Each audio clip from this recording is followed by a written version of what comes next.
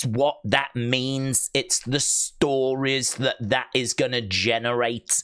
It's the next 3, 4, 5 months of storytelling that we can do once Roman actually comes back.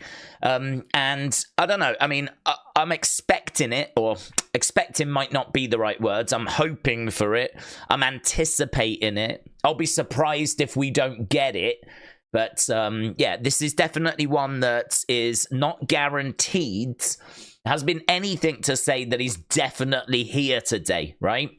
We do have to stress that because we are going into it. We will be talking about him a lot, but there isn't anything that says he is definitely on this show, okay?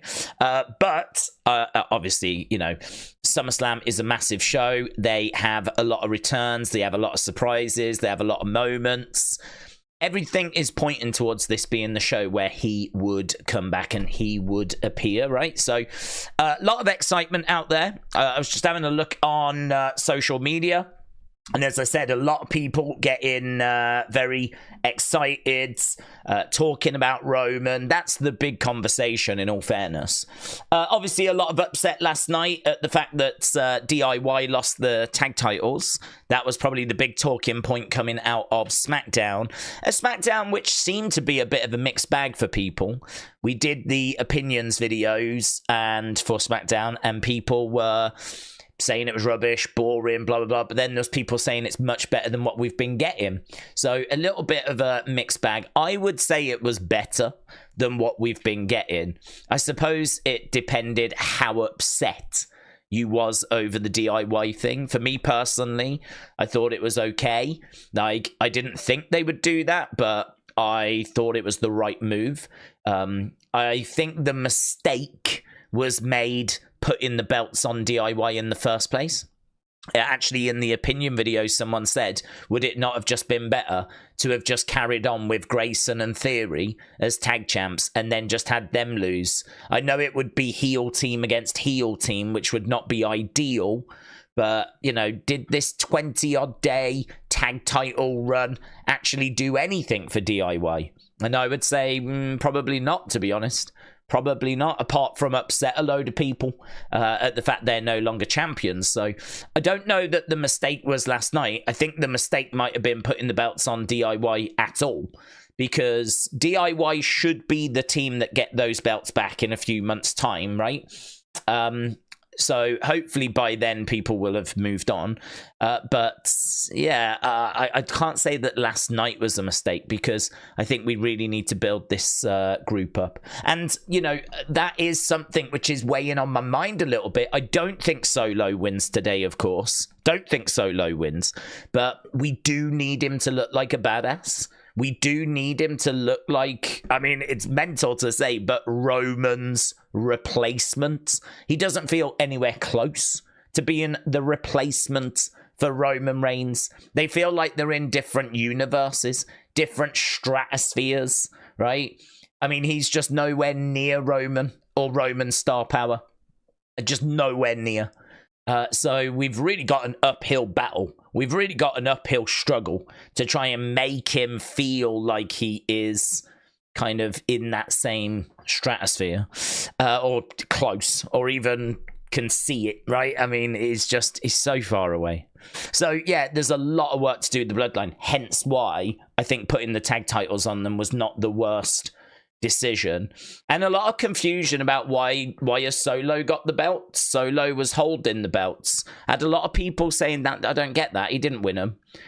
But he's the tribal chief. Like, anything the Bloodline achieve, it's his achievement. Anything the Bloodline do that is successful, it's on him. You could argue anything the Bloodline do that's not successful is his responsibility as well, right? So he's got those belts because they're basically his belts.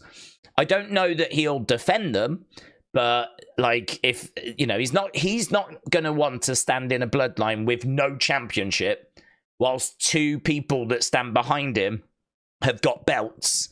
That's not how it works. You give me your belts. These are my belts now, right? These are my belts now. So it was just a way of kind of building him up even more, showing him that he's the leader, showing that he's the one that's in control, showing that they will give up holding their own championships. They will give them to their tribal chief.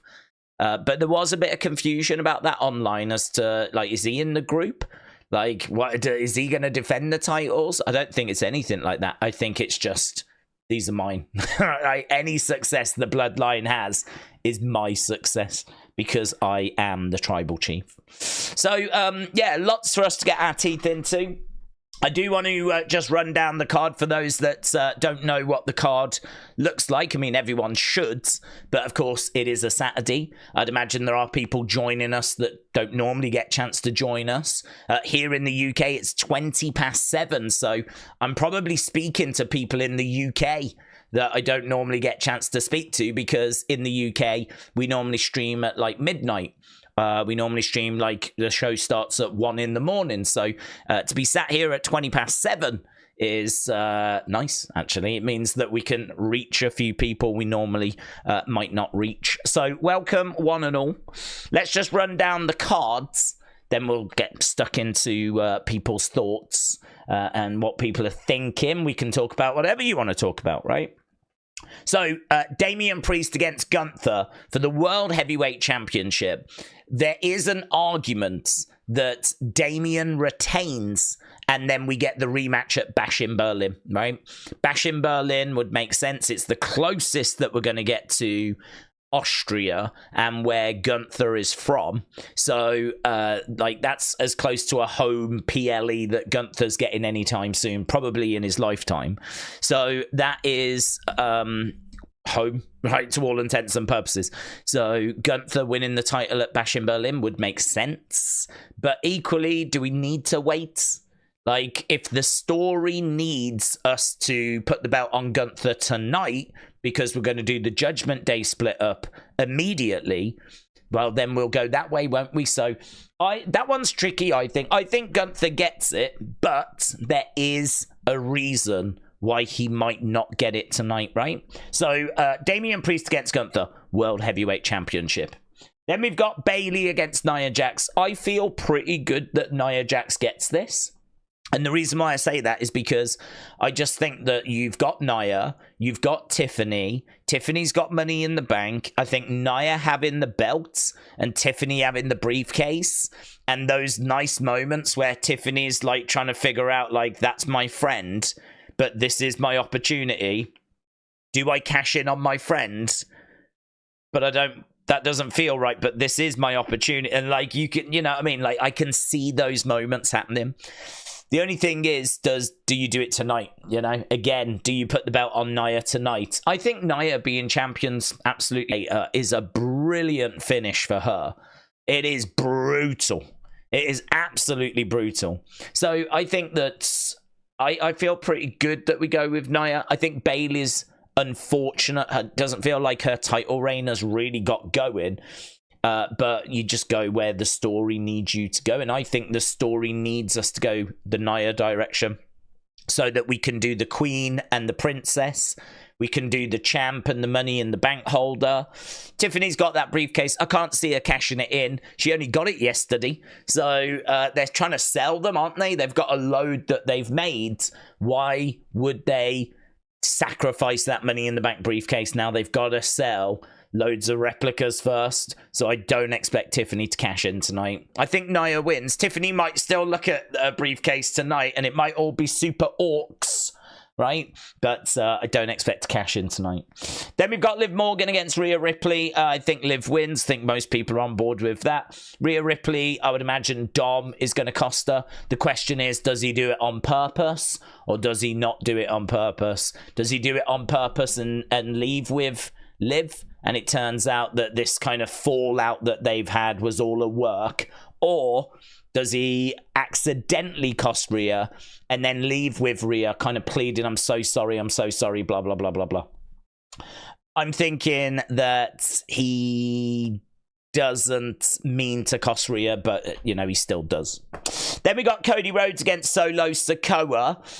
Cody wins, of course, but I think Solo should look like an absolute beast. And yes, I am expecting Roman to return after.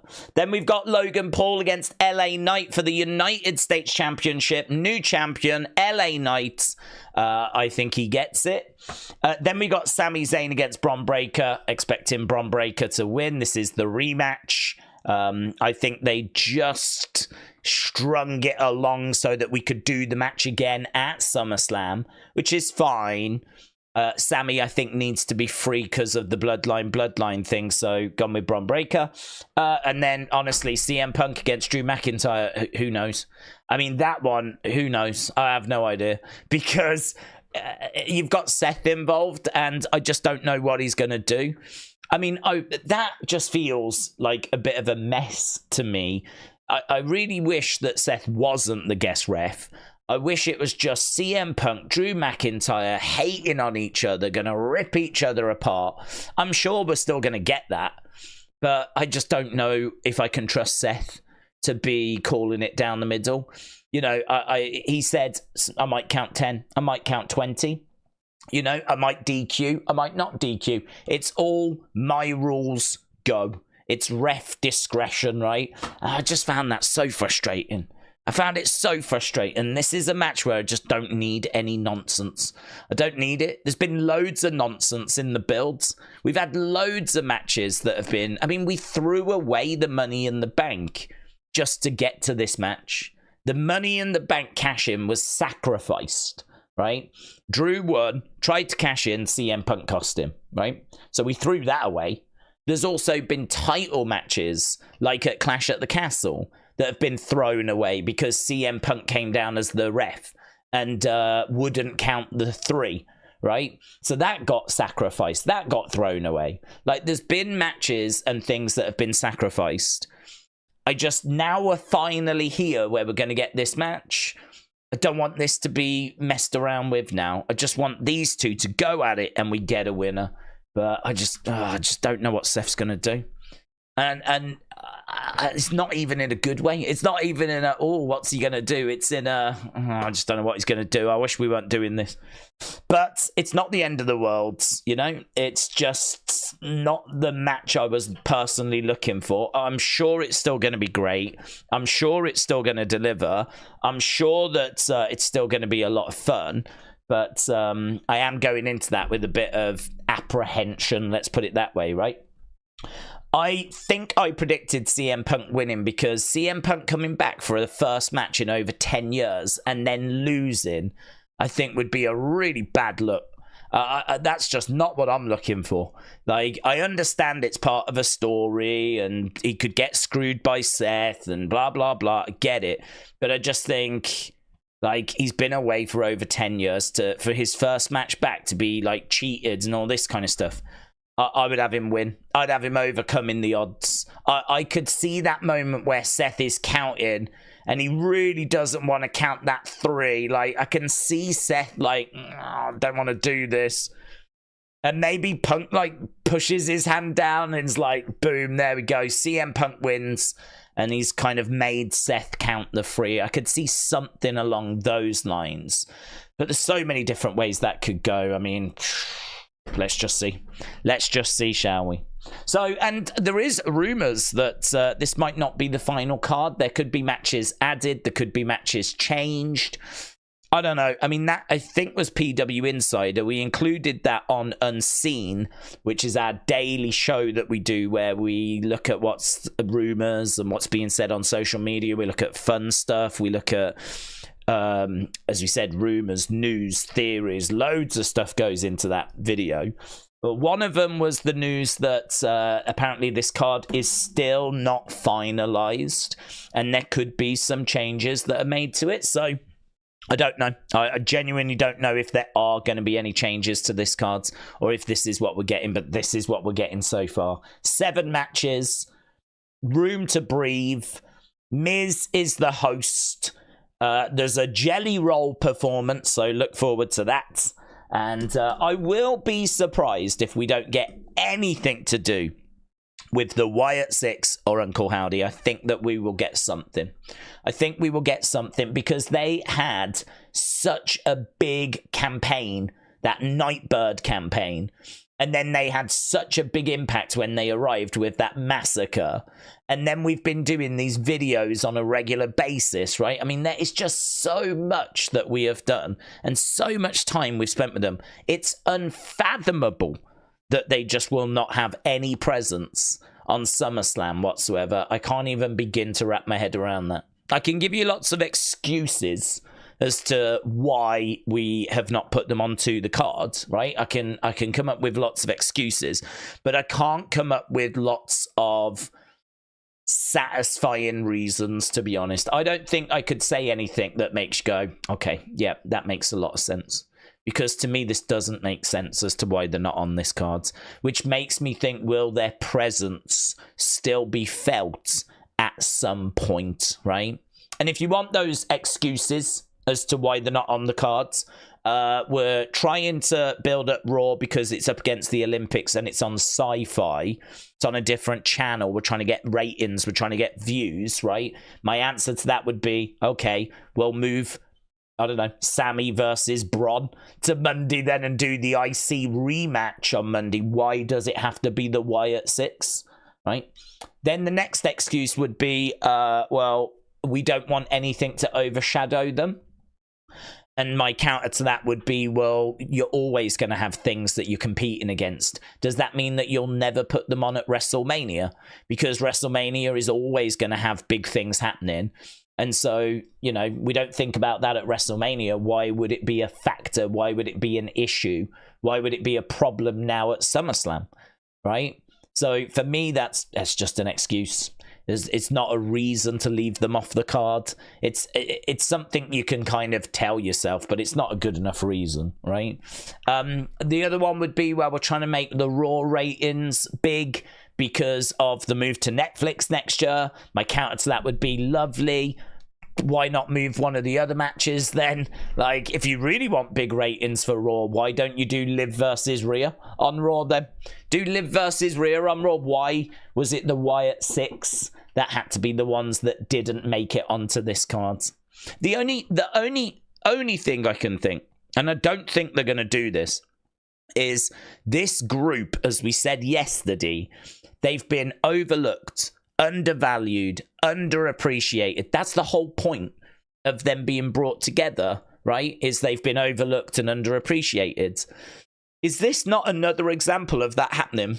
Is this not another example of this group being overlooked, underappreciated? Here's a match that's perfectly fine and ready for SummerSlam, and WWE has seemingly decided to not put them onto SummerSlam. This is exactly what Uncle Howdy was talking about. This is exactly what these characters, superstars, Nikki Cross, Dexter Lumis, this is what has been happening to them, and it's still happening. So could you use this as a way of being angry at Adam Pearce? Could you use this as a way of being angry at the establishment again?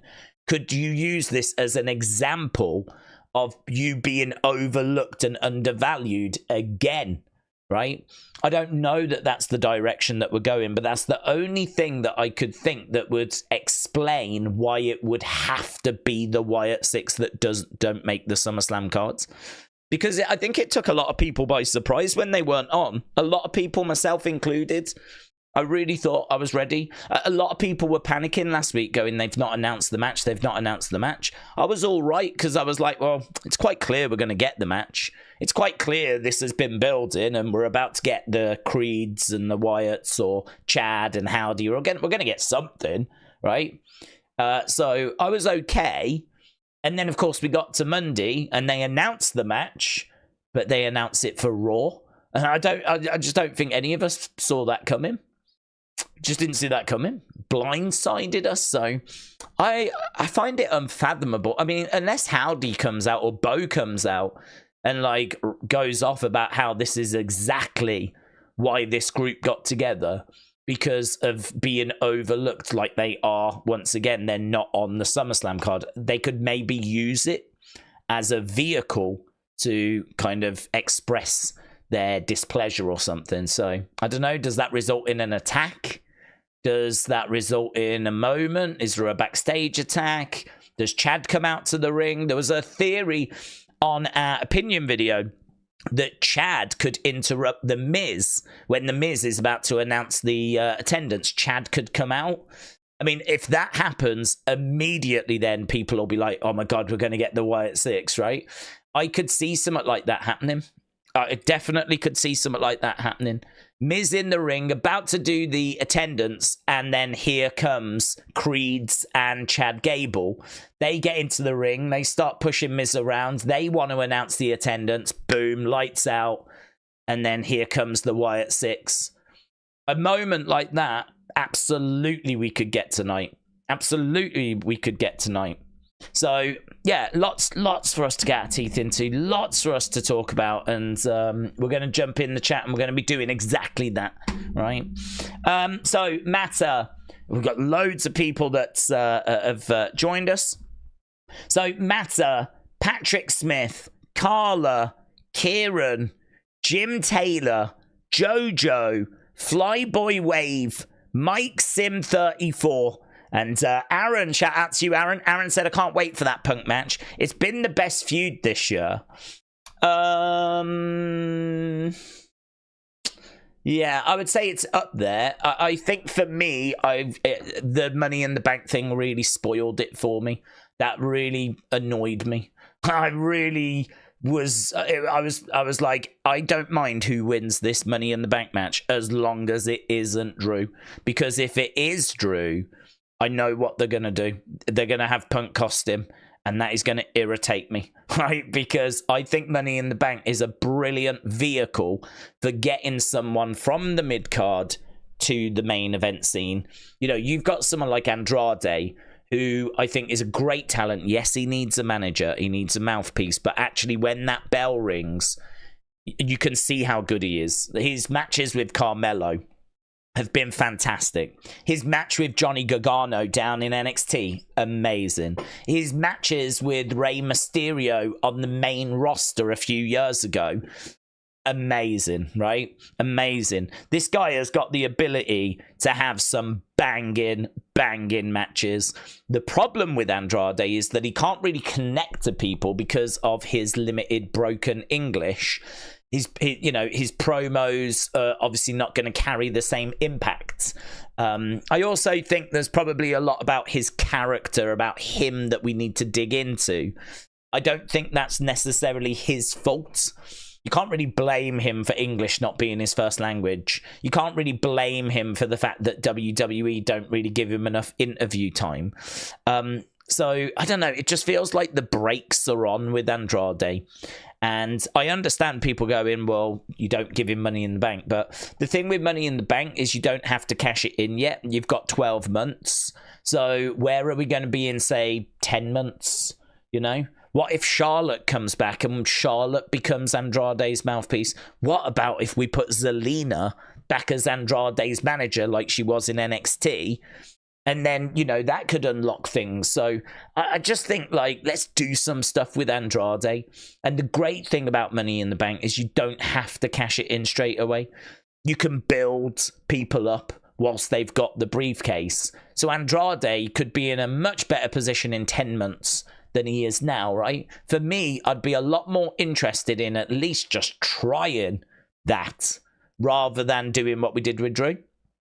Or Carmelo Hayes. I'll try it with Carmelo. Give me 10 months of Carmelo where we build him up and we see if we can get him really cooking. I mean, we haven't really got going with Carmelo, but in 10 months' time, 11 months' time, you know, maybe we'll be in a different place. And we can keep working on him, get him out there, get him doing promos, have him in like banging matches, see if we can build him up a bit. You know, I really wanted it to be Sami. I would have loved Sami to have got that briefcase. But we didn't do any of that. And instead we put it on flipping Drew McIntyre. And moments later he, you know, goofs it. So I agree. I think their feud on social media and the promos and the hatred for each other, I think it has to be up there for feud of the year. I do agree. But for me, there's a few irritations that are mixed in there as well, which means that I think I think Liv and Rhea and Dom would be the feud that would just top it for me personally, because that hasn't irritated me. That's just been delivering. I think that has just been huge, absolutely huge. With the whole Liv Morgan revenge tour and Rhea having to forfeit the title and all of those kind of Liv and Dom. I think as well, the thing with that feud is we've really found a new identity for Liv Morgan.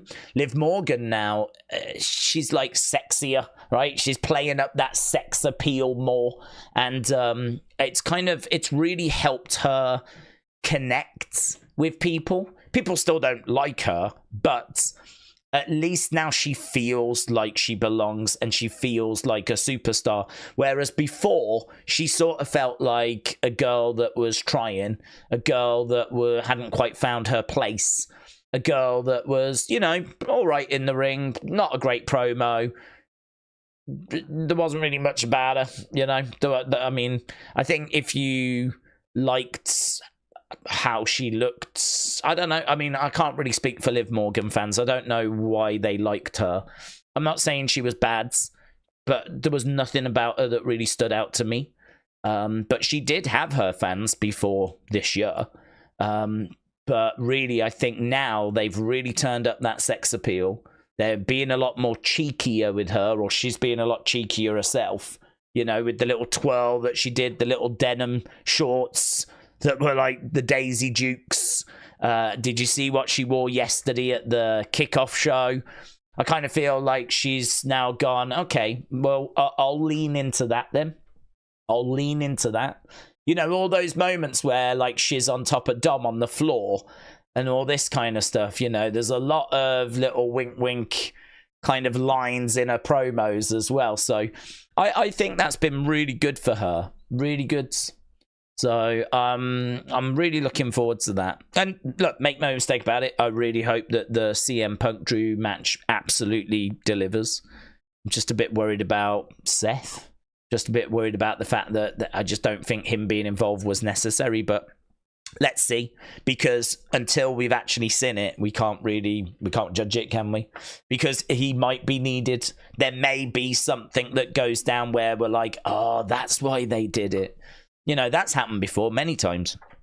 So, yeah, let's see. So, Aaron, I hope you're well, my friends. Delwyn, shout out to you, buds. Shout out to you. Delwyn with a very, very kind super chat, which is really appreciated, my friend. I hope you're well. Hope you're excited for SummerSlam. Delwyn says, hi Days, I'm really excited for SummerSlam. There we go. Look at this, like we're having a conversation, Delwyn. Tonight, I'm beyond hyped. I hope that Roman will return. He helped me through during COVID. Do you know, it's funny actually you should say that, Delwyn, because I think it is a little bit forgotten now as to how important wrestling was to many of us during that time period. There's a lot of people that are stuck at home. There's a lot of people that live on their own, right? I mean, I used to live on my own down in Southampton, right? If I had to be in lockdown and just be indoors on my own during that time period, that would have been a real struggle for me. That would have been a real challenge for me, because I think I'm all right on my own, but like day after day after day after day after day, and not having anyone to talk to, or not having anyone that you can kind of engage with, that would be. Well, you can always phone up a friend or phone up a family member, of course, but yeah, this is where these kind of communities, but kind of really come into their own. And wrestling and having something which is consistent. I mean, you can watch WWE on a Monday, a Tuesday, a Friday. You can talk about it every day. There's always stuff happening, right? Always announcements and news and rumors every day, right? And then, of course, once a month you get the PLEs. So it means there's a regular place where people could go during that kind of COVID period. There's a community, not just our community, other communities as well, that are, here to talk about wrestling. And that COVID period, I mean, it was it was dark time for a lot of people, a really dark time. So I think you're right there saying like how Roman helped you through that COVID period. I think a lot of people would agree that maybe not specifically Roman, but wrestling definitely helped a lot of people through that COVID period. Bloodline saved WWE in their bad period, says Delwyn. His historic title run, his character, his family, you can't touch. The new chapter is underway and I can't wait. So yeah, you're saying like you love Roman. He had a big impact on you during like COVID in particular. That title reign that followed was historic, and it absolutely was. His family is one of the greatest wrestling families of all time. Of course they are. And, you know, we get hopefully that evolution of him and his character tonight, because of course when he comes back, we're expecting him to be a face. So when we had him before, he was a heel. A bad guy, and now he's going to come back a face, a good guy, and that's going to be massive. That's going to be massive. I mean, it is funny how, you know, there's been a lot of talk in recent weeks of people showing signs from, you know, 2015, 2016, Roman sucks, we hate Roman, go away Roman. I mean, there was a lot of anti-Roman kind of feeling. He very much symbolized being the next John Cena that was being shoved in our faces. This is the guy we want you to like, this guy here. And a lot of people were like, I don't want that guy. Don't want that guy. He wasn't allowed to just organically get over. He wasn't allowed to be chosen by us. It was just, this is the guy. Yeah, you're going to like this guy. He's going to be like winning matches. He's going to be in main events, whether you want him to or not, whether you boo him or cheer him. Don't give a flip. You're going to like this guy. And for a lot of people, that was like, yeah, nah. And so you had a lot of anti-Roman sentiment, which is funny because when they finally turned him heel and he goes on this amazing run, people are booing him, but everyone's started to be like, oh God, he's so good. He's so good.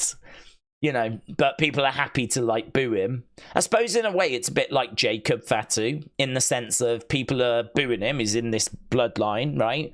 We're not going to want to see him beating the Usos or beating Roman, so people will boo him. But we're all going, God, my God, Jacob, he's so good, isn't he? Isn't Jake? Imagine when Jacob's going to be like world champion. And that's kind of where we got to with Roman. And so now he's about to turn face. There's some real excitement because, you know, we've had We Want Roman chants. So, yeah, people have been getting those images of all this anti-Roman sentiment from like 2015, 2016, 2017, and now showing the signs from this year where people are holding up We Want Roman, and it's being chanted. And do you know what? It feels like his as now. That's what it feels like. It feels like we never chose him before. He was being shoved in our faces by Vince. And so we rejected it, right? And then they turned him heel. And now he's been allowed to, over the past few years, organically get over, if you will, right? Even though he's still been shoved in our faces. Because it's been as a heel, where he's been saying how, you know, he doesn't like us. And now we need to acknowledge him and all of this. You know, it's obviously a very different vibe. Now he's going to come back as a face. We're ready to love him because he is, as you know, he's kind of grown on us. He's abused us and we've took him into our hearts. Isn't that life, eh? Isn't that life? So yeah, Roman, so exciting. I mean, that pop. It's going to be one of the moments of the year. I don't want to get too excited or too carried away. And I am excited because I feel the same things that you're feeling. Like, it feels like we're on the verge of a true moment. Do you know what I mean? Like, a true moment. Like, one of those where in like 20 years' time, we'll talk about 2024. And we'll be like, oh, Cody finished the story. Nightbird and the Wyatt 6 coming in, and Roman's return after WrestleMania, I feel like that will be one of the things that we reference, because it feels so big right now, and I really think the pop is going to be one of those special pops, man. One of those special pops. So I think, to be honest with you, a lot of the card is fine, right? A lot of the card looks decent. Genuinely, I think there's some good matches there and some concerns. We're never shy. Even though we love WWE, we're never shy at going, oh, I'm not sure about this, not sure about that, right? I'm not sure we would have done this, or that was botched, or, do you know what I mean? Never shy about doing that, right? Always going to be honest. Because we love it. We love WWE, so there's no need to not be honest, right? It all comes from a good place. But it's Roman that's the big draw for this show, I think. It's Roman that's the big draw. Because I think people are like coming into it not that excited for Cody Solo. I don't think too many people are thinking Solo's winning this. It's more about as soon as the match ends, or if the ref gets knocked down, do we get Roman Reigns? Will we see Roman Reigns? So, Delwyn, shout out to you, my friends. I feel your excitement. I share in your excitement. I reflect your excitement, and hopefully others are feeling that same way as well. Art King 187, acknowledge you. I'm loving that. Is that a foam finger as well? I think it is, isn't it? Little foam finger emoji. Loving it. Mobile Monty said, because Liv hates Dom, I think Finn will cost Rhea. Yeah, he could do. The only thing I would say is, what if Liv doesn't hate Dom? What if it turns out that they're just playing Rhea? What about if they've actually been together all along? Don't forget, he's been liking her social media posts. So it's interesting. And he's not been pushing her off. There's been many opportunities where she's been close and he's just been lying there. You know, he could have pushed her away. He could have made it very clear, no, right? But instead, he's just like frozen and just sort of like lay there. The other thing as well is that there's no need for him to be liking her social media posts. And that's been very well documented that he's been doing that, right? Even Rhea mentioned it when she came back. I've seen what you've, been doing online, liking her posts. So there is a thought that Dom and Liv are actually together. Liv getting upset the other day was just a performance, just to try and fool people, and it's going to be revealed that tonight they are together, and he's going to turn on Rhea, and this whole thing was just a trap. Liv said she was going to take everything from Rhea. She's got the title. She sort of had Dom, but what if she did get Dom? So I don't know. I mean, I would say there is a chance that Finn costs Rhea. I completely agree with you, and there is a chance that Liv really does hate Dom. Right? I really do think there is a chance of that. But equally, I would say there's just as good of a chance that they're actually together, and that's going to be the swerve. This is one of those that's really difficult, because you can go that way, you can go that way. There's probably a direction here and a direction here that you could probably go over there as well, or there might be something down there. I feel like there's so many directions that you can go with this story that it's really just down to what story do you want to tell? Which of the stories do you want to tell? What comes next? Is it Liv and Dom? Is it Rhea and Dom? Is it Liv and Finn? Is it Liv, Finn, and Dom? It's just which way do you want to go, really? There's not a way of knowing what they're going to do with this, because they can just choose any of them. So we're going to have to wait and see on that one. But Mobile Muncie is going that it will be Finn that gets involved, which absolutely can happen. Absolutely can happen. JP Ville said, Bo Dallas, new triple Canadian destroyer debuting. What, is that going to be a new move? New triple Canadian destroyer? Let's go. Sick.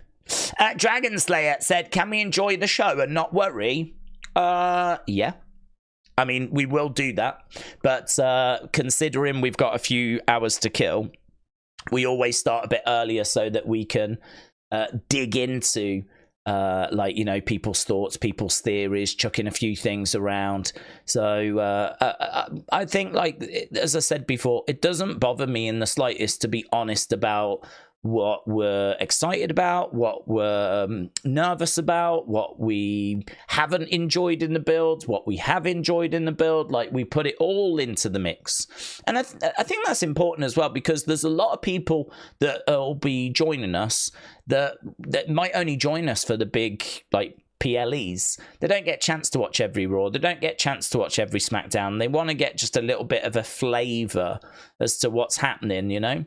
They want to get a little bit of a flavor as to, you know, what do the wrestling fans think of where we are? Is this an anticipated show? Is this going to be a good show? I mean, if you listen to WWE, every show's worth watching, right?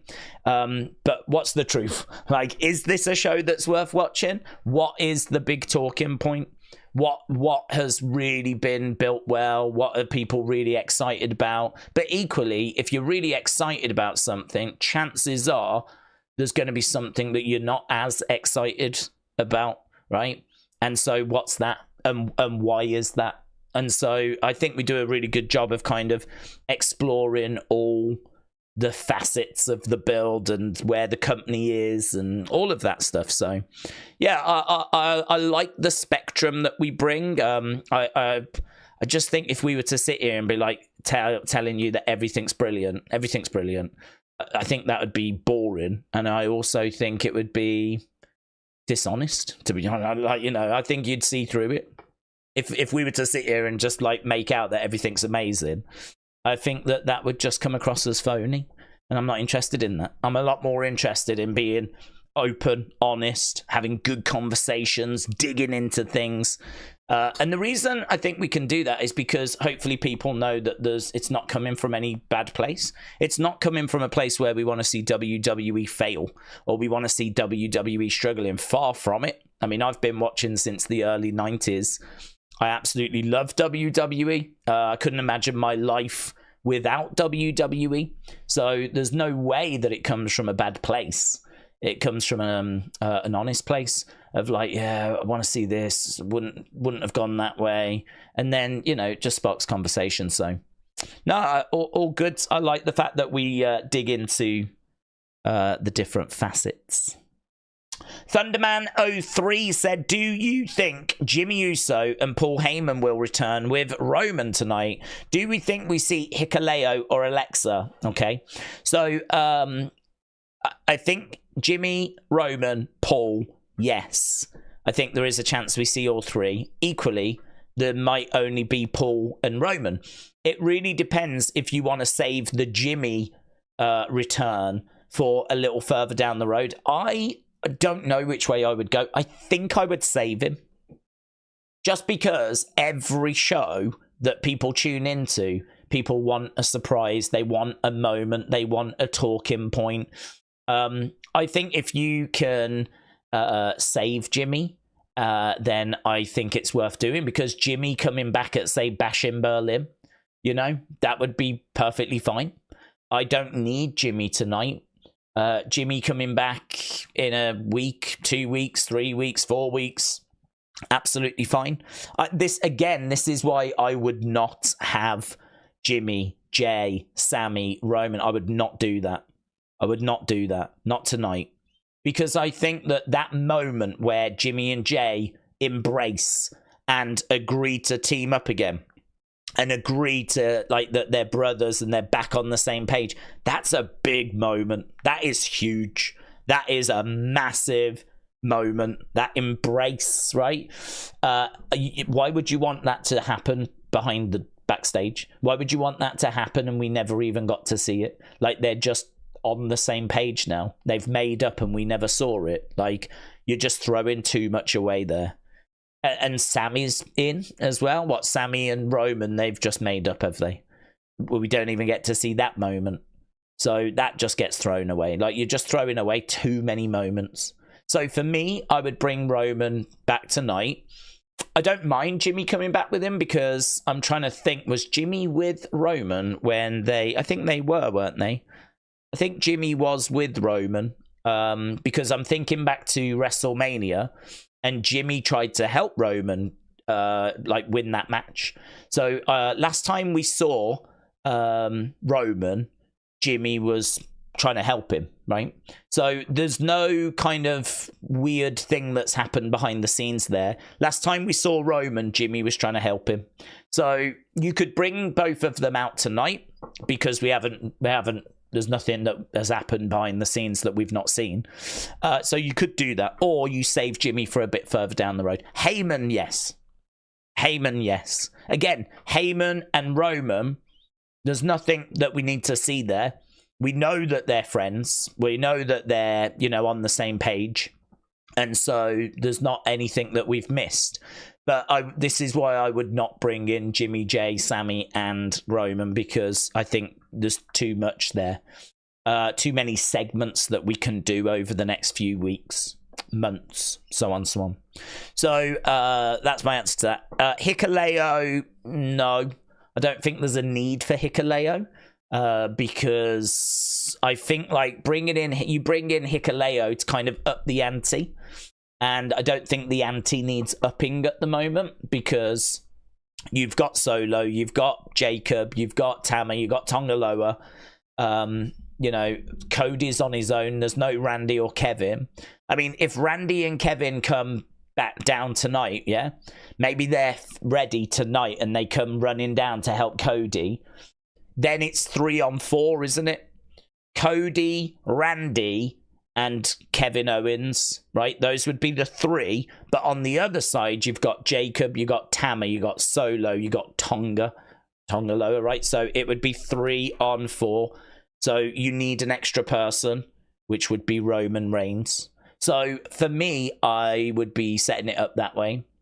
I think, you bring in Hikuleo on Friday on SmackDown, which then means that the numbers are on that side, and so that's when Roman goes and gets Jimmy and they even up the scores, right? You see what I mean? Like, you let this play out over on SmackDown for a few weeks because we're looking for talking points, we're looking for moments. Hikuleo coming in is a talking point, and so that'd be great for a SmackDown in the future.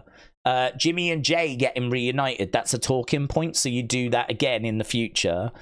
Sami coming back on board. Sami's fine with Jay, but Sami with Jimmy, Sami with Roman, well, that's a segment, isn't it, right there? So you do that in the future. You kind of space this out. So that would be my thought process with Hikuleo. In regards to Alexa, I think that's really difficult because there's nothing at the moment that says to me she's coming back and going straight into the Wyatt Six, because there's just been no need for her. There's been no teases of her. There's no, they have not said that she's come in or there's a mystery person. We haven't teased a mystery person. It's not like Nikki is taking on Isla and Albert and Nikki has got a mystery partner, It's not like there's some hooded mystery figure that we don't know the identity of. We just don't have anything like that. So, as it stands right now, we don't even have the Wyatt Six on the show at all. So I'm looking at that going, I just don't get this. I don't understand. I don't understand how we're going to bring her in unless she comes in as the goddess and then we take our time to try and recruit her and get her into the group. So maybe she doesn't come back straight away. She's in the group. We kind of, win her over, or we brainwash her, or whatever it is we're going to do. We convince her to join. Maybe we just kidnap her and brainwash her and do it that way. But at the moment, I'm looking at it going, I don't quite see what the story is. I don't quite see where she fits. And in my mind, I can sort of see her coming down as the goddess. And she's back and she's all excited and she's a mom and she's like, guys, my life has changed. I'm so excited to be here. And And then over time, like, we start seeing Nikki in the background, you know? Alexa's doing an interview backstage, and in the background you can see Nikki Cross just standing there. This is the kind of stuff that, again, I think part of the problem with maybe younger wrestling fans, I'm not sure, is there's obviously this impatience where they want everything, they want it now.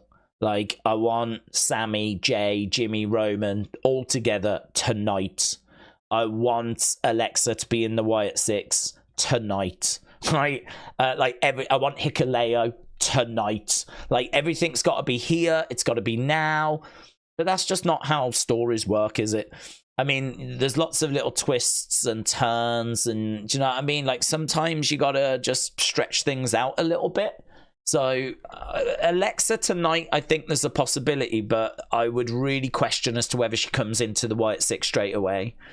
She does eventually. I've no doubt about that. You know, that URL that had all the first letters, it did finish 1A, but that 1A was separate. And it might have been separate because she's not in the group yet. She's someone they have got their eye on already. Someone they know already. As soon as she returns, they want her in the group. But she might not be in the group yet.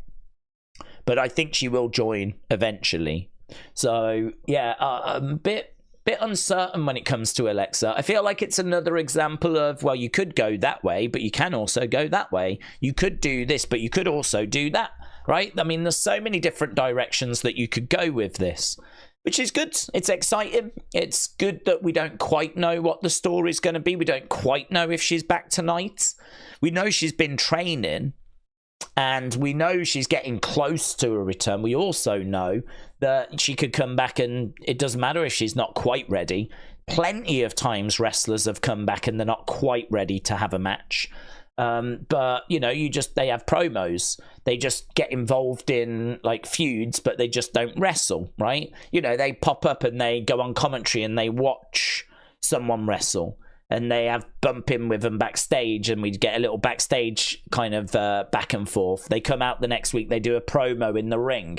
Like, there's ways that you can get through several weeks without them actually wrestling. So even if she's not 100% cleared yet, you can still bring her back. She could be hosting a moment of bliss. She could be doing that and using that as a way of getting her on the show until she is ready. So I don't think we necessarily have to wait. We could bring her back, but I can't necessarily sit here and go, yeah, I think it's going to be in this segment. Yeah, she's going to be in the Wyatt Six, blah, blah, blah, blah, blah, blah, blah. Yeah, I'm struggling to see that at the moment. So that one a little bit up in the air. I'd say out of all of them, I'd say Roman I'm most confident with. Roman and Heyman, I'll put them both together. Then Jimmy. Then Alexa. And I'll say Hikuleo least likely. I just don't think we need Hikuleo. Just don't think we need him right now. I know he's signed, but I feel like he can come a bit further down the road. We might bring him in at Bash in Berlin. For example, we're going to need a surprise for Bash in Berlin. I mean, in all fairness, we need surprises and talking points for every show we do. So, like all of them, any of them, we need surprises. So, again, doesn't need to be everything tonight.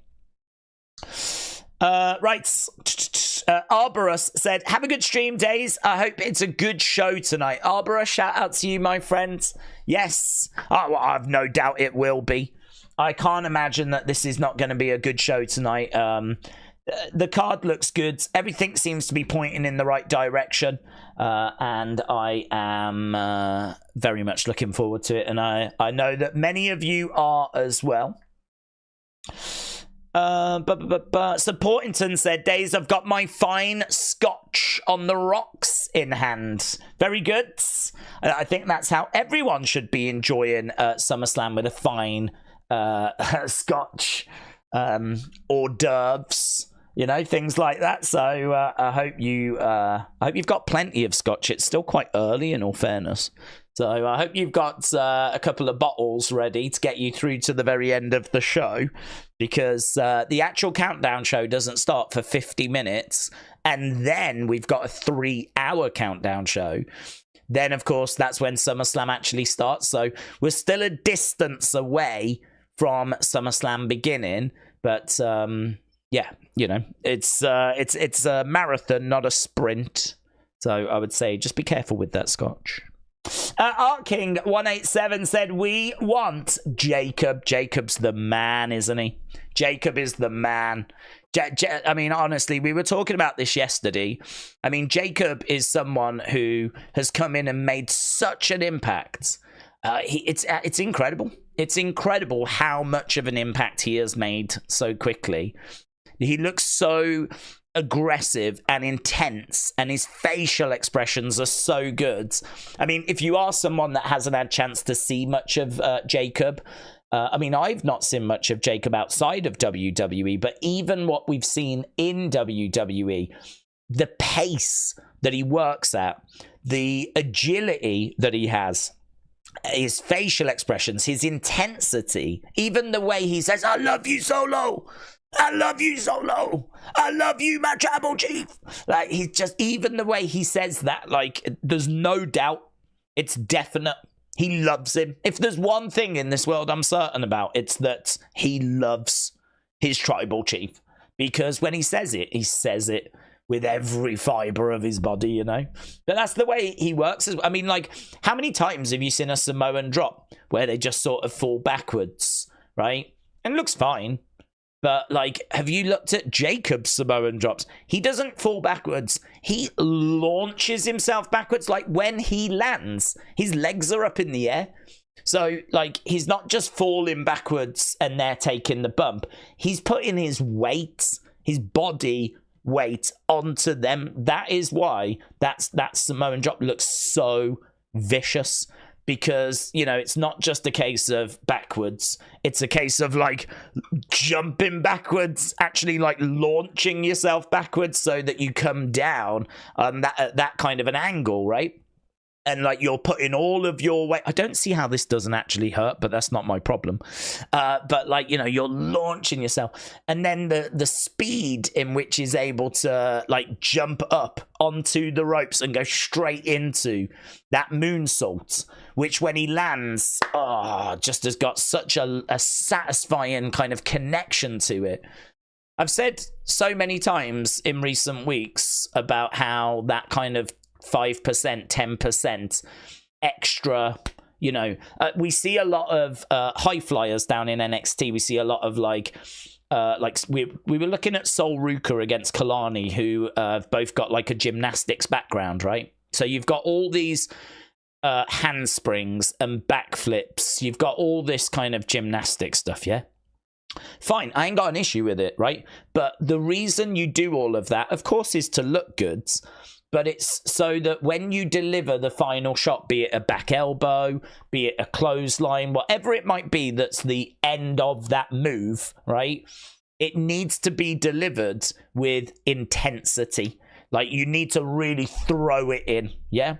And so you can do a handspring, you can do a cartwheel, you can do whatever you want, but at the end of that sequence, you better really throw in whatever your shot is, right? Because for me, that is what makes the difference between a good wrestler or a great wrestler, yeah?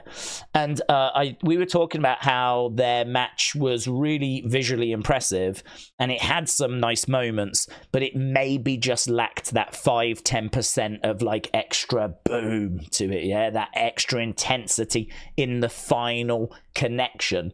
And with Jacob, it's not about a 5 or 10%. His is like 110%. Like if it turned out that Jacob was actually trying to take people's heads off, with clotheslines. Like he was actually like, I'm gonna do it one day, right? Or like, because his moves are that intense. I don't know that I would be that shocked to learn that that was his intention. That like every time he connects, or when he does a Samoan drop and he like launches it, like if it turned out he was actually trying to hurt people, I'd be like, yeah, that does make sense actually. Looking at how he wrestles, that does explain a lot, that he is actually trying to hurt his opponents, because it just looks so brutal. It just looks so impressive. If it turns out that they can't feel much and he's actually like a super safe worker, I mean, it was mind blowing. You know, it would be mind blowing. I can't see any way that wrestling Jacob doesn't hurt, right? And same with like Gunther. You know, when Gunther's laying in those chops, you always see how red everyone's chest is after and how beat up. There's no way wrestling Gunther doesn't hurt. There's no way wrestling Jacob doesn't hurt, right? But it looks so good as a result. It looks so real, probably because it is real. But that's what makes it stand out. That's what makes him so special. If you've not seen him, you're in for a real treat, because he will appear tonight and he will do everything that we've just said. He ain't going to change his style now, is he? He is strong style. He's just laying it in. It's wonderful to watch. Probably not great to face, but the future for Jacob is just so bright. So bright. I really don't understand actually why other wrestlers don't look at Ilya, don't look at Gunther, don't look at Jacob, don't look at those wrestlers that do kind of lay it in that little bit more, and why they don't bring that into their game. Because it's very clear that their matches are very, like, you know, they consistently get "this is awesome" chants, and they consistently get like a lot of praise. I don't know. I don't know why we don't see a bit of more evolution then. We don't see a few more people like really laying it in more, you know?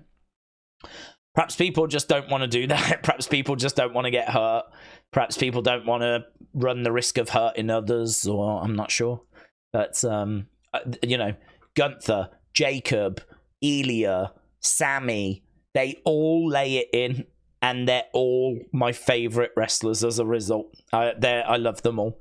Jacob has skyrocketed. I think he's just amazing. I think he's amazing. And as long as he's not being reckless, you know, as long as there's people not getting like seriously hurt as a result, it's just amazing. So yeah, I agree. We want Jacob. Acknowledge him. I agree. The true tribal chief. I mean, honestly, if you used to say to me now, like, will he be WWE champ? I'd be like, yeah. I don't see how he isn't. I don't see how he isn't. I don't see how he doesn't go on, kick on. I mean, Jacob murders Jimmy, Jay, Solo, Tongaloa, Tamatonga. I think Jacob versus Roman is what a match. What a match. Imagine that match. Imagine Jacob Fatu versus Roman Reigns. I mean, we could do that maybe next year's SummerSlam. Jacob Fatu versus Roman Reigns. Maybe you do Roman Solo at WrestleMania, and then you do Roman Jacob at next year's SummerSlam. And that will be like 12 months down the road of Jacob being in WWE. He'll be a lot more established. He'll be a lot more settled. He'll be a much bigger star. I mean, he's getting there anyway, but imagine another 12 months of Jacob. And then we do Jacob versus Roman. I'm not saying that's when he would be champ. I'm just saying that he could be main eventing by that point, and he could be in the mix by that point. And as soon as he breaks away from Solo and this bloodline, the world's his, isn't it, really? Who's going to stop him? Who stops Jacob Fatu? I don't know. I don't know who stops. I mean, Roman would be a big challenge. If Brock ever comes back, that would be a big challenge. Cody, I think he beats Cody, you know. I think he beats Cody, personally. Gunther, but I don't know how we would make that match. Bron Breakker against Jacob would be... I think he beats Bron. I think he beats Bron. I mean, Sami beat Bron not long ago, so I think Jacob beats Bron. But really, I mean, he's right up there, isn't he? Already, you're kind of going, who would beat Jacob? Who would beat Jacob? There ain't. I don't feel like there's a lot. Imagine CM Punk against Jacob. Imagine Seth against Jacob. Oh man, so exciting. So Art King 187, appreciate the support, my friends. We want Jacob. Beard Coach, shout out to you, buds. Hope you're well. Hope you're excited. How long have we got? 40 minutes. And then we're at the 3-hour countdown show, so it's getting closer. It's getting closer.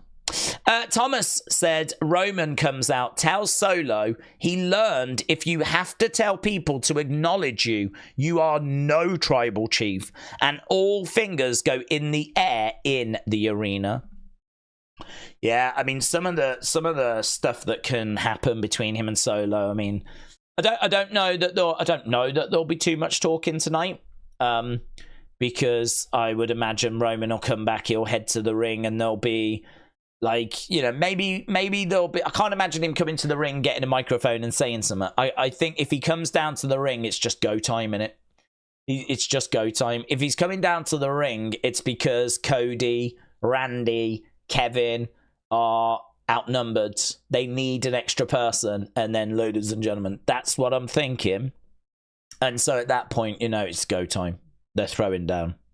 So you know, there might be a moment where he's in there with Solo face to face, and they're like going at each other, talking, and you might be able to pick up on what's being said, and then you could maybe throw a line in like that.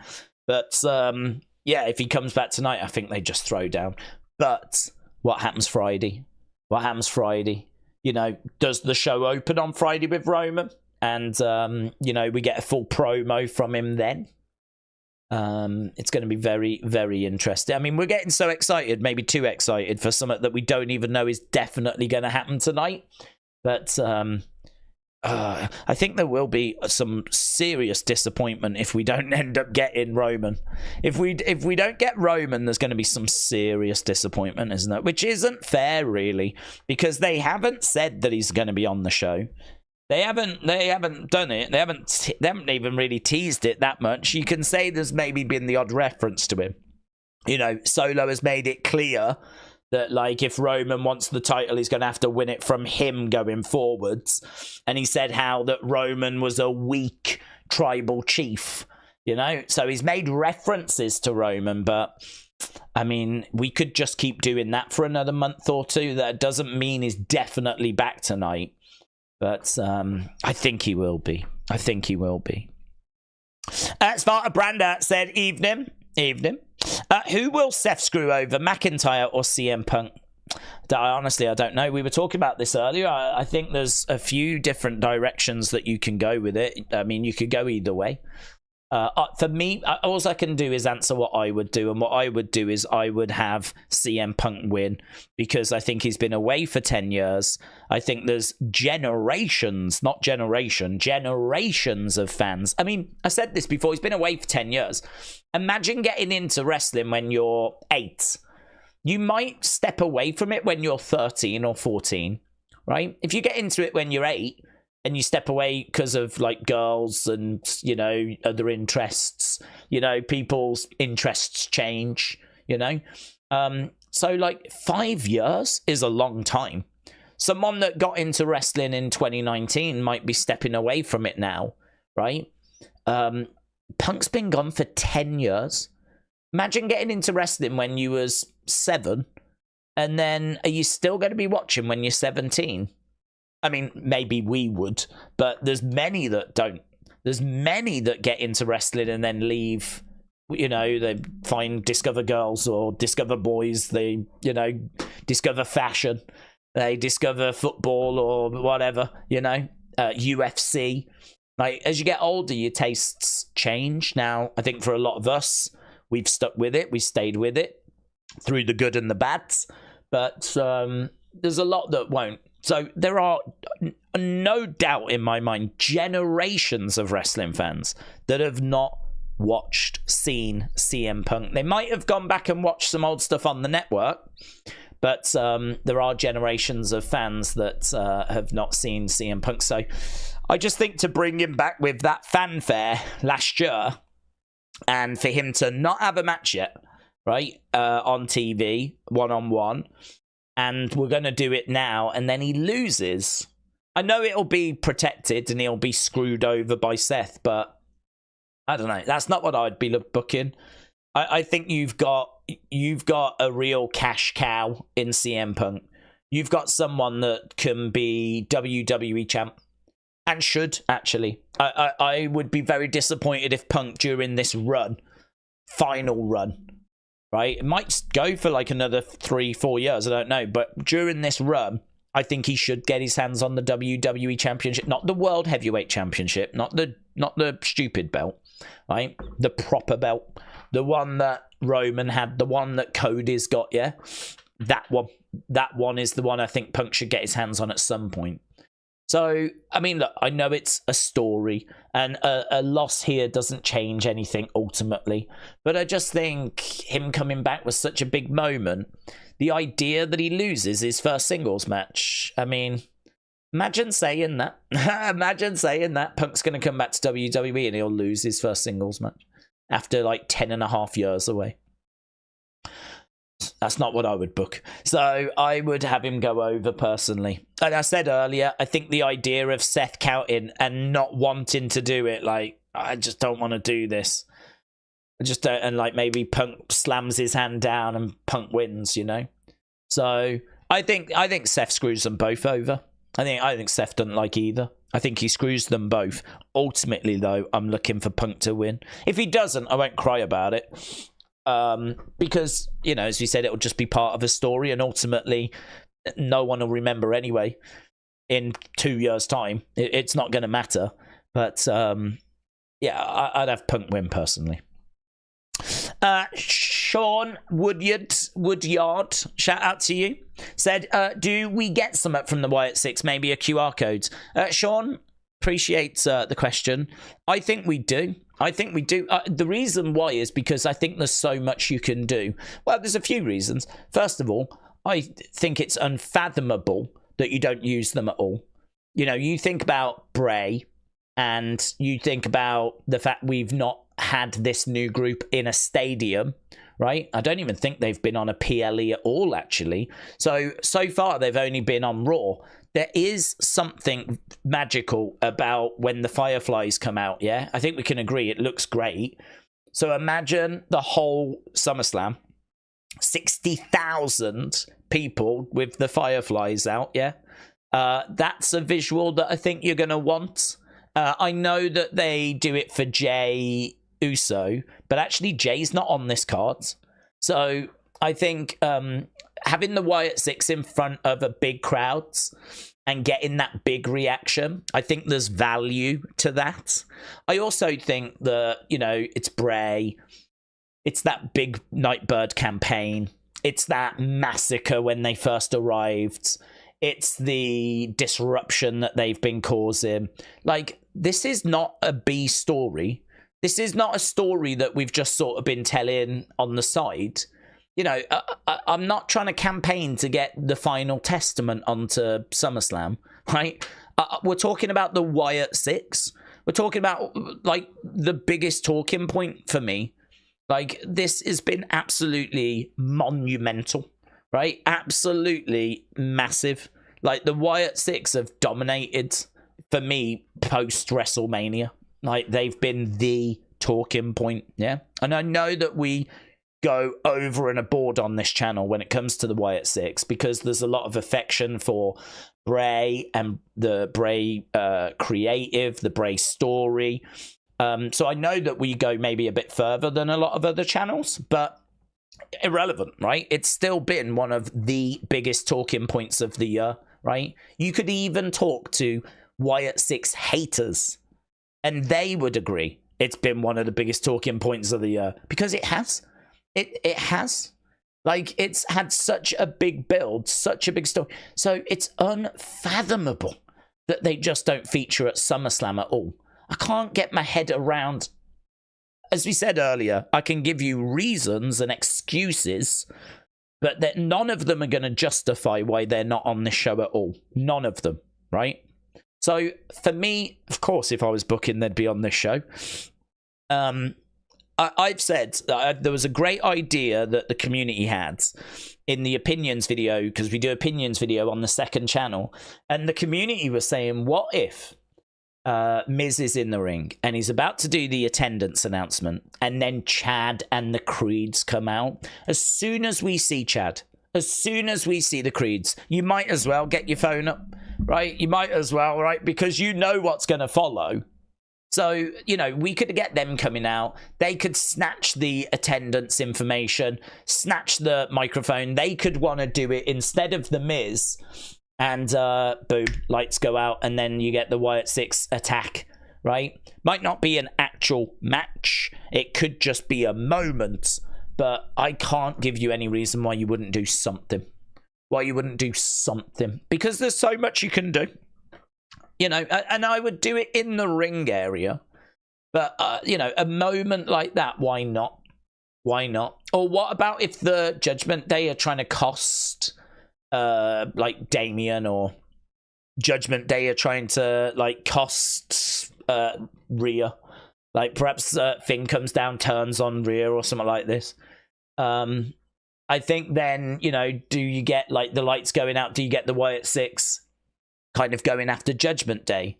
It could be that Monday, Wyatt 6 have the match with Chad and Creeds, and they beat them, and then immediately their attention is turned to Judgment Day, right? So you could actually plant that seed now. You could do an attack now. On Monday, you could have the Judgment Day panicking, like, why are they coming after us? Why are they coming? What have we got to do with this? Aren't they, like, doing something with Chad and Creeds? Like, why are they coming after us? And the Wyatts have their match. They destroy the Creeds and Chad. Done. That's over. And then it's like, as soon as that match is done, turn their heads around and they look in the direction of the Judgment Day. And you could plant that seeds on this show. You could start that ball rolling on this show. Because it can continue on Monday. You know, maybe there's a little bit of a crossover because we know they've got their match with Chad and the Creeds. But, you know, they're so confident they're going to destroy them. They can now start picking other fights. I don't know that's the direction I'd go. I think I'd rather go the direction of the Miz and what we just said, right? With Creeds coming out. But my point is, there are things that you can do. Right? There are different ways that you can get them onto the show. Even if they just pop up in the background, backstage, you could do that. It's not what I would do. I think I'd want that crowd reaction. But there are things you can do. People have also pointed out that Jelly Roll is doing a song called Liar, right? Which, I mean, I don't know that they're going to attack Jelly Roll or do anything along those lines, but that's obviously something which has caught the attention of Wyatt 6 fans, because we know that Howdy hates liars. Something that has been mentioned and referenced many times throughout Howdy's history. And now we've got Jelly Roll doing a track called Liar, right? Do you have Chad and the Creeds come out during that? Maybe Jelly Roll does his track and then Chad and the Creeds come out. They start berating Jelly Roll about being upset about something. And then boom, you bring out the Wyatts. I think there's lots of ways that you can do something. You can have them involved, even if it's not a match. But equally, it could be a match.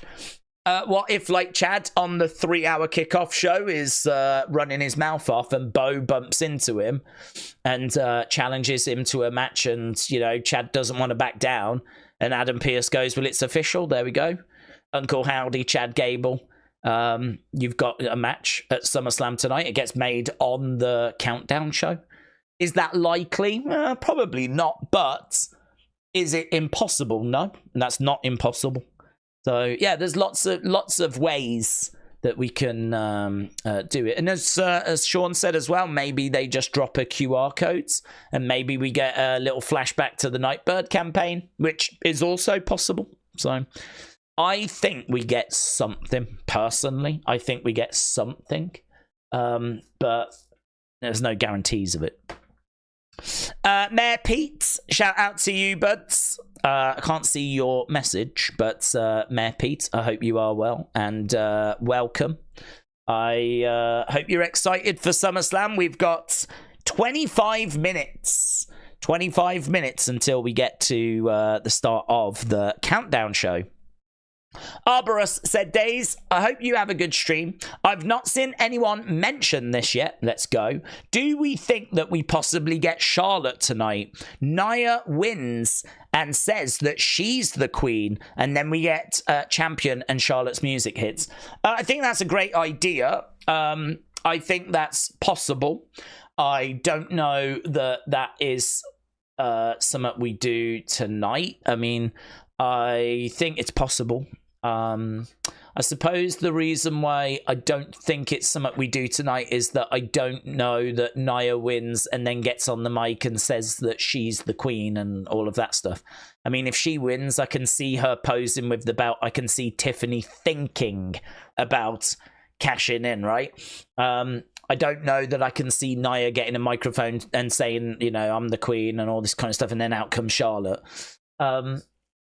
I think if you're going to bring Charlotte back, you could do it on this show. But again, it might be one that you want to just save a little further down the road. I think you're right in the sense of Charlotte, Nia, Queen versus Queen is absolutely the match to make. Absolutely the match to make. But do you make that match tonight? Do you bring Charlotte back tonight and get that ball rolling? I don't know. How you get to it, I mean, unless you just have Nia win and she's posing and then like Charlotte's music hits and she just comes out and confronts her and then sets up a match for Bash in Berlin, maybe. I think what I would say is I love the idea. I think it's definitely a match we should do. I think Queen versus Queen is just marketing gold. I mean, brilliant. Nia with the belt, I'm leaning that way personally, and I think this kind of adds, you know, another reason as to why that would make sense. And there is a chance that goes down tonight. Yes, there's a chance. But equally, there's a chance that we just leave it for Friday, or we leave it a couple of weeks. Maybe we do a different person first for Nia, and maybe Charlotte Queen thing is just, you know, in a month's time, 2 months' time, something like that. It's hard to know where she is. One of the concerns I have with Charlotte is I've seen footage of her training to return, but she is not doing like moonsaults. I've not seen that. I've seen her run the ropes, and I've seen her do rolls. I've seen her do very basic things, but I've not seen her do anything that's that strenuous or is going to be that impactful on her leg, right? So she's going through the process. I mean, obviously, she might not be showing us what she's doing right now. This might be footage from a few weeks ago, but I can only go off what I'm seeing, and what I'm seeing is her doing quite low impact training at the moment. This is training where you're rolling, you're running, that's it, right? You're not doing drop kicks, you're not doing moonsaults, you're not taking like these massive bumps or anything. I don't know if she's quite there with her recovery yet, but I don't know. I really like your Queen versus Queen thing. I do like it. I'm going to say there is a chance, but equally, it might be that we just have to wait a little bit longer. So, good thought there, Arborus. I can definitely see that happening at some point. JP Ville said Alexa could return and hit a quintuple Canadian destroyer off the Titantron. That's the most feasible thing, in my opinion, said JP. Art King 187 throwing up the wands, throwing up the. I love the foam finger thing. I love that. Throwing it up. James Taylor said Rhea gets her back new women's champion. So, Rhea gets her back new women's champ. So Rhea wins her championship back. Okay, I can vibe with that. I mean, I would be totally down for Rhea winning that championship back. I think that is something which, you know, Liv is not someone that I am crazy about personally. I find her promos to be a bit like monotone. I think she has improved though, but historically I found her promos to be very like,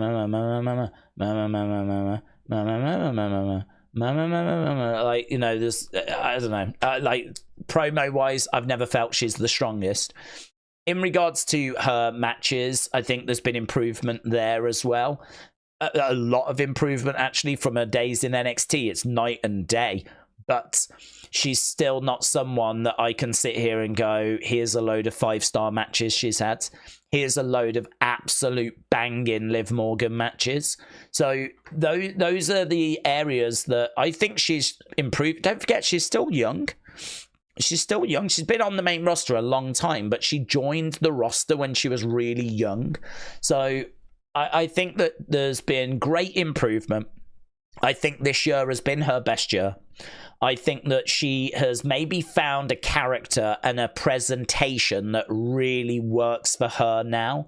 And that presentation is to turn up the sex appeal a little bit more and to use that to her advantage and to be a heel rather than a face.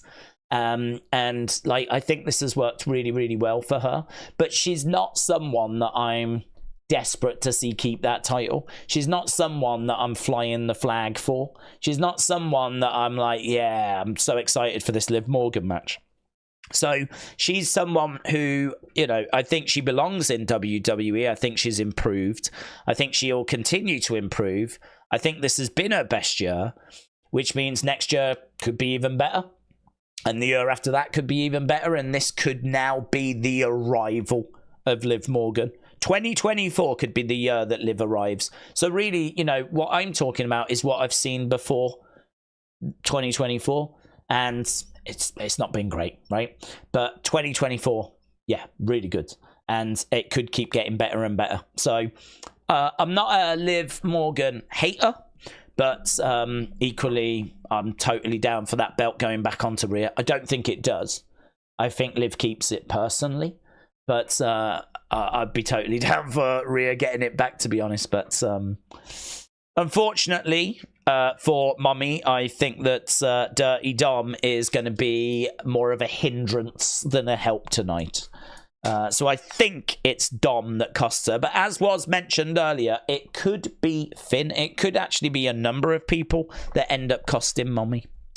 Rhea had a run with that belt, and she was so dominant that you could make the argument she was a bit too dominant.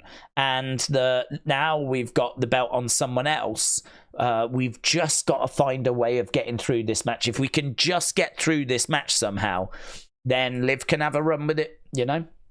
And Rhea can be the person that chases. And we know there's money in chasing the title. We know that when it comes to wrestling, where, you know, if you've got a baby face that people love, watching that baby face trying to win a title is where the real money is. And I think they'll just tap into that for a little bit. But if she gets it tonight, there'll be no tears from me, let me tell you. Right, Jed J said, I think Alexa returns after Nia wins and stirs the pot between Nia and Tiffany because Alexa also cashed in on Nia. So, Jed, thinking we get Alexa at that point. I think it's difficult to know where she's going to come in. I mean, we've just heard the idea that maybe Charlotte comes in at that point.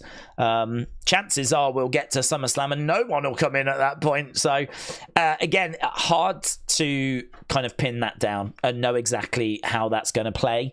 But, you know, I think it will be very interesting.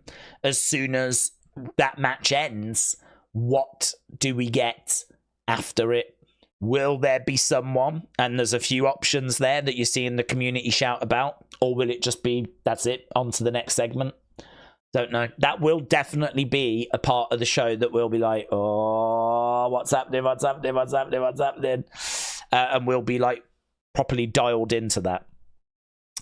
Carlin 1985 Gareth says, have an amazing night, Days, and to you as well, my friend. Thank you so much for the support. It's so appreciated. I've said before, like, all these super chats, they go back into the channel. I mean, YouTube take 50% of any super chats we get, and then the UK government take 20%. So unfortunately, it's only 30% that kind of makes it to the channel.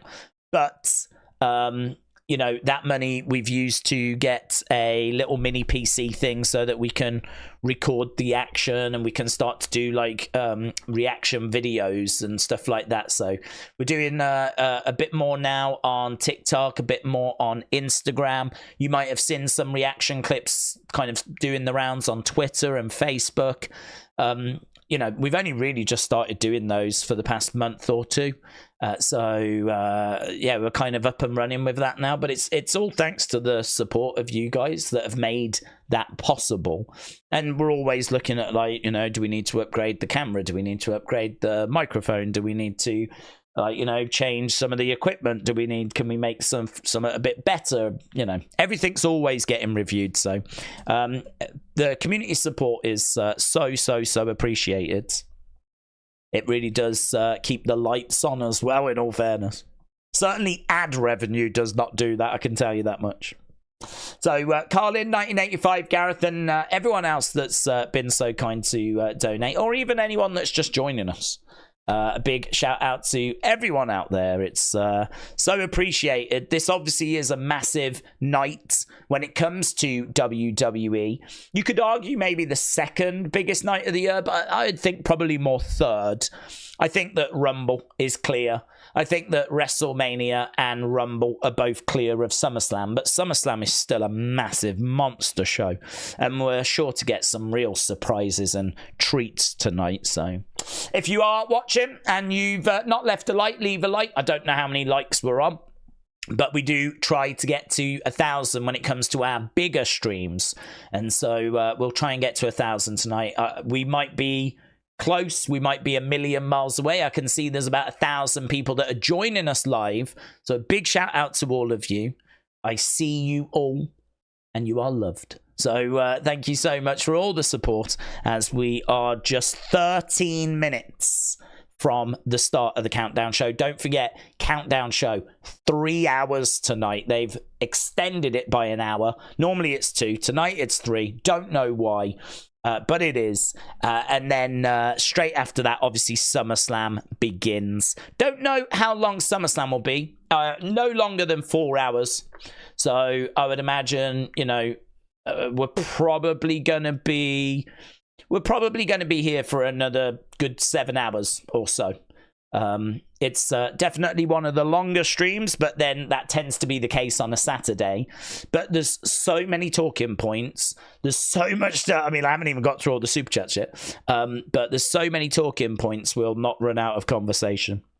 I've said before, I've been doing live streams since 2018. So I've been doing these kind of watch-alongs for 6 years, and we've never run out of conversation yet. So I think we'll be fine tonight. Carlin, 1985, Gareth says, have an amazing night. And you, my friends, and you. I hope you have a really, really good time. The Jimmy J said, it should be a great show. I hope everyone enjoys it. Yeah, man.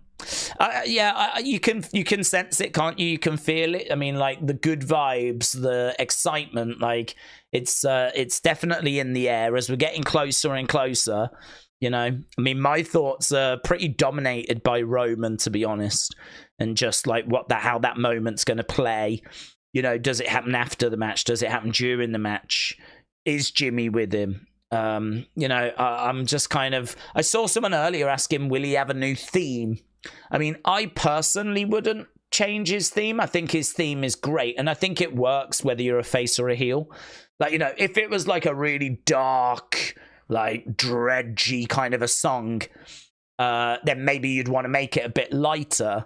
But I think Roman's theme just sounds big. Roman's theme to me just sounds epic, you know? Da, da, da, da, da, da. Like, there's nothing really about it that kind of makes me go, oh, that's a heel theme. Like, it's fine. It for me, it's just big, epic, and it works whether you're a face or whether you're a heel. It's a bit like Brock, really. You know, like Brock's bum, bum, ba, bum, bum. Like, it's just a badass theme, isn't it? Doesn't really matter if you're a face or if you're a heel. It's just a badass theme. So I don't think we change his theme, but that was something that I saw people questioning earlier. Delwyn, shout out to you, my friends. And I mean, Delwyn's support is just absolutely off the chart, man. Delwyn might be single-handedly keeping the channel going. Delwyn is just amazing, amazing support, buds. I hope life is treating you well, my friend. Delwyn with another £50 super chat says, I wasn't a fan of two-night WrestleMania, but it has grown on me. Since WrestleMania 38, I believe that the three big PLEs, WrestleMania, SummerSlam, and Royal Rumble, will be two-night events when we go to Netflix, and that begins. I agree with you. I think they should be. We know that SummerSlam goes to two nights in 2026, and we know that WrestleMania is two nights. It can surely only be a matter of time before they do that to the Rumble. Because the Rumble, I mean, look, we do two Rumbles. You do a men's and a women's. It's a no-brainer. And everyone loves the Rumble. It's the Royal Rumble is a lot of people's favorite PLE. It's their favorite show, right? So, like, that going to two nights just would strike me as a no-brainer. It would just strike me as really simple. Really easy. I mean, people love Rumble. So I agree. I don't know about like Survivor Series. The love for Survivor Series is not as strong. Survivor Series is definitely the fourth if it's included. I mean, some people say that Money in the Bank is the fourth, and it's not actually Survivor Series. Historically, the big four were Rumble, WrestleMania, SummerSlam, and Survivor Series. Those were the shows we got, like, you know, back in the early 90s. Those were the four PPVs, right? The pay-per-views. Obviously, now we get one a month. So, but a lot of them are just B shows. They're just in arenas. I think the fact that maybe Survivor Series is still in an arena kind of keeps it feeling a bit smaller.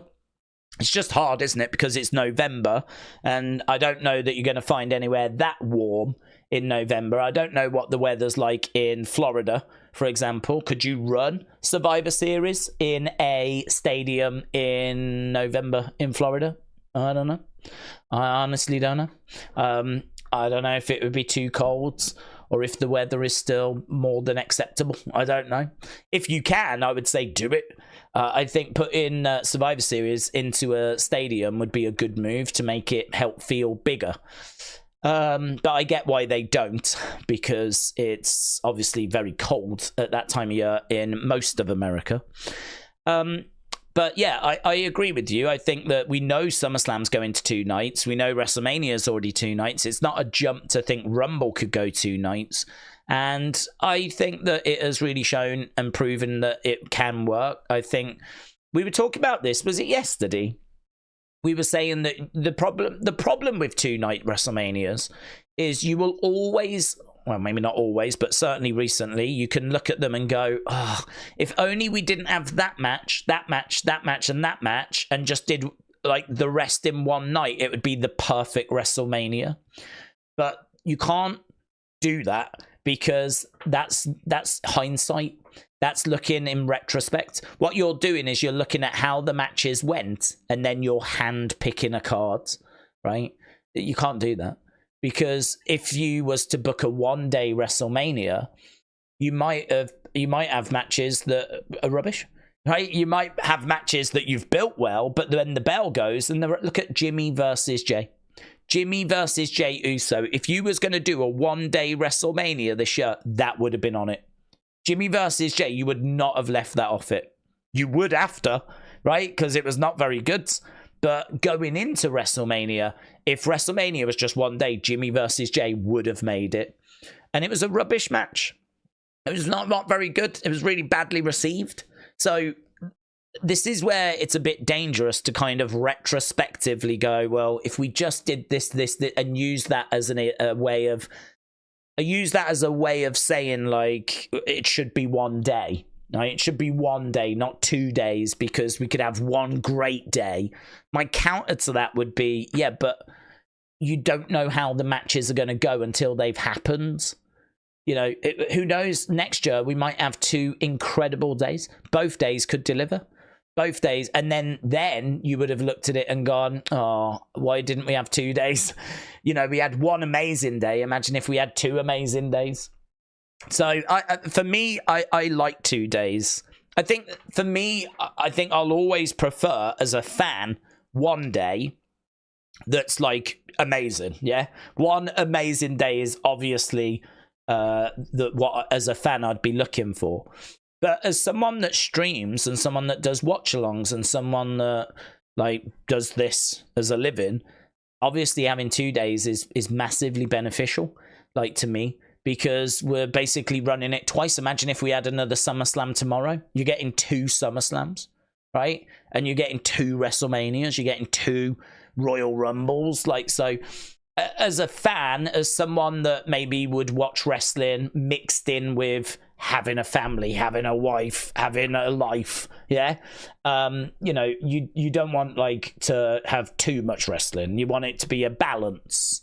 So as a fan, if I was living a normal life, I would probably want 1 amazing day. As someone that does this for a living though, and this is what my job is, I love having 2 days. So yeah, I agree. I wasn't sold on 2-day WrestleManias at first, but they have definitely grown on me.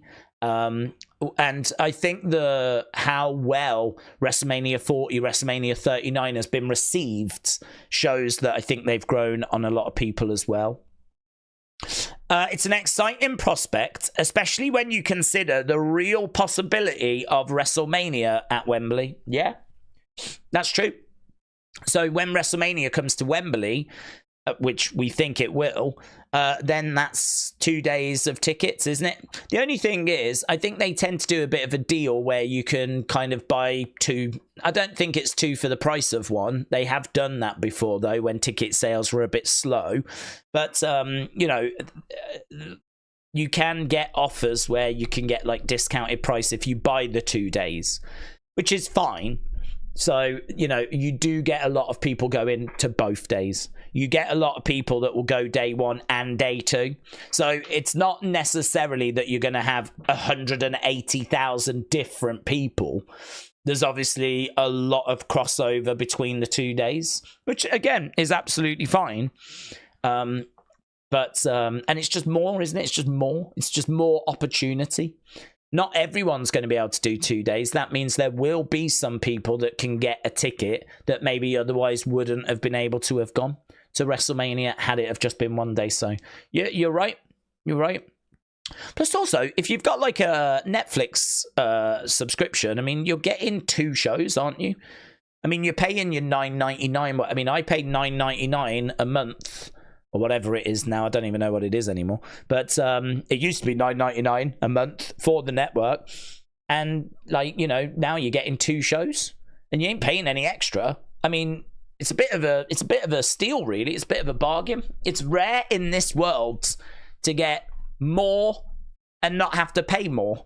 But that's kind of the deal at the moment, is you're getting double WrestleManias, 2 days, and they're not making you pay any extra for it. You're paying the exact same as when it was 1 day. You're just getting more.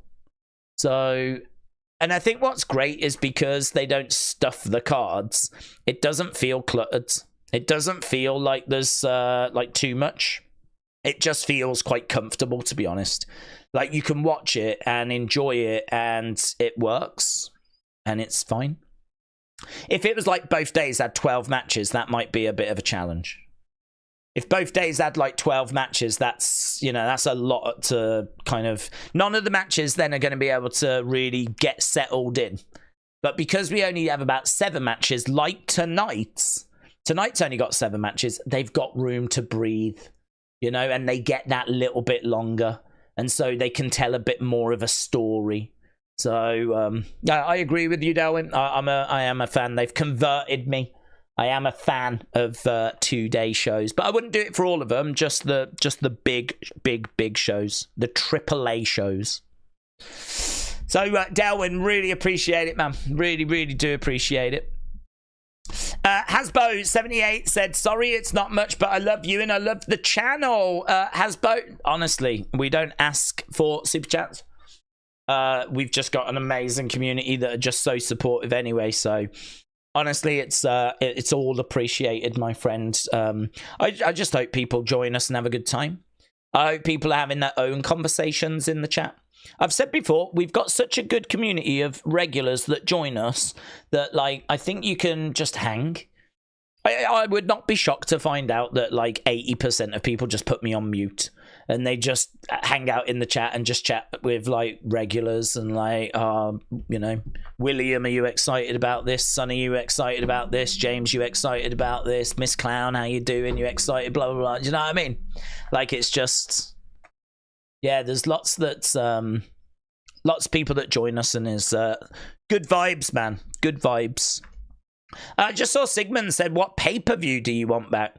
I've been asked that before, and, like, there's not really an answer, to be honest. Because, I mean, a lot of pay-per-views were just names, weren't they? There weren't many that had, like, concepts. So, you know, it's not like... It's not like there's that many War Games or Hell in a Cell or Elimination Chambers. I mean, we still do Elimination Chamber and we do War Games, Survivor Series. So, you know, some of those old, like, shows like, I don't know, Armageddon or Capital Punishment or Great Balls of Fire, you know, they were just names. So it doesn't really make any difference. Doesn't really matter. So...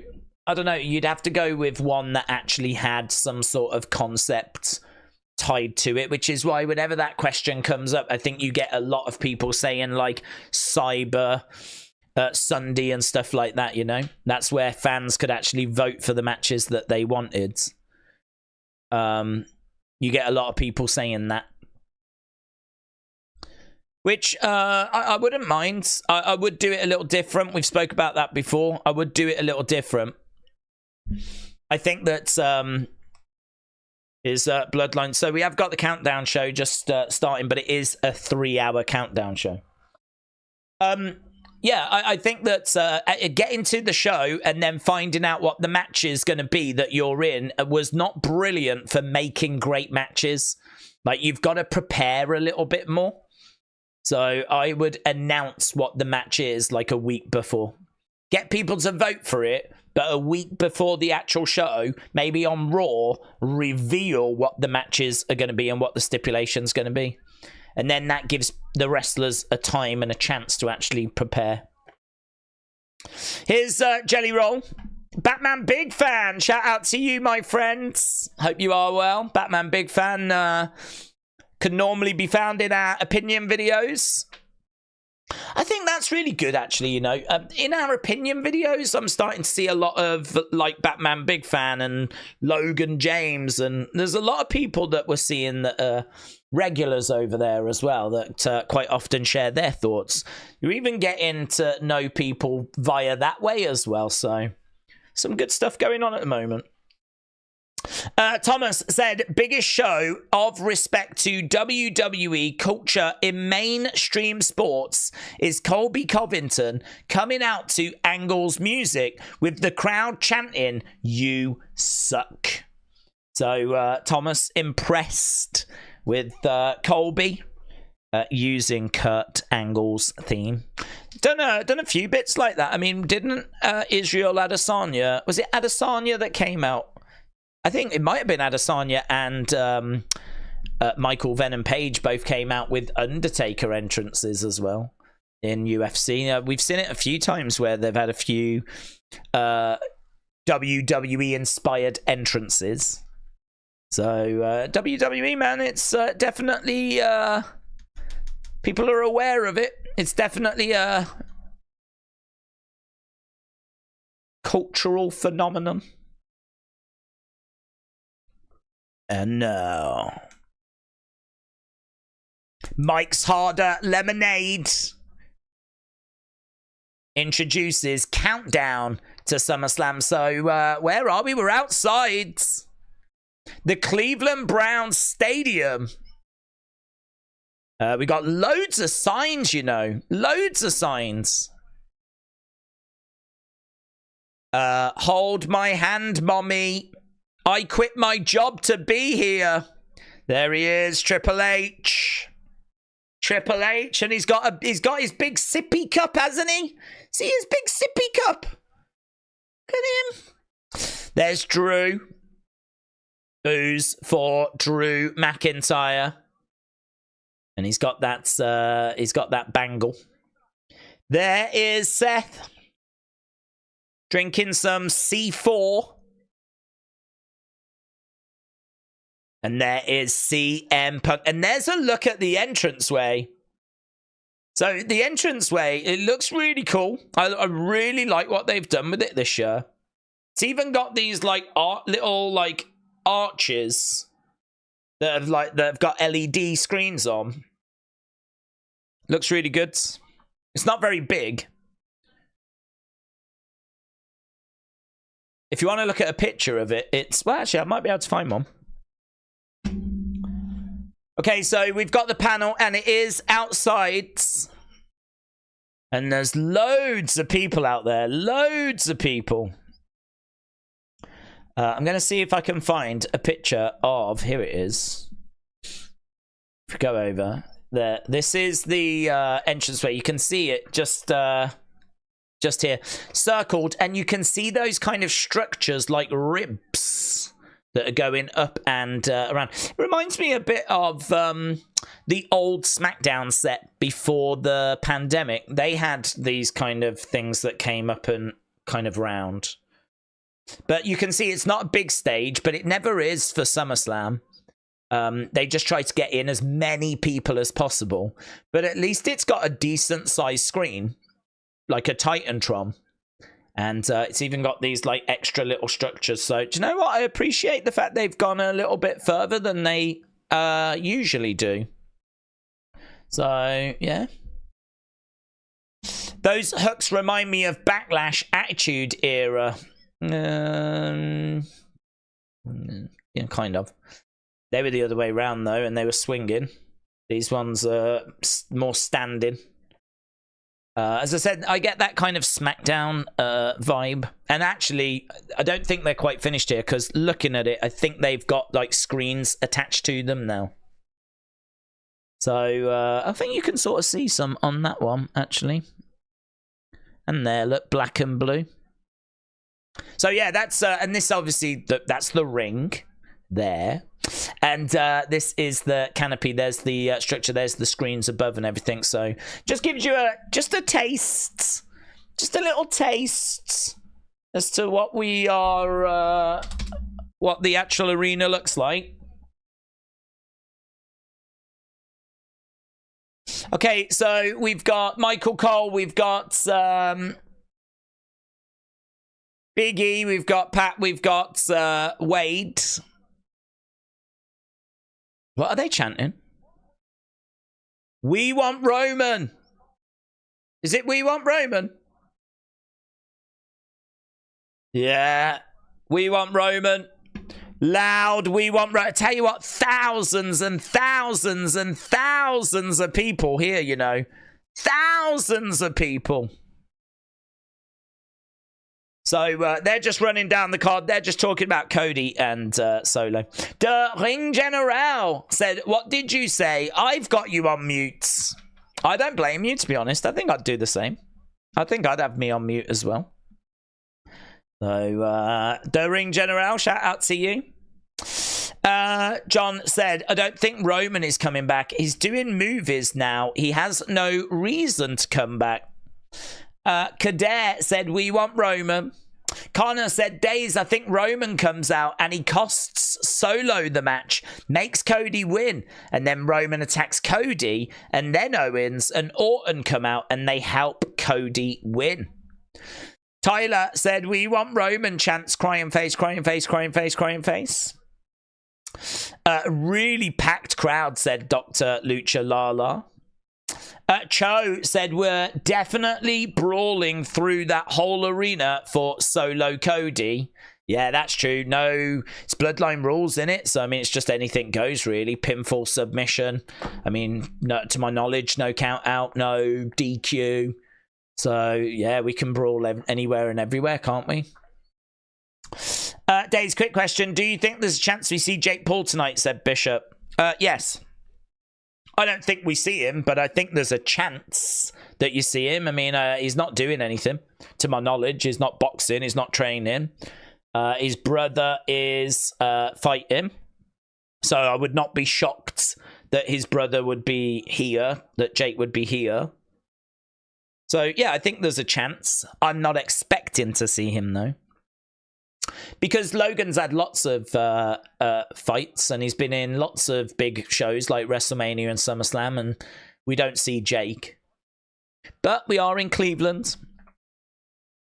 But I don't even know if Jake lives in Cleveland anymore. I mean, he might just live in Puerto Rico, so... we are with Byron, and he's outside of Cody's bus.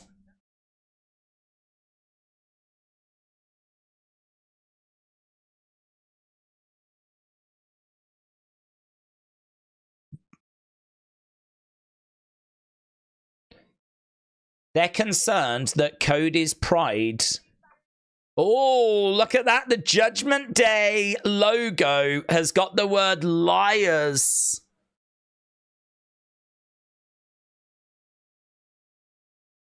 That looks a bit like a dong. Has someone drawn a dong? Looks a little bit like a dong, doesn't it? I mean, is that even PG? There's been some graffiti of the Judgment Day sign, and it's got the word liars.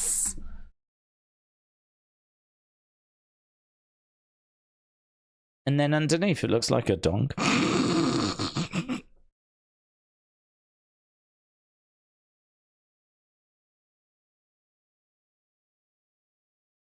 So, Jackie talking about...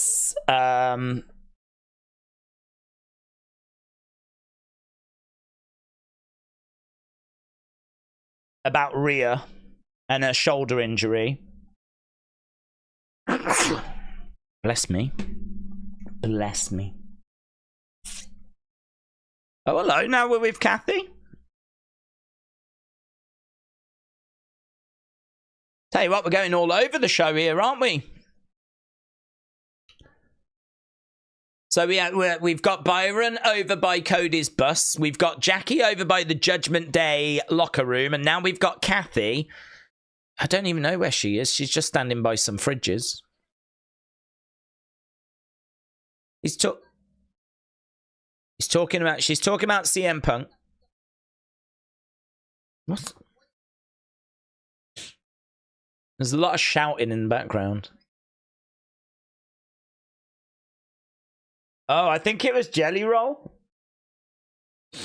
Right, now we're going to a video package of CM Punk. Yeah, let me show you that thing. So if we go here. Liars! And that is clearly a dong, isn't it? I know a dong when I see one. Right there. She loves it. Look at this. Liars! Look at this as well. I don't know what this says, but I like that image. A lot going on in there in WWE. I mean, it's such a... What a time to be alive if you're a pervert. Honestly, absolutely fantastic. If you're a pervert and you enjoy WWE, honestly, you haven't been eating this good for a long time. Long time. So, there we go. Days, what little food will you be eating for the stream? Extra energy, caffeine pills, 40 tablets. Not 40, though. They do say to not have more than 6 in a day. So, these. I might go for a records. Might have 7. Might have 8. Because I'm a renegade. I don't give a flip. Yeah? Put rules in front of me and I'll break them. So, but you do have to be careful with caffeine. Apparently there's like kids having cardiac arrests because of Prime. So, do you know what I mean? But I ain't no kids. I could drink a bottle of Prime and I'd be fine. Wouldn't even bother me. Other than the fact that I would have drunk some Prime. That would have upset me. Do you think there's a chance to see Jake Paul? Answered that one. I wonder what Mia Yim is hiding on her Twitter, said Alexa Bliss Gamer. I don't know. You know me. I'm always skeptical. I think it's so easy to put up a little picture and put up a heart and make it seem like you're hiding something when you're not really hiding anything at all. So I always go into it with skepticism. I think that she's a clever girl who knows how to play the game. And I think that it could easily just be a picture and you just put a heart emoji on, and the way that she's angled it and the way that it's like framed. I mean, she is clever because there was nothing stopping her cropping out. She could have just had her, or she could have just took it again and just done it from a different angle. But instead she puts it up, leaves this massive amount of space next to her, and puts this kind of heart in a slightly strange place at a slightly strange angle, and everyone's like, what are you hiding? What's behind the heart? And I'm like, I don't know that anything's behind the heart, to be honest. I don't know that anything's behind the heart. I think she's a very clever lady who knows how to play the social media game. But that's just me. Now, I'm a boomer. I'm skeptical about everything. Days, you couldn't break a New Year's resolution, said Dortnights. Joke's on you, because I said this year I was going to look after myself. And I broke that by about January 2nd. Lemonade Prime Fruit Punch Blue ones, said Zach. What are those your favourites, Zach? Is that a list of your favourites? Pappy said the only good Prime is the red, white and blue ice pop flavour. Guys, can we not advertise Prime? Yeah, they have enough advertisement as it is. We're not here to talk about our favourite flavours. Yeah, all of them are rubbish. That's the correct answer. A. Jobson said, I've got Applewood smoked wings ready to go. Well, enjoy them. I wonder if Roman and Luther Reigns are related. Yeah, sisters. Breaking news, Liverpool haven't signed a senior player in 3,000 days, says Dortnight. Meek said, with the right music, you either forget everything or you remember everything. I love Blue Prime, said Mario. Mario! Stop it! Curse One, shout out to you. Mr. B said, what if they are to change Judgment Day's name to Judgment Dongs? Imagine that. Imagine that. Imagine the Judgment Dongs. I'd watch that. I'd watch them. Trini has had her message retracted because any talk of dongs, and Trini is straight in there. Tom said, never knew this turned into a Prime stream. At least Logan is on the cards. Yeah, well, I didn't try to turn it into a Prime stream. I don't even know how we got onto the subject. I think it was my fault. But I can't even remember how we got onto the subject of it. But let's leave it, shall we? Let's talk about better drinks. Like, anything. Like plain water. Plain, boring water. Which is what I drink, to be honest. Logan brushes his teeth with a pickle. Sign, let's go. G Fuel is better. Yeah. G Fuel, let's go. Gatorade, yeah. Love them all. Where are we? House from a Christmas Store. Oh, hello. We got a little skit here as the Miz Express. Oh, he's got R-Truth on the front. I didn't realise. So here's so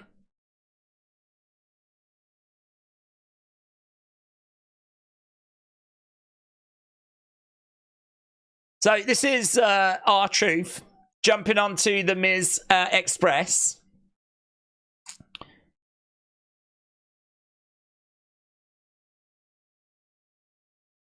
So we're seeing this Miz Express driving around Cleveland.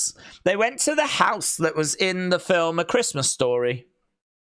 I didn't know that was in Cleveland.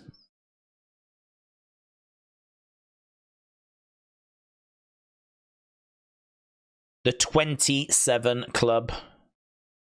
There we go. We're just seeing the stadium and we're seeing all the people. Where is the stage? Where are they actually broadcasting from? SummerSlam's 10 hottest moments. 2019, a fiendish debut. This will get people excited. People are like, people are like, number 10! Number 10!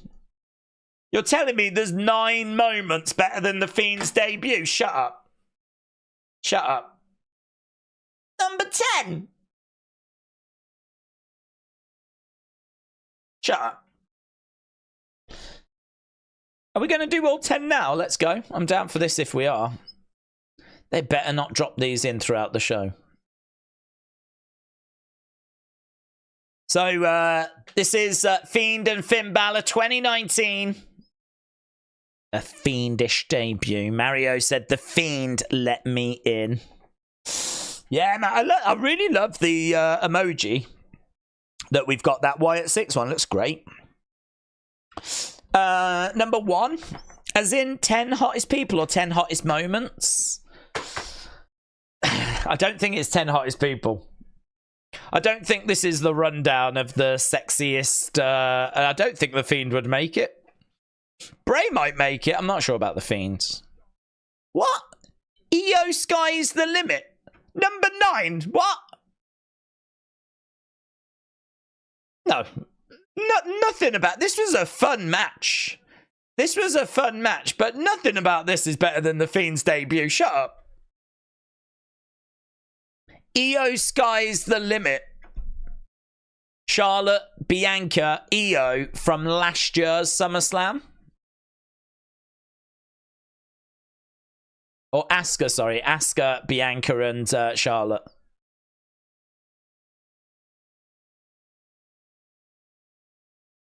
EO running down and cashing in.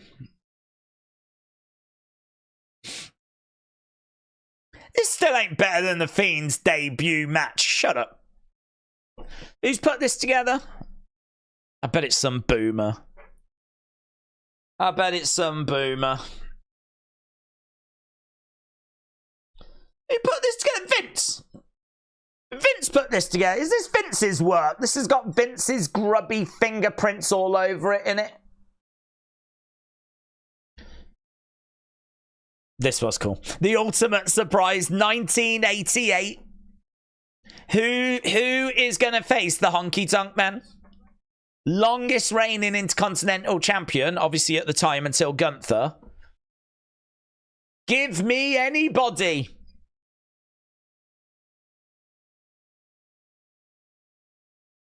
Better than the Fiend's debut, though. It's a good moment. It is a good moment. The Ultimate Surprise.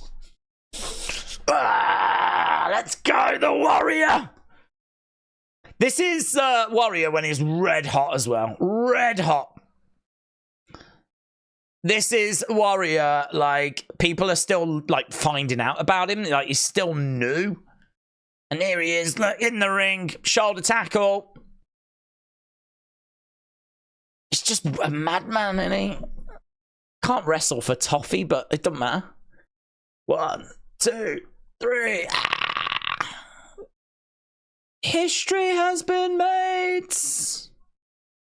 Look how bananas people are going. That's a good crowd, actually. That's a good crowd. We only got 8. We only got to 8. We had 10, 9, and 8. Nah, mate. To be honest, I think it should have been EO cashing in at 10, Warrior moment at 9, and then, well, Fiend at 8. But I think Fiend should be higher than that. So they've got that all messed up. Would you want a trans win? Well, you asked this yesterday, Sigmund, and then you deleted it. Would you want a trans win WWE women's title to make history after the news emerged about it? But she's a woman, isn't she, in the boxing? I mean, from what I've heard, she was born a woman, raised a woman. She's a female. That's what people seem to be saying now. She fought again today, didn't she? Did you see? And she won.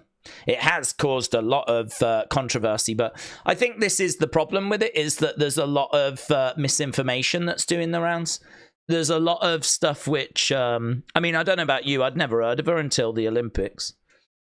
I'd never heard of her. So I think when it comes to this situation, I don't think many people are going in with much knowledge, because I think a lot of us have only just found out about her. And I think there's a lot of stuff that's being said that I just don't know if it's true. You're starting to see now people coming out and actually apologizing for the comments they made the other day, because of the fact that I think there was a lot of misinformation that was spread. And as a result of that, I think a lot of comments got made that now people are kind of gone, oh, okay, I jumped the gun on that. It's one of those where sometimes the best thing to do is to just not say anything on it, because there's just the fact. I don't know what the facts are. I don't know what the situation is. I don't know what the truth is. I don't know what's really actually going on, because people seem to be telling you different stuff about it. So it's one of those where without the information, without the facts in front of you, how can you have any kind of educated conversation on it?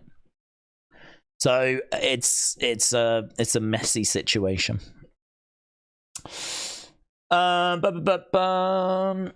Days, how are you, bud? Are you happy for SummerSlam? Yeah, of course. And Roman's return. Do you think that we could see Cena make a one-off appearance? We could get Cena. I'm not expecting Cena. We had Cena, didn't we, at the last one, and he made that big announcement that next year is the year he's going to retire.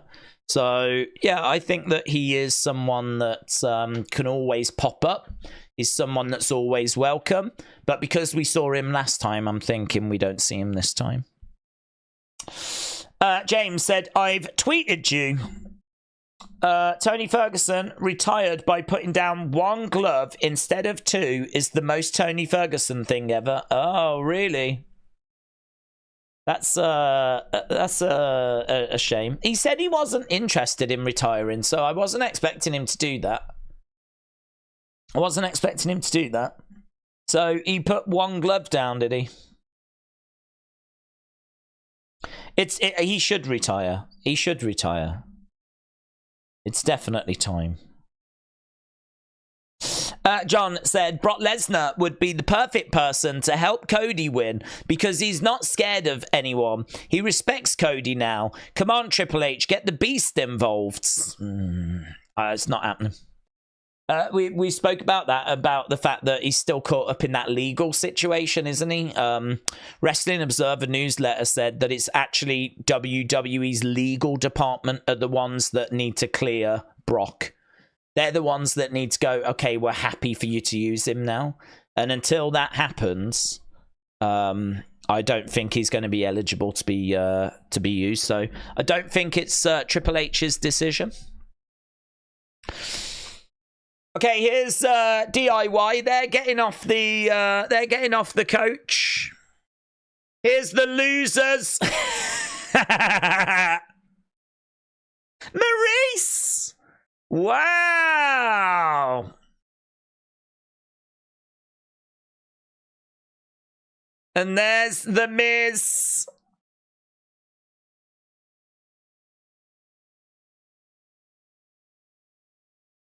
Well, hello, Maurice.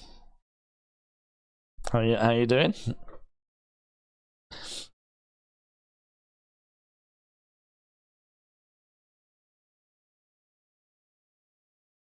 Bayley. There's Bayley. She tends to have something shaved into her head, doesn't she? Normally at the back, but don't know. Here's Nia Jax. Here's Logan Paul. Boos for Logan. Is that LA Knight right behind him? Was that LA Knight?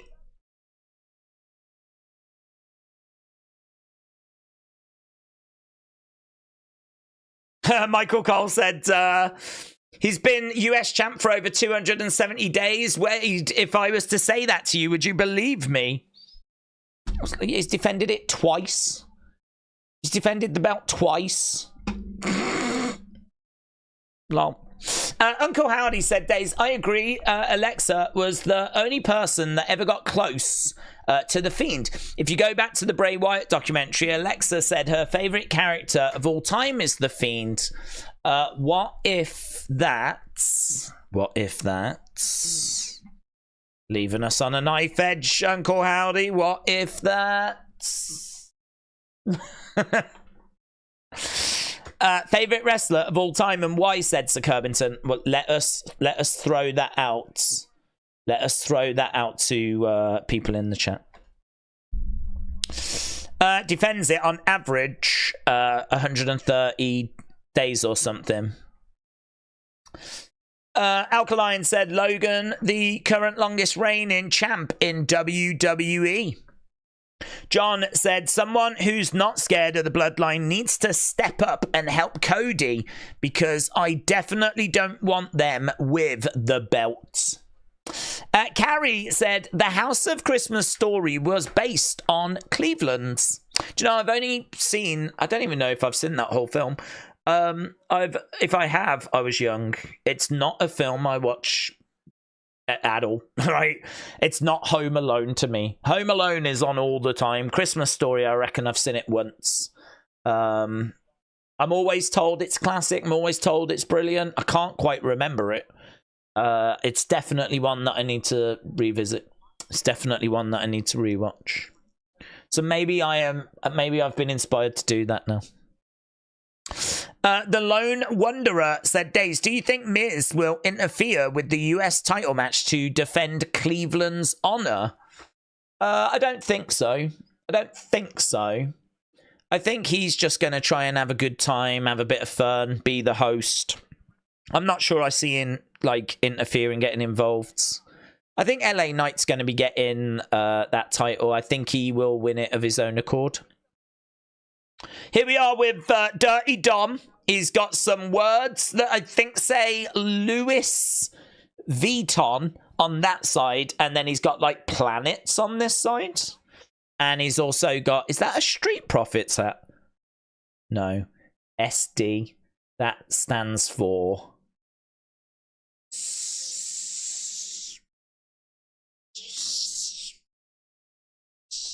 Sandy Denny.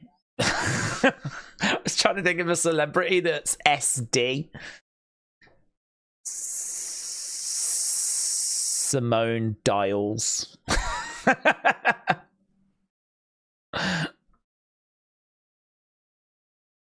Well, I don't know what he said. I was too busy trying to think of a celebrity that begins SD. Can anyone think of a celebrity that's SD? There'll be loads now.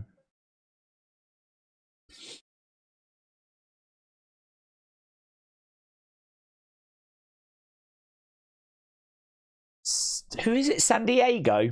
San Diego? It's probably San Diego. I thought it was SP. I thought it was the Street Profits. Hello, what's this? We've got a winner. We've got a winner. Shelley Duvall. Who the hell's that? Who's Shelley Duvall? Snoop Dogg. Yes, that's great. Stevie, that is great. Snoop Dogg. That is great. Oh, this is the t-shirt contest design winner.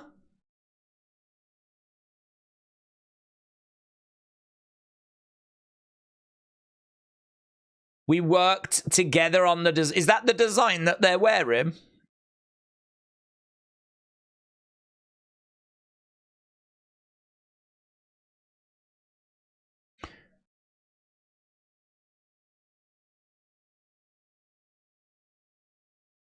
Yeah, it looks good. It's got the SummerSlam logo, and then there's a guitar going that way, a guitar going that way, and then it's just got like lots of stickers on the guitar. It's quite simple with its design.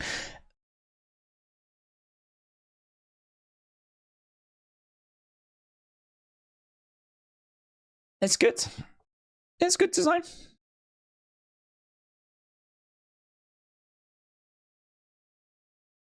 So can you buy that shirt then? Big E has got one.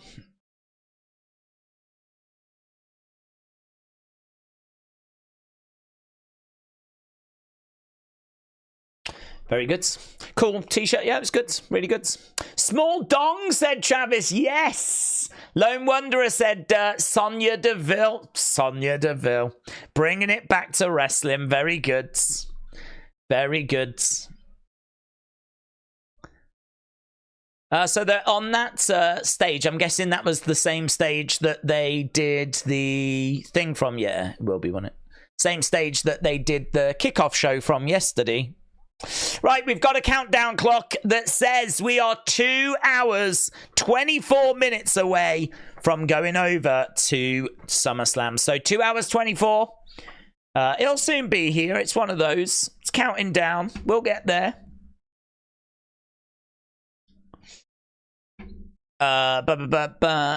Slutty Dom. Imagine if it did stand for that. Home of the Rock and Roll Hall of Fame, said Jay. Days I'm poor till Monday. Got no food until Monday. Saturday?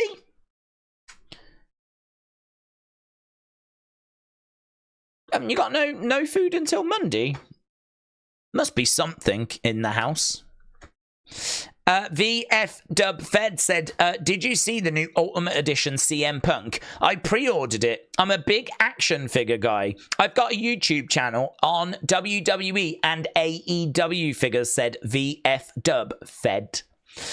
Shout out to you, but is that the one with him in the white shirt where he first came back?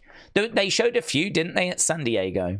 Do you know what? I didn't get to watch the panel, but I saw a lot of screenshots. What I was waiting for, and I don't think we actually ended up getting it, so I actually didn't end up doing a video on it myself. I was waiting for the pictures.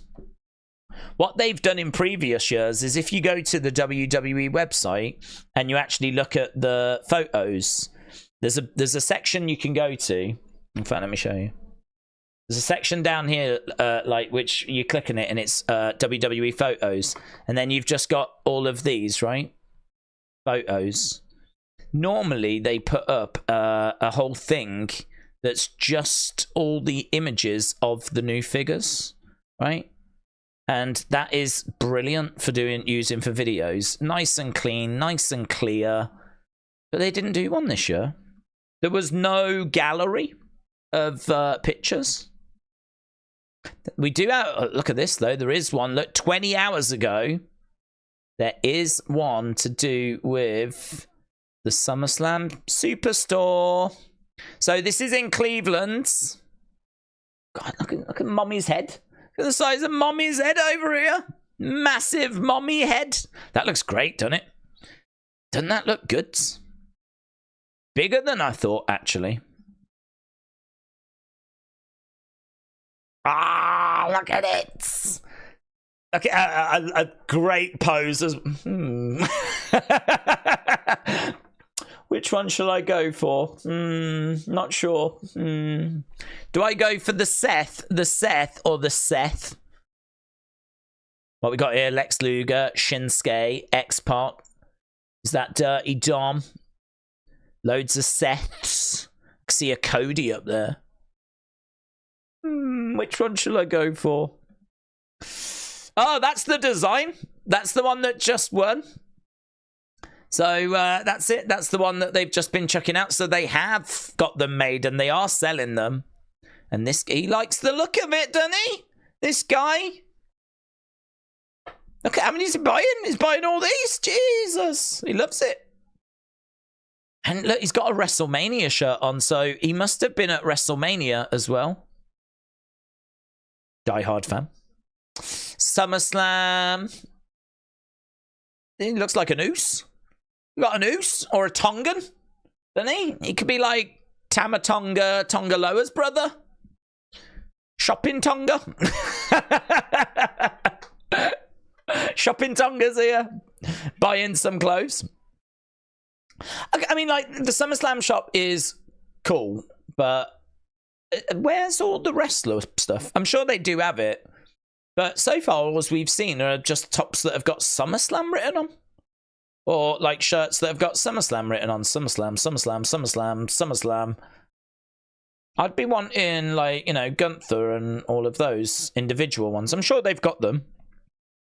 Advert. Cleveland. I think, is that SummerSlam again? I mean, it is the SummerSlam store, in all fairness.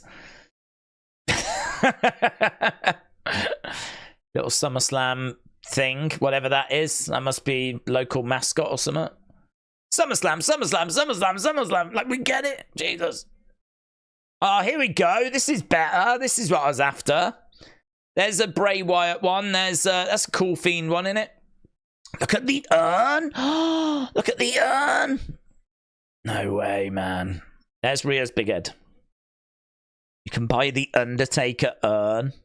Money in the Bank briefcase as well. I would be so good working in that shop. I used to work in retail. I'd be so good. Then we've got like some SummerSlam. Are these necklaces? Keychains? Oh, it says here. Pendants. Pendants. Advert.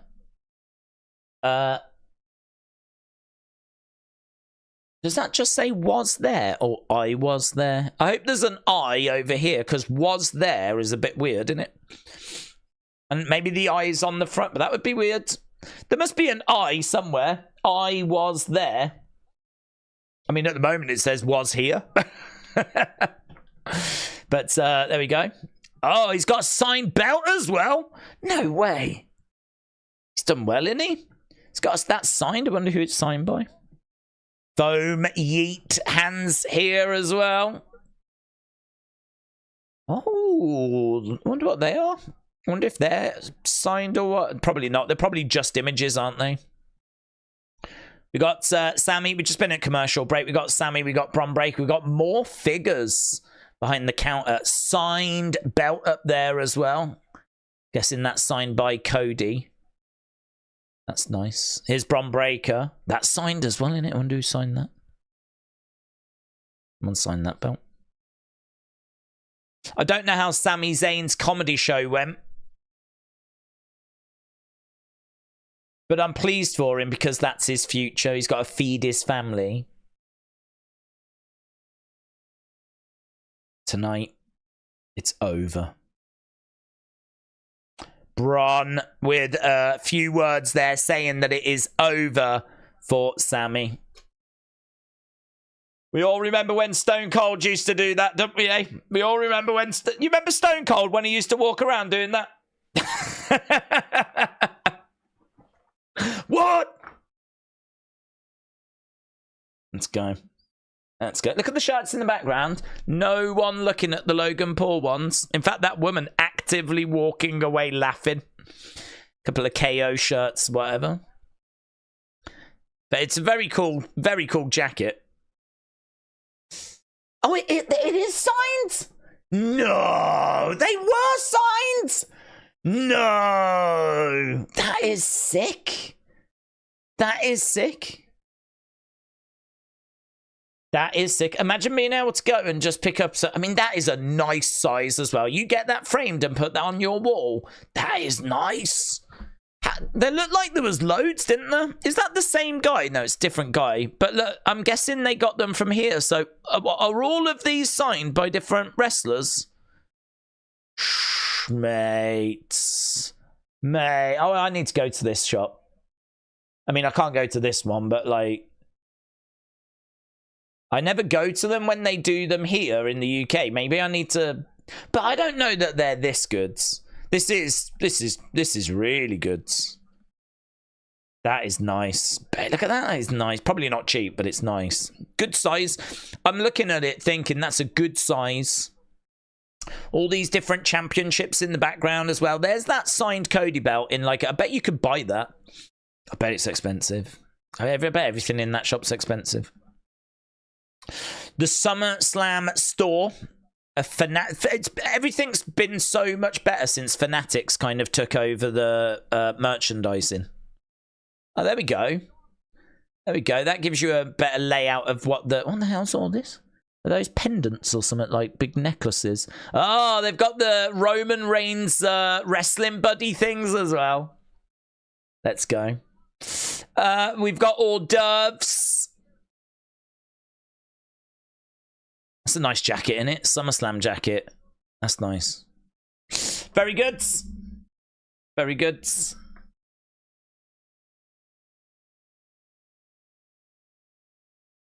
Okay, so we've got Miz and R-Truth, and there's some snacks around. Anthony and Adam. Ah, it's his birthday, Adam's birthday. Happy birthday. He's looking forward to seeing LA Knight.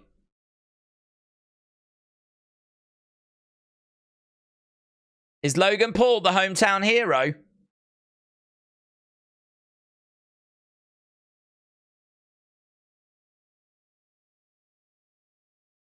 you want to see Cody?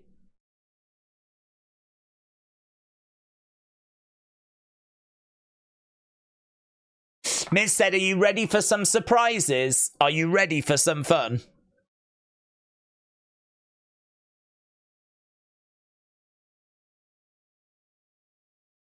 There we go. Days, I don't get any food. I get paid on Monday. I don't like tinned foods. Sometimes you gotta just have something in you know? Even if it's just some toast or something like that. But like, I don't know what tinned foods you would have really. But I mean, like, I don't know, how much are beans these days? Beans on toast? That can't be any more than like £1, can it? Is it? I don't know. I don't know anymore. Back in the day, you could get beans for like 8p. Wrestling fan said Michael Cole and Seth Rollins. That is what we've got now. Sit down interview with Michael Cole and Seth Rollins. VF Dub Fed, shout out to you, my friends. Sigmund said, I feel that AEW has one of the best butters in the world. But Khan does not know how to bake a dessert. We will have to see if Shane will make a difference in the business. It's an interesting way of wording it. Commando said, will Roman stand in the ring and be forced to make the decision between Solo or Cody? Will Roman stand in the ring and be forced to make a decision between Solo and Cody? I would imagine that he's just going to come and kick Solo around, is he not? After what Solo, the disrespect that Solo has come out with. I mean, I know that blood is thicker than water, but equally, I can't imagine he wants to tolerate what Solo's been doing. I mean, Solo has took over being tribal chief. He called Roman weak. He's publicly disrespected him. And to really make matters worse, he has absolutely destroyed Paul Heyman. I mean, I just don't know that you put your hands on the wise man. I just don't know that you do that without Roman's say. And he didn't wait for Roman's say because he's basically overthrown him, hasn't he? There's been a coup. He's overthrown Roman. And I don't think there's much choice to make, to be honest. I think he's coming back and he's going to absolutely murder Solo Sikoa. What are your 10 favourite returns? Said Big Blitz. Oh, I don't know about 10 favourite returns, but I mean, you would think about things like Triple H when he came back. I mean, that was so iconic. There's like Mattel figures that they've made of that moment when he came back from injury back in the day. And Cena at the Rumble was amazing, well ahead of schedule, again coming back from injury. People couldn't believe it. Like, no one expected Cena to be in the Rumble that year. And he was. So that was amazing. I do love Undertaker coming back. Well, really, anytime Undertaker came back was always great. But the ones that stick in my mind would be SummerSlam 94 when he came back after being away for most of the year. He lost that match with Yokozuna, and we didn't see him until SummerSlam. So we lost Rumble, and then we didn't see him until SummerSlam. And then we did the whole Undertaker versus Undertaker thing, which is not very well received, but I thought the idea was really good. The execution maybe could have been a bit better, and the match certainly could have been better, but I thought the idea was right. And then you think about like WrestleMania 20 when he came back against Kane. That was pretty sick as well, wasn't it? That was really good. That was a hell of a return. So yeah, really like that. I'm trying to think more in recent years. Bray. I mean, I don't know if Bray's return would count. Extreme Rules. I mean, you've got to include that. It was amazing. Maybe Roman coming back at SummerSlam a few years back, you know. That was good. I don't know that I would put them at the same level as what we've just mentioned, but that was still good. There's been loads, isn't there? I mean, returns are a massive part of wrestling because we're always looking for moments, and a superstar coming back from injury or coming back from having a bit of time away, that's always like one of the best moments. So there's been some fantastic returns. Days, do you remember Tuck? Said Captain, of course, never forgets. If you are watching and you've not left a like, leave a like. It is greatly appreciated. Greatly appreciated as we continue moving forwards. What's this? What are we looking at here? Howdy time. It looks like an Uncle Howdy mask at SummerSlam. I don't know where this is from. It feels like from the Judgment Day Clubhouse. So I don't know. Without seeing more of it, I can't really comment. It doesn't.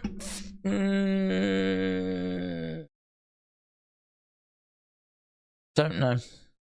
I can see it, but I could also see that it's different. Don't know. I'd need to see more of it. I'm guessing this is from like when we were in the Judgment Day Clubhouse. I'll leave a like on it. That'll be something that'll worth just having a little look into, maybe seeing if there are any other little clues, little bits that have maybe been overlooked. So, yeah. Oh, here we go. Number 7, Shano Splat. This is iconic, innit? 2000. Shane climbing up. Blackman going after him with a kendo stick. This is an iconic moment in SummerSlam history. Yeah, I agree. I think you've got to go with this being in the top 10. It's a hell of a fall. I don't know that it looks as impressive these days, 20-odd years removed, but I can tell you in 2000, that was mind-blowing. That was mind-blowing. That was like one of the biggest spots. It might have been the biggest spot. I mean, if you think that, like, really up until then, we'd just seen some stuff from the top of the Hell in a Cell, that was way higher, what Shane did there. The Macho Marriage, 91. Match made in heaven, match made in hell. This was the match made in heaven. Although we all know what happened at the wedding reception. Oh, look at her. Oh, my God. Beauty personified. Is Miss Elizabeth the most attractive woman that's ever lived? I think she is, you know. I think all of the women, and I'm including anyone that's watching the stream, are desperately trying to catch up to the beauty that was Miss Elizabeth. Do you know what? She was classy, weren't she? Class. Class. That's what she was. She was a lady.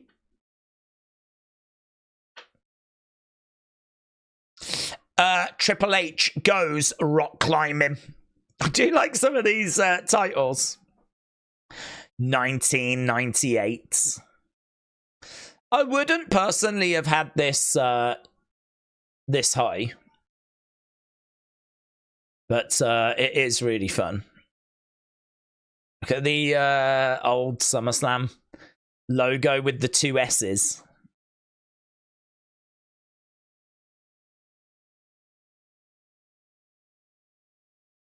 Yeah, it's a really fun match. I mean, top 10 though, number 5. I love the entranceway. They always did that at Madison Square Garden. They always decorated that kind of entranceway really well. And this was a great example. The best I saw was probably one of the Rumbles where they had like that car hanging above the entranceway and it was like an alleyway and everything. That looked really cool. But this is great. Yeah, it's a really great match. I can't say it's number 5. It's a really great match.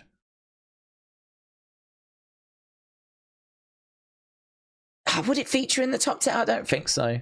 I miss Elizabeth, said Nathan. So there we go. We're getting down. We've done 5, so we're getting down to the top final 4 now. Edge's return at 2020 was good, said Alex. Yes, you're right. You are absolutely right. Official order of matches: Liv, Rhea, then Bron, Sami, then it's LA Knight against Logan Paul, then it's Bayley, Nia, then it's Drew versus Punk, then Priest, Gunther, and Cody solo. Is that it? So we're starting with Liv and Rhea. Let's go. Let's flipping go. Where can I see SummerSlam if I don't have WWE and Fox? You could try Watch Wrestling, but I don't know how reliable that is for live. So you could try it there. Elizabeth, when Miss Elizabeth jumped the rail and went after Sherry, that was awesome TV, said JJ. WrestleMania 7, yeah. I agree. Amazing. I think they should actually put the belt on Nia. Bayley is too part-time. She ain't defended since Money in the Bank, said Word of Wrestling. If Solo wins, we riot, said MDH16. CM Punk win or we riot, said Jericho. Edward said, I have no bread either. How do you not have anything, Edward? I can't even understand it. There must be a food bank. I mean, if you really are down to absolutely nothing, there must be a food bank. There must be some place that you can go to. There just has to be. There just has to be.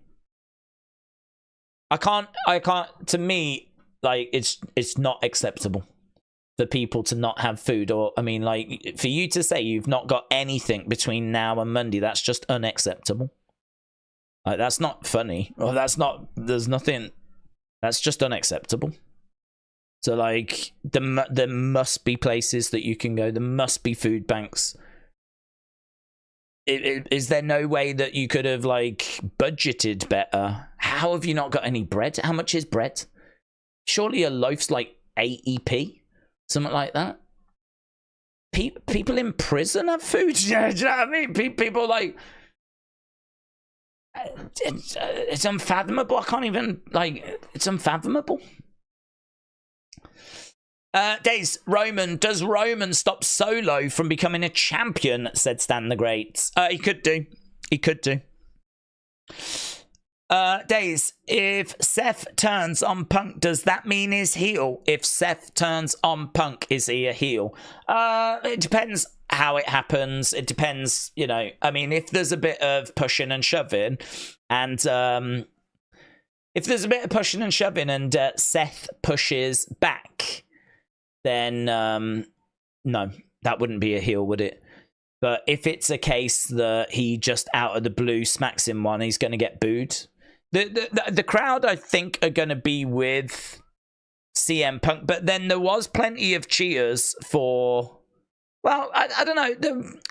Trying to think how the crowd reacted to Drew. I mean, I think some were with him, but I think most people are with CM Punk. So no, it's really difficult because I think Punk is a face. I think Drew is a heel, but those lines are a bit blurred.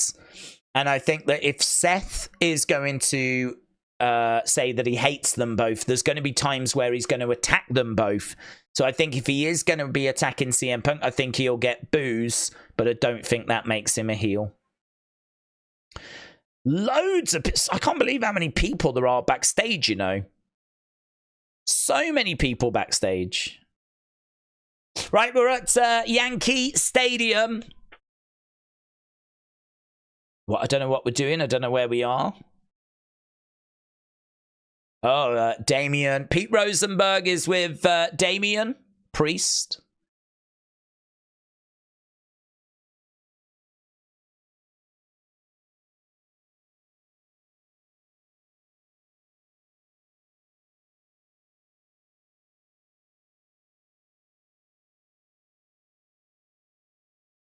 Mid to late 90s, early 2000s. This is kind of where he was growing up.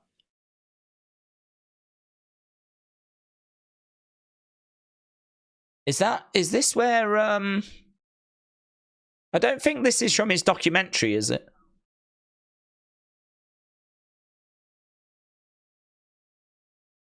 Growing up in the Bronx is what you would expect, says Damian.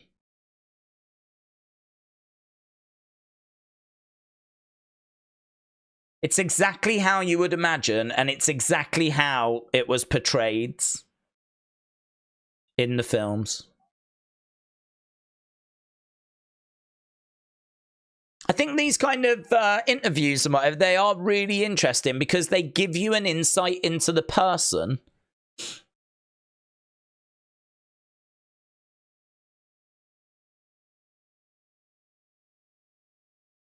It does make me want to watch Damian's documentary. I wasn't really fussed about it before, but it's so fascinating, isn't it? Because everyone's got a story, and I think everyone's life story is really interesting.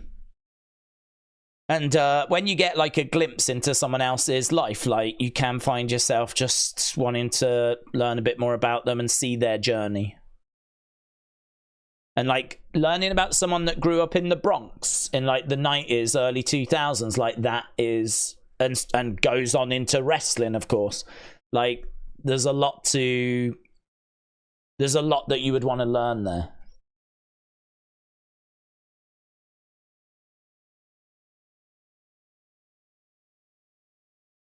Yeah, it's interesting. Days, what if we get a tribal council? Roman and Paul run the Bloodline, while the Samoans and the Tongans run Wild. Yeah, I think that's kind of where we're going. Bloodline. Roman and the Usos and Sami, they're going to be, I think, on the one side. And then, as you said, the Samoans and the Tongans will be over on the other side, and a collision is where we're heading. Days, but when it comes to clues and everything WWE Aspen, Ashy, shout out to you, my friends.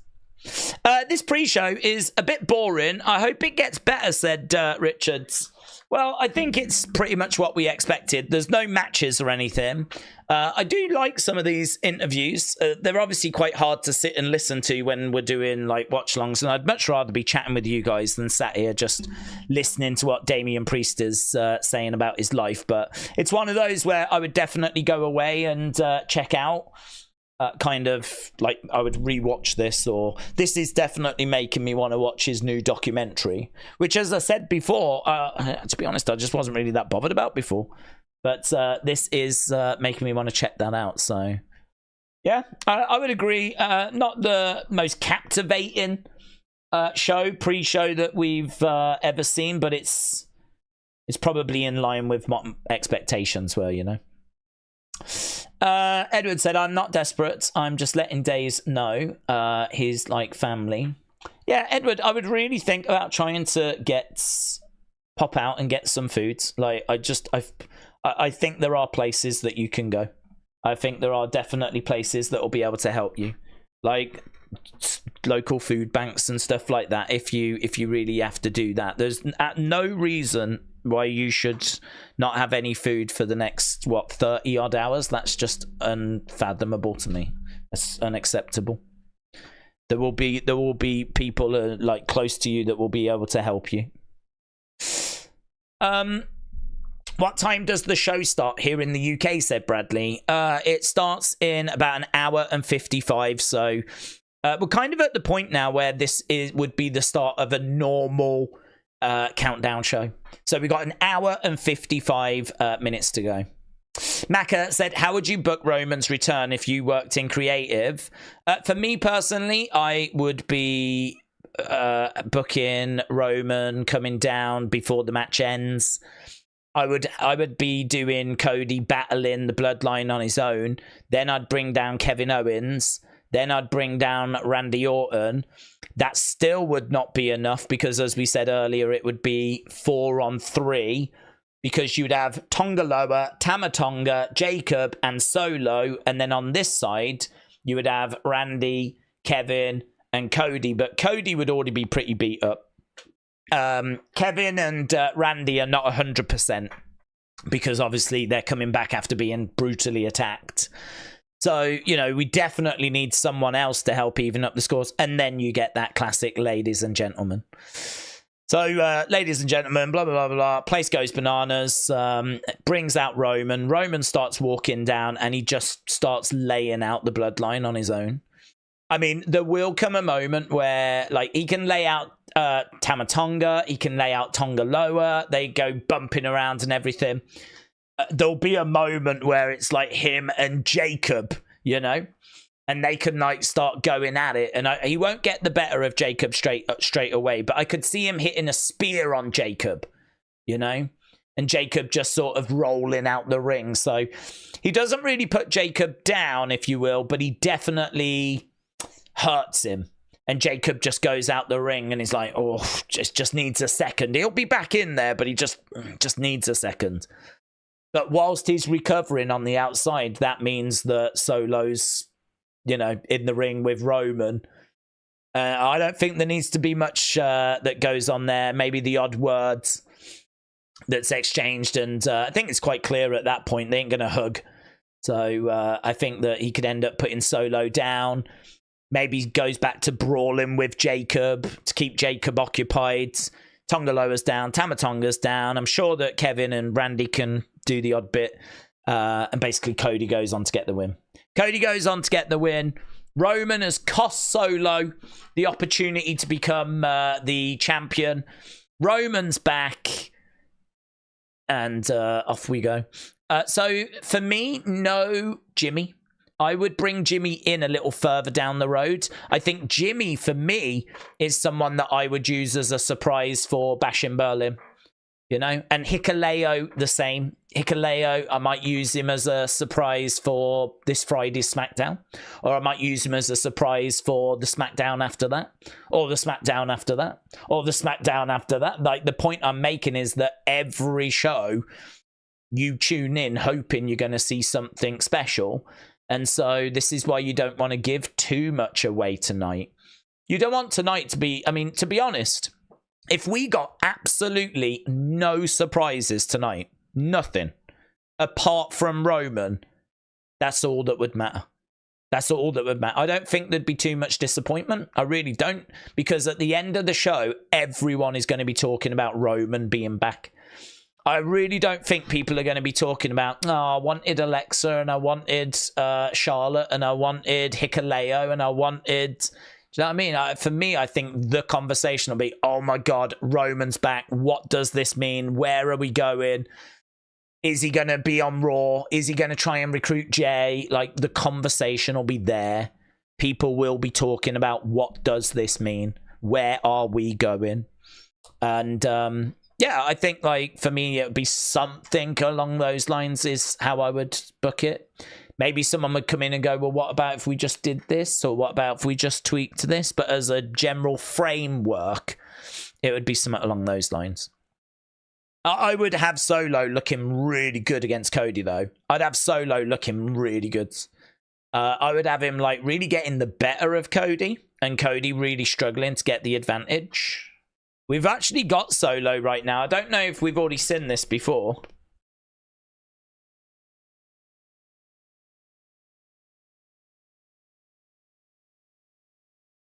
Roman Reigns was not man enough to defend our title. Not man enough to defend our legacy. It's time to build a more powerful family. A more aggressive family.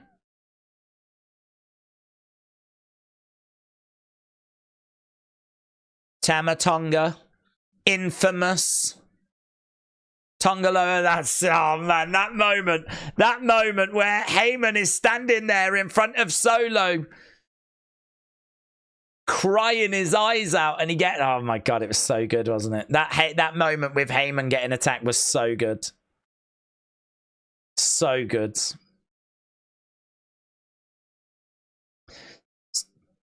If Roman wants that back, he can acknowledge me. If Roman Reigns wants, I think, did he say if he wants to come back, he can acknowledge me? Yeah, we've seen that before, but it's still really cool. And now an interview with Cody that we've seen before as well. James said, Buddy Matthews just returned on Collision. It's more exciting than this pre-show shiz. Connor said, Days, if Roman returns, do we think he'll have his old theme? I don't think so. I really like his theme that he used as a heel. I'm not to go back to I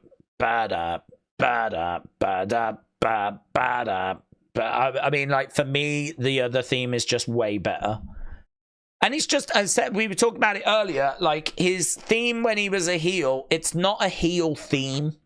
There's nothing in there that, like, feels heelish. It just feels big. It's like Brock's theme can work if he's a face or a heel, that bum, bum, ba bum, bum. It's just big. It's just a big theme. So same with this. It's a big theme. It doesn't matter if he's a face, doesn't matter if he's a heel. It's just big. It's just a big theme. So, no, I personally, I wouldn't go back to it. I'd keep the one that he's got. I think it's perfectly acceptable, perfectly fine. When does SummerSlam start? Says Crom CTFcom. It starts in an hour and 48 minutes. Edward said, same here. Who is going to win out of Gunther and Damian Priest? It can go either way. It can go either way, but I'm thinking it's going to be Gunther. Collision had an earlier start time tonight, says James. There was a few thoughts that we might have started this pre-show early because we wanted to disrupt Collision. I hope it's not that. I think that would be quite petty. But we do know WWE has an ability to be petty. But I hope it's not that, to be honest. AB Jobson said, Days, LA Knight finally gets his first title win tonight. It's going to be well deserved. I think so. Yes, I think so. Adam said, face Roman won't be much different. He'll just beat up heels now instead of faces. Character will be pretty much the same. Floris Gump, love that name, said, if it worked for Brock, it can work for Roman as far as the theme goes. Crom CTFcom Esports said, thank you. I'll be here to listen. Shout out to you, my friends. Yeah, it's going to be a big night, man. It's going to be a fun night. Obviously, all eyes are on that main event. Everyone's waiting to see will Paul Heyman and Roman return. Obviously, there's plenty of opportunity for other surprises and other moments. I still think there's a good chance we get something Wyatt 6. But all eyes are really looking in the direction of that main event. This crowd is putting too much in hope into a Roman return, said the Beach Kevin. It's hard to get into food banks now. I need to be referred to it. My brother bring on... I can get down to the council tomorrow. Do that, Edward. Do that. No, in your city, your town, wherever it is you live, there will be some support there, definitely. There really is no reason for you to go without. Do people remember how the hated Roman Reigns face character was? Yes, we were talking about that earlier. TV Wrestling said, Days, can't wait for the show to start. This pre-show is long. It is long, isn't it? It is long, and there's no matches on it either, but I don't know. I think if you're a wrestling fan, the great thing about the pre-show is it's not essential. So if you want to dip into it, dip out of it, like, you can do that.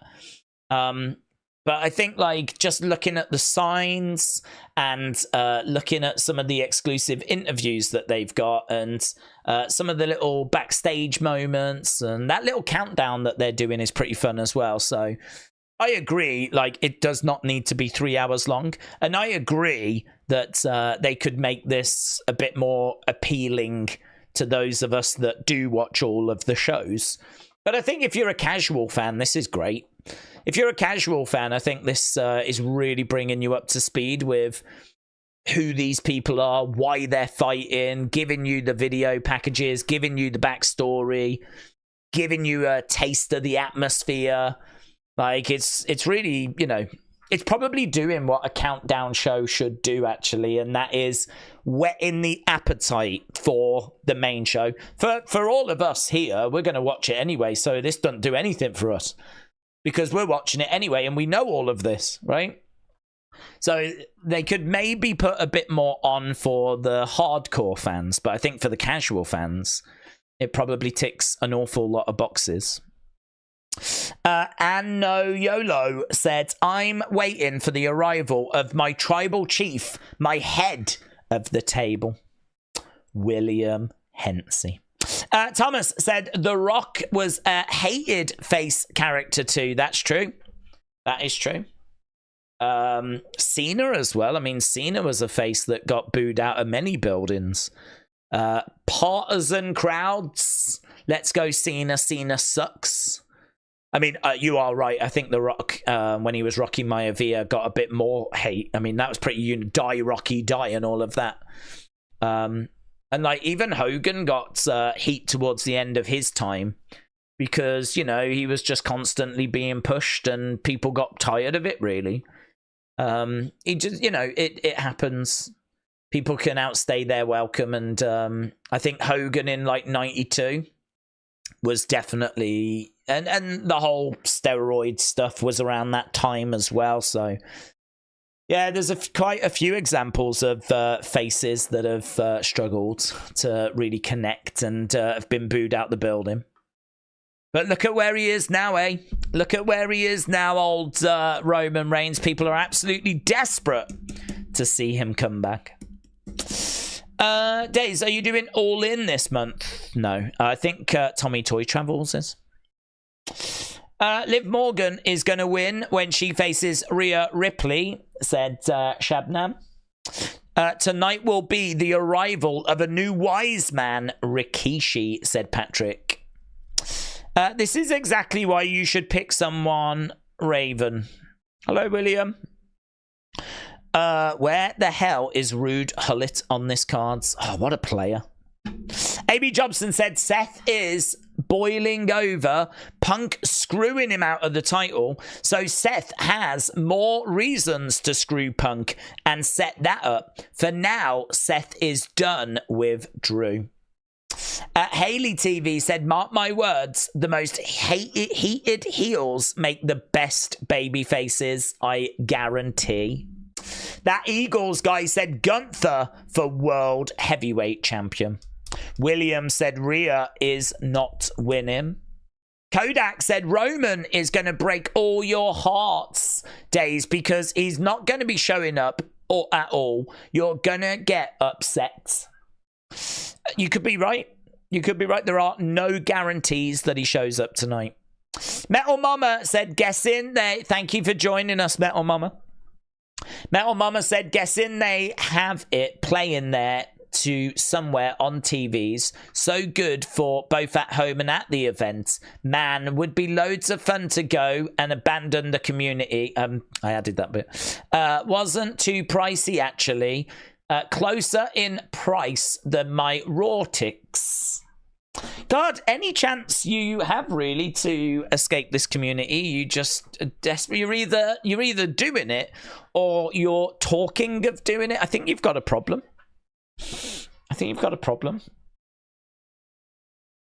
Just feels like this isn't working. Do you know, it's just not working, is it? Just feels like, I don't know, maybe we're not good enough for you. I don't know. Poshia, shout out to you. Hello. Hope you're well. Days knows I love my chat games, says William. Philip said Rhea Ripley will lose. Dom turns on Rhea. But Days, because of storyline, it's too soon for him to return, says Kodak. Well, I personally disagree. I know that was a point that was made by Eric Bischoff, but I don't agree with it. I think that SmackDown has been struggling. The quality of SmackDown has not been very good. And I kind of feel like SmackDown could really do with a boost. And it could really do with Roman. I also think that Roman coming back is just the start of Roman building his bloodline. So Roman coming back, you know, the bloodline, they don't feel like they're fully established like Solo's bloodline. But I think we can do that. We can keep building them whilst Roman is back. Because Roman has got to go and recruit Jay. He's got to go and recruit Sami. He's got to bring back Jimmy. He needs to come up with a strategy with Paul Heyman as to what do we do? Wise man, what do we do? Like, we are outnumbered. What do we do? And, like, I think you can tell the story of Roman building his bloodline again, whilst also building up how vicious Solo, Tama, and Tongalo and all of those guys are. I mean, look, if Roman comes back tonight with Jay, Sami, Jimmy, and everyone, and it's just, let's go, bloodline, I would agree, but I don't think that's the story. I think you can still build up Solo and still build up his bloodline whilst Roman is trying to find allies. You know, Roman could be trying to recruit people that keep turning him down. Roman confronting people and asking them to help him, people that he has screwed over in the past. I mean, could you imagine a conversation between Roman and Kevin Owens? Can you imagine how that promo is going to go? Can you imagine him saying to Kevin, like, we need to work together? And Kevin, can you imagine? Do you remember how hard it was when Jay was trying to win people over on Raw? Imagine Roman trying to do that. I feel like that is a process that is going to take time, and I can't see a reason why you can't start that now with the target of having Roman's bloodline fully formed for Survivor Series, which is going to be at the end of November. I mean, we're into August now, and by the end of November, we've got Survivor Series, so by the end of November, we need Bloodline. I would tell a story of Roman trying to get a bloodline together. And listen, Jay might not want to know at first. Sami might not want to know at first. It might not be a case that he goes up to them and said, will you join me? And they say yes. So for me, I think there's a lot of mileage there. There's a lot of stuff you can do with all of that. And whilst that's happening, you just keep building Solo. And you just keep building up this bloodline. And maybe they even at times manage to disrupt Roman's matches, Roman's locker room. You know, imagine Roman's locker room gets trashed.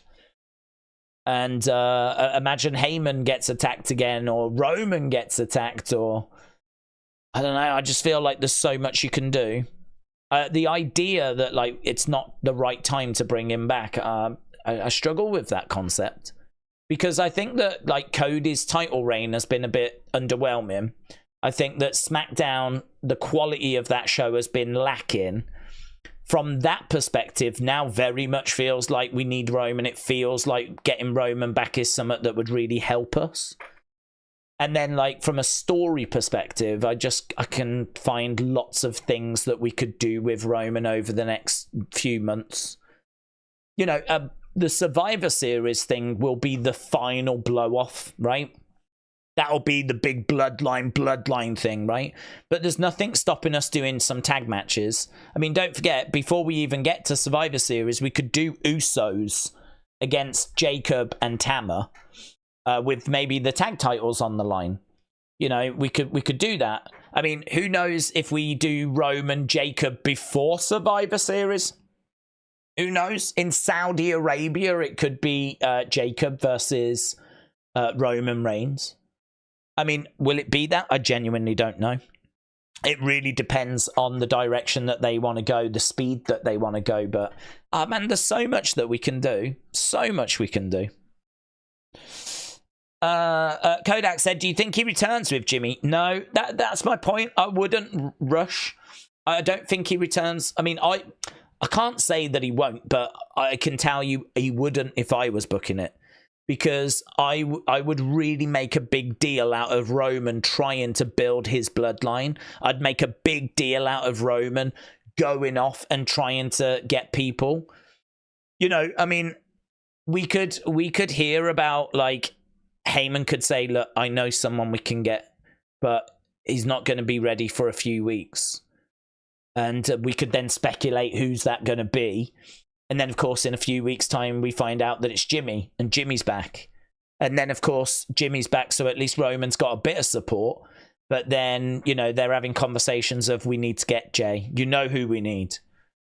Again, I wouldn't name names, actually. It would be a lot of, you know who we need. And then, of course, everyone speculates who are they talking about. And then they pop up on Raw. And they then try to, you know, imagine Jay wins a match on Raw. And then all of a sudden Roman's music hits. And Roman starts coming down to the ring. And Jay's like, what the hell's going on? And then we get this amazing segment where Roman basically apologizes to Jay. And Jimmy is pleading with his brother to come back and join them. And it's not the same as it was now. It's different now. It's how it should have always been now. This is why I'm saying don't have Jimmy, Jay, Sami, Roman just come walking out tonight. You're leaving way too much good stuff on the table. You're leaving way too much good stuff. Stuff that we should see on shows will have already happened behind the scenes, and that is just not good booking. In my mind, that's just awful booking. Like, instead, let's look at these moments. Let's do these moments. Let's dig into these moments. Let's see them trying to convince Jay to join them. Let's see that moment where Jimmy is reaching out to his brother. This is good TV. This makes good segments. This is what's made the Bloodline so captivating, is the fact that you are digging into the characters and you are really fleshing out this world, you know, rather than it's just here they are. It's like, let's tell the story of seeing them trying to convince each other to, you know, come back, Jay. We need you. We always needed you. It's like it should have been before now. I think you could get some really good stuff out of that. So yeah, I'd be really excited about Roman coming back and us kind of going down those roads and taking the slow builds and seeing like how the other Bloodline are trying to take him out and they're looking for him and they can't find him. And maybe, you know, he pops up on screen. Maybe Roman pops up in the crowds. Imagine that. Imagine that. Imagine they go looking for him and they can't find him anywhere. And then during the main event, Roman's music hits. He comes walking through the crowds. People go bananas when Jay does it. People will literally explode if Roman did it. You could do some good stuff. You really could. Right, here's Liv. What's she saying? She's talking about the Liv Morgan Revenge Tour.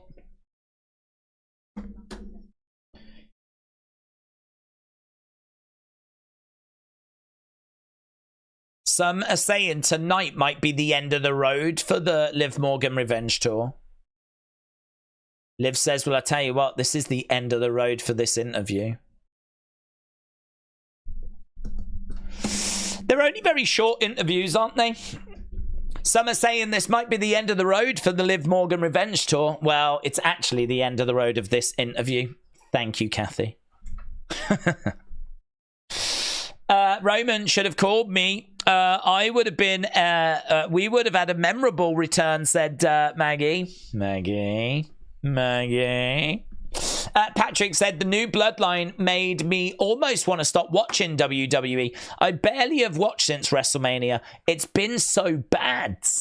Well, I think Raw has been good, but SmackDown has been... I wouldn't say bad, because I think I can normally find things on the show that I've enjoyed. I mean, there has been some good matches, like Andrade against Carmelo. I mean, that really was a lot of fun. But yeah, I mean, there ain't loads, to be honest. I mean, if you look at like Logan being the mid-card champ, I mean, he rarely defends. I mean, he's defended it twice. So you look at the mid-card championship on SmackDown and it's not active. And you look at like the women's championship being on Bayley, that should be good. But we just haven't done anything with Bayley. I would love for Bayley to have brought back Ding Dong Hello and actually had her talk show segment. But honestly, Bayley's reign has been a bit flat. It's been a bit underwhelming. I mean, kind of the feud with Damage Control kind of wrapped up, and now, you know, she's just been bobbing along, really. And I don't know, that's been a bit flat. Cody's booking has been underwhelming. I think it got good when, like, you know, he started engaging with the Bloodline, but that was only fairly recently, actually.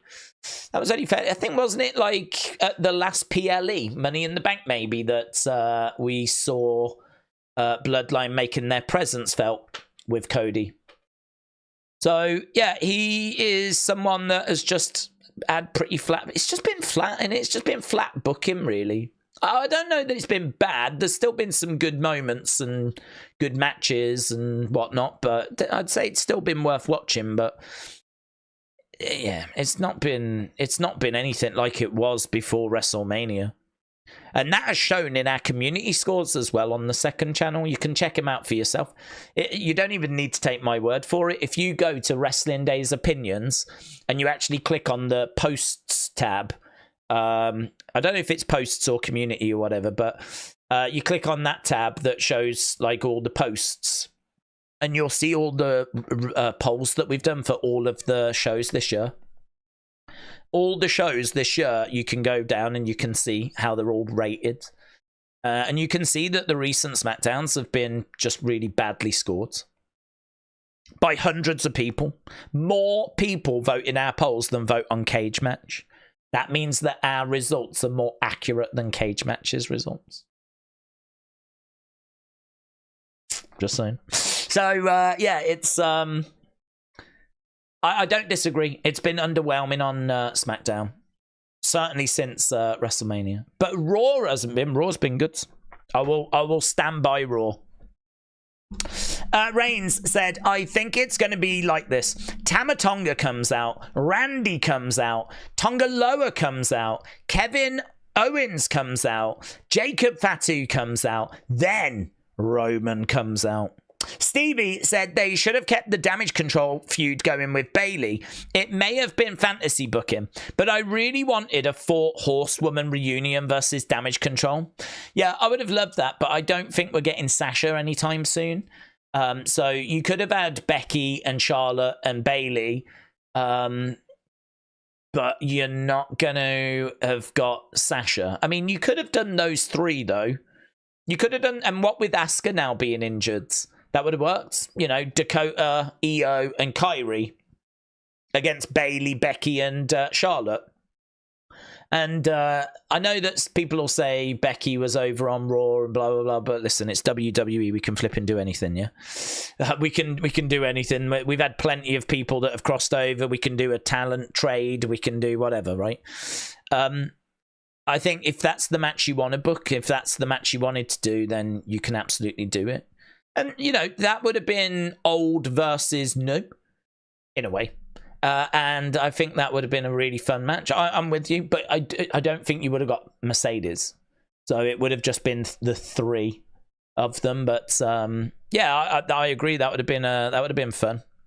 But we know that Becky is obviously not around at the moment. She didn't sign a new deal. They couldn't come to an agreement. There's them things. Look, those signed things.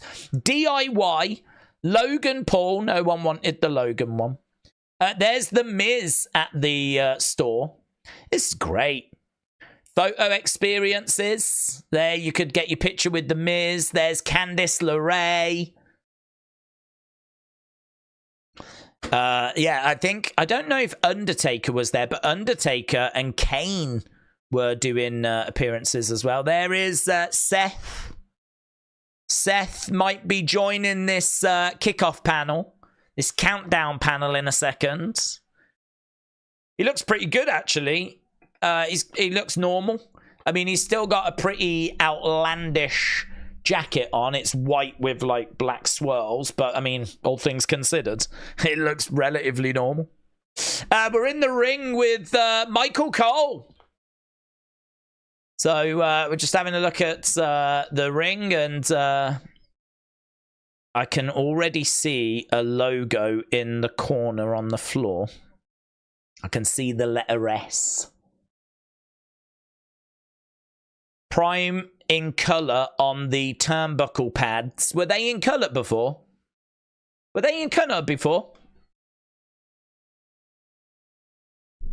Or have they now added colour? Because the Prime bottles on the turnbuckle pads are coloured in. Does that mean that the one in the middle of the ring is going to be in colour now?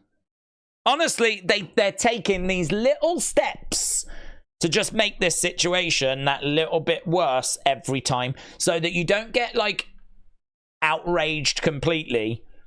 It's just you get a little bit outraged, a little bit more every time, and eventually the ring will be covered in logos in color, and we'll be like, how did we get from here? How did we get to this?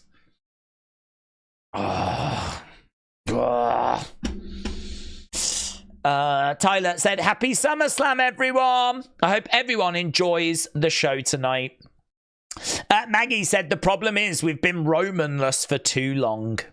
IFAL said, kind of over this live revenge stuff. The whole thing is okay for a brief minute. I'd like to see more viciousness with the women. They deserve better than the cringy love stuff. Sorry, not sorry. Well, that's fair. It's I can understand it not being for everyone.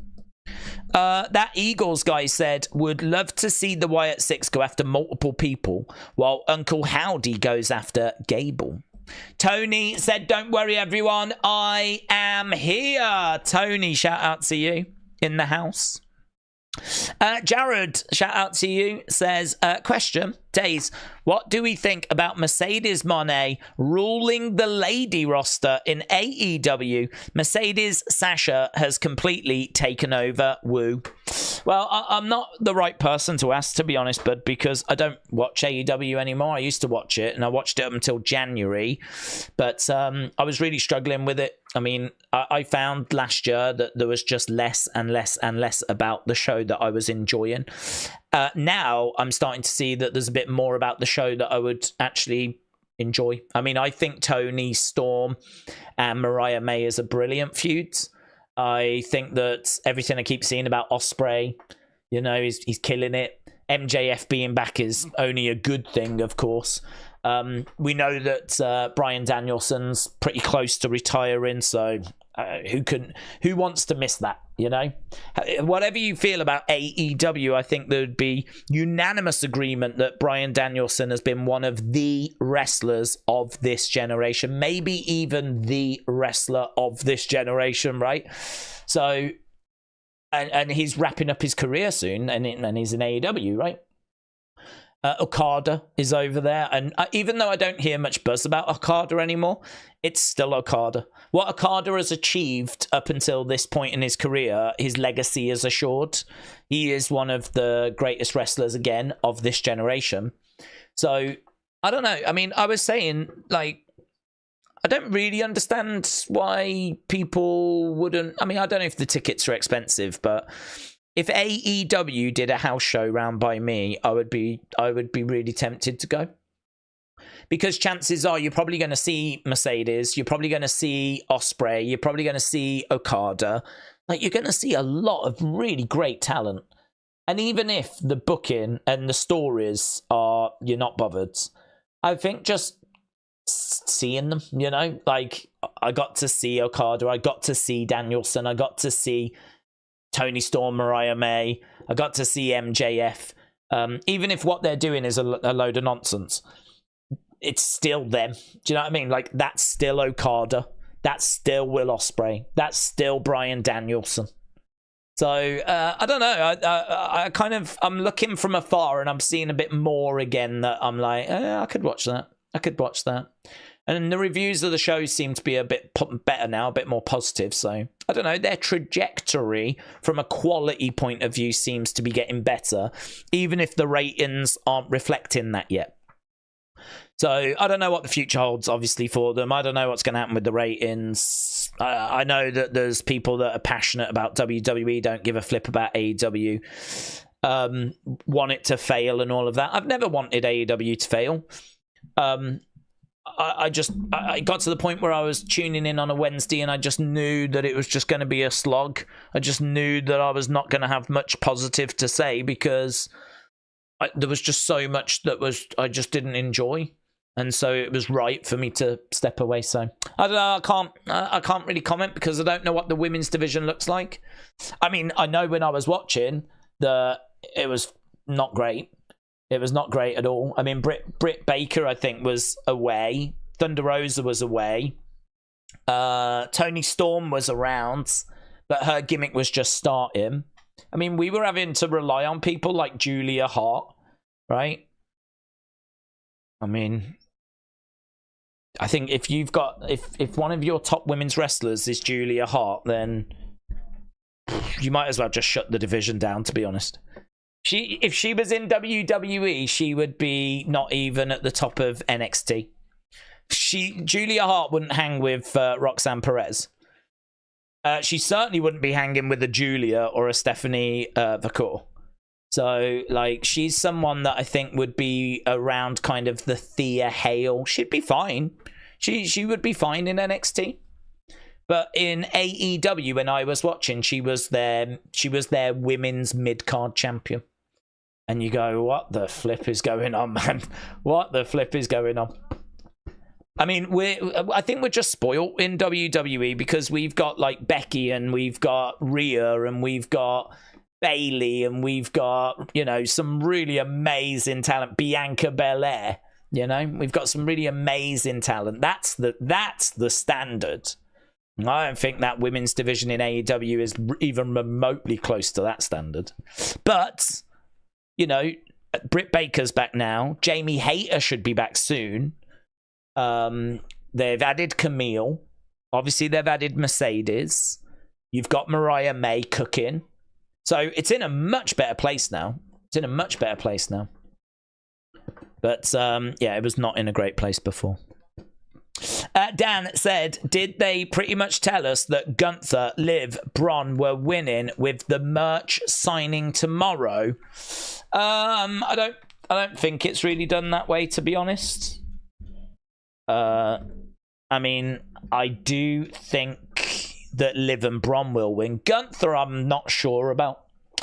I think there's an argument that Damian could retain, and then Gunther gets it in Bash in Berlin. We've got Seth on the panel, but I don't know that he's going to really say a great deal that we need to hear, but I'll put the headphones on. We'll see what he's saying in the background. If he says anything interesting, I'll let you know.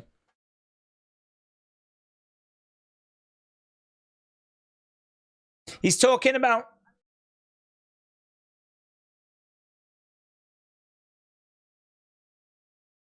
Seth says, I'm not really into counting tonight.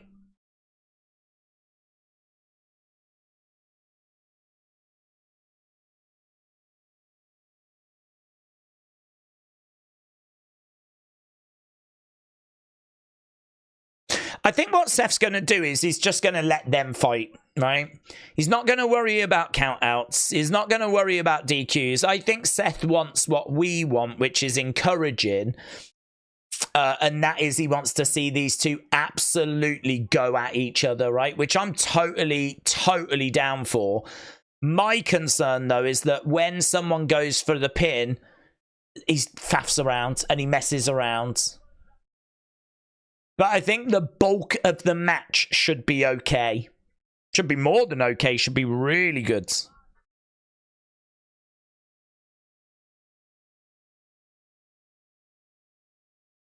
TikTok shop Bloodline. I don't know what that means. Still got a lot of people out there, you know, but then saying that, we've still got a little bit of a way to go. SummerSlam does not start for another hour and 15 minutes. If you are just joining us and you've not left a like, leave a like. It's greatly appreciated. Do we know what number we're on, by the way? I genuinely do not have visibility on that number. So I don't know where we are with it, but we always try to get to about 1,000. So that's our goal. We normally do it with the UFC big pay-per-view shows.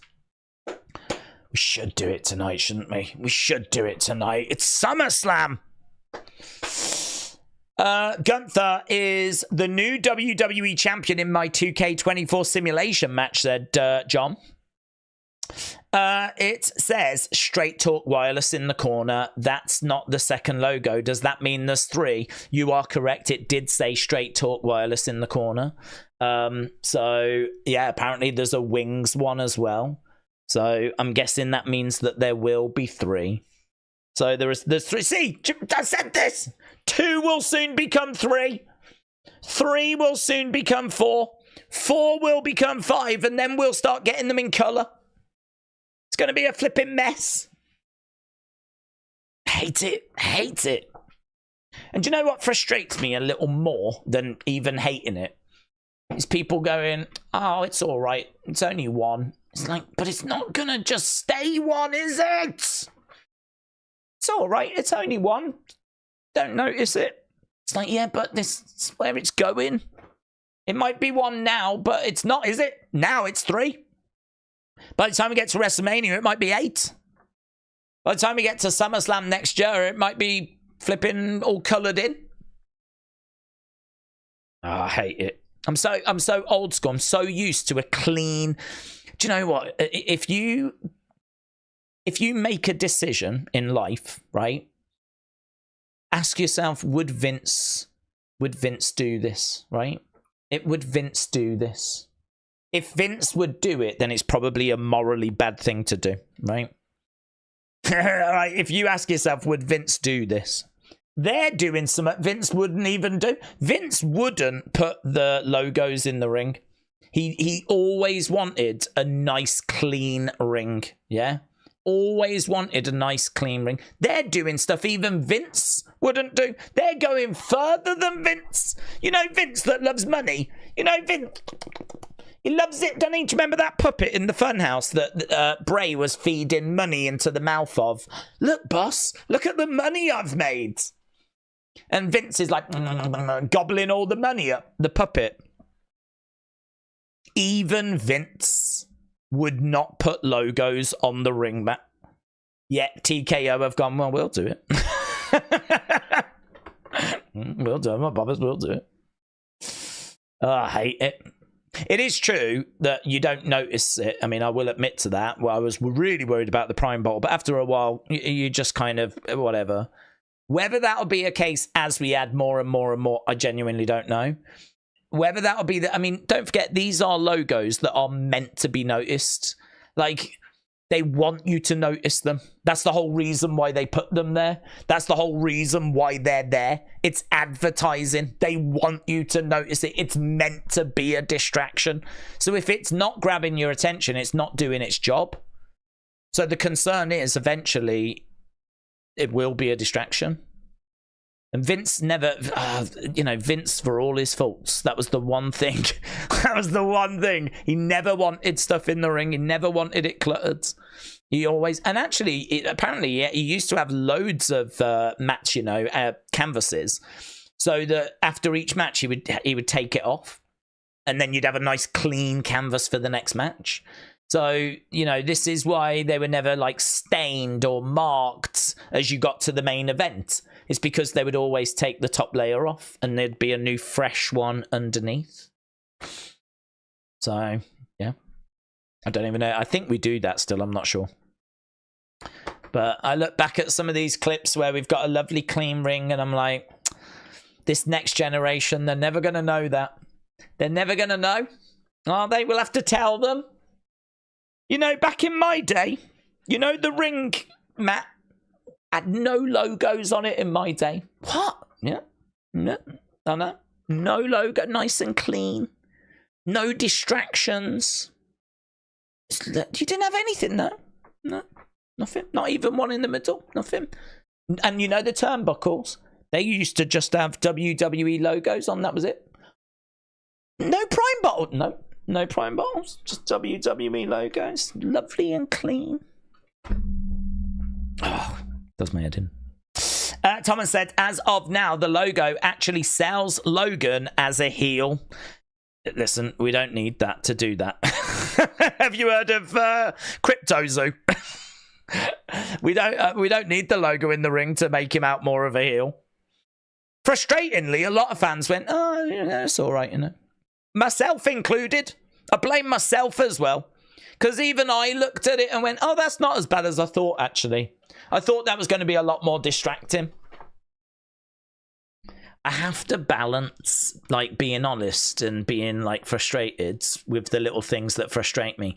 And then not going over that line where I cry about it. You have to kind of, you know what I mean? No one wants to tune in and see someone crying. So you have to kind of find that sweet spot, really. So I just sort of conceded that's a battle that I'll never win. But just once in a while, I like to have my rant. I like to just make sure my rant is out there. It's recorded. It's in the history books. It's also quite good to get it off your chest as well, actually. Right, number 4 in this list is when Edge got chokeslammed through the ring, which is a cool spot. From 2008, that was a very cool moment. Better than The Fiend's debut, though.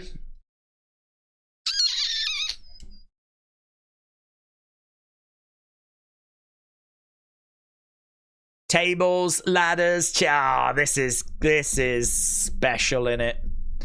This is special. TLC.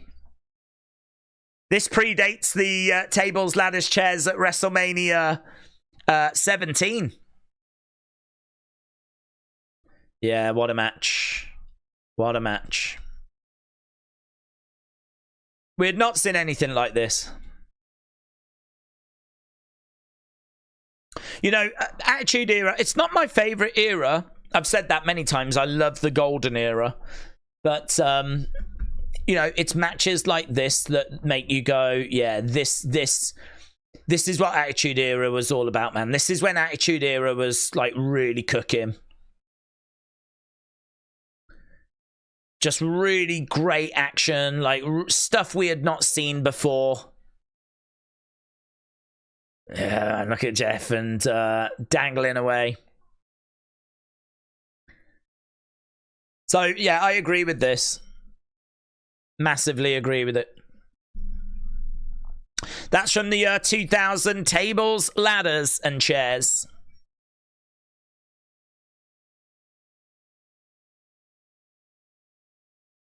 It'd be really cool if we did a quick top 3 on each Raw and SmackDown, or just on Raw. You know, think of all the moments that we've got in the history of WWE. We never talk about them. We never talk about them. We could be showing so many classic moments. We could have a classic moment of the week. Why don't we do that? We've got a whole network of stuff that we can promote. Superstar of the week, where we just show a different superstar. And just show, like, some of their, like, iconic moments. Sigmund said, what do you think is the most questionable booking action from Vince? Most questionable booking action. It's hard to see past the screw job in it. He had to sign that off. And that is probably the one that was most questionable. I don't know that he was wrong, actually. I mean, they didn't want Brett leaving with the championship. And so, everyone knows the story of the Montreal Screwjob now. And so, they actually screwed Brett for real. And it obviously... It lit the torch paper. I mean, not only that, it's one of the most important moments in the history of wrestling because, I mean, out of that came the Mr. McMahon character. And that's when you obviously then get the perfect heel and villain for Stone Cold. And Mr. McMahon and Stone Cold just is the Attitude Era. Like that, them two butting heads. I mean, Stone Cold flipping off the bird to his boss and all of that stuff, and stunning Vince. Like, this is where the ratings go absolutely bananas. But I don't know that we get to that if it's not for the Montreal Screwjob. So I think that I don't. Is it questionable? I don't know. I don't know actually what public perception is like on the Montreal Screwjob. I think a lot of people would agree that like something needed to be done. Like, you can't really have Brett leaving with the belt. But equally, in the same breath, I think Brett is a really stand-up guy. Brett is always someone that seems to have a lot of dignity, a lot of honor, a lot of pride. There's not really anything to suggest that he would have done anything untowards. There's nothing to suggest that Brett would have left with that belt and gone to WCW. That was the big concern. That was the big concern. Was that the WWE Winged Eagle Championship was going to be on Nitro, like being paraded around. And what an embarrassment that would have been. And they couldn't run that risk. They couldn't run that risk. So they had to do something. And Brett would not lose to Shawn. He would not lose to Shawn. Not after Shawn said about... I think Brett said to him, didn't he? Look, when the time comes, I just want you to know I'll be happy to put you over. And Shawn responded by saying, thanks, but just know I don't feel the same. Basically saying, great, thanks for putting me over, but just know if I ever have to put you over, I ain't doing it. And that really upset Brett. So then Brett was like, screw you, I ain't putting you over then. And so he was not going to put Shawn over. And how crazy that they were in Montreal. How crazy they were in Canada. It's like that moment was just meant to be, wasn't it? They're in Canada when all of this plays out. It's got to be that for me. I mean, you've got loads of moments that are like, I don't know, Sting losing and all this kind of stuff, but I don't know. I think because of the importance of the Montreal Screwjob, it's got to be that. Rick said there was 100% of work in there, in my opinion. Not the whole thing, but something is off. Suzanne said, if you would listen to what Brett said on the microphone, he said he would give the title back the next day. Yeah, he did. He said, but they weren't willing to take that risk. They weren't willing to gamble that. I don't know why, to be honest. I don't know why they weren't willing to just go with that instead. I think there was a few things that were like floated ideas that were floated. And I believe it's Jim Cornette that's come forward and said it was his idea to do the screw job thing. But amazing moment that really changed the history of wrestling.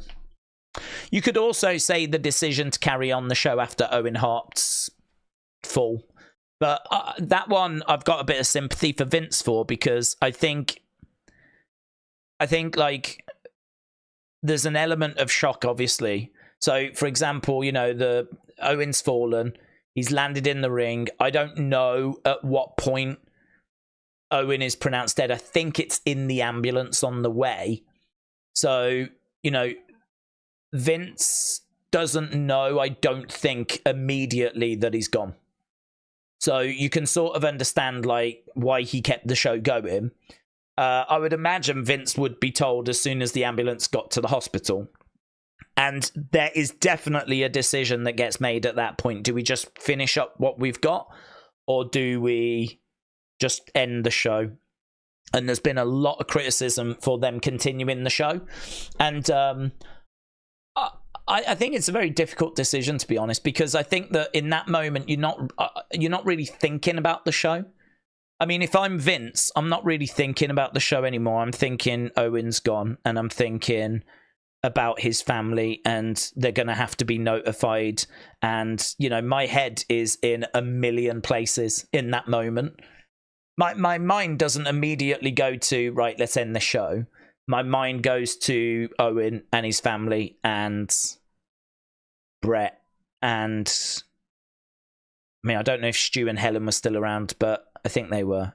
And like, oh my God, like how, I mean, he's in shock. In my mind, if that's me, I'm in shock. My brain is flooded with thoughts. I think in the cold light of day, it's really easy to go, should have ended the show. But actually, if you put yourself in that position, I think it's harder. I think it's harder. I don't think a lot of people, I think, would paint it as him being heartless. The show goes on, pal, and all that kind of stuff, and that he didn't care. And like, we're going to finish the show and I'll deal with that after. I don't think that's the case. I don't feel like that's the situation. For me, if I'm in that situation, I'm in shock and my brain is swimming and I've got a million things in my head, and nowhere near the top of that list is you know, the show that's happening at that point. You know, that's nowhere near the top of my list. So I don't know, that one is one that I think would get a fair few mentions, but that I do have a degree of sympathy. I'm not saying it was the right decision, but I'm just saying I can understand it being a difficult decision, which is why I think I would go Montreal Screwjob over the Owen one. Scott Turner, shout out to you. Shout out to you. Thomas said Owen wouldn't have wanted it to have stopped either, says Thomas. Well, maybe. I can't. I don't know. I mean, you could be right. I genuinely don't know. That's one that's very difficult because, I mean, in no way am I trying to excuse Vince. Like, if it turned out that he was, goddamn, the show goes on, then, you know, for me, no, that's. I mean, I don't know. It's difficult. It's difficult, isn't it? But I just don't feel like that was what happened. If I put myself, which I do try to do, put myself in that position, but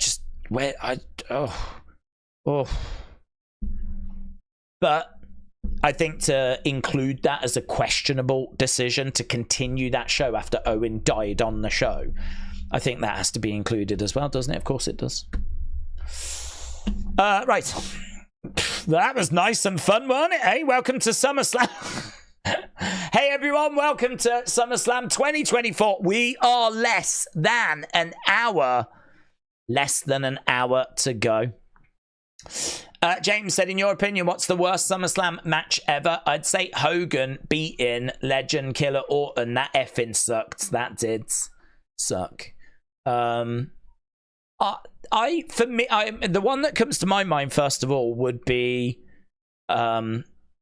Lex, because that had a big impact on me as a kid, and I think you could make an argument that killed Lex in WWE. I think that result may have actually ended his WWE career, and I was not a watcher of WCW, so I genuinely don't know what he went off to really achieve in WCW.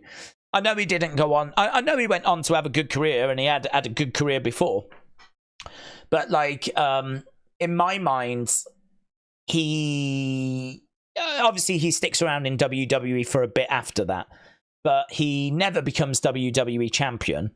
And he, I think, wins the tag titles with the Bulldog, and you know, he does achieve a couple of bits, but that felt like the moment for Lex. And I think that they did the whole Lex Express thing throughout the summer. I feel like the crowd were there or thereabouts with him.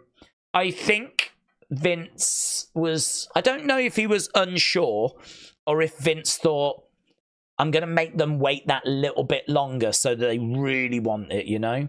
But the problem is, sometimes if you do that, a better option comes along or the fans decide they would rather something else. And so that's what happened, really. I mean, by the time we get to Rumble 94, you've got Brett and Lex both winning the Rumble. And then we do this whole weird kind of Vince is trying to figure out, who do you want?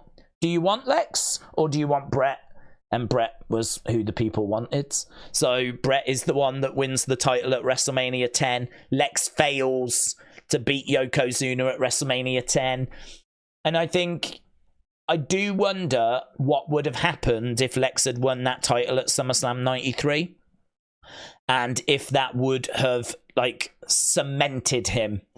And if that would have, then what would his title reign have looked like? What matches could we have done? Blah, blah, blah, blah, blah. I really feels like that was a key moment in his career. And I just think that him not winning... Well, he won the match, but he didn't win the title. And then him celebrating, or them celebrating, I think that was... it was insult to injury, really. If you hated... Because don't forget, they built Yokozuna up real well. Yokozuna was this hated heel. Hated. He was all anti-American, and, like, Lex was Mr. America.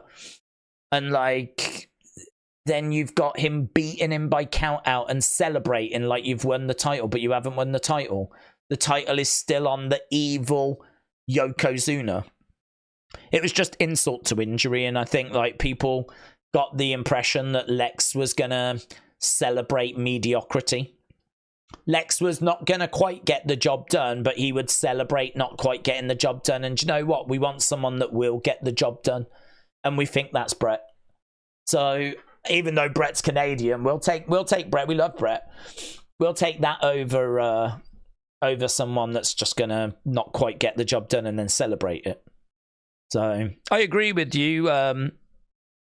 Hogan winning, I don't think was the right call, but, you know, Hogan's always going to try and put himself over, isn't he? But yeah, that Lex one. Actually, it's on screen now. That's it, on screen at the moment. Drew's talking about it. I think this is going to be the best SummerSlam ever, said Suzanne. Kevin Nash and King Mabel. That sucked. That did suck. That whole match just sucked. Yes. Almost SummerSlam time, said Leon T. Williams. It is. How long have we got? 53 minutes. We've had, look at it, I've only just noticed, over 3,000 votes. So will Roman Reigns return tonight? 82% of you have said yes. 18% said no. So 82%. So it seems like people are pretty close to being assured that it's going to happen. 82% is very, very high. Very, very high. 82% say he will. 18% say he won't. Earlier today, Undertaker did his One Dead Man show. We've just got some images from that. This SummerSlam is going to be crazy, said Cam Vlogs. Should be an awesome card. Lots of excitement around as we're getting closer towards the start of this thing. We're seeing the stadium filling up. It's a great venue. It's a big stadium. It's going to be 60-odd thousand. Let's go, man. This should be an awesome card, said Joe. People are still talking about...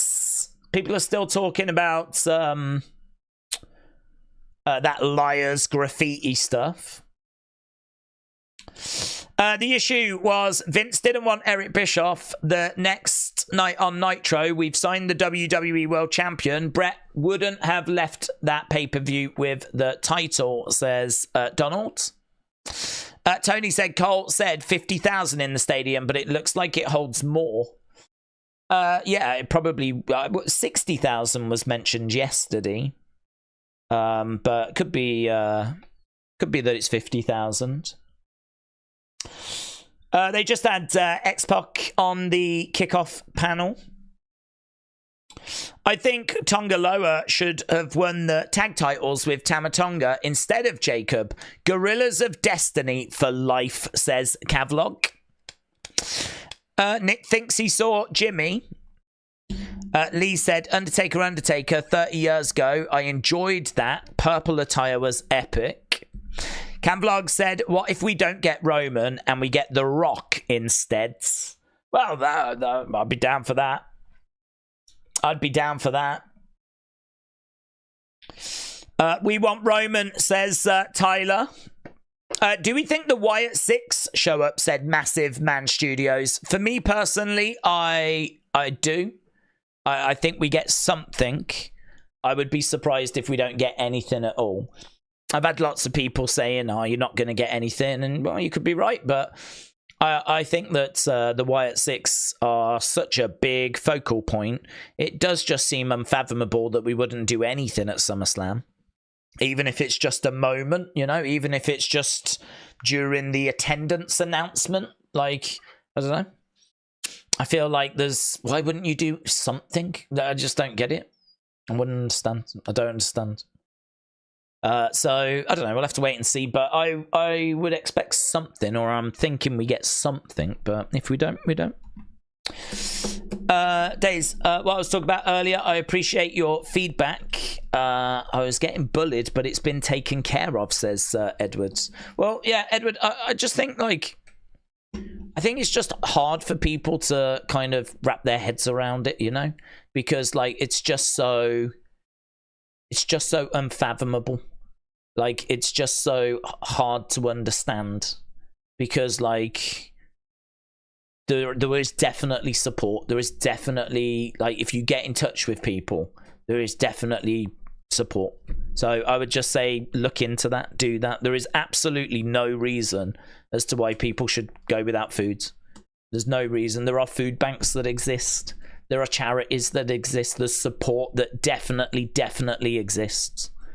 So, like, I don't have numbers or anything. Obviously, it's not a conversation I was prepared to have. But if you do look into it, I have no doubt whatsoever that there is support that's out there. So I could understand people going, have you tried this? Have you done this? Have you looked into this? Because no one's going to want you going without food, are they? So I could understand people being like, have you just struggling to get their heads around it. I can understand that. Because I'm struggling to get my head around it as well. Because there will definitely be support. You should not be in that situation. And it's not something that you can joke about. I know you're not joking about it, but it's not something that we can... It's not fun. It's not fun. Like, that's a really serious situation. No one should be going without foods. No one should be going without foods. So I'd say, please reach out to people. Please have a look into it, because you shouldn't be in that situation. To me, that's really serious stuff. That's really serious situation. The idea of going the rest of today and then tomorrow and then, I don't know, Monday morning without food, it horrifies me. It horrifies me. No one should be in that situation. Jerry said, Days, first time watching a PLE. I'm hoping for a fun night. Yeah, Jerry, same. Love the videos and the content. Greetings from the Netherlands. Shout out to the Netherlands. Hope you are well. And hey, you've been doing well in the Olympics, haven't you? You've beaten us with the rowing the other day. What was it? The women. I think it was the women got picked on the line by you guys. So I saw that you've been picking up some medals. Australia's doing really well as well, aren't they? I don't know what the latest is when it comes to the medal table. I know the UK, Great Britain was about 5th, which we'll take that. That's not bad. We are behind the Australians and we are behind the French, and that is a problem, to be honest. Those are the only two things we really care about. Where are the Australians and where are the French? Don't care about where the Americans are. We expect you to be number 1. So I'm not bothered about the Americans. Not bothered about China. I mean, China's got like 1 billion people in it. Do you know what I mean? Lol. Not bothered about China, not bothered about America. Where's the French? Where's Australia? They have to go down, right? If South Korea want to beat us, God bless them. If Japan want to beat us, God bless them. Italy, Netherlands, Canada, I'll even have Germany beating us. I ain't bothered. Where's the French? And where's the Australians? And sadly, right now, they are both ahead of us. So we're 5th, Australia is 4th, and France is 3rd. So we find ourselves, frustratingly, behind both of them. But to be honest, if we do end up behind the French, I think that's all right for this games because it's in France, you know? So that would be all right. I could cope with it this one time. But there is absolutely no excuse for being behind the Australians. There is no excuse. That will not be tolerated. So we're 2 gold medals behind the Australians right now. So I don't know what tomorrow's bringing, but it needs to be gold. It needs to be gold. P. White said, Days, I agree. For people that are in need, eggs and cheap vegetables. Yeah, there's got to be. I mean, like breads. Breads. How much is a loaf of bread? I genuinely don't know in this day and age. I mean, I think it was about 80p, something like that. I mean, beans, own brand beans, 20 odd p a can, something like that. As you said, eggs, relatively cheap. Like, you can get them, and you can do loads of stuff with eggs. Like, pasta. Big bags of pasta. I mean, if you got them and just kind of chipped away at that, you know? If you bought it at the start of the month, then, like, try and ration it out, maybe. I've just... Yeah. Dort Knight said, serious question for Days and the chat. Let's go. Do you mark down a pay-per-view if there's no return or interference? Would you all never give a pay-per-view? Would you all never give a pay-per-view if the matches were just that? That's interesting. I mean, look, when I'm scoring a show, I think people know that if, first of all, how good were the matches, right? Normally it's a mixed bag, okay? So normally it'll get us into the 7s, right? For if it's a mixed bag of matches. If all the matches are bangers, let's say there's 5 matches on a pay-per-view and everyone is banged, you know, I would say that would be enough to get me into the 8s. I'd be into the 8s. I don't know where in the 8s. It would depend how much the match is banged, right? But I would be into the 8s. But I do feel like I need a big talking point. I need something that is gonna just push it over the line, you know? If you want to get me into the 9s, I need all the matches to bang. I could cope with 1 being all right, you know, and say there was 5. 1 was all right. Didn't affect the score, didn't improve it, didn't decrease it. But the other 4 were all bangers, yeah? And then, like, I would need a return. I would need a turn. Like, you know, someone turning from heel to face. Or I would need a moment. I would need something to just be on top. So, is it possible to get 10 out of 10 without any return or a turn or anything like that? I can only imagine. I mean, look, if it was a 5 show cards and all 5 matches are 5 out of 5, I think it would get the 10. I think it would get the 10. I mean, yeah, who knows? You might end up with a new champ and that might be it. Do you know what I mean? Like, you might have a banging match and it results in a new champion. That might be the talking point that I was looking for. That might be what I was talking about. But let's say every match banged, all the champions retained. I don't know that gets a 10, because at the end, I can see myself going, do you know what? It was almost a 10, but if we'd have had a new champ, or if we'd just had a return, I think, because for me, 10 out of 10 means this show cannot be better. It can't be better. This show could not have been better. Well, my answer to that would be, well, what if such and such came back? Or what if we got a new champion? That would have made the show better, surely. So how can it be 10 out of 10 if I can find a way of making the show better? Because if we'd have done a return, if you've given it 10 out of 10 and we did this return, what would you have scored the show? 11 out of 10, 12 out of 10. This is why 10 out of 10 is always probably impossible to get to. Because can you make that show better? And so if you don't get a return, I think you can always say, well, what about if we had a return? That would have made it better. So I think it's a really interesting question, but that's just a bit of an insight into like how I go about scoring like the show. Look at this top. All that top section is got tarped off. Look. So the hard cam side doesn't look brilliant for SummerSlam. The hard cam side of the whole top bit is tarped off. So that's a bit disappointing. I think they could have sold a lot more tickets, to be honest, if demand was a little bit higher. I think they'll be happy with what they've done and what they've sold. I mean, you can't be down on 50,000, but that stadium definitely looks like it could hold more than that. Right, where are we? We are 40 minutes away. Teresa Abbey, shout out to you, my friends.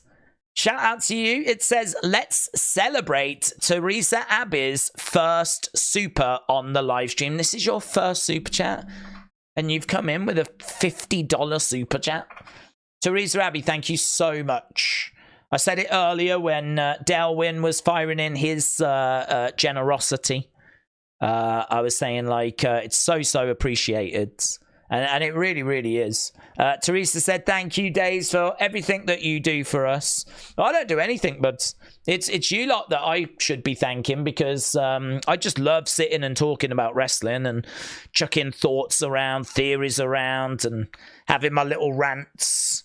But also, you know, getting excited about, like, certain moments that are coming up, and I don't know, and there's just so much going on at the moment to be thankful for and excited for. And, you know, we might be on the verge of seeing like Roman coming back, and those moments that are just going to change everything, you know, and that will change everything. Just so exciting. So, yeah, I think that, it's always lovely to like hear from people as well, like firing in a super chat that's your first one. So Teresa Abbey, shout out to you. It's so appreciated. And yeah, I hope you enjoyed the show, my friend. It's so lovely. It seems like you're a lovely part of our community. I always love hearing from people that we don't like hear. I enjoy hearing from everyone, but maybe people that we don't hear from as much, you know? I've said before, there's a lot of people in this community that we don't even know. And that's weird, isn't it? Don't you think that's weird? Don't you think that's strange? There's loads of people in this community we don't ever see. It's weird, isn't it? Feels a bit pervy. It's weird because like every Raw and SmackDown will do like, I don't know, 10,000 views or whatever. And there ain't 10,000 people commenting in the chat. Not even close. I reckon the amount of people I see commenting in the chat, we see a lot of the same names in the chat a lot of the time. So I reckon we're talking hundreds of people, not thousands. We're talking hundreds. That means the majority never talk, and the majority are just out there watching. It's weird, isn't it? But also very cool. So, Teresa, shout out to you, my friend. It's so appreciated. And honestly, you seem like a really cool person. Thank you, Days, for everything you do for us. I don't do anything. Let's just sit here and I'll just be a boomer. That's it. Sit here and be a boomer. It's the easiest job. We did just get the final 2 moments as well, by the way. So Becky squashing Bianca, which upset so many people. That made it to number 2 on the list. Not a chance, mate. Not a chance. I don't know if that was the top 10. It was the top 10 hottest moments, wasn't it? Was that a hot moment? I mean, it was red hot. It was so hot it burnt a load of people that really didn't like it. So, I don't know. I don't know about that one. That wouldn't have made my top 10. Maybe if it was the top 10 most shocking moments. But that upset quite a few people, that moment. Number 1, though. Every dog has their day. And Davey Boy Smith, the British Bulldog, winning the Intercontinental Championship at Wembley. Should have been the World Championship. At Wembley. Imagine Davey Boy beating Brett for the WWE Championship at SummerSlam. It's crazy, isn't it? Because that is so iconic. And it is such a great match. And it's for the Intercontinental Championship. Like, it's crazy. Macho Man and Ultimate Warrior was the WWE Championship match that day. In a match that was fine, but nowhere near as good as what we got in the main event. But I wish that had been for the WWE Championship. But, I mean, we all know the struggles that Davey had at that time. I mean, he didn't even know what he was doing during the match. He had to have Brett kind of tell him, do this, do that, during the match. Because he'd forgot everything. He was done, weren't he? He had addictions and he was relying on pills and all this kind of stuff. So he was a mess. So I get why we couldn't put the WWE Championship on him, but I wish we had. I was so desperate for that as a kid. I was so desperate. Thomas said it's still being renovated up top for 2 more weeks. What? I don't know what we're talking about. It's still being renovated up. Oh, the stadium. Right. Got you. Oh, okay. So does that mean that we are... Is that true? Does that mean that no one can sit up there then? So they couldn't have got any more people in. Well, that's good if true. I mean, even if it's not true, and if they could have sold more tickets, that is still a great crowd that we've got tonight. You can't be down on that. You can't be comparing that to like an AEW situation, right? I mean, to sell 50-odd thousand for SummerSlam is fine, good. Take that. This ain't WrestleMania. This is like SummerSlam, so yeah, fine. But if you're telling me that actually it's being renovated and you couldn't even sell those tickets, well then, well, there we go. Couldn't have sold them anyway. It's been a long time since we've been back to this kickoff panel, you know. We've been away from them for quite a while. We're just on a bit of a commercial break at the moment. JP Ville said my over-under for Canadian Destroyers is 59.5.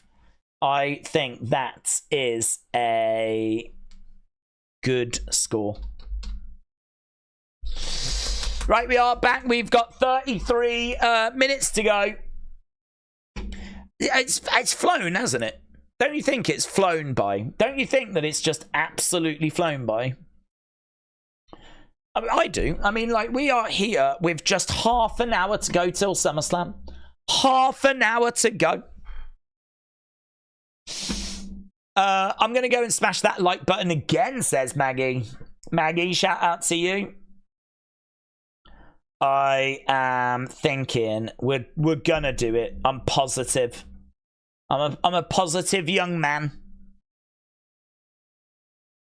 We're going to do it. We're going to get to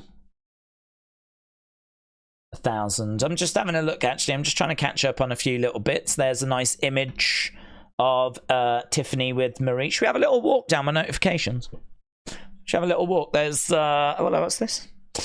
A picture of Roman, Jimmy, and Paul backstage at SummerSlam just got leaked. Oh, is this true, though? How do we know that this is SummerSlam? This could be from any point. Lots of images doing the rounds. I'm trying to look at the picture in his hands. Is that a clue? Don't know. Don't know. Is there anything that... No, there's no date or anything, is there? Here, look, I'm doubting the validity of this. Don't jump the gun on me. That's not even Cleveland. How do you know? How do you know that's not Cleveland? How could you look at this picture and go, that's not Cleveland? How would you even know that? Fake. This isn't from today. Stop with these bait pictures. Do you think this is legit? F off. This real. Fake. Yeah, I mean, let's go. Oh my God. Is this really from today? Someone's getting fired. This photo is from Survivor Series 2022. Oh, well, Vince McMahon seems to know. Is that true? Is that Survivor Series? Yeah, I don't know. There could be, honestly, a lot of this doing the rounds where people just want views. So I ain't buying it personally. There's a chance, but I think there's just as great a chance, if not a greater chance, that this is a picture from some other time. Alexa, Brock, do we think he comes back tonight? No. CM Punk on, what's this? Good luck to our pal from The Walking Dead. Oh, well, they look good for zombies, don't they? They look absolutely fine. There's the Tiffany and Maurice thing. This is Liv or Wyatt 6. They purposely put XO above and on the bottom to make the Pluto symbol, said Jay Villa. Yeah, this is still getting a lot of talking. People saying that could be maybe some sort of like Pluto symbol, whatever, but I don't know. People are saying it's XOXO. The Liars is obviously quite interesting. Who's this boomer? Oh, is this new commentator, Joe Testicles?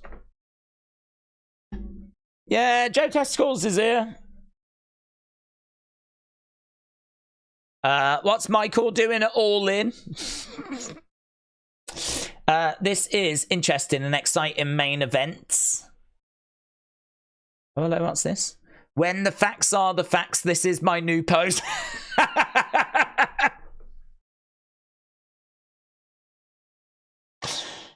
I'm just saying it like it is, guys. I'm just saying. I like that. Feel free to steal that if you want. When the facts are the facts. Just saying. Oh, hello. What did he say? He's shifting over to Monday night, Friday night.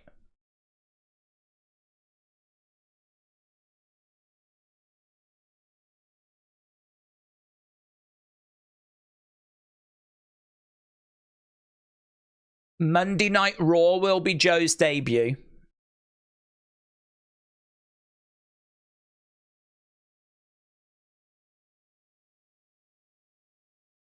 So the first Raw out of the Berlin one will be Joe Testicles' first show. He's got a good voice. He's a proper professional commentator, isn't he? So, Sudo, shout out to you, my friends. Welcome. Hope you're well. We've got Wade Barrett, we've got Jackie Redmond, we got Big E, we got Pete Rosenberg. They're inside the stadium. Inside the stadium. And the clock is counting down, 27 minutes to go. Michael Cole's going to SmackDown. Yeah, he said he's going to SmackDown.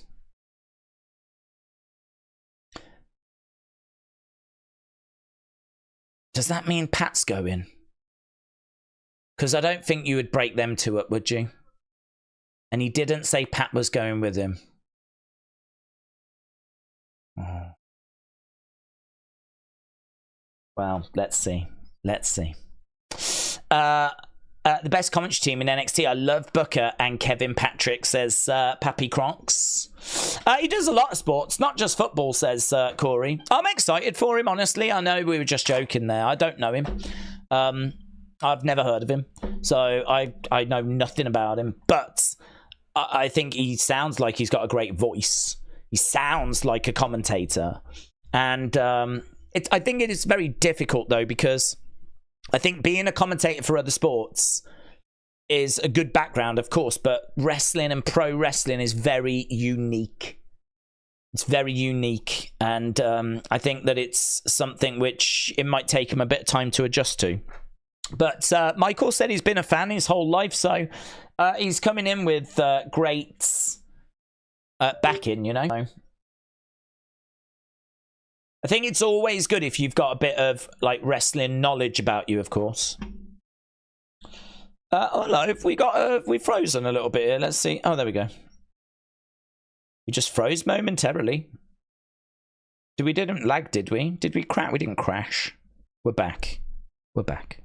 Right, Days. I would honestly love you and Pat to meet up in a Weatherspoons. He wouldn't.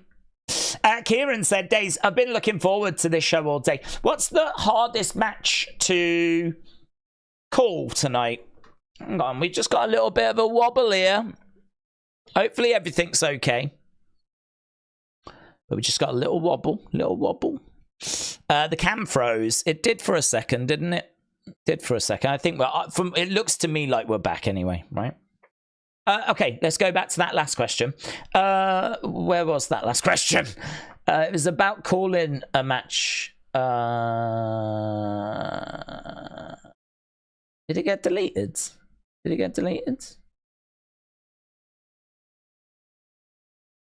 Might have got deleted. I can't see that comment anymore. I think it was, what's the hardest match to call?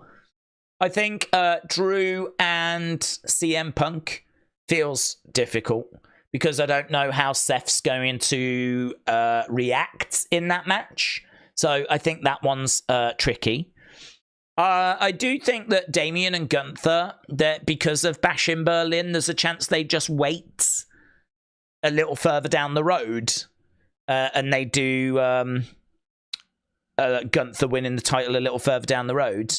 And maybe Bayley and Nia. I think Nia gets it, but I would not be shocked to see Bayley retain.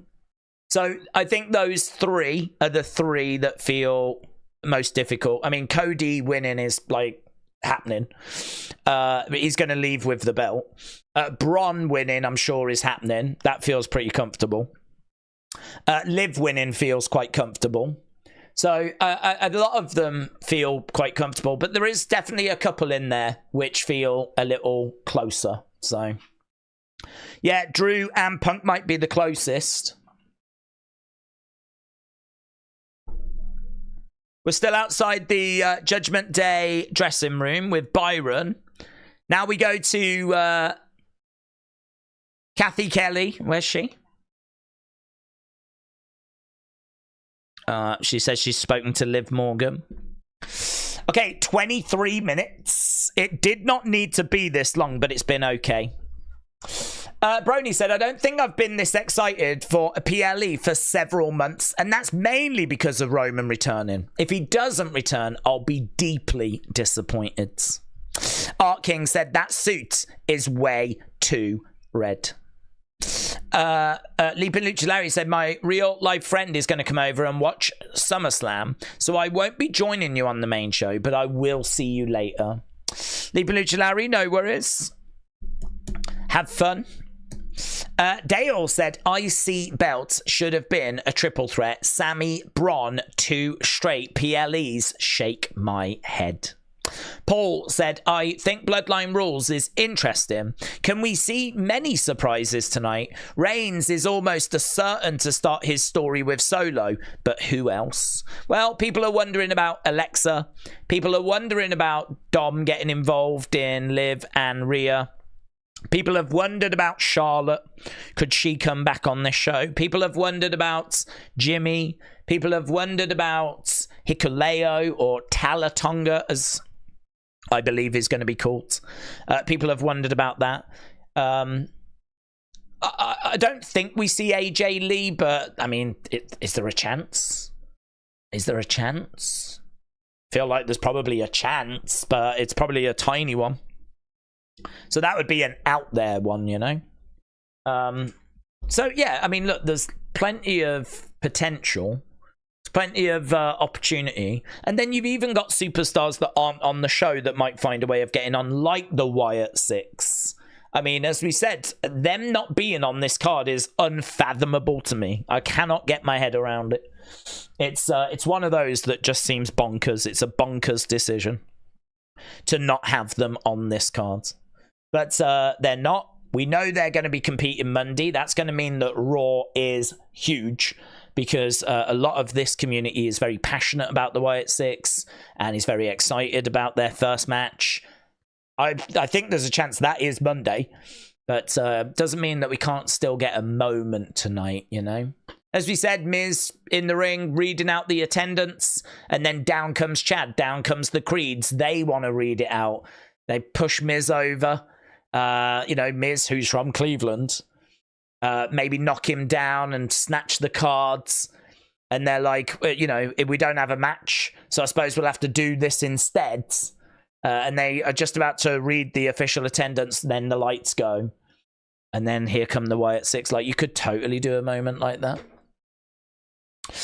Thomas, shout out to you, said your favourite announcer might take football season off and give you a break. No. Because he always puts wrestling first, doesn't he? Always puts wrestling first. Do you remember last time when he did that? Remember last time when he was an announcer and then he decided, actually, I want to go and do football instead. And he went off and did that instead. And then do you also remember that after he went off to do that, they did a poll asking about what people thought about various college day announcers. And I think, wasn't it about 50%, just over 50%, didn't rate him and didn't like him. And that upset him to the point where he was like, if you don't want me, I don't want to be here if I'm not wanted. And so he left and then ended up coming back. He didn't come back because the season ended. He didn't come back because he decided he actually loved wrestling more. He came back because he was doing a bad job at the other place he went to. So he came back to us. And now he's decided, oh, actually, no, I do like football. So I'm going to go off and do that again now. Yeah, I'm not a fan. Not a fan. Rob said, I think the interference with the Rhea Liv match could possibly not be Dom helping Liv. Maybe it's Finn that's going to help Liv because he's been a bit dodgy with Liv. Yeah, I think that Finn is definitely a possibility. I agree with you. I think if you look at how they're presenting Damian and how they're presenting Rhea, they are presenting them as faces. And they are presenting Finn and JD as heels. And Dominic and Carlito are in the middle. I would say that JD and Finn are heels. Damian and Rhea are faces, and Carlito and Dom, we don't know. I feel like Carlito probably is a good person, but he is in with the wrong crowd. And so he is just trying to do the right thing. He'll do what he's told, but actually he's just a goof. He's just a goof. He's like R-Truth, he's just a goof, right? Dominic, we still don't know. Dominic could go either way. He could be with Rhea or he could be with Liv. So we may or hopefully will find out tonight which way he's going to go. And so I don't know which way he goes. I don't know if he goes with Rhea or if he goes with Liv. So yeah, difficult that, to be honest. It does feel like this is going to all fall apart. It does feel like Judgment Day are going to implode. And yeah, I'm excited to watch it, to be honest, because I'm sick of waiting for Finn. Finn, when he first came into NXT, was so exciting to me. He was so exciting. I was so excited. And the demon character I mean, first of all, he looks amazing. Finn Balor is shredded. He's a good-looking guy. His promos are good. He looks cool. He looks like a cool guy. He's got a good look about him. And like, add the demon persona into that mix and you're like, oh my God. Amazing. Amazing. What a presentation. What a package. He looks cool. And then if you get him upset and get him angry, he's got this dark side, which is even cooler. He looks cool, but he can get even cooler. So, I mean, Finn is just an amazing wrestler. And he puts on great matches as well. And then he went to the main roster, and I don't know why. You would think Vince would love the Demon. You would think that the Demon would be right up Vince's street, but for whatever reason, Vince just, I don't know, never really took to the Demon, and we actually didn't use it all that much. We did use it, but we didn't really use it all that much. And actually, you know, eventually we didn't stop using him. I mean, the Demon, I don't even know how many times we've had the Demon since, say, 2019. But I bet it ain't all that many times. It's probably like 6 times, something like that. It's really not that many times. They really didn't. I don't know. They just stepped away from it, and I don't know why. I don't know why. And that really felt like it was going to be something that was going to take Finn to multiple world titles. He's had 1 world title that he's held for like 24 hours. So he just feels like a big star to me, a definite world heavyweight champion. He just feels like someone just right there waiting. He's right there. We need to just pull the trigger. You know, let's give him the ball for a bit. You want to talk about someone sitting on the sidelines? I mean, that's Finn, isn't it? That's Finn Balor. I feel like Finn is very similar to Sami. Like, just give Sami a go. Give Sami the ball. We know how good Sami can be. He was so good in the... He was so funny. His matches are so good. He might not be Roman and he might not be John Cena, but you give him the ball. Give him a chance. Give him a run. And the same with Finn Balor, right? Finn's not going to be the next John Cena. Finn's not going to be the next Roman. Give him a go. Give him the ball. Let's see what he can do. Let's bring out the Demon once in a while. Let's go.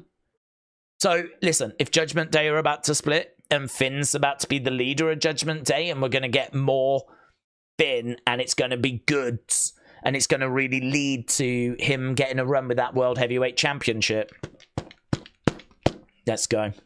Let's go. There's a few that I honestly don't understand. I don't understand why we haven't given Sami a run with the ball. I don't understand why we've not given Finn a run with the ball. I mean, if it's because we're going to do it and they're going to be massive moments, but I mean, it's been 8 years since that unit. In fact, yes, 8 years. It was 2016 SummerSlam that Finn beat Seth to be crowned the first ever Universal Champion, and then on Raw he had to vacate it, so he had it 24 hours. I think it was 24 hours because back then they used to do the pay-per-views on a Sunday, not a Saturday. So he wins it on the Sunday, he vacates it on the Monday because of an injury he suffered in that match. And I think I'm right in saying he's not got back to a world title in 8 years. 8 years. 8. Yeah, do you know how long 8 years is? CM Punk's only been gone 10. Do you know what I mean? He's only been gone 10.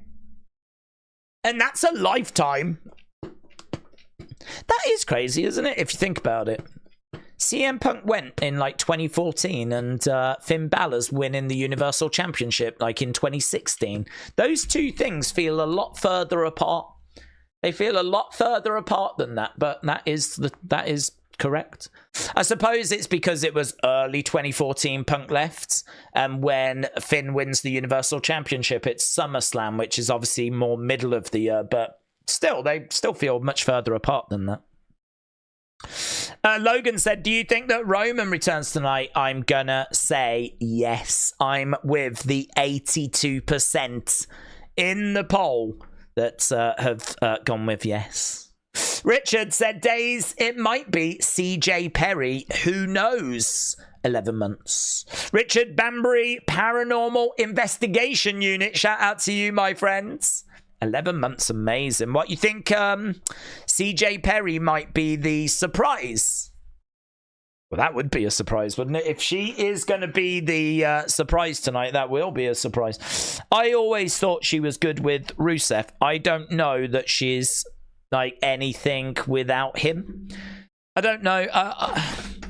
She's all right as a manager, but I don't know. We put her with Dolph and it didn't really do anything. We've tried her with a few other people. It didn't really do anything. I think her and Rusev went together so well. I suppose it's a bit like Scarlett and Carrion. They work so well together. Like Scarlett with someone else, I don't know would work. So I just don't know. I don't know what you would do with her. I don't know who you would put her with. I mean, could you put her with Andrade? Didn't they try that in AEW? And I have no idea how it went. I didn't watch. It was on Collision, I think. So I don't know how that went. But like Andrade needs someone. CJ Perry, did it work? Would it work? I could understand why you would have a look at that. But I don't know if that works. 10 minutes. 10 minutes. Did you see that Liars was written on the Judgment Day dressing room sign? I did.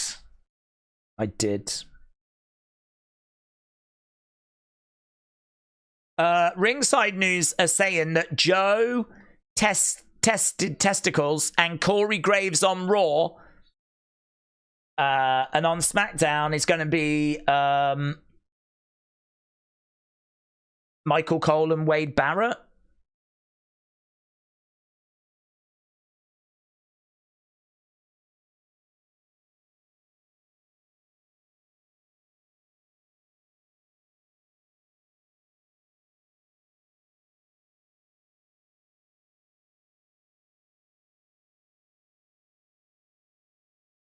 Drew McIntyre's just saying a few words right now.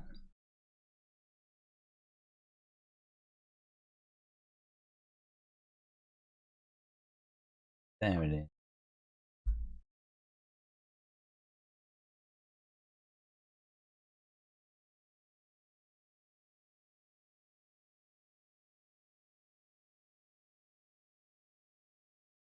Right, we nearly made it to the end of this pre-show, Shiz, says James. William said, this world is crazy. Kardashian being about privacy when they're only famous for showing their privates. I like that announcer lineup, says Tom. I do as well. And do you know what? Like, all stuff aside, right? All stuff aside, that I genuinely think is a very exciting lineup. I think Corey is fine as a lead announcer, but I don't think it's his calling. Like, he's fine and he can do it and we can get through, but is it the perfect solution? I don't think it is. I've got to think they're bringing in this Joe guy to be the lead, and then Corey Graves is going to go back to being color, which he's excellent at. Corey as color is brilliant. I am a bit disappointed though that it won't be Graves and Cole, because I love them together. But then the problem is you would have Wade and Joe. Wade is still relatively green. He hasn't been on the main roster very long, and this Joe guy obviously is only just getting started. Putting Joe with Corey makes sense because Corey has just done being lead. So, you know, if Joe struggles, Corey's right there. He can jump in. He can take over. He can cover. He's got that experience. So it is a shame that we're not getting Cole and Graves, but I understand why you go with Joe and Corey, because Joe's going to be your new lead guy. Corey's super experienced. He can do colour so well. And if you need him to jump into lead, he's right there. And then that means you've got Cole and Wade now. Wade is, you know, still relatively new. I mean, he's been on the roster for a little bit. But, yeah, you know, Michael Cole can do it with his eyes closed. And doing it with Wade Barrett, I'm sure that'll be a lot of fun, to be honest. So I really like that. I really like that. I think you've got I think you've got two really good color commentators in Corey Graves and Wade Barrett. Lead commentators, well, Michael Cole. I mean, I was about to say GOAT, and honestly, I don't know. I should have stopped myself. I kind of stopped myself from saying GOAT, but he really could be. I mean, it's either him or Jim Ross when it comes to the GOAT conversation. And I don't know about this Joe guy, but, you know, he's got a good voice for it. So, yeah, I agree. If that is what we're getting, I'm really excited for that. I do feel sorry for Vic Joseph because I think Vic Joseph does a great job in NXT. And could you imagine being in NXT and the one job you're being trained for is to be like a lead announcer, and you know you keep seeing like changes on the commentary above you and you just never get called. Like, they would much rather make Corey Graves a lead announcer than call you up from NXT and you are a lead announcer and you're good. I could understand him being like, come on, man. That was my time. That was my opportunity. And now they've changed it again and they've gone and brought someone in from outside. They've gone and brought this Joe guy in from outside. You could imagine Vic Joseph being, guys, come on. What the flip? I should imagine he's not too bothered because, like, I'd imagine he loves it in NXT. But, like, I don't know. At what point would you start worrying about your job security? Because, you know, I think he's fine because they need a lead commentator on NXT. But, well, I mean, why am I not good enough to be called up? Like, what's the issue? How am I viewed? Have I got a future here, or what's happening? I could understand there being a bit of doubt there for Vic Joseph, you know, and that's such a shame because I really rate him. I really like him. I would love to see good old JR come back, but he's retired now, says Michael. 5 minutes left to go. Yes. Nice size crowd, said Zoom Station. Michael, Cole and Wade was brilliant together, said Dro. I love Vic Joseph. Lately, he's been money, said K-Dub. Yes. I agree. I think, like, he is someone that is ready to step up if needed. But listen, I'm not down on them bringing this Joe guy in. I don't know him. I can't say he's good or bad, but people that have seen his work tell me that he's very good. And people that have seen his work tell me, yep, good signing. He's going to be a good hire. So, okay, let's see.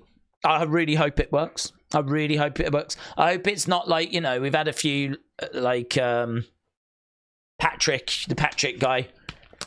You know, we've had a few people that have tried, and it's a hard job. Being lead commentator is Michael Cole makes it look real easy.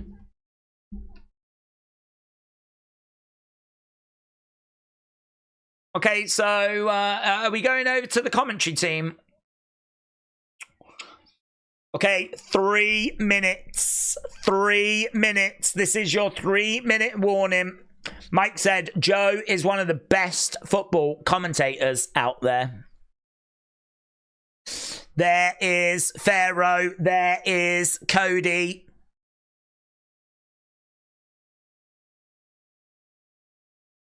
Who's that guy walking behind? Is that like a bodyguard or something? Who is that, Boomer?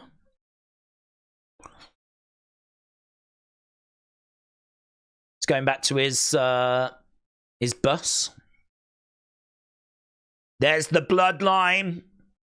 Tamatonga looks like he's in a boy band. Jacob's looking pretty slim and trim, isn't he? Jacob's looking good. CM Punk. Whoa, big reaction for CM Punk. Great reaction. Let's go. 2 minutes, said Mitchell. Mitchell, shout out to you, buds. I just heard some woman scream there as Drew McIntyre is shown on screen.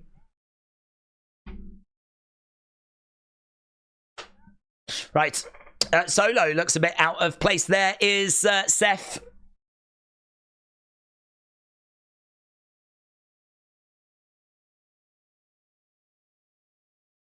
Liv. She is in her gear. The streets were saying this is the match we'll be starting with. Liv, Rhea opening the show. There is Rhea Ripley.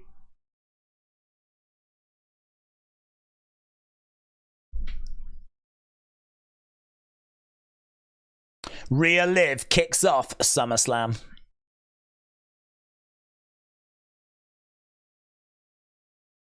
Okay, God bless America. Jelly roll.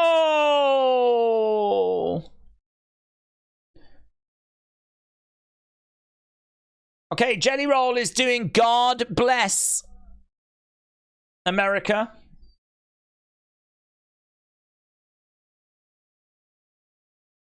We're actually in the ring, you know. We got drums in the ring and everything. So Jelly Roll doing God bless America. Hello. Is that a gospel choir on the outsides?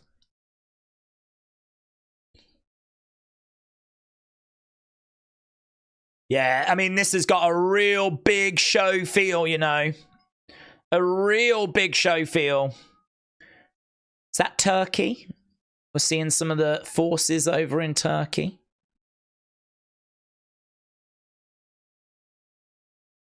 Okay, good news. The Prime bottle is not in colour, but the Wingstop one is in green. It's the colour green. It's not offensive. Oh, hello, fly by. Oh my god. There's like planes in the air and everything. Oh, it's kicking off. I hope that's US military. I hope you're not being invaded.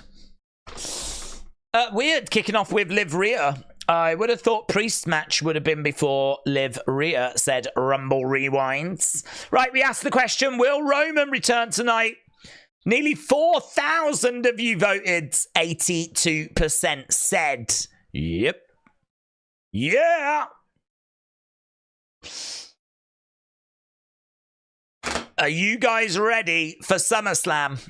I'm ready. I'm ready, Michael. Oh, Triple H! Triple H! Time to play the game! Yes. Popper H. Oh my god, I hope he's doing the national anthem. I hope he's going to come out and do the Star Spangled Banner. Popper H coming out, putting his arms out, looking around the stadium. Popper H, Popper H, Popper H. Making his way down to the ring, Thomas said, leaving Vic and Booker at NXT gives up-and-comers more credibility because announcers have seen what it takes and can put them over, says Thomas. Thomas, shout out to you. J Lang photograph. What is it? J Lang photography. It didn't. It cut it off. You ready? Okay, I did wonder if he was going to go to the ring. He hasn't.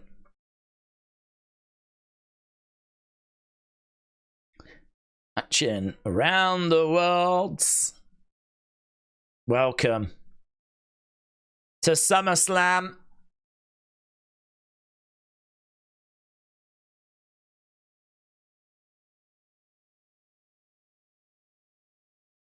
One more time, Jelly Roll. Oh, he's going to do another one.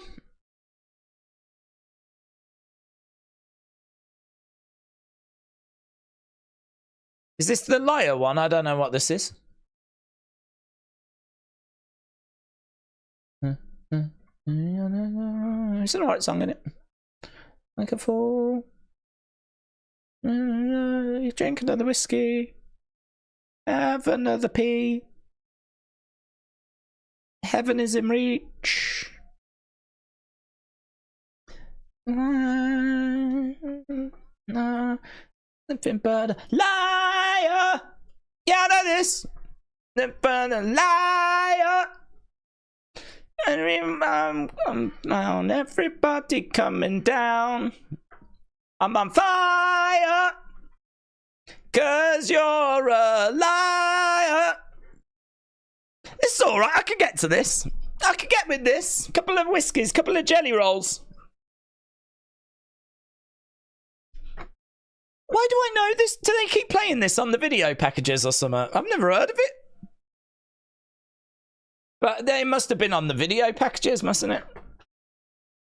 They're showing footage of like some of the builds, some of the wrestlers. He's in the ring. I thought we might do this during the show. The whiskey.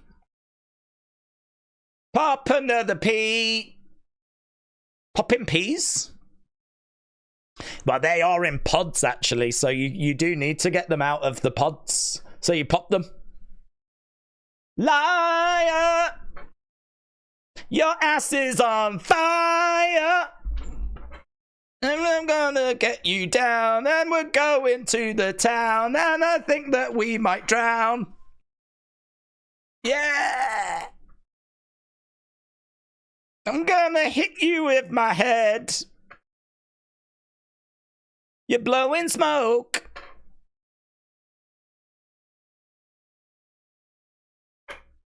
Yeah, you can go. What's going on? Liar. Oh, that might be a Jelly Roll fan, you know?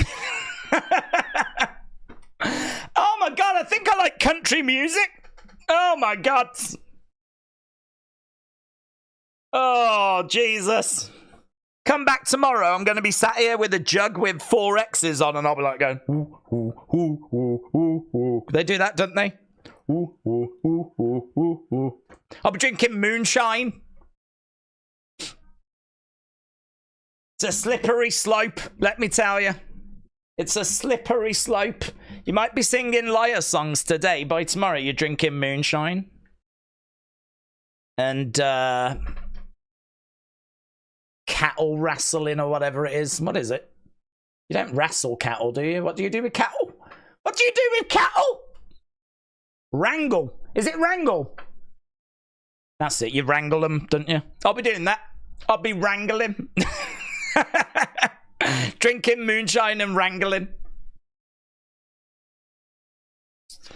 Liar. Right, J Lang Photography said, I think Orton is going to come back and screw Cody. And here, look, Randy screws Cody tonight. We got Miz in the crowds. He's in the dog pound. It's pumped. The biggest party of the summer starts now. Well, it's going to take him a while to get that band out of the ring, is it not? Here's Rhea backstage. There's Dom. Rhea and Dom. Heading to Gorilla. Rhea bloody Ripley on the back of the shirts. Just walking through Gorilla. This is my brutality! This is my brutality! It's so cool going through Gorilla. It's so cool being able to see the walk that they do. I mean, that's old school. We used to do this back in the... This ain't nothing new. If you, like, even watch WrestleMania 1, you're, like, through the curtain, seeing them in the corridor, waiting to come walking out. It's funny how, like, the more things change, the more they stay the same. But, yeah, it is cool to see it again now. Here's Dirty Dom. Here's Rhea Ripley. They are together. They are one. It does make me think he's turning on her, to be honest. The more lovey-dovey they are, the more I'm thinking that this ain't going to go well. I don't know if I missed it, but was there a big... no. I never saw that bit. You know, where they're like, WWE presents SummerSlam. Instead, we just seem to go straight into Jelly Roll. who did obviously the God Bless America or whatever, and Liar. Delwyn, shout out to you, sir. Shout out to you. Delwyn single-handedly keeping the channel going. And Delwyn says, Gunther is really pushing hard trash. And WWE, they're making Damian such a likable babyface. He's really giving me, for some odd reason, early young Roman plus Taker vibes-ish. Really think this match is going to steal the show. So Delwyn is really into Gunther and Damian Priest. I gotta say, the little video that we saw of Damian earlier, that really impressed me. I found myself sitting here, like, wanting to talk to you guys, but, like, also kind of going, what's being said? What's this? Like, I found it really interesting. Shout out to that guy. Behind the commentators, it was like, hi, Mom. I think he said, hi, Days.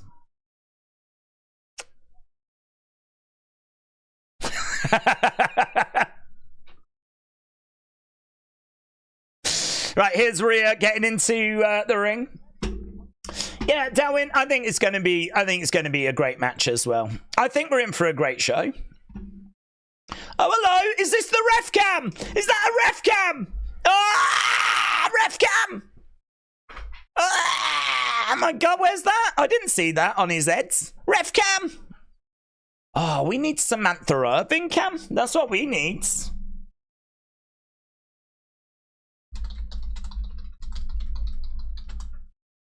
Here's Liv.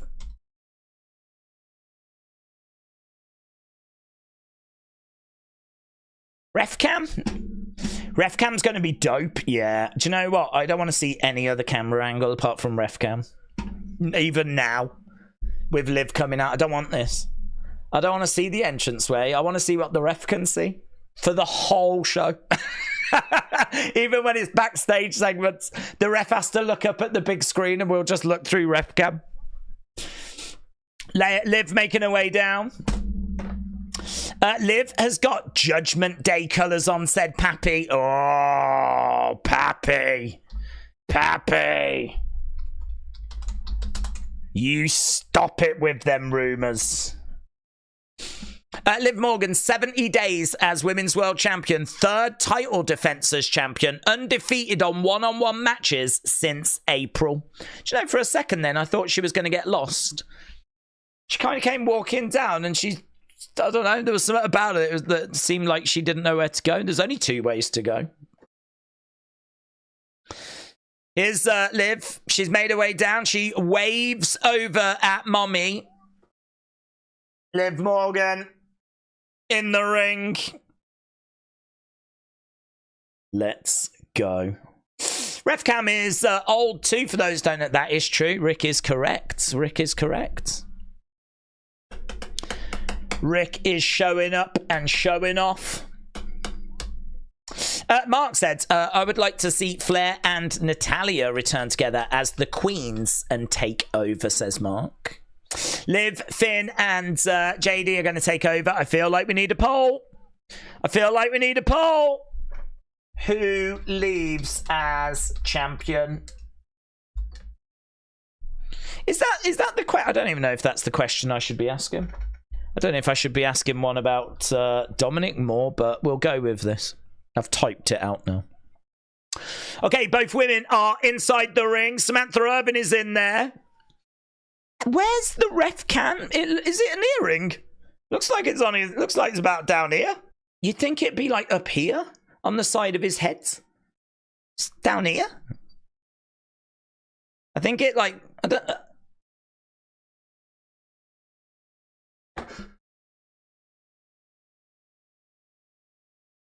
Yeah, it's like here. I'd have it here. I'd have it here. I'd have a proper camera, like, you know, the ones that people are on his head, like that. That would be ref cam. And he'd spend the whole match like, oh, like this. Really struggling to get around. Someone goes for a pin and he's like, hang on, hang on, hang on, hang on, hang on, hang on, hang on. They go to the outside and he's like, give me a sec, hang on, hang on, hang on. 1, 2. Oh, God, they've got back in. Hang on, hang on.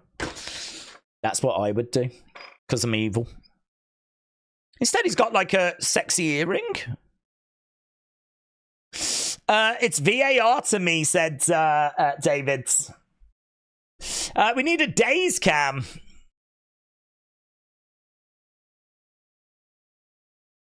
Would that make me a cam girl? Liv running outside the ring, straight out of the gate. So we are underway.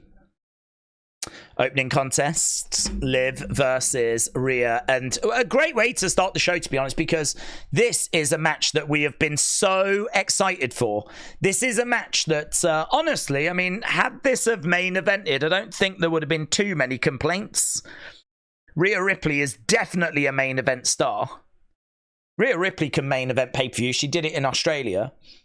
And, you know, this has been a red-hot feud with Liv. I totally get why it's not main eventing. I get why it's not. I'm not making any campaign.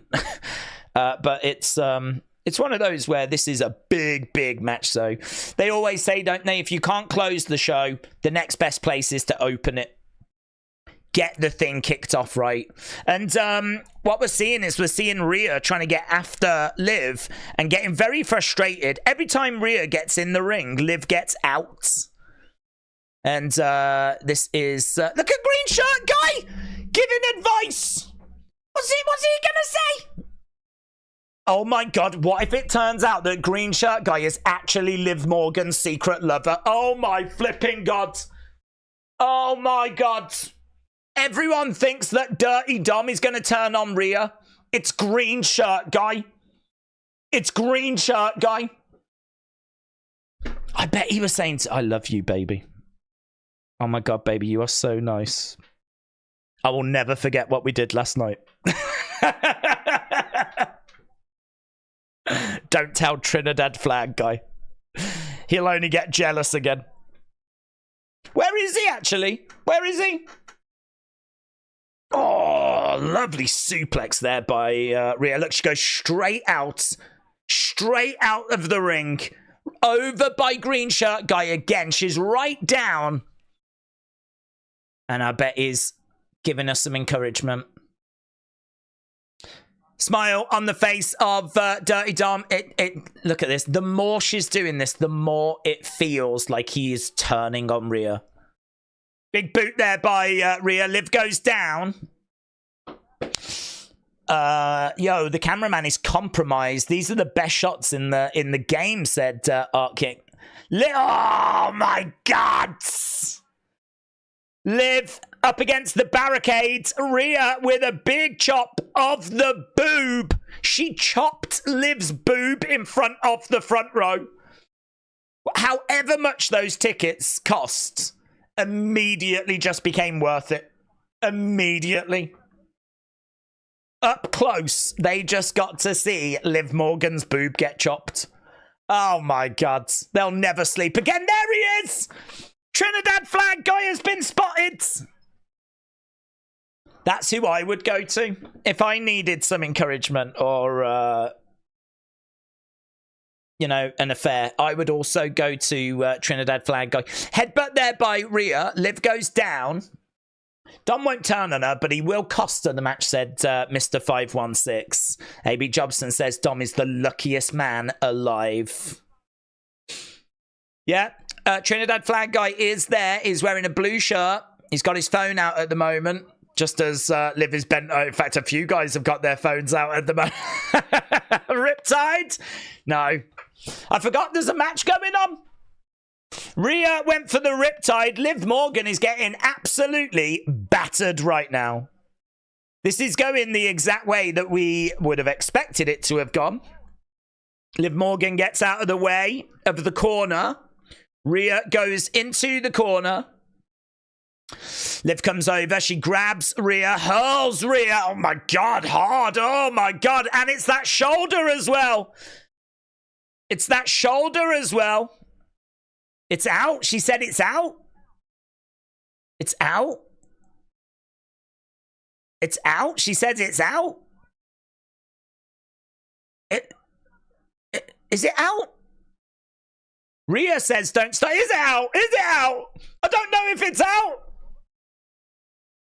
She says do not stop this. They're continuing with, is it out? I don't know if it's out. Oh my God. Oh, I feel sick. Rhea goes to, I mean, she went hard into that corner, you know. She went hard into the corner. She's really selling it like a super trooper. Some really good selling here. Liv on the outside. Big boot. Rhea goes into the ring steps. Oh, look, I mean, oh my God, it's the, oh my God, it looks like it's out. Oh my God. Oh, it looks like it's out. Oh, there was a bump. There was a bump. Ah! Can you do that? Can you get a bump there? I can't. Oh, there was a bump. You can see it, said Kaz. That is out, said Casey. But perhaps she's got like muscles or something. I don't know what it's like to have muscles. Perhaps there's a muscle there and it just looks like it's out. I don't know. Oh, she's still sexy, said Art King. Yeah. Oh, God, we all are. Rhea Ripley is down. Yeah, no, you could see she is not out, said Francisco. She could be double jointed, said K-Dub. It's not out, Boomer, said Mayor Pete. Okay, guys, we don't know if it's out or not out. Oh, she's pulling back on that arm and she's smashing Rhea. There was definitely a bump, weren't there? There was definitely a bump. I can't make that bump. Right now, Liv is targeting that shoulder. Oh, ref cam, yeah! Ref cam, ref cam, ref cam. Oh my God, I so love that ref earring. Kicks coming in here by Liv. Oh, it's been relentless. Right now, she's still targeting that shoulder over against the ropes, middle rope. Oh, double knees right on the shoulder. If that was out, I don't think she would target it this much. Something's fallen off. That referee just got a little bit of ring attire or something that's fallen. Something's fallen. Oh my God, guys, they're losing clothing. Oh my God. Oh my God, I don't know what's happening. What was that? What fell off?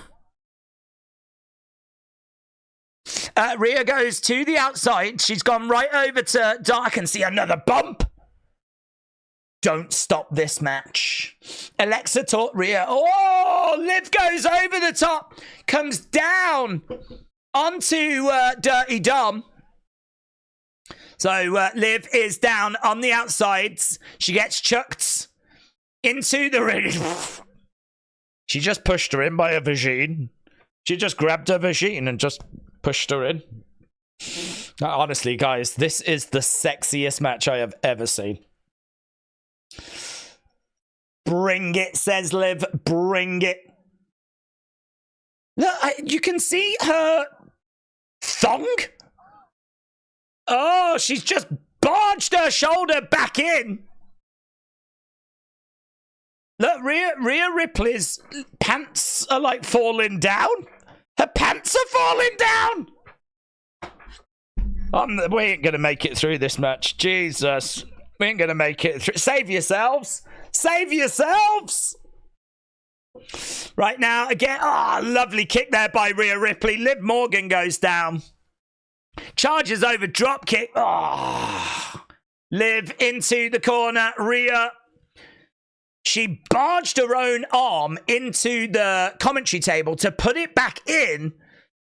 And she is now in control of this match. Stretching it out. Stretching it out. Rhea's pants are falling down, says Connor. Connor, we are very aware of that situation. We are going to keep everyone up to speed with how that progresses.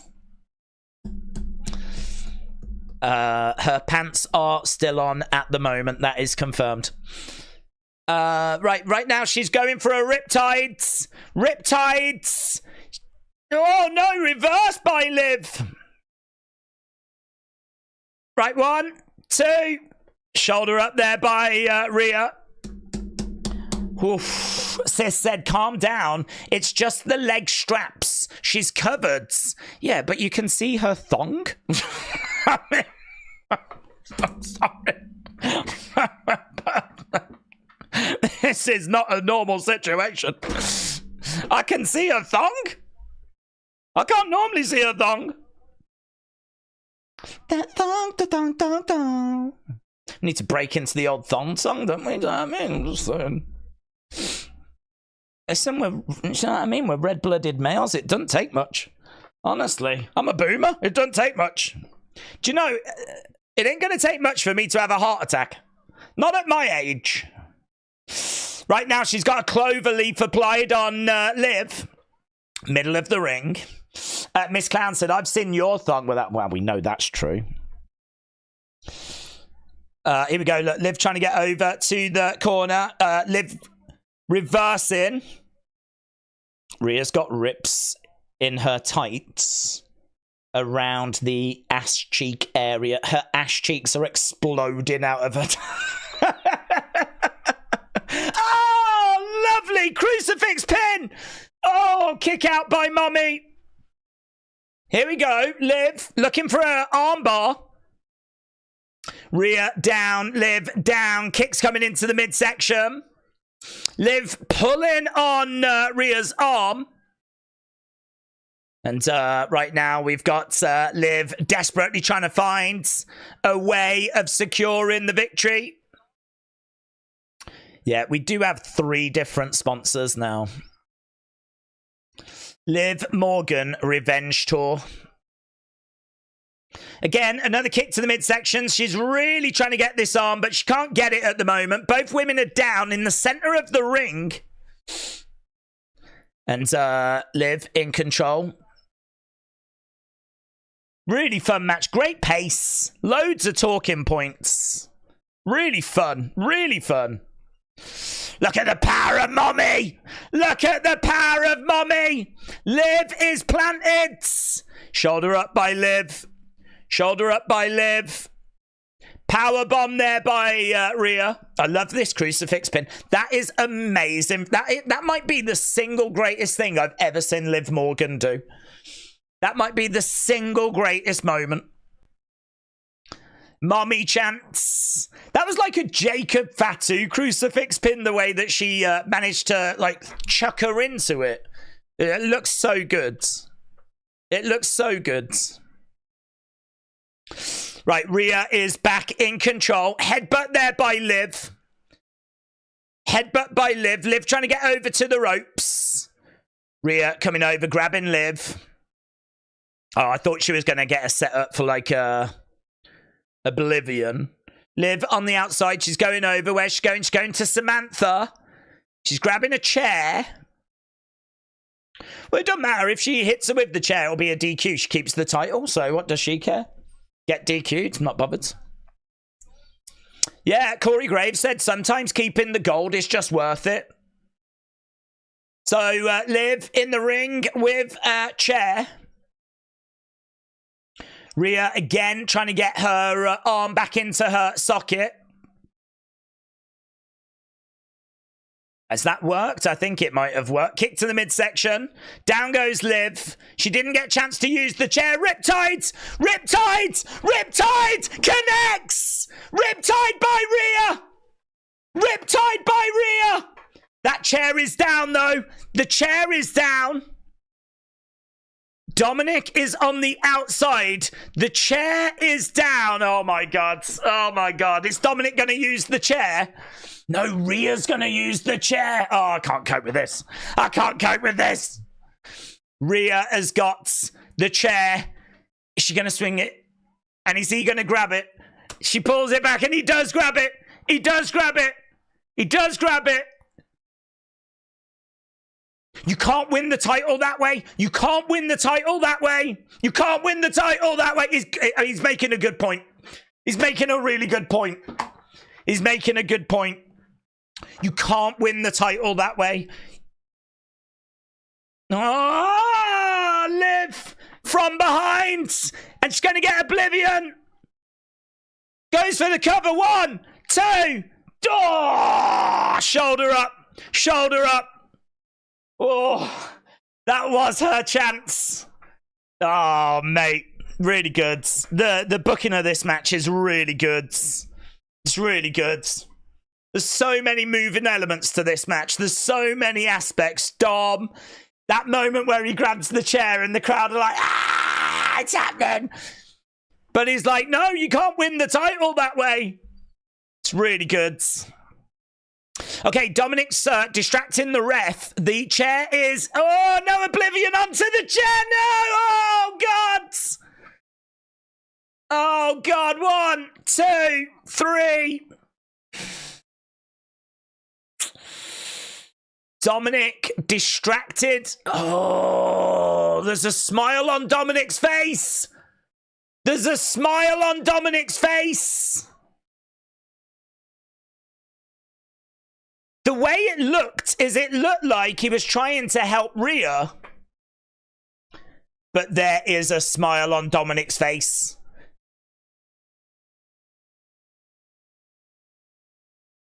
Look, the ref can. You can see what the ref can see. Yeah, and it makes sense him stopping or using the chair. You can't win it that way. He then slides it in whilst he tries to distract the ref. Like, okay, use it, but I'll distract the ref. But it was Liv that managed to hit her finisher on. That Oblivion connected, but it's Dominic smiling that's the big talking point here.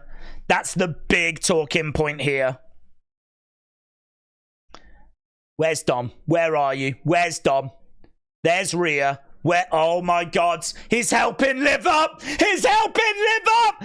Oh my God. He's kissing Liv. Oh my God. Oh my God. Oh my God. Oh, it was. It was. Oh my God. It was. It was a trap. It was a plan. Oh my God. Look at Rhea. She is seething. She is seething. She is heartbroken. Dominic and Liv are leaving together. Oh my God. I mean, it's one of the options that we thought could happen, but until you actually see it happening, oh my God. Oh my God. Everything about this was awesome. Everything about this was awesome. This was awesome. Wow. Wow. Oh my God. Oh, he's dead. She's dead. He's dead. They're all dead. Everyone's dead. Oh my God. Brilliant, said Miss Clown. Oh my God. There's no other words. Amazing. Brilliant. Amazing. Cinema. Cinema. Cinema. I'm going to write that. I'm going to write that word. Cinema. Cinema. Sometimes there are no other words. Mate. Let's have a look, shall we? Let's have a look and see what people have voted that match. Match score. What did you think? What did you think? Oh my God.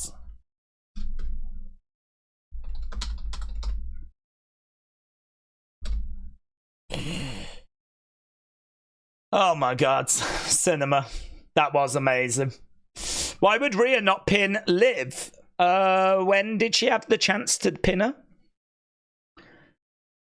Oh, when she was down, oh, she wanted to hurt her. She wanted to, you know, make her pay. I think she just lost herself in that moment. She wanted to get the chair and just... But it makes sense, Dom going, no, you can't win the title that way. But we know that that's not the real reason that he stopped her. The real reason he stopped her is because he wanted Liv to win. Oh, God, so good. I can't wait for Monday. That's so good. Okay, I don't know if it's Sami next. It might be Sami next. Mobile Monty said, I was wrong. Liv's promo on Monday. It threw me off. Yeah, it was meant to. It was meant to. That was by design. They wanted it to catch you off guard, and I think we said as Dominic was coming down and he was like smooching with Rhea, and they were all lovey-dovey. That is typically what you would do if they are about to break up. Yeah, like everything's good, everything's amazing. Look how much love we're in, so that when they split, it's like an even bigger betrayal.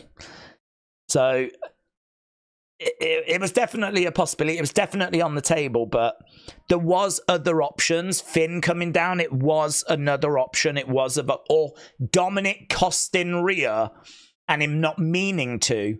That was another option, and that was so clever because when he grabs the chair, that looks like what's happened. He's saying to her, "You can't win this way, right? Give me the chair." Rhea is distracted, and then that's when Liv hits Oblivion, goes for the pin. I think a lot of people thought, right, this is how they're going to do it, and Rhea got her shoulder up, so it was a false finish. People thought, right, this is how they're doing it, but it wasn't. That wasn't the finish. They teased that he didn't mean to cost her, to then a few moments later do it that he actually meant to cost her.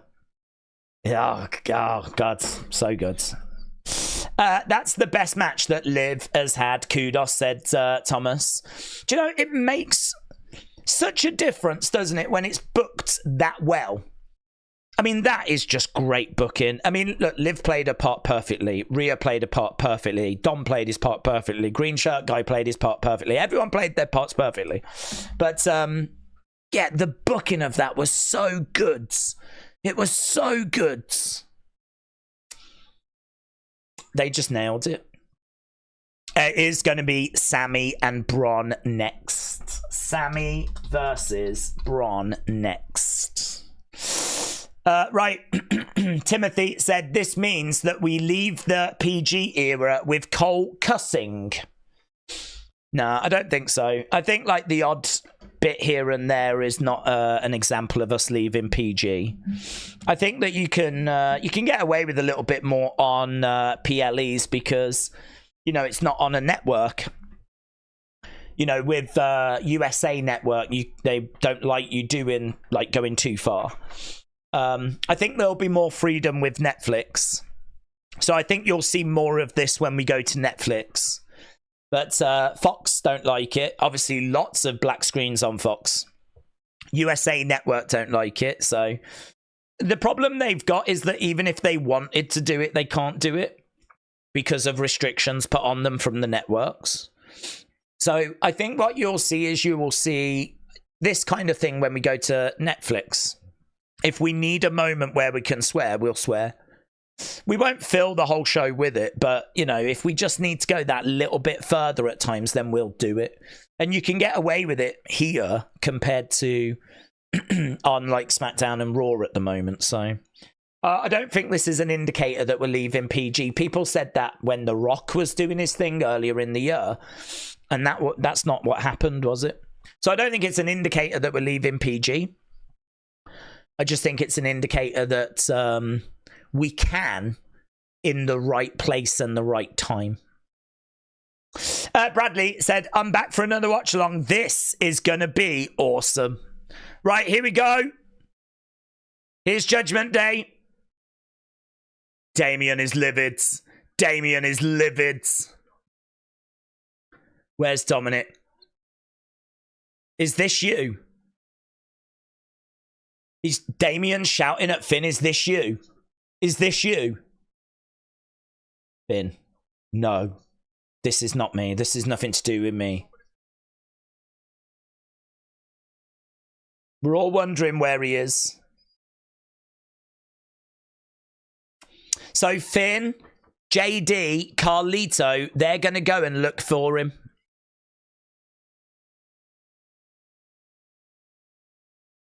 Finn says thanks for the trust.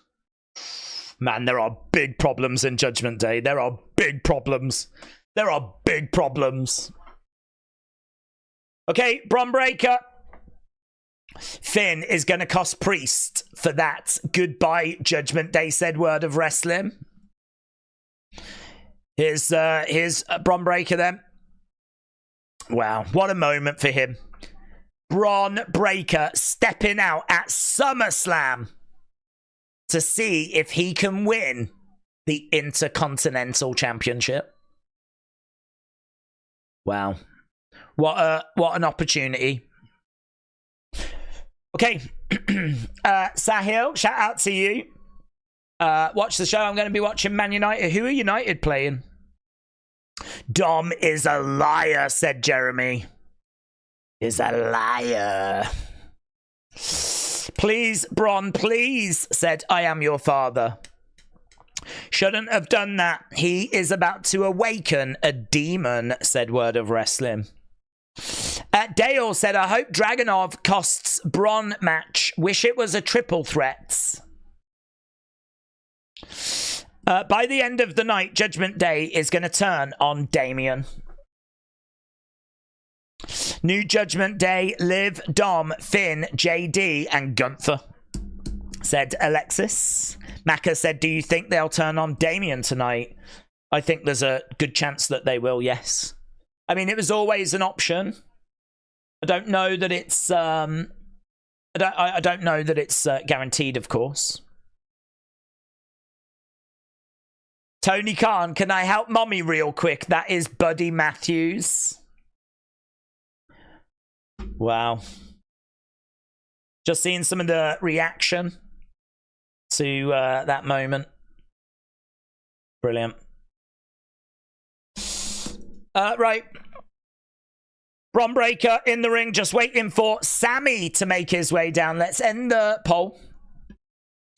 Who is leaving as IC champ? Let's ask that question. Who leaves as IC champ? Is it going to be Sami or is it going to be Bron? I think Bron is a big favorite here. Big favorite. Okay, so that last match, I must admit, I am surprised it did not get all time. I am surprised that did not get all time. I'm not saying it's wrong. I'm just saying that I'm quite surprised. 35% said it was all time. 51% said it was great. So that means that it's actually great 86%. Great 86%. I mean, that is a big score. That is a big score. There's only a few matches that have got into all time. So to not only get into great, but get into the top end of great, that is still a big score for our opening match. Okay, so Bron and Sami. I don't think this is going to take that long, you know. I think this is going to be relatively short, and I think that it's going to be Bron making a bit of a statement here. Days now Dirty Dom has kissed Liv. Mania main event going to be Dom versus Green Shirt Guy, yes. And Trinidad Flag Guy, it's going to be a triple threat. It's going to be amazing. Liam Costa said, Days. Dom has just took Green Shirt Guy's woman.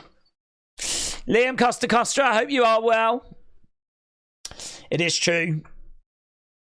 Dom versus Green Shirt Guy. He should get in there, in all fairness. He should get in there. Do you know what? He should defend those seats. Shouldn't he? I don't know how he's managed to secure front and centre for the past God knows how many years, right? I don't know how he's managed to... I mean, it is literally the middle seat. I don't know how he's managed to do that. But he should be forced to defend that in a match. Maybe on the kickoff show. I'd tune into that. Bron Breakker goes charging at Sami, goes into the ring post. Sami goes over the top and comes crashing down onto Bron Breakker. I like the plinth. I think the plinth looks good that the IC Championship is on. Right here we've got... yeah, Bron's in a bit of trouble here. Goes up, rolls through by Sami. And Bron collides into Sami. Bron going over the other side. Sami with a haluva. Wow. Bron moves out the way. Bron picks up Sami. Sami, though, trying to roll at Bron. 1, 2. Kick out by Bron. Sami, duck underneath. Against the ropes. Ah! Explosive from Bron.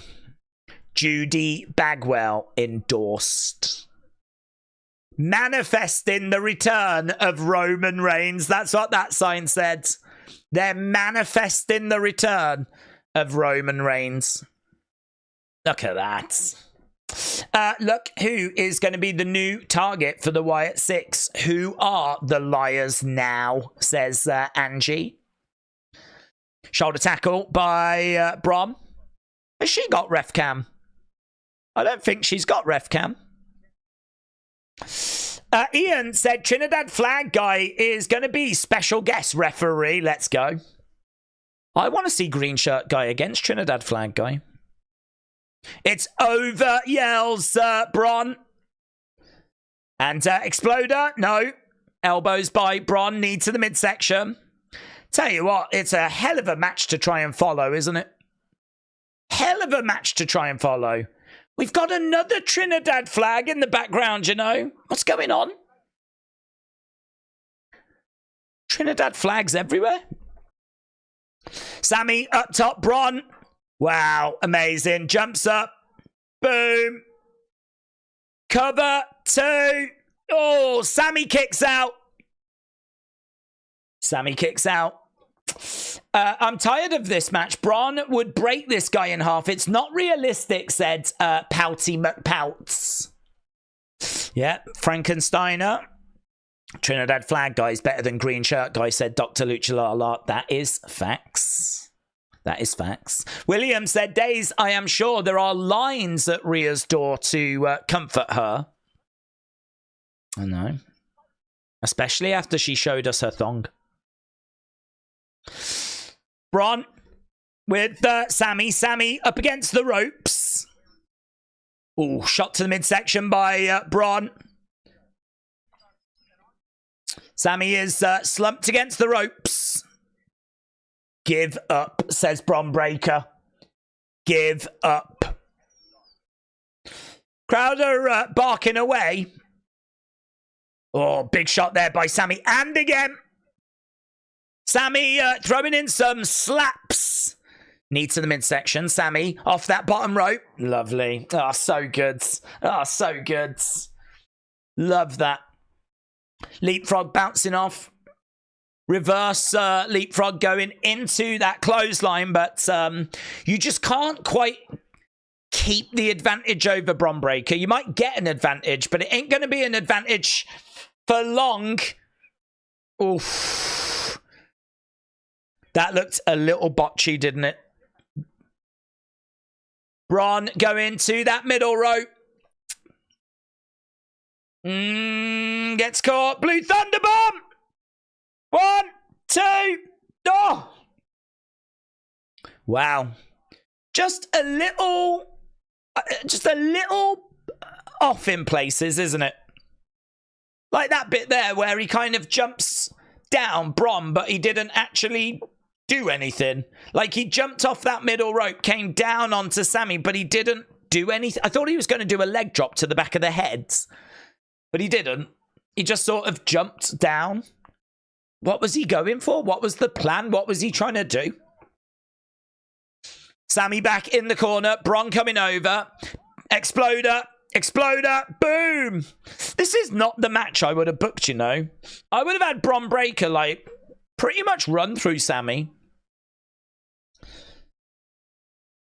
Sami coming over. Spear by Bron. Big spear by Bron Breakker. Here we go. The crowd are barking away. The straps are coming down. Bron Breakker bringing the straps down, and the crowd have reacted really well, you know. Here we go. Bron building up some speed. Big spear. Sami goes down. 1, 2, 3. Bron Breakker wins. Bron Breakker wins. So Bron Breakker picks up the victory.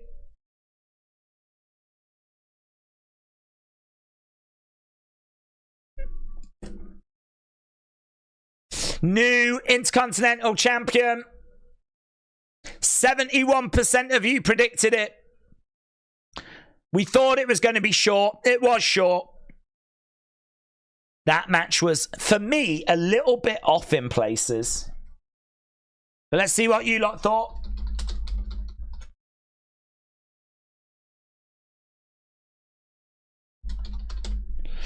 Really, this match, it's not really about the match quality. It's more about the fact that we've got a new Intercontinental Champion, which will come to the surprise of not too many people.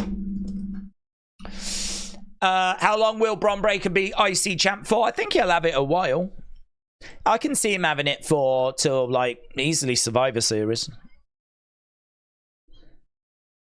Maybe even going into WrestleMania, to be honest.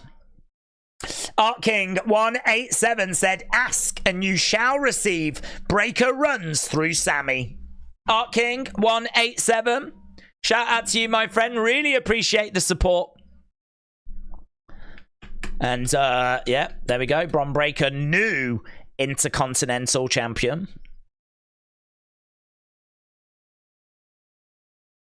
Crowd seemed to be on board with it, you know. People are standing and cheering, and there was lots of barking.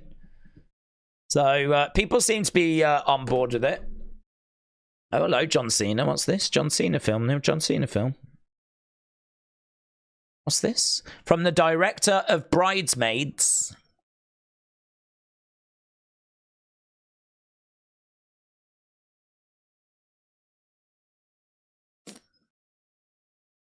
What is this? This looks alright. I could watch this. Jackpot. New movie coming soon, only on Prime. There you go. Jackpot. John Cena, Jackpot. I'd watch that. I like comedies. SummerSlam is supposed to be 3 hours long, so they've got to cut some time on match it. It's only meant to be 3 hours long, is it? I thought it would be knocking on 4 hours, personally. William said, we've reached 1,000 likes. That is awesome. That is awesome. Amazing. Big thank you to everyone that has done that.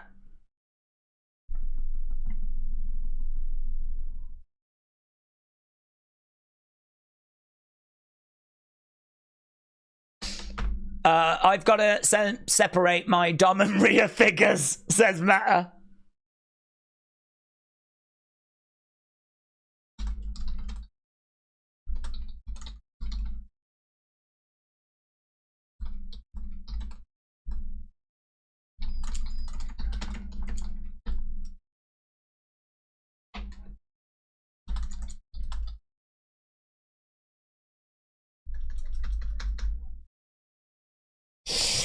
Let's go. SummerSlam fire start, said Dom. Ross and Found said Dom has the best job in the world. Sami. Yeah.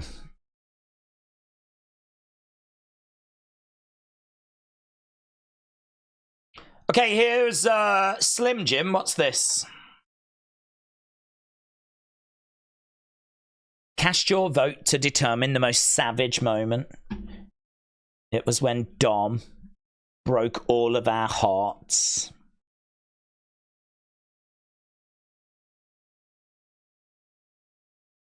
Oh, savage moment of the summer. CM Punk being attacked in Chicago. Right, Emperor said, do you think Finn knew that Dom still has Liv's hotel key? I think he knew. I mean, look, they will show you Finn getting out of the car with Liv. And that was on was it a Raw, like a long time ago now, months ago.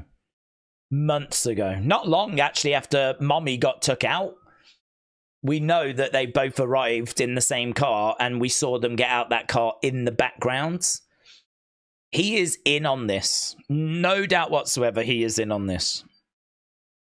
So whether he costs Damian tonight or if they think that'll be a bit too obvious, you know, it could be that Damian actually wins tonight and maybe Finn costs him in... Oh, I know her. I know her. She's loving it, isn't she? Can she not clap? What's up with her clapping? Why can't she clap properly?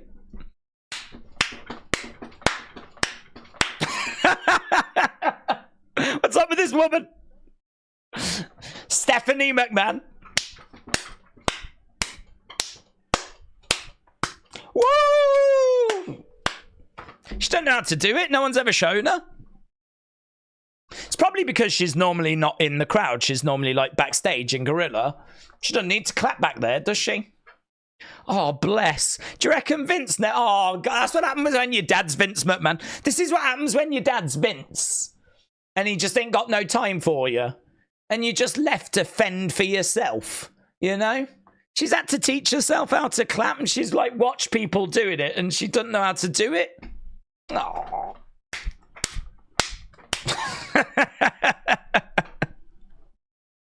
Help out your wife, Papa H. Help out your wife. God bless. Thoughts, sending all my thoughts and all of my love to Stephanie McMahon's children at this very difficult time. Wrestle with Andy. Hello, my friends.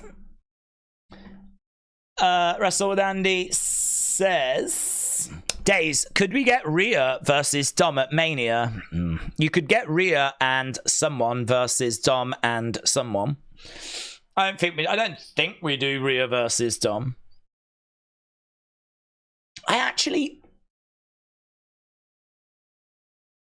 Yeah, no, I wouldn't like it. I was thinking, I'm not a fan of intergender wrestling. I know that it's very popular on the indie scene, but I'm not a fan of intergender wrestling personally. Dom, though, is clearly not Roman Reigns, is he? But I just think, like, if he has a match with Rhea and he struggles, it's going to make Rhea look amazing, and it ain't going to be great for Dom, is it? Do you know what I mean? Dom's got to compete against guys, and if he's struggling against Rhea, then I don't know. I wouldn't do that. I think I would book a mixed tag match, which I'm sure we're going to get. Rhea and someone versus Liv and Dom. I think that's the match that you do. If this was, I don't know, the Indies, maybe TNA, then we might be looking at an intergender match. But it's not the kind of thing we do in WWE. We have done it, though.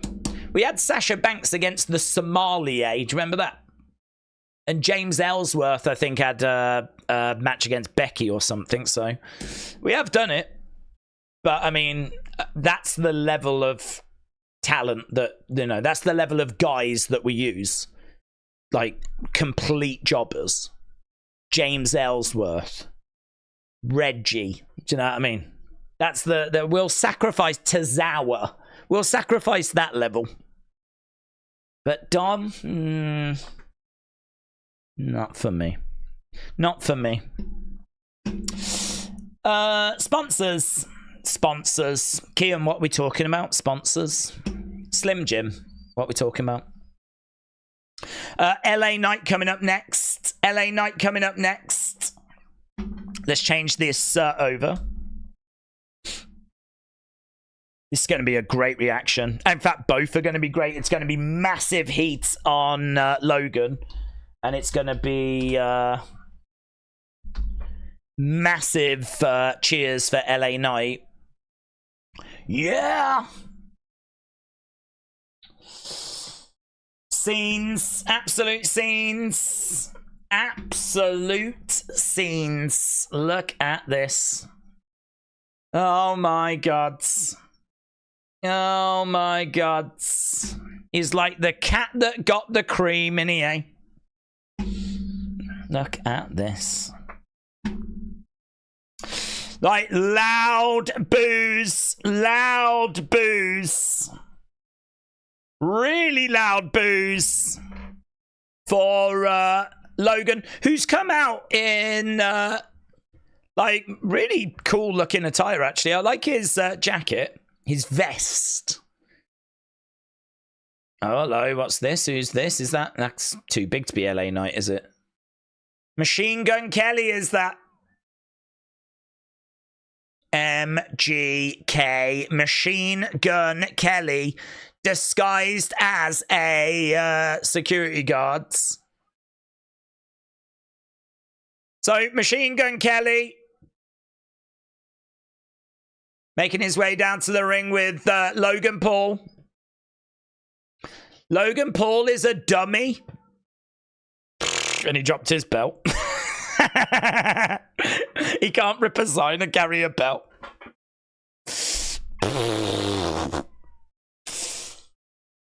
Machine Gun Kelly holds up that United States Championship. It doesn't even look like the real belt for some reason. I don't know why. Don't know what that sign said. Lots of thumbs down for Logan.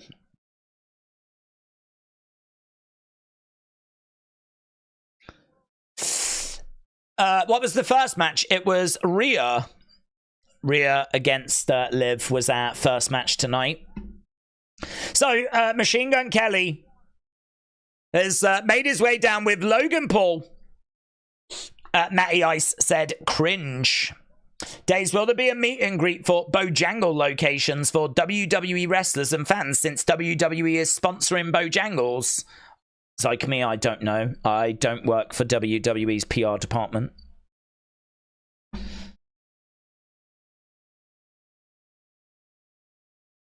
Huh? Logan is married to a woman that is hotter than anyone in this city, said Corey Graves. The flip? What the flip? Yeah, that Buddy Matthews tweet is really fun, isn't it? Tony can't TK. Can I go and help mommy real quick? Imagine that. Imagine if Buddy was in WWE. We did Buddy and Rhea against Liv and Dom. Oh my god. Oh my god.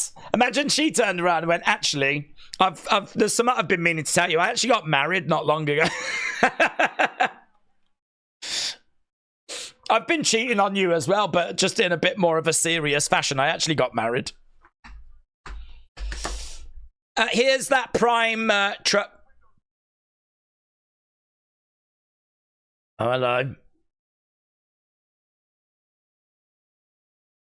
This way you can see when you... Oh my god, it smashed the window in.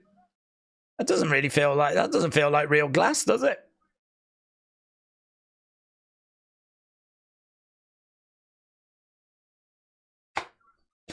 I think you just trashed one of the windows that wasn't a real window.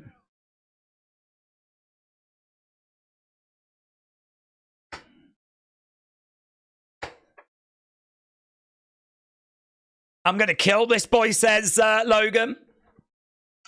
Big cheer for LA Knight. Let's go. Let's go. Come on, Logan. Beat this Vandal, said Aubrey. Are you part of the Low Gang, buds? Aubrey, are you part of the Low Gang? Are you a Maverick? Are you in the Maverick crew? Are you in the Maverick crew? Are you in the Low Gang? Welcome to all low gangers.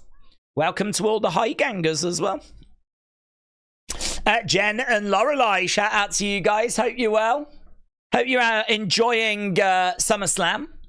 Jen and Lorelei said, doesn't look real because they know that Logan is an idiot that can't carry something expensive. He was given a replica to carry out there. It doesn't. The belt strap just looks really thin. doesn't it? Maybe it'll turn out to be real, but it does seem really, like, really thin. Like it's made out of that kind of, like, cheap plastic that, like, the kids' belts are made out of. Didn't they just gave him that? They just gave him, like, a cheap plastic belt, and he's like, is this the real? Yeah, that's the real one. Just in case there's any, like, YouTube pranks or something happens. Some other YouTuber steals it. At least then they haven't stole the real belt, you know?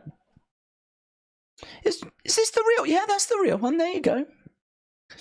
Why is this sticker on it? It says $29.99 Walmart. Oh, don't worry about that. Don't worry about that. Boom. Logan into the edge of the ring. Right, we are underway with our third match of the evening. Let's end the poll so that we don't get any confusion. This is Bron and Sami. That was match number 2. I agree. It got a good rating. I agree. Okay, LA is just... What's going on there? Is those some people that know Logan, are they? The Prime Hydration Station has been trashed. Into the edge of the ring. This matchup is not even officially underway yet, says Michael Cole.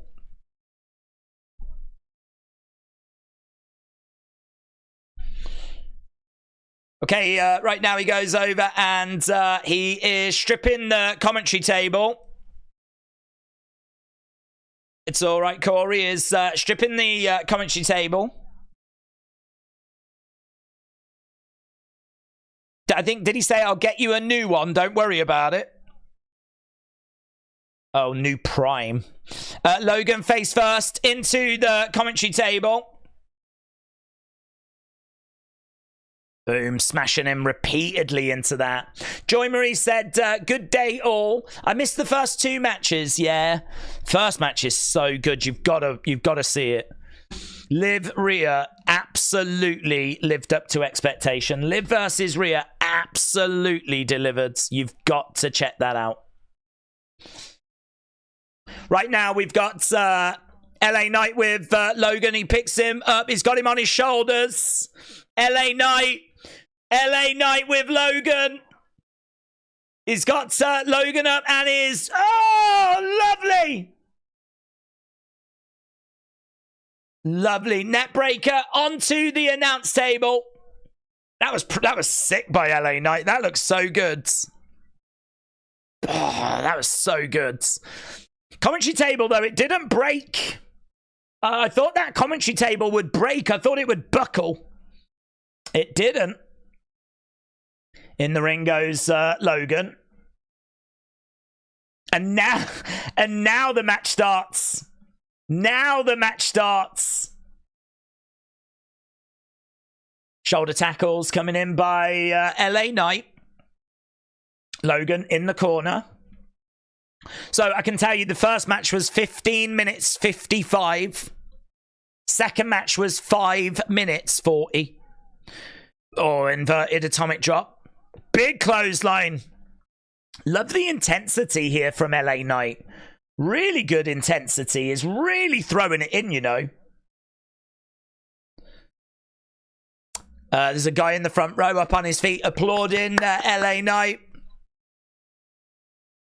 Against the ropes goes LA Knight. Logan is down, but he gets his knees up. So both guys are down right now. This match is underway. Did Dom turn on Rhea, said Josh. I don't know. Do you want me to tell you? If you can watch it, I really recommend you watch it. David, hello. Said hello, Days. Coming in from Scotland. LA Knight goes into the corner. Hope you're well. Hope Roman comes back tonight to avenge Paul Heyman. Okay. I think we got an FU Logan chant. That's what it sounds like. I think we've got FU Logan being chanted by the crowd as LA Knight is going shoulder first into the various ring posts. And again, we've got Logan going into the corner. LA Knight goes down. LA Knight goes down. Shots coming in there by Logan. He's on top of LA Knight. Let's have a little look at this. I've got something here. What's this? BWA Matt says, apparently fans who brought tickets in the section circled were told that they were receiving upgraded tickets due to their section being taped off for TV purposes. What could this mean? So apparently this area that's circled, if you had tickets there, you got told that you were being upgraded, I'm guessing for free, for TV purposes. Don't know. Interesting. We'll have to see if something happens here in the crowds. Could they be using that for something? Don't know. Interesting.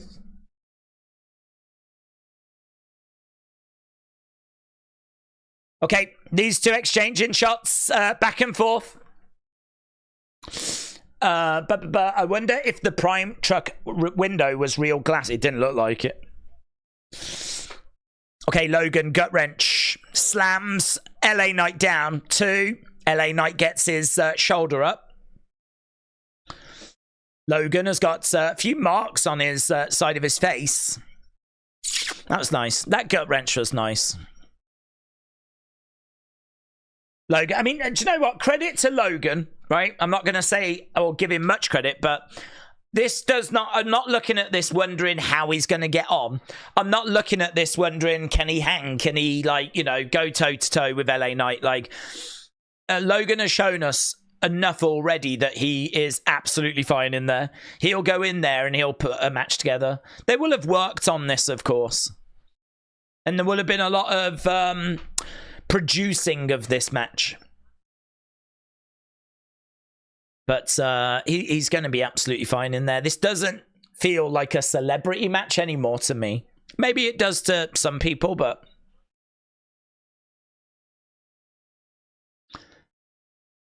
Logan making fun of the LA Knights. LA Knight picks up Logan and slams him down. So picks him up, slams him down. Days, I don't know if you know, but why have they stopped having other country commentary tables at ringside? I remember the old pay-per-views. I think, I don't know if it's not an aesthetic thing, to be honest, because they started having them. Do you remember they had them in a long row for a time? So Michael Cole used to throw over to the announce teams and they were like, go down the row.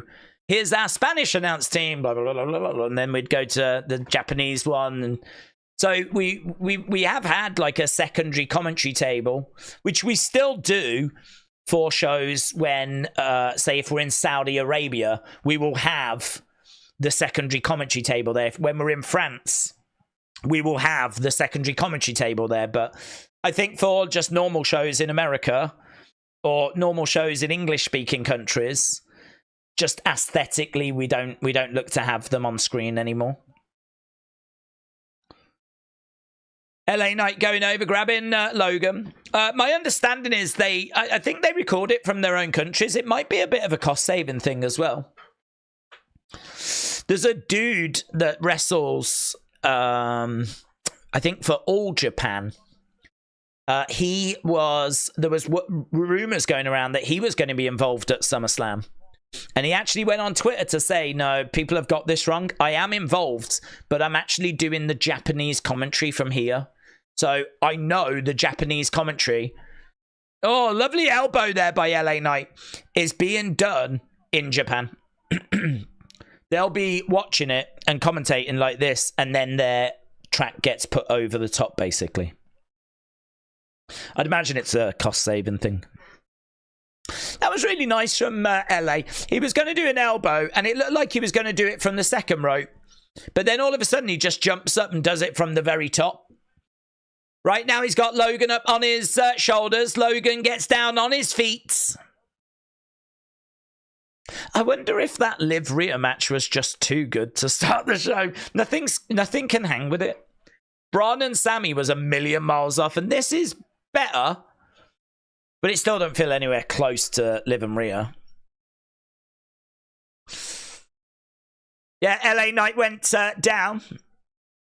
I think why they closed that off, it's either the Wyatts or something to do with Roman, said Nathan. DB said, I can't believe Rhea dislocated her shoulder, popped it back in by ramming it into the announce table. Oh, wow! Wow, amazing by Logan. The height that he got from that, that was a springboard, top rope springboard moonsault to the outsides. And honestly, he got incredible height. I mean, he's a tall guy as well. Look at that, look at that.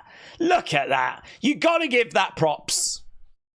Hate him all you want, but you've got to give that props. The way that he jumped up onto it and went straight into it, that is incredible.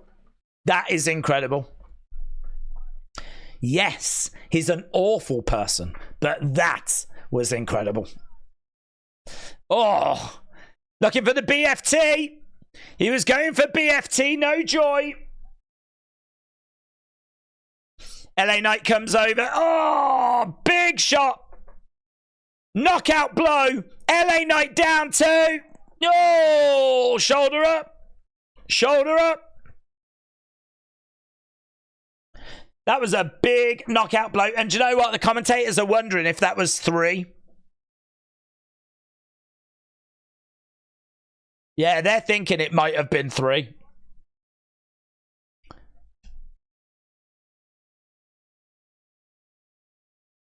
I don't know that they want to show a replay of that because that might turn out that it was actually 3.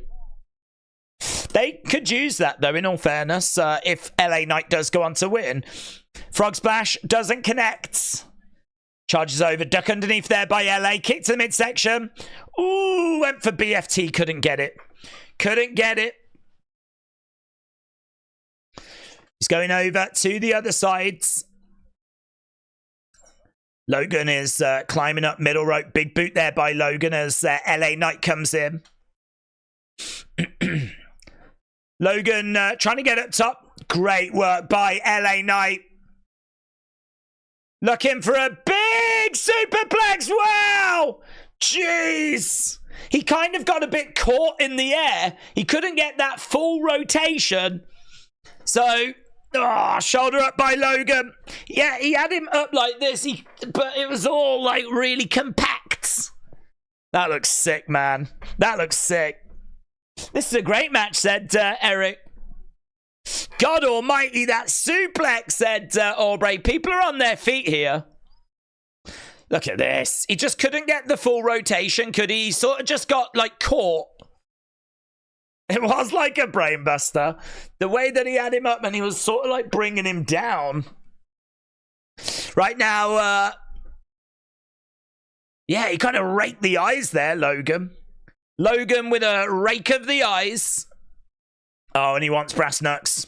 He wants brass knucks. He wants the knucks. He wants the knucks. LA Knight.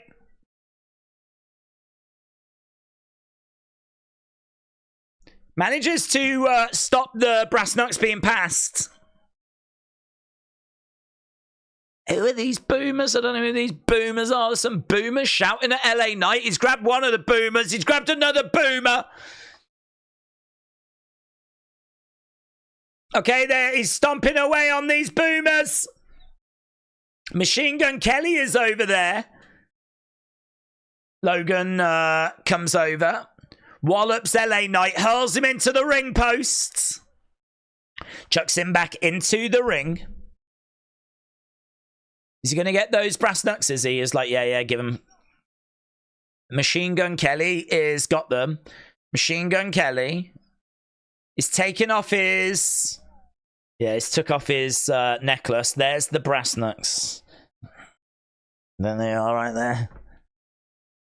It's a pendant.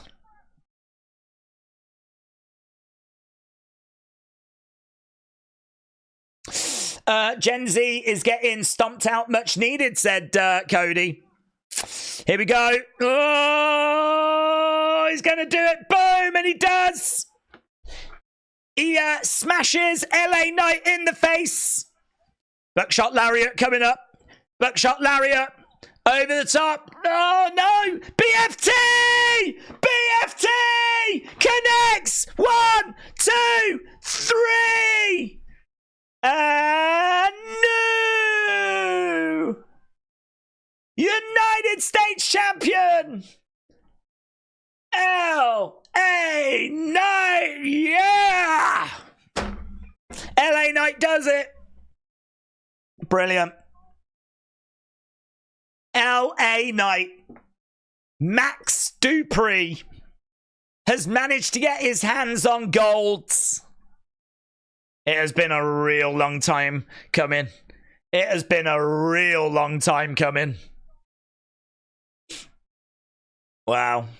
New United States champion. Brilliant. Brilliant. Oh, yeah.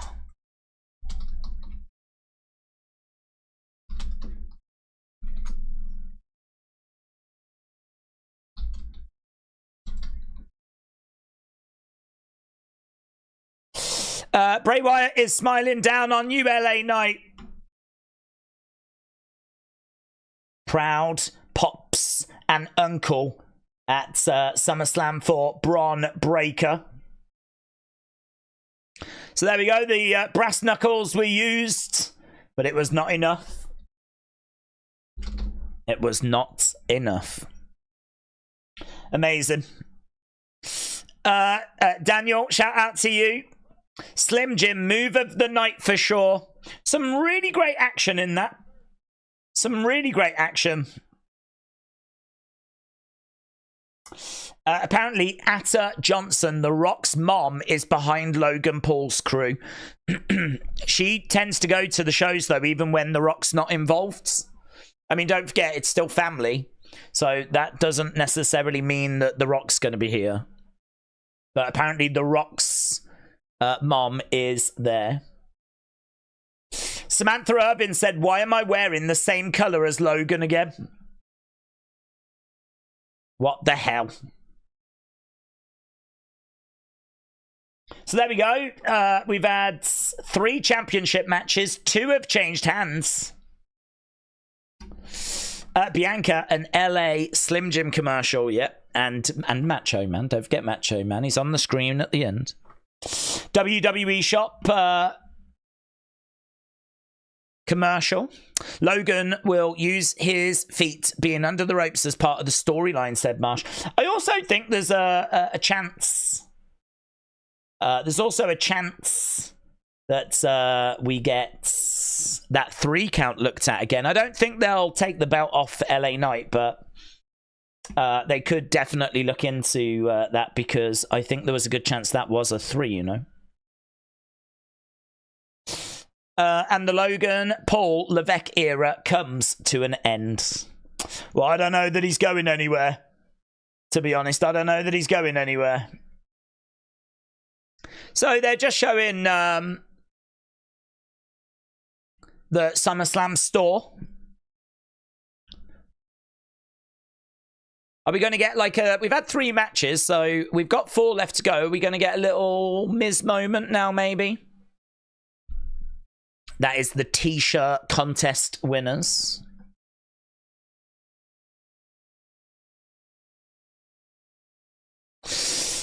Right, maybe now we won't have to see that logo in the middle of the ring. Oh, God, I wish that was the situation.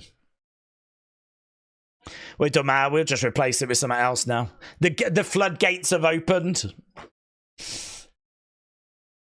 What we're doing here, we've got... is this Apollo and... Baron Corbin? What we're doing here, we're manscaping. We're doing some manscaping. What's this? Here's Otis.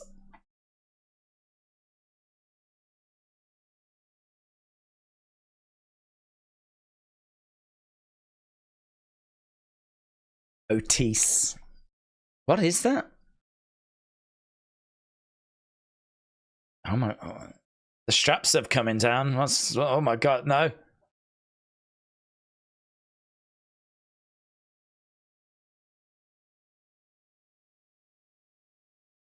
Oh god, thank god.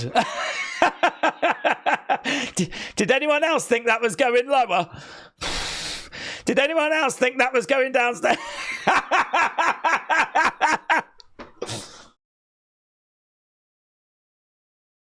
Oh yeah! I mean, in all fairness, if you're going to do an advert, do an advert. Oh yeah! Let's go, man. I'm buying one. I'm buying one. I didn't know where that thing was. I didn't know where that thing was going. Jeez. Got a bit hot in here for a second, I gotta tell you. I don't know that an advert has done that. A WWE advert has done that to me before. Whew. Right. Wings stop being promoted. Don't know what our next one is. Oh, we need to do that. We need to do that flipping poll, don't we? Let's get people's thoughts. Match score.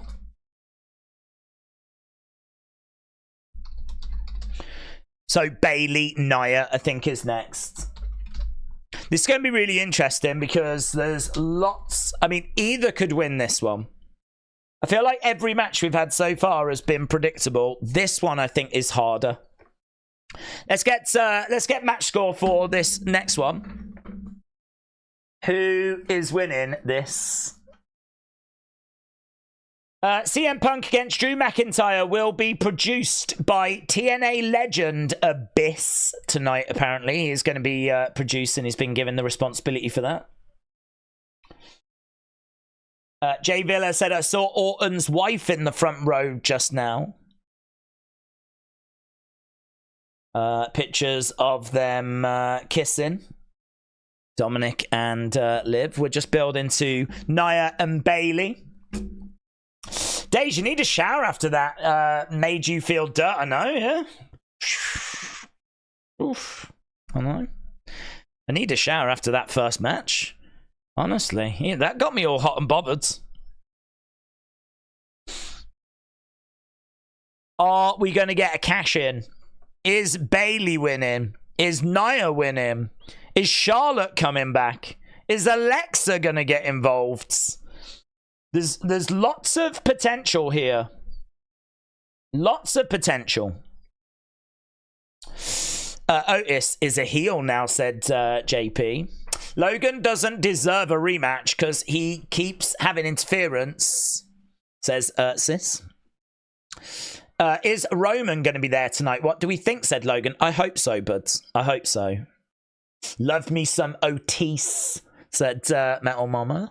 We all said Bayley wins, but gets beat down by Nia, who immediately demands that Tiffany cash in so that she can challenge her next. Undercover Manager said, I would like to see Logan get a rematch. And LA say, yeah, no worries. But if you want a rematch, it has to be a cage match to keep out any interference. It won't really work, will it? Because you can still pass brass knucks through a cage. You'd still be able to get them through the chain linking. So, to be honest, even cage matches aren't very good at keeping people out. We've seen plenty of people getting involved in cage matches. Don't know. I'd say you could have a rematch, but if I win, you got to take that Prime logo off from the ring. If I win, I keep my belt and you lose that flipping bottle from the middle of the ring. Yeah. Those are my demands. In fact, if I win or lose, you have to take it off the ring. It won't make much difference now, though, because now we've got, like, wings stopping the corners and everything. It's spiraled out of control. Bayley needs to win this, said Tony. 3 title switches in a row, says Will. Mitchell said, I'm 3-0. Joy Marie said, good day all. I missed the first 2 matches. Ian said, LA Knight is going to win. Forget the poll. Well, you are right. LA Knight did pick up the victory. And we are now going over to our next match. Match number 4. Nia Jax takes on Bayley. We are an hour and a half into the show. We're making good progress here.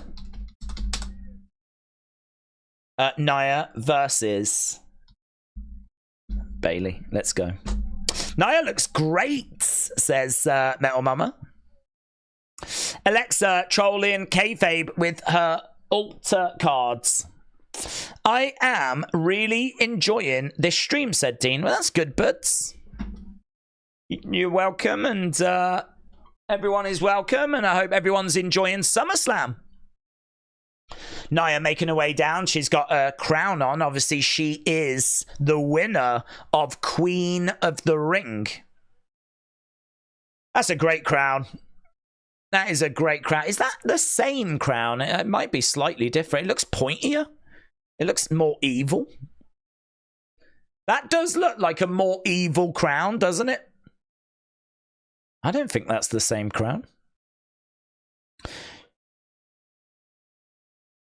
That crown looks brutal. That crown looks like something you would wear at war.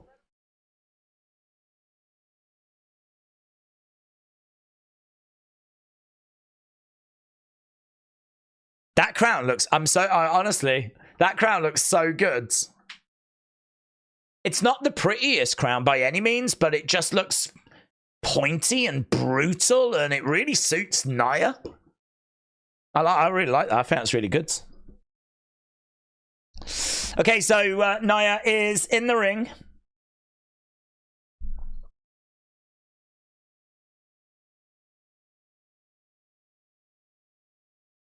Right, waiting for Bayley.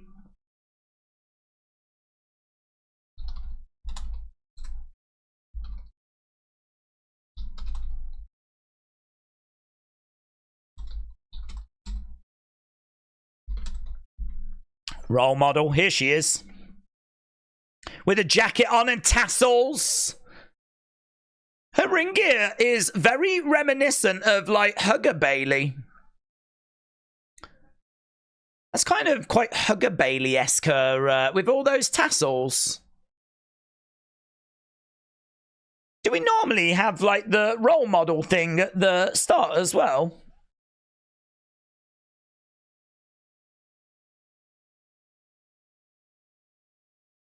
Jacket.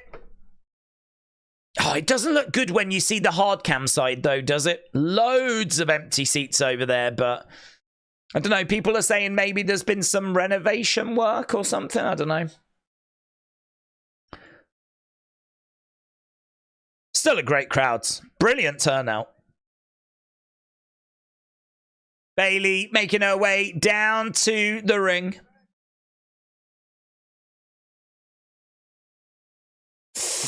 Bayley equals best in the world. Average Nick said Bayley needs new music. This is so generic. Yeah, I agree. This music sucks. Sounds awful. Nothing about it is, like, fun or memorable. Yeah, she got Def Rebelled. She got Def Rebelled, didn't she? They Def Rebelled her. Someone's got to change that. That is awful. I feel like this could be a squash match, said Emperor.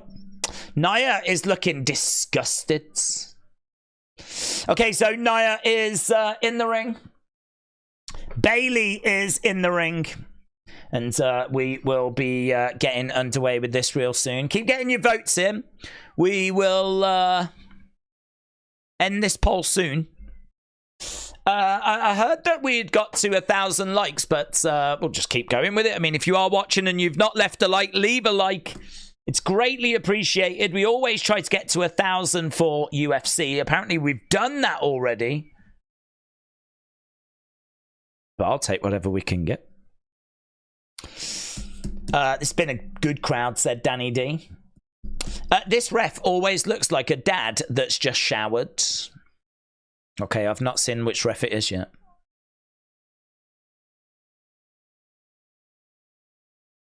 Bayley getting her intro. She's all kinds of fired up. And we've got graphics all on the barricade for some new video game called Valorant.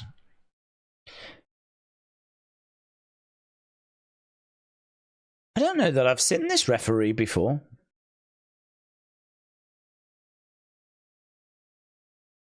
I don't even recognise that referee. It looks like we've just plucked him out of the crowd. Are we sure he's not a fan that turned up with a ref shirt? Dylan said, what do we think happens with Judgment Day tonight? Will Carlito start? I think Carlito being stuck in the middle would be very funny. I think Judgment Day could split, or they might just want to explore the current dynamic. You know, where do people stand?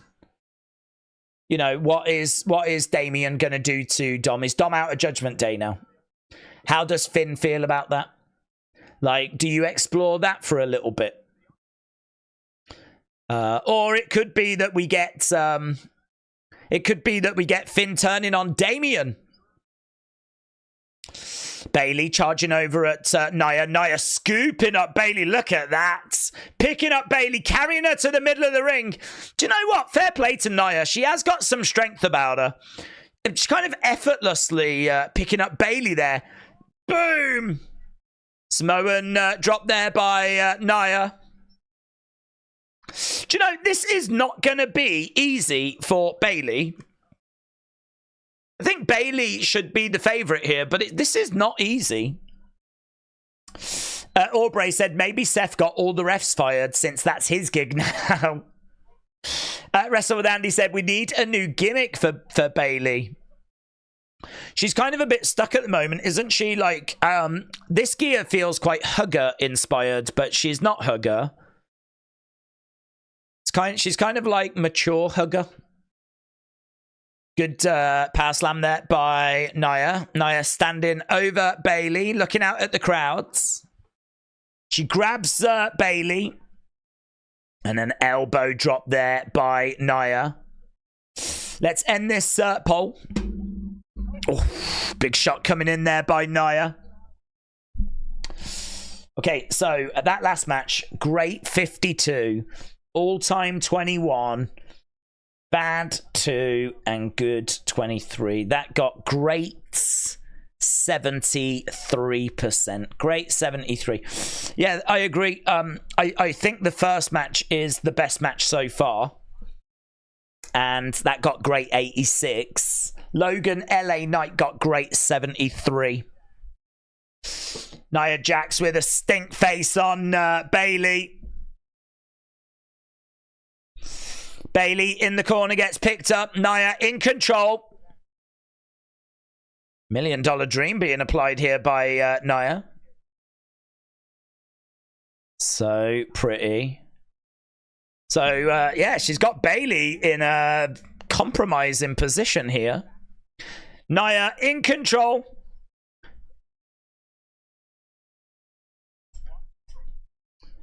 Shots coming in by Bayley. She picks up, boom, plants Nia. Bayley is down. She's trying to regroup, trying to get back up to her feet. Bayley, gets hung onto that rope, goes against the ropes, nails Nia in the face. Nia goes down. I don't know that Nia should have gone down so easily there. But she does. Bayley trying to get over to the rope, trying to get herself back up to her feet. Nia goes through the ropes to the outside. Crowd's a little bit muted for this one. Headbutt by Nia. And right now, Nia is on the edge of the ring. She's going to drop the leg. And, she drops the leg. Into the barricade. Bayley had moved out the way. Bayley outside the ring. I think she just had a word with Trinidad Flag Guy. Oh my God, green shirt guy is with Liv. Trinidad Flag Guy's got Bayley. Trinidad Flag Guy did really well there. He's done really well for himself. Bayley getting back up to her feet. Pseudo said, I can't believe it's only 1:30. Feels like the show has been non-stop action. I know. Yeah, I agree. I agree. I mean, this thing is just, you know, it's been really good. I think that second match just sort of let the show down a little bit. It's not a disaster, but it's definitely a little bit rough in a few places. Right now, she's got her up. She's got her up. Suplex. Vertical suplex. No. No. Bayley looking for a guillotine. Yeah, she's got it on. Bayley reversed it into a guillotine.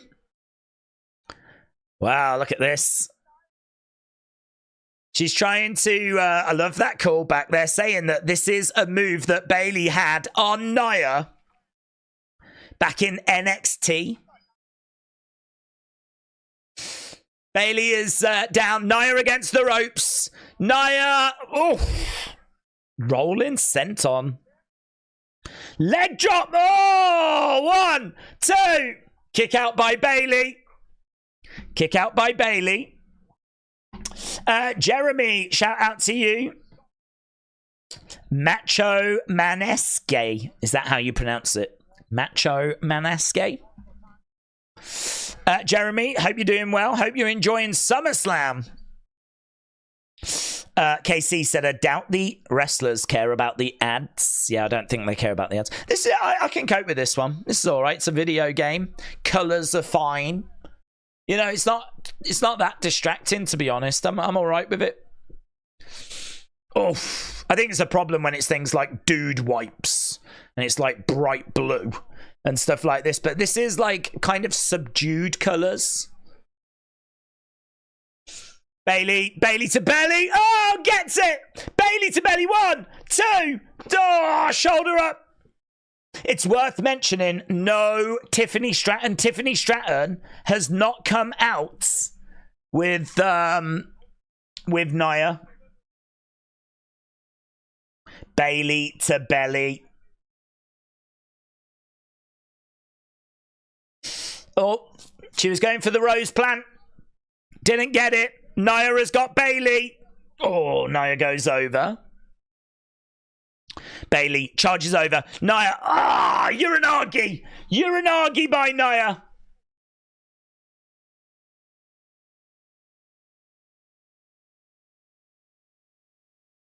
She's being dragged over. It's going to be an annihilator. She's dragging her over for the annihilator.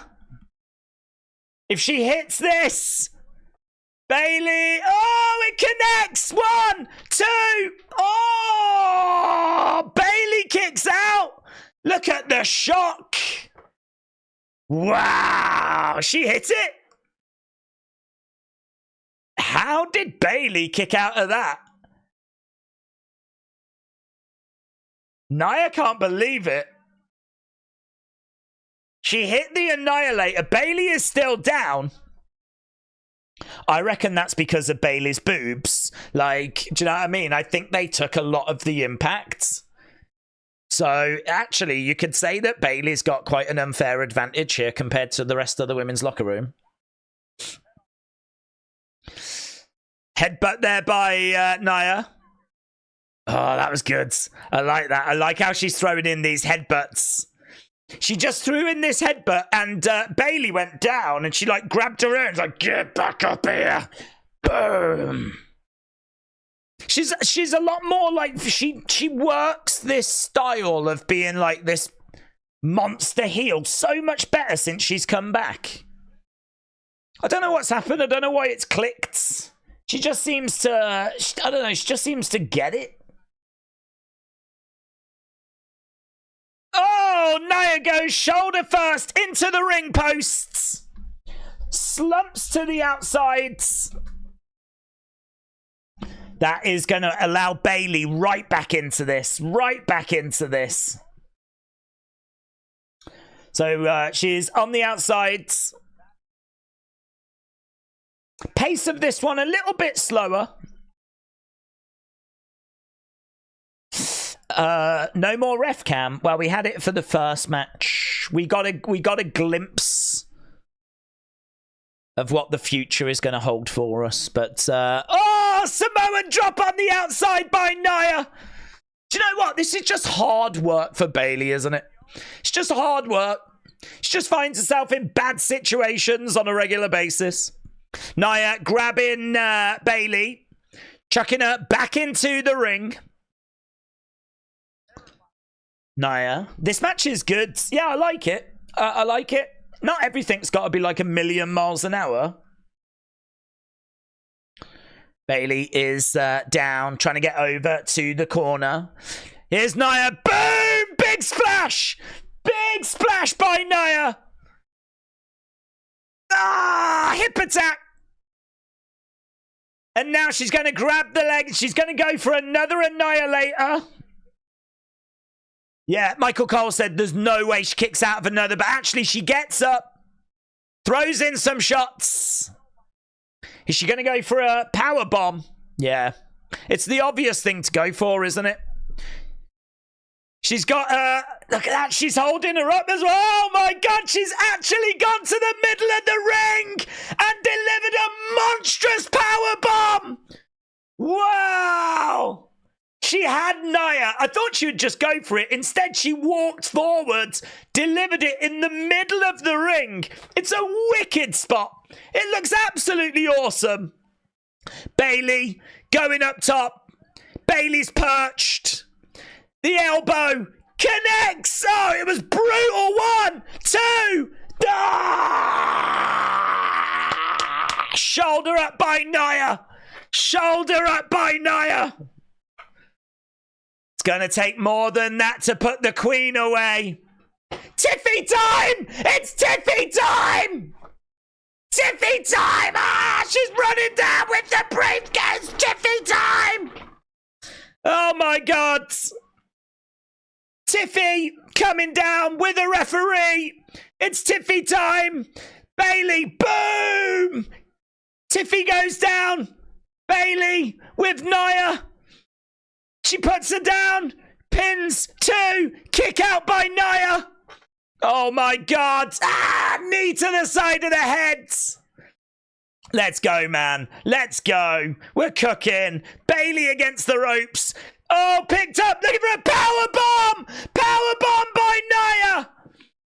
She flips Bayley over. She's going to go for another. Picks her up. Boom. Big power bomb. Annihilator. Annihilator. Mess her up, Nia. Boom. And another. Mess her up. Ah! Yes. 1, 2, 3. Nia Jax wins. And no. Yes. Yes. I really like Bayley, but I predicted Nia and I like my predictions more. Nia Jax is the new WWE Women's Champion. Let's go. Let's go. She messed her up. Wasn't it Bianca that said that after being hit with an annihilator, she like wet herself? Well, Bayley got hit with 3, so God only knows what's going on downstairs. God only knows what condition Bayley's in. Yeah, I like this. I like this because you've got Tiffany with the briefcase and you've got her friend as champion, and it's going to result in some pretty funny moments, isn't it? Where she's going to have that briefcase and she's going to be like, that's my friend, but this is my opportunity, and she's not going to know what to do. Plus, she only just got that briefcase. She only just got it, so she only got it yesterday, and they're trying to sell replicas of it, so her cashing it in here was highly unlikely. Let's go, man. I want to have a look at those Annihilators again. There ain't nothing soft about those Annihilators, you know. Ah, boom! Oh, my God. I bet she pooped herself. Oh, I bet she pooped herself. I pooped myself. I was so excited. Look, she's on the outside of the ring. There's a doctor who's checking on her. And she's probably like, I'm fine. It's just, I pooped myself. Nia and Tiffany in the ring. A devastated Bayley on the outsides. There's The Rock's... there's The Rock's mom filming.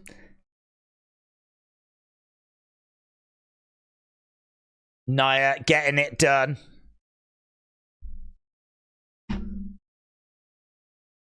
Okay, we've got Sheamus in a Mike's Lemonade thing. Nia turned into Gunther, spamming finishers at the end. Atta was like, don't hug me. Yeah, she was, wasn't she? She looked like she had a tear in her eye, though. Perhaps she was a Bayley fan. Rick said, called it. Amazing, PLE, says Art King. I'm serious. This SummerSlam, it slaps hard, said Word of Wrestling. It was... it has been really good so far. Really good. Great American Bash on Tuesday. Great American Bash on Tuesday. Right, Mama Johnson. NXT premieres on CW Network on October 1st. So that's sooner than I thought, actually. I wonder if they'll stack that show on October 1st. 79 degrees in Cleveland. Sky said Cody losing. I don't think so. But is Roman coming back? That's the question. Is he back tonight? Cody's not losing, said Jojo. Cody isn't losing, says Brian. All matches have been amazing, said Justin. Averted said 3 matches left with 2 hours 10 to go. Surely something else happens. Seth and Drew. I don't know if that's next.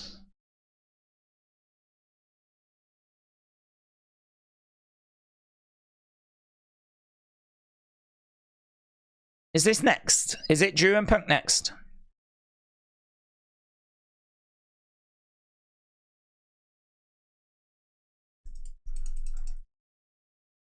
Oh, it might be, you know. It might be.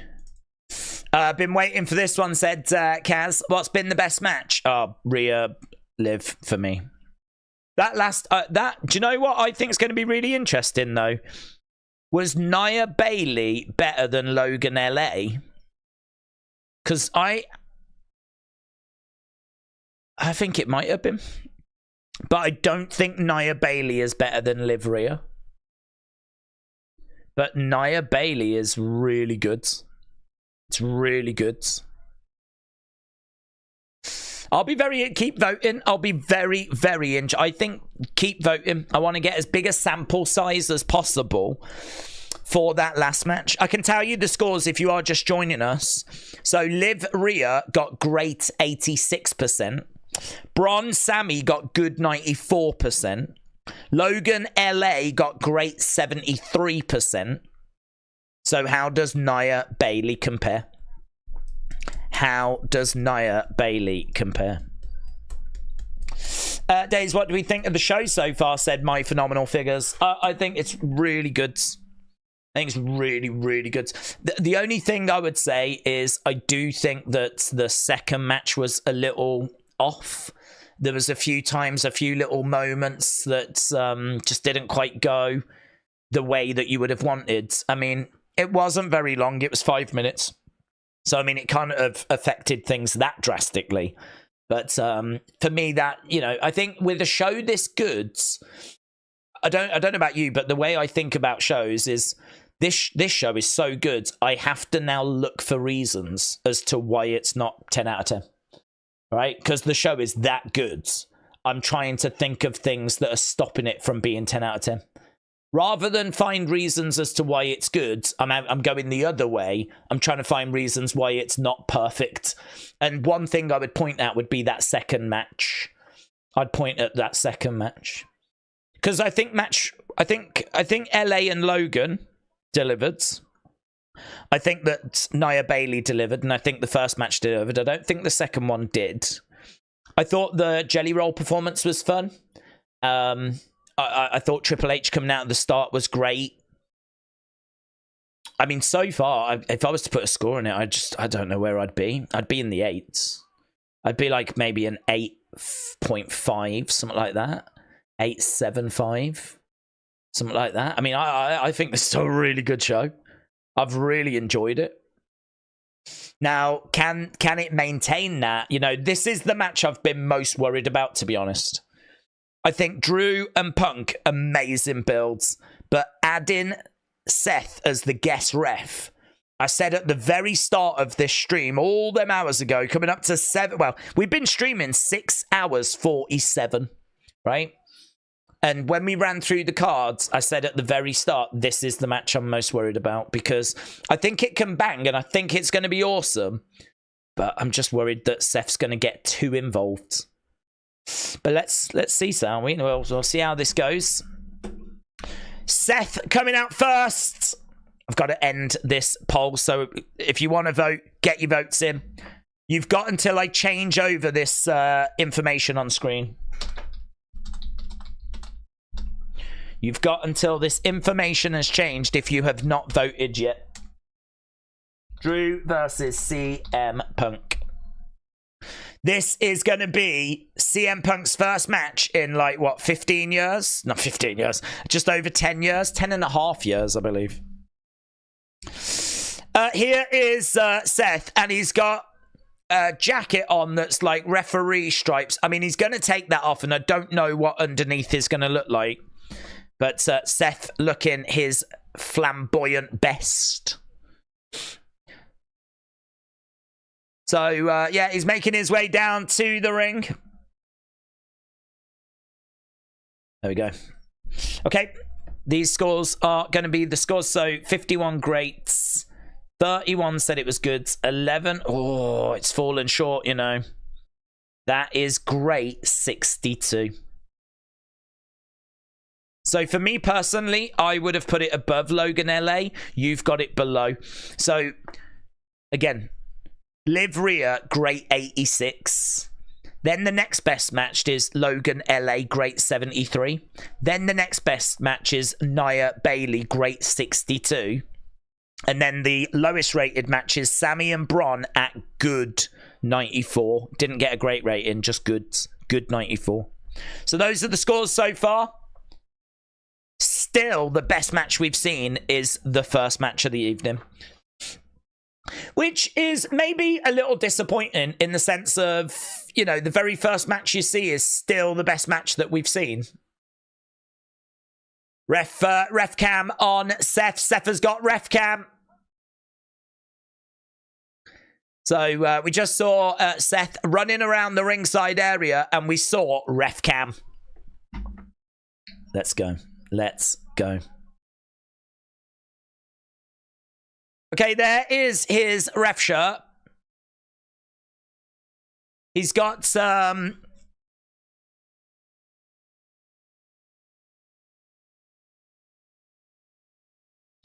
Okay, so he's got, like, sparkly trousers. Silver sparkly trousers. And he's got what looks to be a fairly standard ref vest, I'm going to say. It's a vest, but it's got like yeah,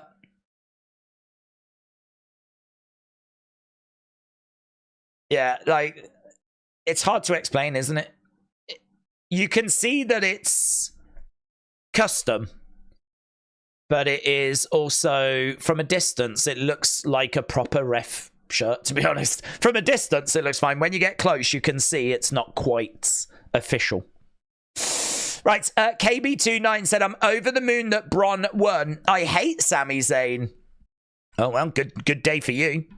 The Ring General said, Drew wins the battle tonight. I hope this cooks. Mo Money said, CM Punk was on AEW. That is correct. Much wider entrance than we normally get for SummerSlam. It's normally quite narrow, much wider. I think they're using the entrance that would normally have vehicles, that, you know, where you bring vehicles into the stadium. It's that entrance, so it's wider, it's bigger. Drew McIntyre making his way out. Jeremy Maddox said, just had a thought. What if Finn costs Damian to drop the title tonight because they all leave Damian and Rhea? Yes, it is a possibility. I mean, it does feel like Damian and Finn are on opposite sides. I mean, obviously, they even teased that backstage earlier where Damian was like, did you know about this? And Finn was like, no, thanks for the trust. I mean, they are not in a great place. And we've been waiting for those two to... I mean, they teased it ages ago that those two were going to have a big falling out. It didn't come to fruition, and we just kept going for a bit longer. But Finn costing Damian is definitely on the table tonight. Definitely on the table. AWC Legend said, Days Rollins heel turn could happen. Remember this, said AWC Legend. Yep. I got asked earlier, if he attacks CM Punk, is that a heel turn? And I was like, no, he hates CM Punk. I think he would be booed by the crowds, but equally, I think the crowd know that he does hate CM Punk. He's coming into this saying that he hates both guys. He can't stand either guy.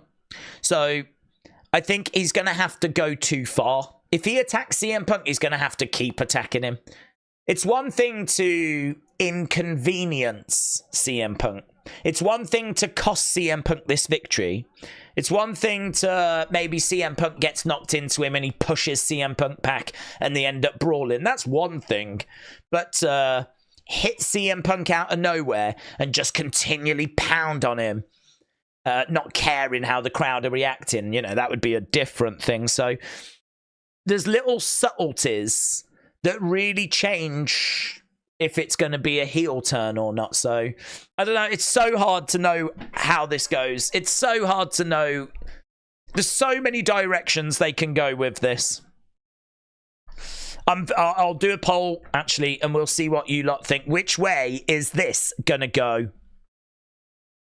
Who is winning this? Who wins?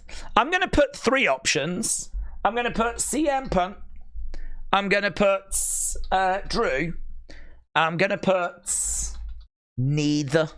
Because there is a chance that Seth screws them both. I don't know, just ends the match, or I don't know what he could do. He hates them both. I think in Seth's ideal world, he would probably want them both to beat each other up.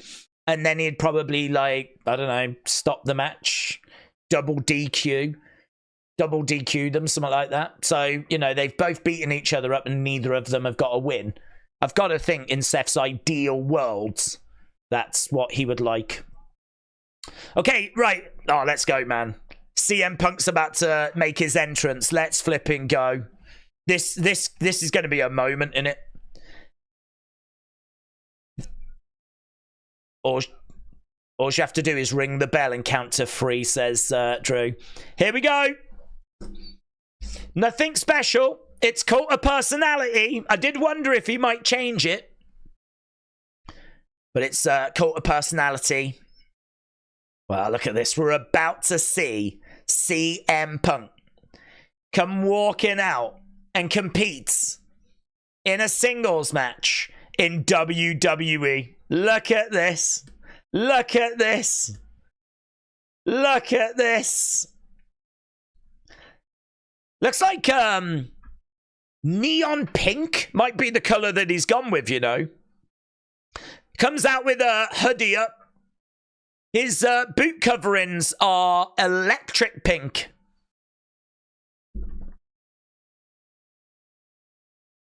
It's clobbering time. Best in the world. Let's go. Let's go. How can you not be excited for CM Punk? Right, Justin said, Bron Breakker is a beast. But to me, his punches and some of his moves, they look bad. He looks like he's holding back. And the Sami match, it looked clunky.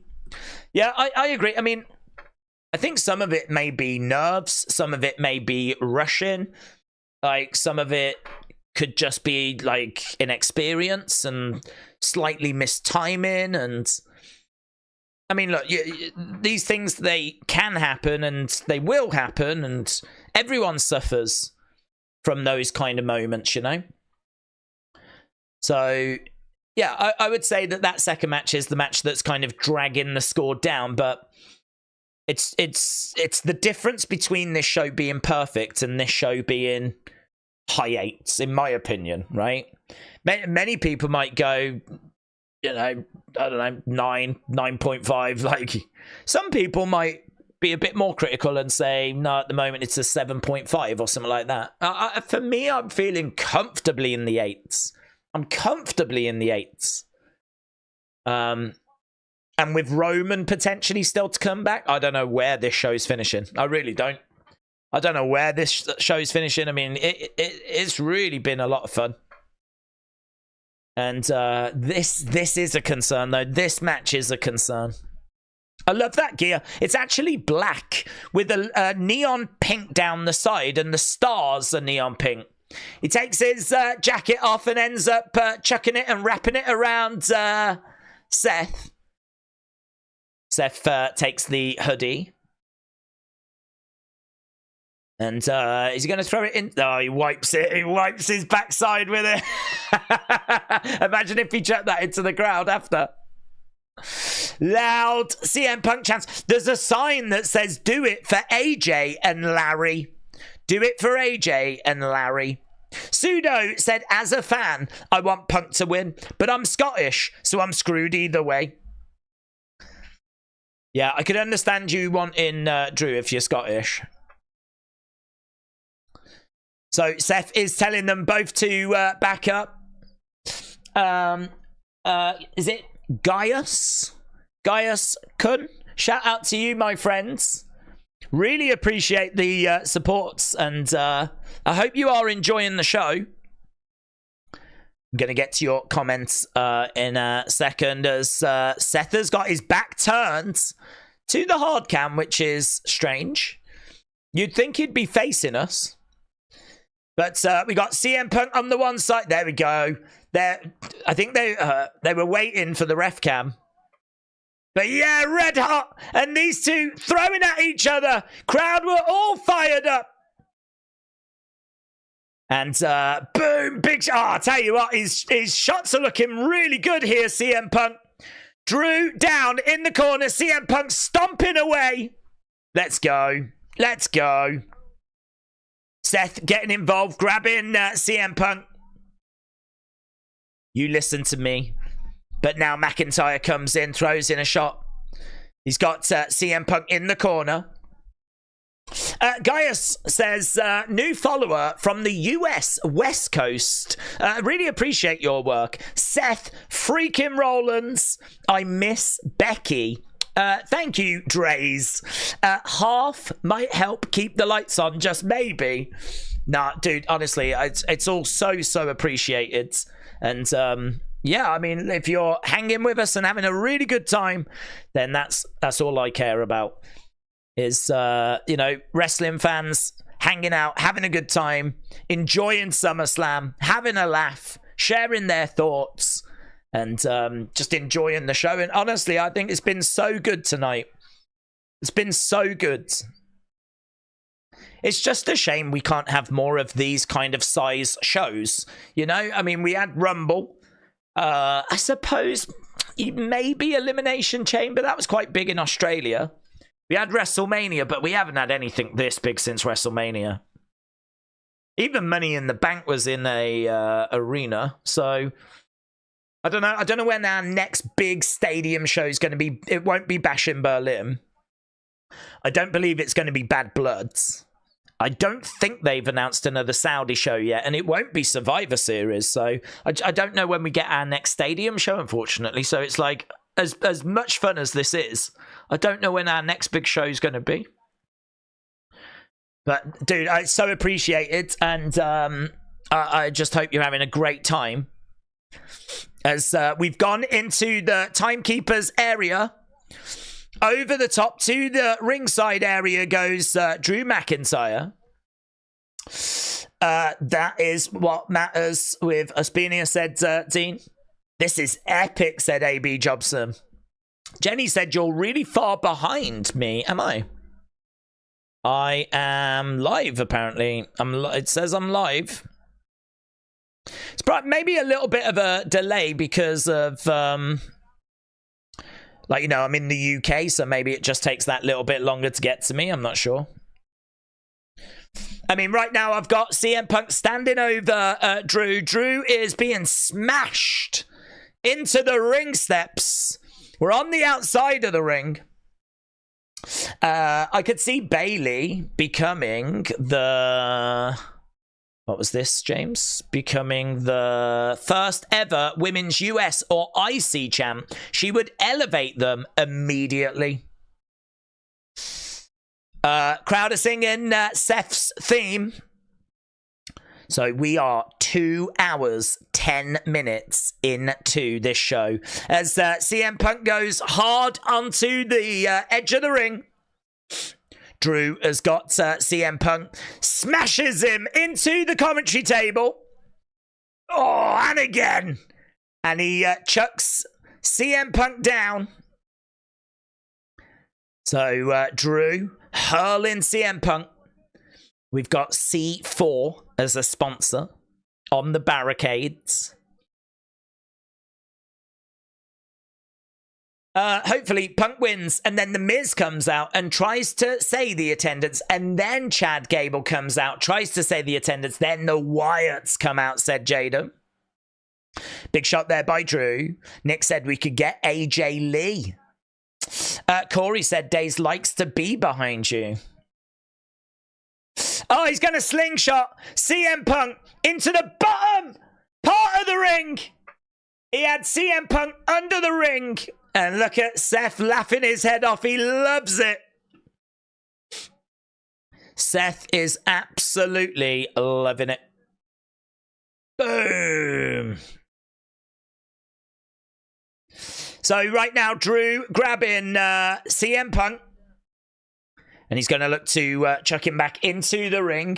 Let's have a little look at the poll, shall we? 47% of you said CM Punk's going to win this. 27% of you said it would be Drew. 26% said neither. So it seems really close between Drew and neither. But CM Punk is the person that you're thinking is going to get the dub here. Drew has got Punk. Boom, lovely. Lovely suplex there by Drew. But didn't even allow him to count one. You said you're going to kill him. He kicked out before. Well, I couldn't even get to one. Go on, you said you was going to kill him. You said you was going to torture him. So, there we go. Seth is in there. Goading. And, yeah, this is a lot of fun. Shots to the midsection by CM Punk. Chop coming in there by... Chop coming in there by Drew. He's got Punk in the corner. Look at that belly to belly. That is brutal. Belly to belly by Drew. And once again, CM Punk gets his shoulder up. Kind of feels like CM Punk doesn't trust. What the hell's this camera? Looks like Predator or something's coming. Like there was a weird tint, wasn't there? That was a weird camera on the outside. Slap there by Drew. CM Punk back up on his feet and he fires slapping himself. Oh, lovely back fist there. Kick to the midsection. He's got Drew in the corner. Charges over. Gets caught. Gets caught. Power bomb. Punk goes down. Drew going for the cover as Seth counts one. AJ Lee Colors said City till I die. Abdul said AJ Lee returns. He's got him. Sit down. Powerbomb there. Shoulder up. Shoulder up by CM Punk.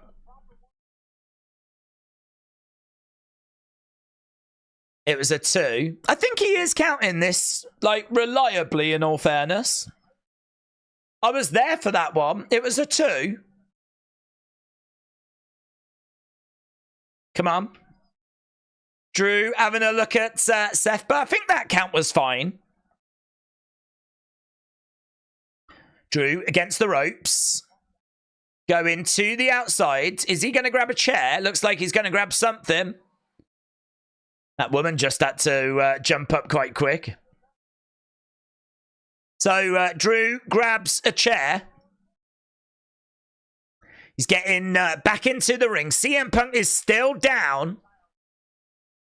McIntyre back in the ring. He's got the chair. He was just having a little stare at Seth then.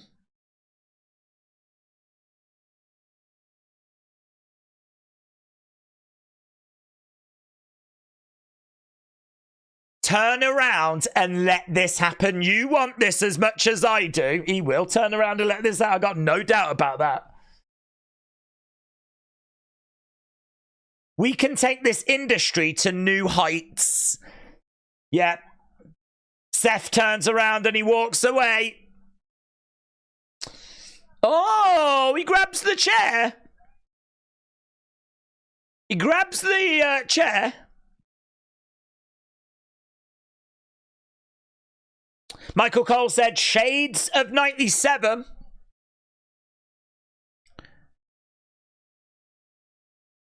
Drew pushes. Seth went to hit Drew with the chair. He almost hit Punk. Right now, roll up there by CM Punk. Seth doesn't see it. Now he does. 1. No. Just a 1. Now CM Punk thinks he's being screwed. Net breaker there by Drew. Kip up by McIntyre. Drew is a savage. I'm sorry, said Art King. Right, let's end our poll, shall we? Yeah, I think he's getting frustrated, isn't he? I think both are getting frustrated, actually.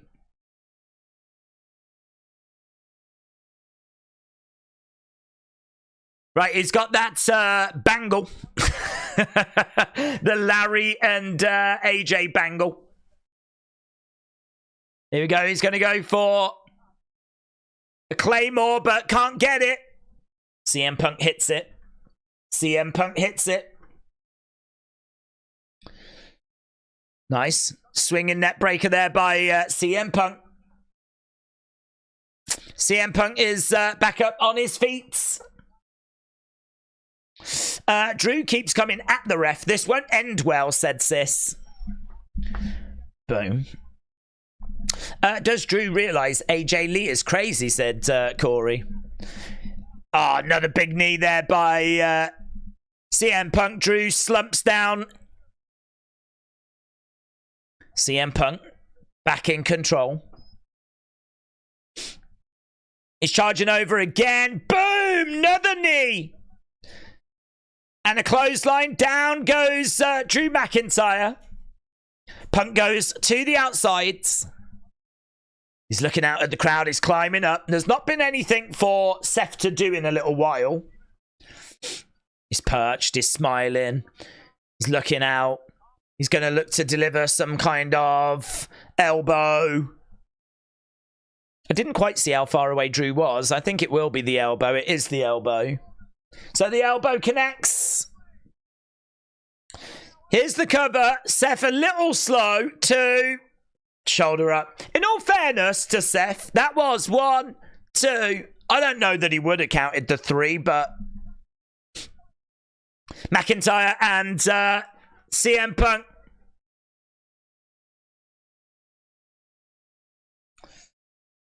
Anaconda Vice is in.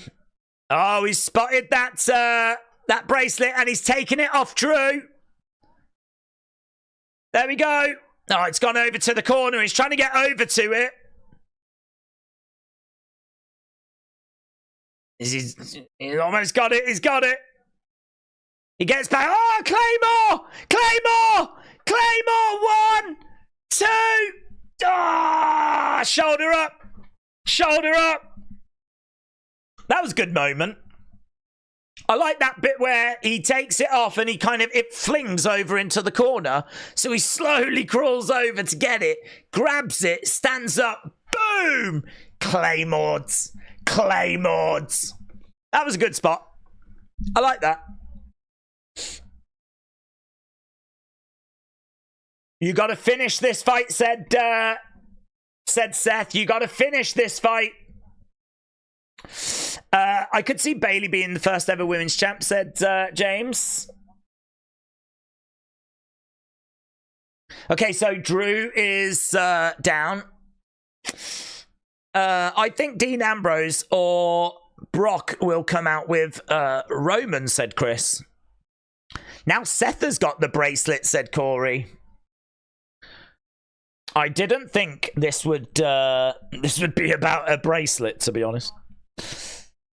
Right now, Drew is in control. He's got CM Punk. He's looking for this future shock. No. Charges over. Shoulder first into the ring posts. I feel like we've done that a lot during this show. That kind of shoulder first into the ring post. GTS. He's calling for it. Here we go. GTS. I don't think he'll get it. He's got Drew on his shoulders. CM Punk sees that Seth is wearing the bracelet. What have you got that on for? What have you got that on for? Are we really building this match around a bracelet? Seth said, I'm not messing. I just picked it up. I'm not messing with you. Oh, it's a distraction, and that allows Drew to clobber Punk from behind. Seth goes to the outsides. Future shock, no. Reversed. GTS. GTS. GTS. GTS connects. Connects. 1, 2, 3, 4, 5. Here's Seth. 1, 2. Ah, shoulder up by Drew. Shoulder up by Drew. Wow. Wow. You're about as good a referee as you are wrestler.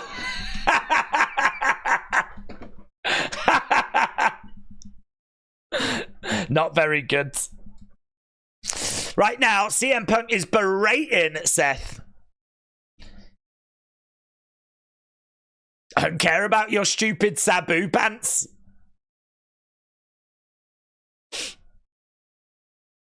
This is my ring, my rules, my company.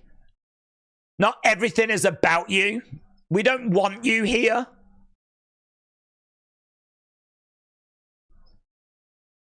That's your problem. Crowd are singing Seth's theme.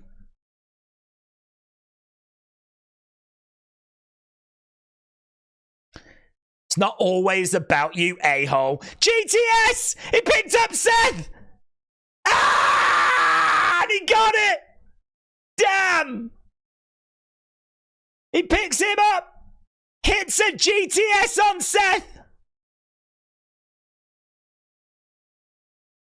It's not always about me, but it's never about you! Claymore coming! No? Oh, I thought he was going to turn around and get Claymores. It felt like he was going to turn around and get Claymores. Oh, my God. Oh, there it was! There it was! Oh, I knew it was around. I was looking for it. I was like, where are you, Claymore? Where are you? Here's Seth coming over. 1, 2, 3. Drew wins. Drew wins. Wow. I thought they'd go Punk. I think that's the first result tonight that I'm off with on my predictions. But Drew gets the win.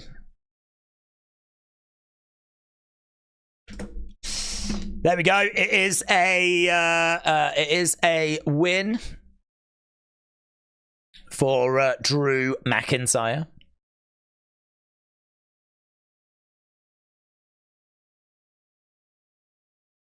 He gets that bracelet. How's he going to do it? What's he putting it?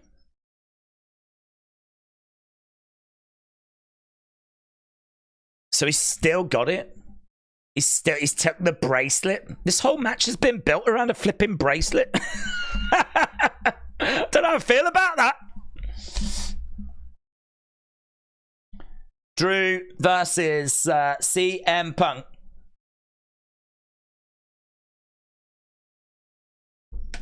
I'll be interested to see what people thought about that. There were some good moments during that match. But I don't know that that's the best match tonight. But then I don't need to know. It's for you to decide.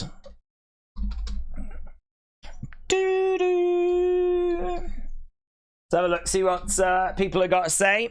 Get your scores in.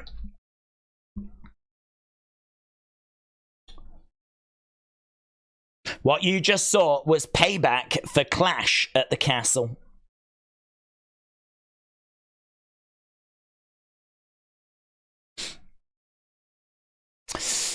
Days, what is your match of the night so far? For me, I think it's real close between Liv Rhea and Nia Bayley. I really enjoyed both of those. This was not a bad match. I do think Seth gets in the way. I think this would have been better if Seth wasn't involved. There were some nice moments because Seth was there. But I still think it would have been a better match with the normal referee. I don't know. We'll have to see what people think. For me, I think it's either the first match or it's Bayley Nia. Logan LA was good. But as I said at the time, I think that Bayley Nia picked that for me. I really enjoyed Bayley Nia. I really did, you know. I really enjoyed that. I think the way Nia was just like ragdolling Bayley at times. And that moment where Bayley has got Nia up and walks to the middle of the ring. I mean, that's a hell of a moment. And then she like plants her with that powerbomb. And then Nia spams the Annihilator. And we get a new champ as well. I think that's clear of that match. But is it clear of Liv and Rhea? I mean, that was really good. It's been a really good show. That match, I would say that last match, it delivered. I was worried about it, but it was absolutely fine. It was absolutely fine. But I'll be interested to see what people score it. We've just got a little advert at the moment. We've just got an advert.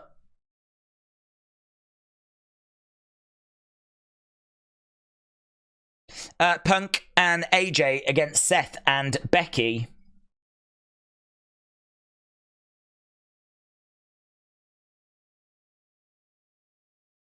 So we just got an advert for Damian's documentary.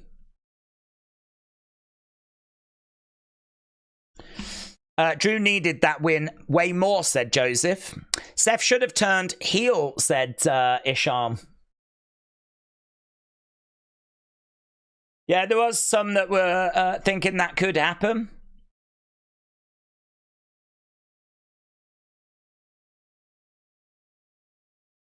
Right, funny, Punk tells Drew he lost at WrestleMania because he wasn't focused on the goal, yet today Punk loses because he was focused on a freaking bracelet. Said Sean. That is true, actually. That is true. He was focused on a freaking bracelet.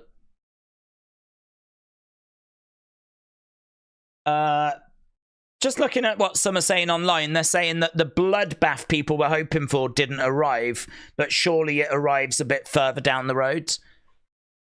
Here's Damian and Finn. Here's Damian and Finn.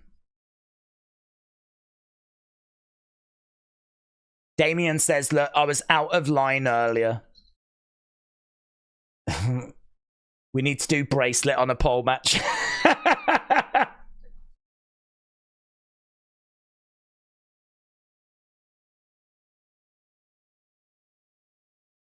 I know you said you don't need me out there, but if you change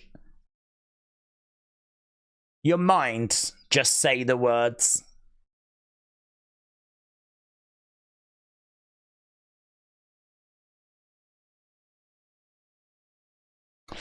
This is an interesting review from ISO Wrestling. Says, I have my issues. They went for the pin so much when it was supposed to be a blood feuds. Both said in many promos they didn't care about the match results. They just wanted to inflict pain, yet we barely saw any crazy aggression. This match was more cinematic than heated. It didn't live up to that hype, but it was good enough. I think that's well worded, actually. I think that's well worded.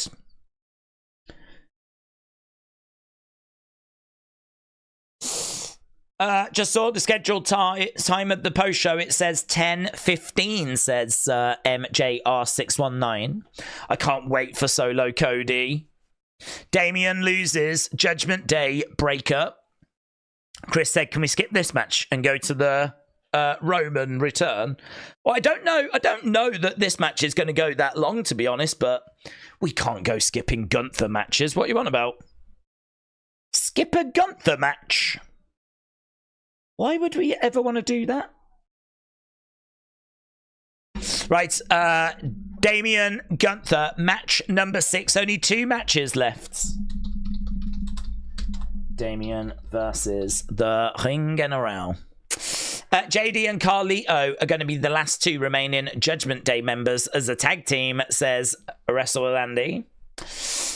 CM Punk wasn't trying to get injured again, says Ray. Scorpio said, I think it's just building to another match. Mike said, show has been great, but Drew and Punk was a little disappointing. Finn turns on Damian tonight, and that will be the end of Judgment Day. Mommy Rocks, do you think they'll rush through this one to give enough time for the Solo Cody match? Well, I don't think they need to rush through this one because, I mean, we've been live on the SummerSlam show for 2.5 hours. So, like, do we need to rush through? I think we've got 1.5 hours and we've only got 2 matches that we need to get through. So I don't think we need to rush. Will Giovanni Vinci interfere? You could do. I'm not expecting him to. We haven't seen him in so long. I just don't even know what the plan is for him going forwards. So, will he interfere? But people saying Gunther is mid. They don't know what they're talking about. At least we can say that Punk got out the match without injury, said Eric. Can we? Can we say we don't know yet? He may still have picked up an injury. I mean, don't forget, he's had to get up and walk to the back, innit? He might get injured with that.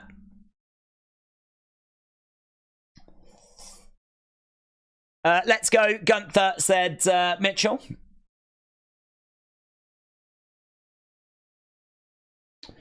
Finn costs Damian the title and Gunther wins Judgment Day for the Judgment Day, said Davidson.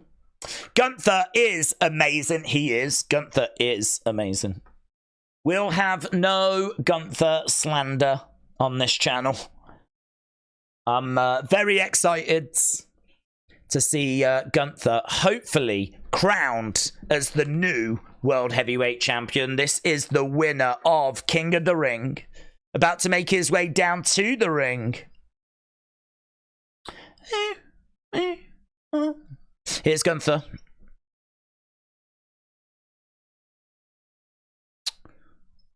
Coming out on his own.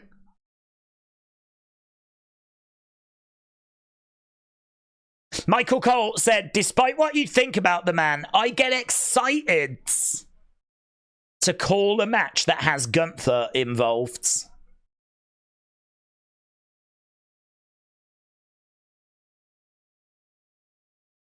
Gunther. Right. This one's hard because I love both. Gotta go with Gunther, though. I'll tell you what, let's get the match score for that last match done. And let's get up a poll. Who wins? Who leaves as champ? Who leaves as champ? Is it Damian? Or is it Gunther? Will we see Finn costing Damian? Hi, Wendy. There's a sign that says hi, Wendy. Right. That got great 46, all-time 19. It got good 29, and it got bad 5. Okay. That means that it was great 65. How does that compare? Great 65%. Oh, it's beaten Nia and Bayley. So, Liv and Rhea was great 86. Logan LA was great 73. Nia Bayley was great 62. And Drew CM Punk was great 65. There we go. Look, we're seeing up there. We've got the Steiners, Kevin Nash, DDP. Okay, Gunther making his way down to the ring. So, great 65. According to you guys, that was the third best match behind Logan LA and Liv Rhea. Here we go then. Damian Priest about to make his way down to the ring.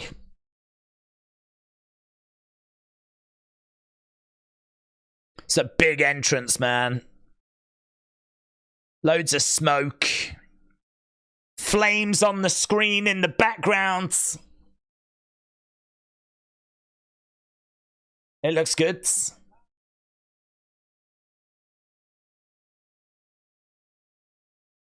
I don't love Gunther, but I don't dislike him either, said Ashma.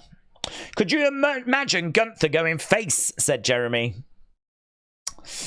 But I am literally friends in real life with Lexi. People telling me he is returning tonight. She is returning tonight. Damian has been awesome lately, said Jessica. Legit fire looking entrance, says Rickshaw. Davidson said Trinidad and Green Shirt guys are going to join Roman tonight. Let's go. If they do need some backup, then that is, he can always turn to Green Shirt guy. So, Damian Priest making his way down to the ring. Someone talking about Rock's mom asking Dave Meltzer, doesn't she only go to shows when her son is wrestling? Dave said no, she goes to shows all the time. So Rock's mom being in the front row might not mean much.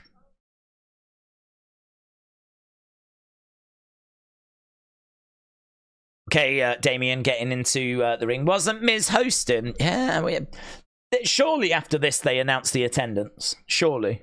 We haven't had any attendance announcements yet. They're still using some CGI, aren't they? That's cool.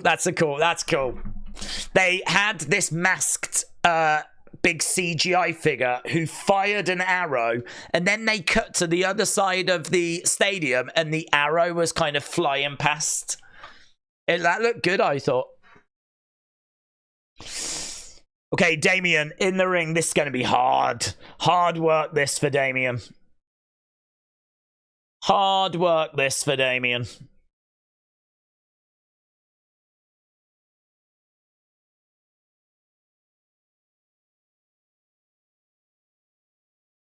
World Heavyweight Championship. This is being sponsored by Straight Talk.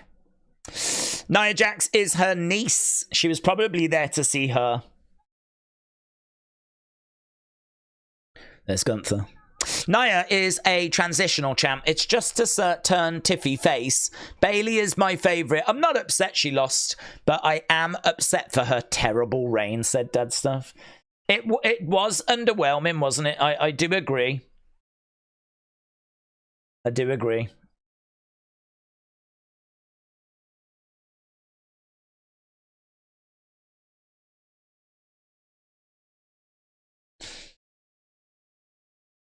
Representing the Judgment Day.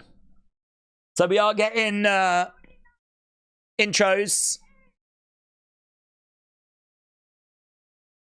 The World Heavyweight Championship on the line. So we asked the question, who do you think's going to win? 58% of you think Gunther. 42% of you think that it's going to be Damian. Hands over that championship to the ref.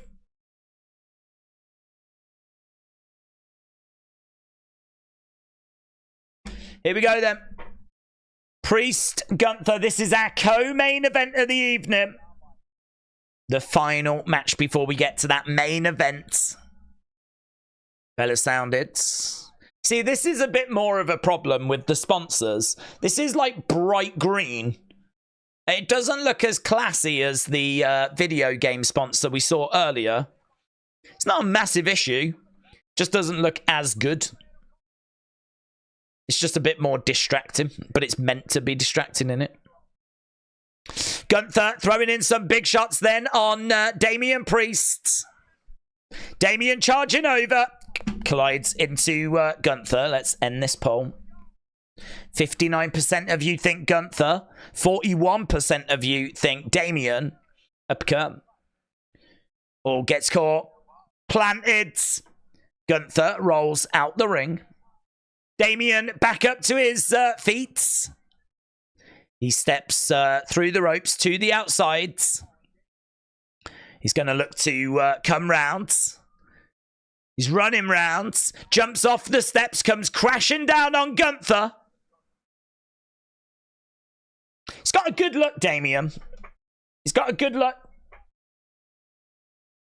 Priest has got Gunther. But he gets driven into the ring post. Gunther with Damian picks him up and slams him onto the edge of the ring. Gunther dominated WWE ever since he has arrived. Straight Talk sucks, says Art King. Straight Talk has the ugliest graphics.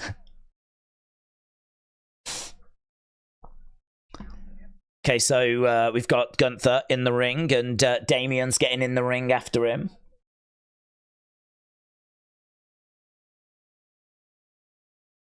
Izzy Dame has reacted to Bron Breakker's win, saying, "That's my champ." I think they are in a relationship together, aren't they?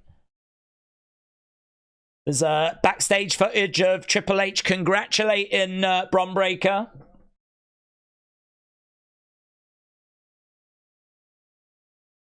Big shot there by Damian. And again. Oh, and another one. Big boot there by Gunther. Oh. And now Damian trying to pick up Gunther. He was looking for a suplex. Couldn't get it at first. Couldn't get it a second time. Chop there by Gunther. Gunther, double underhook suplex. Lovely. Going for the pin. 1, 2. Shoulder up. Shoulder up. LA Knight is the new US champ. He is.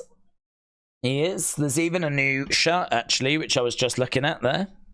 New LA Knights United States champ shirt.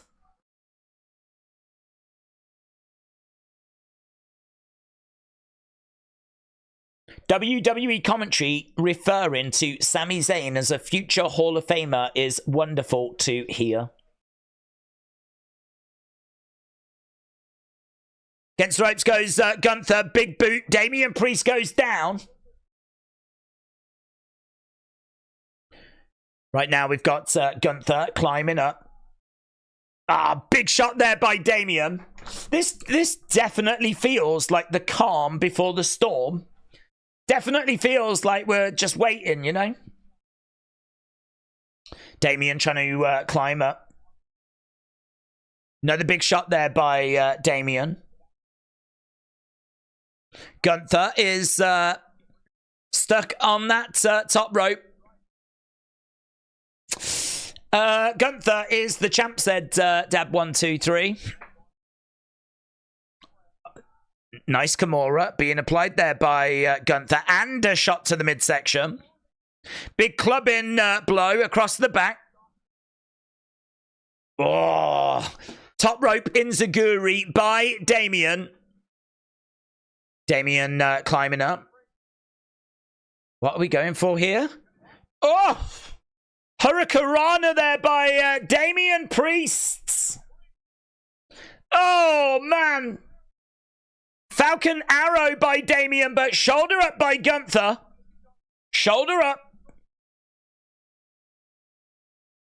I mean, it is very impressive because what he's doing there with someone the size of Gunther, I mean, it's very impressive. Very impressive.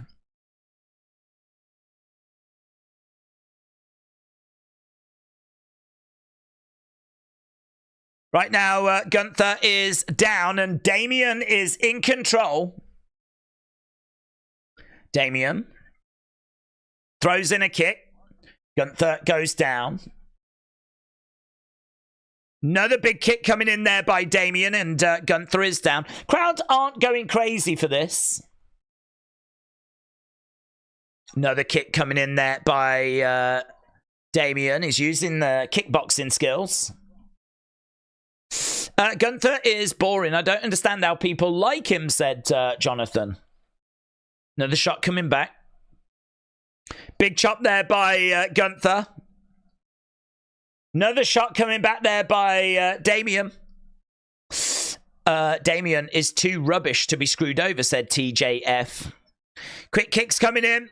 Ah, man, some of those kicks by Damian look really good. Both of these guys have got their chests red raw.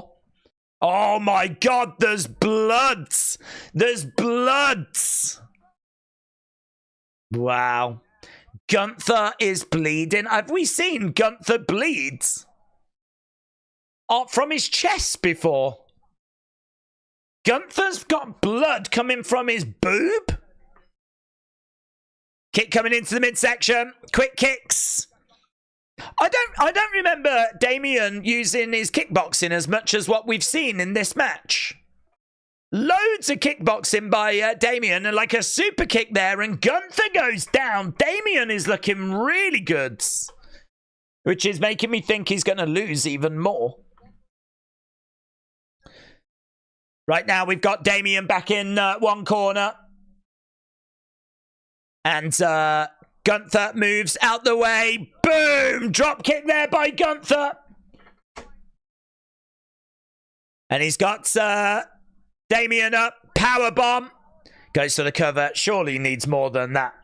That's amateur hour. It's going to need more than that. He's bleeding, but mainly from Damian, said TJF.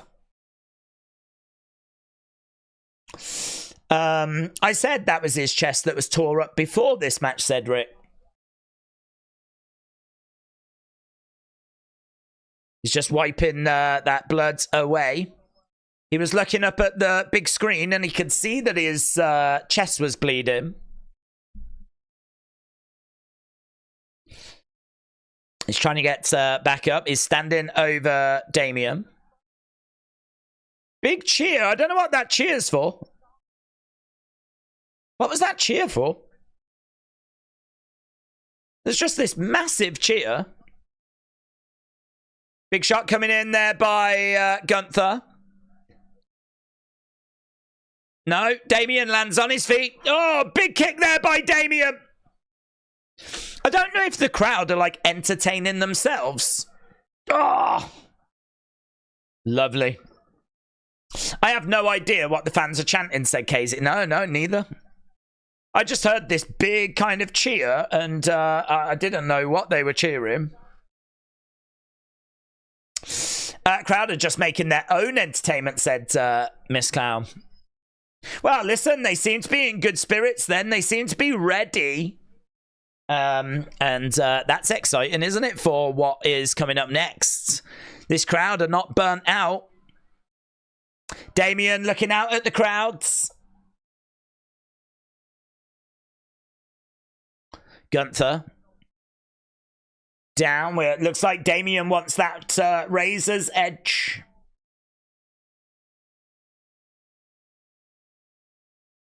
Nope.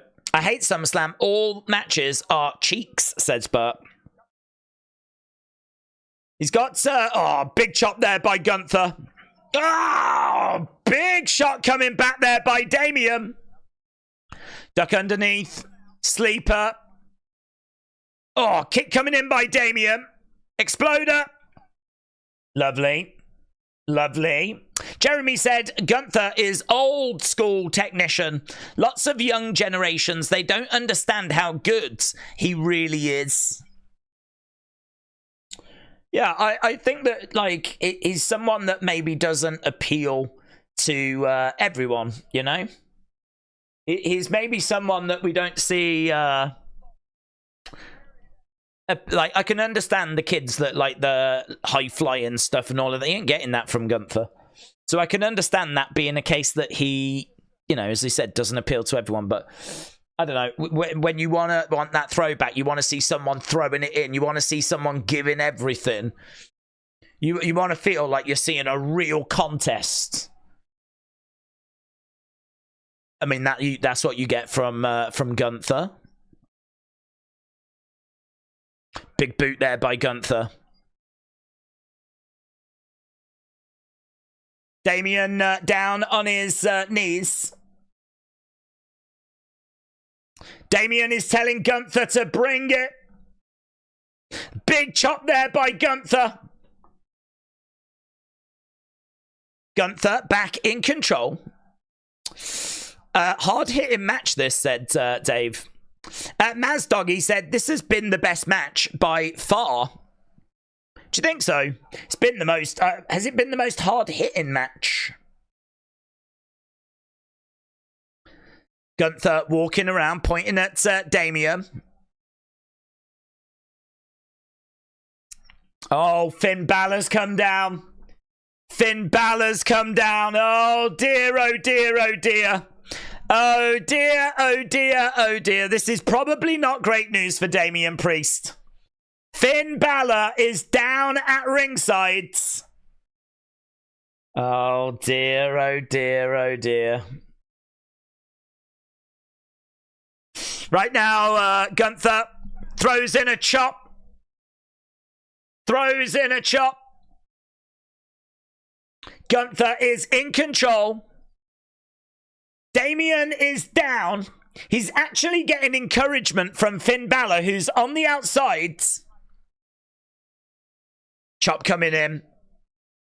Feels like we might be working our way towards the closing stages of this one as Gunther gets a big boot. Look, that blood is pouring down his boob even more. Yeah, that blood is really coming out now. Gunther standing over. We're going to break up Judgment Day, said Kiam.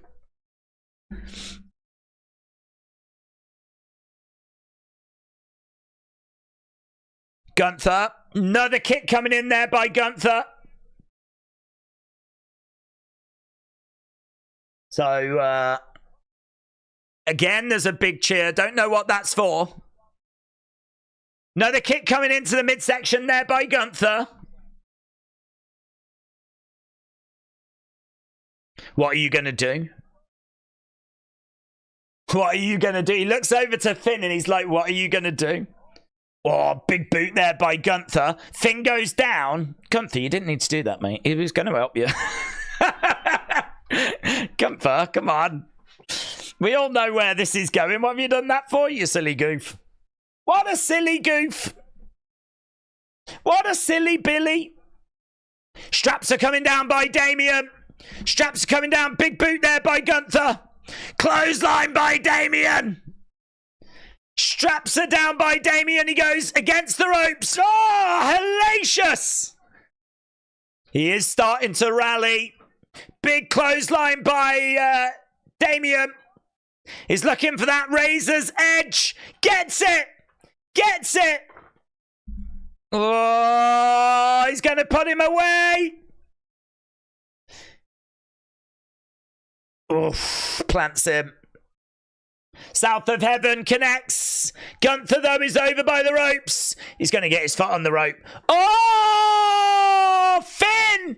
Finn! Finn! Finn! Finn!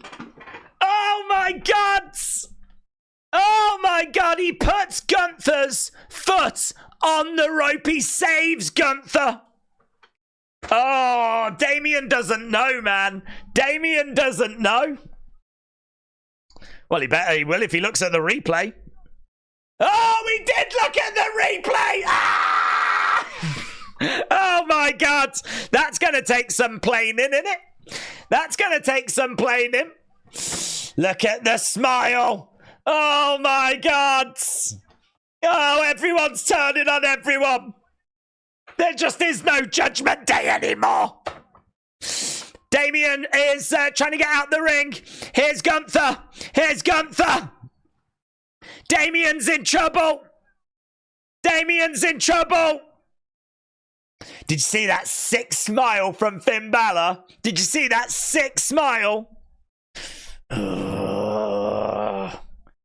It was a little bit pervy, to be honest. I loved it. Right now, he's putting him to sleep. Are we about to get a new World Heavyweight Champion? Is Damian out? Is Damian out? Finn Balor is right there. He's right there. He's watching Damian get put to sleep, but Damian is fighting back. Oh, my God. Damian is fighting back. Oh, Damian grabs Finn. Damian grabs Finn. Gunther grabs Damian.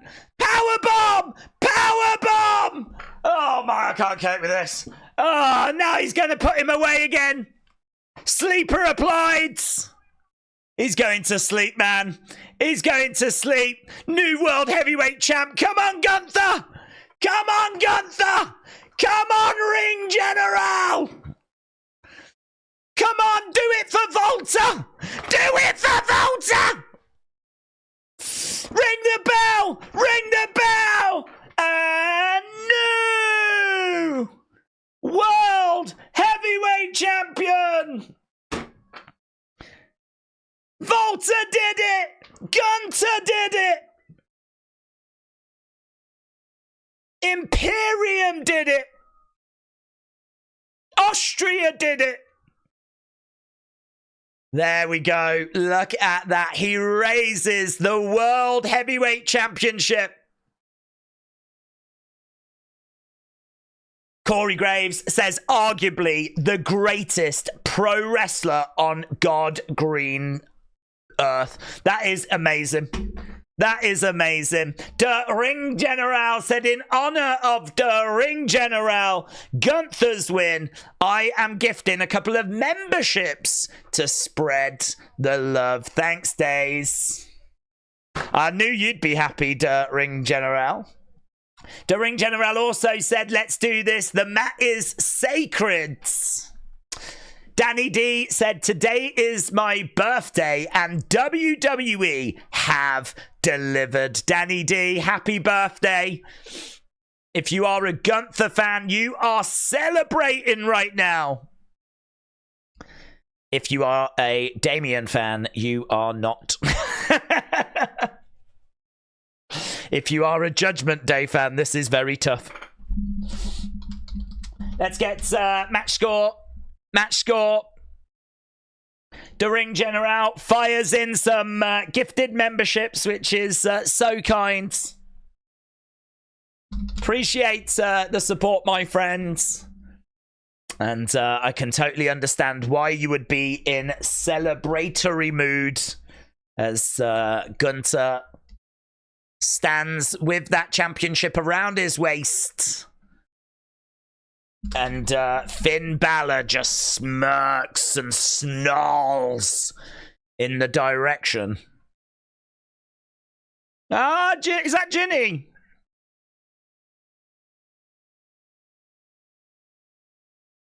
She used to be in NXT UK. Gunther stands on the commentary table. He looks out at the fans, throws his arms into the air.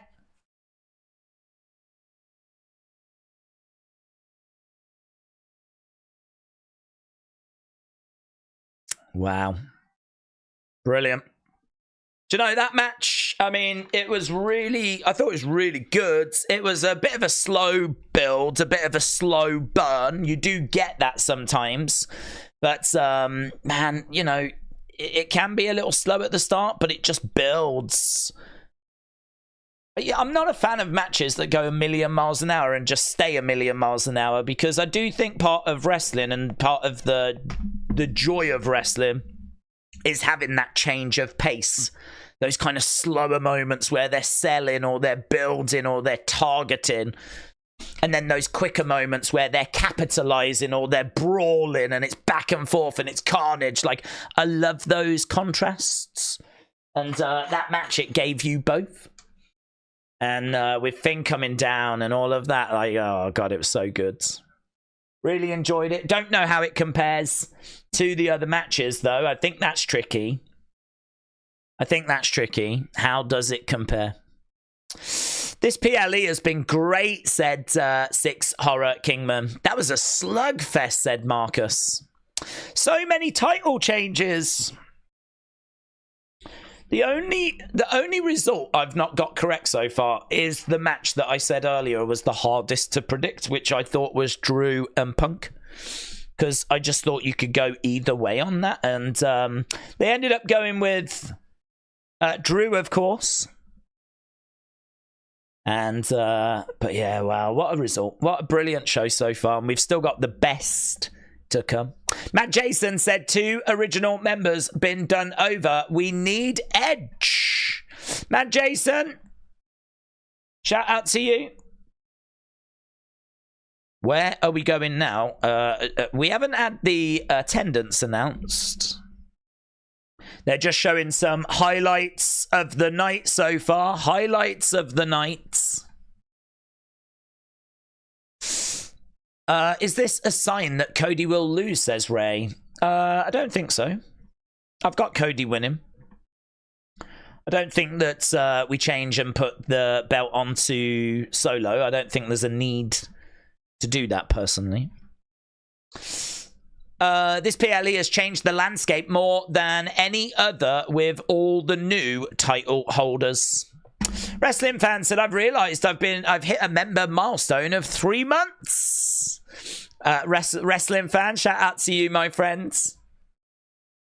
Appreciate all the support. Appreciate everyone that's joining us, and I hope that people have been enjoying the show, sharing their thoughts. Keep getting in your scores for what you thought about that last match. One more match to go. They're showing the kiss. They're showing that moment where Dom and Liv kissed.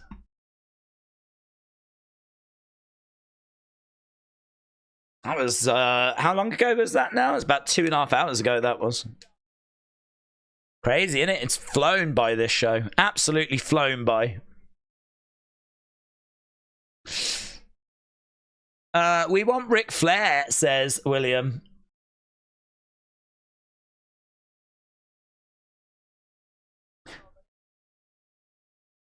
Is this R-Truth? Yeah, so Miz and R-Truth are in the ring, so there's potential for something here. There's potential for something.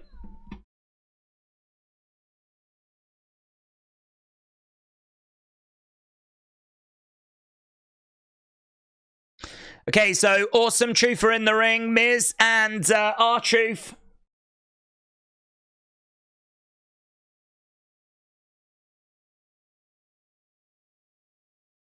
SummerSlam is in our house. R-Truth says you got a big house. Cleveland's.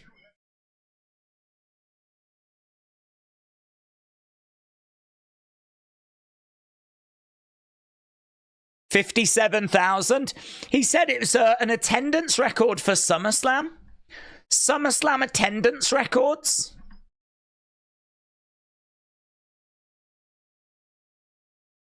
Tonight's attendance 57,791.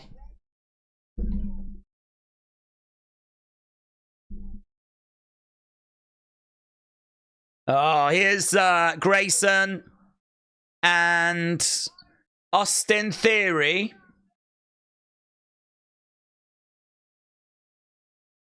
Well, that's not what I wanted. I was hoping for Chad. A-Town Down Under. Yeah, A-Town Down Under.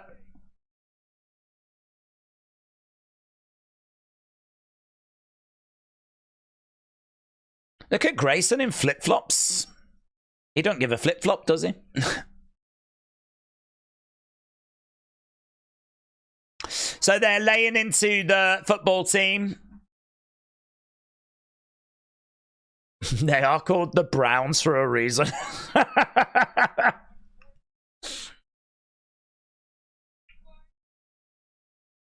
All the people here look like Jelly Roll. Jelly Roll don't appreciate that. Jelly Roll sitting next to Machine Gun Kelly.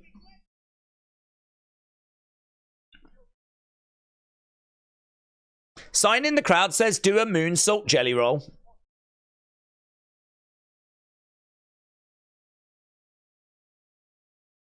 You're the only man in history to make music worse than R-Truth's. R-Truth thought that was funny, actually.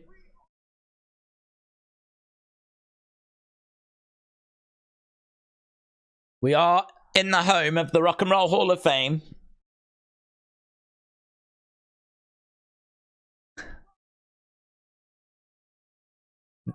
Wow, he refers to A-Town Down Under as the Rock and Roll Express. Jelly Roll gets in the ring with a chair. Oh, man, if I was Theory right now, I'd be like, oh, I'm really not looking forward to this.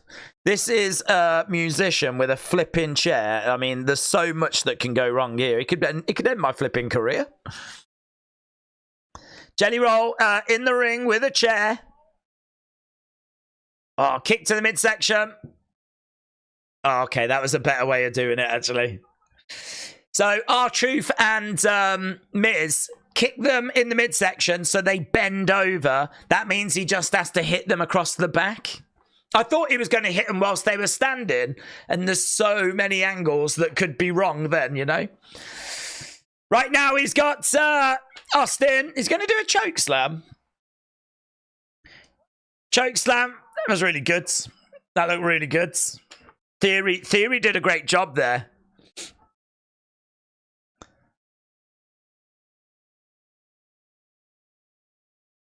And a 5-knuckle shuffle. Jelly Roll does a choke slam, and now he wants to do a 5-knuckle shuffle. They all go against the ropes. Miz and R-Truth are joining in. Well, there we go. There we go. I was hoping for a Wyatt 6 moment. We get a Jelly Roll moment.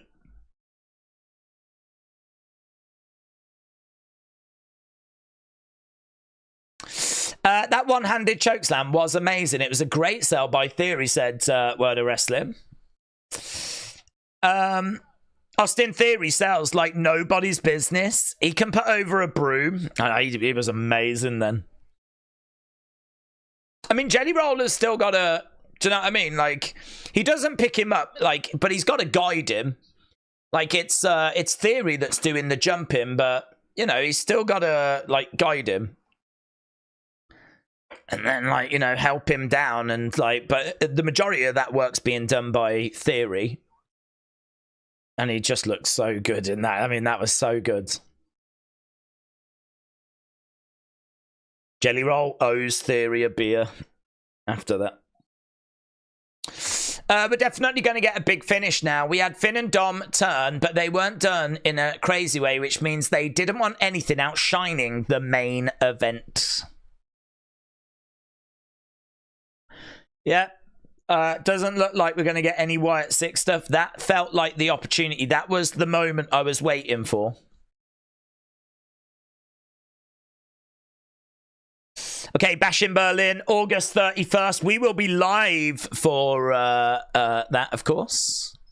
And we'll be live on Monday as well, if anyone is around. We do every Raw, every SmackDown. We do the NXTs as well. Sonny, shout out to you. Hope you are well. Sonny said, hello, Days. Hello, everyone. Please check out my books.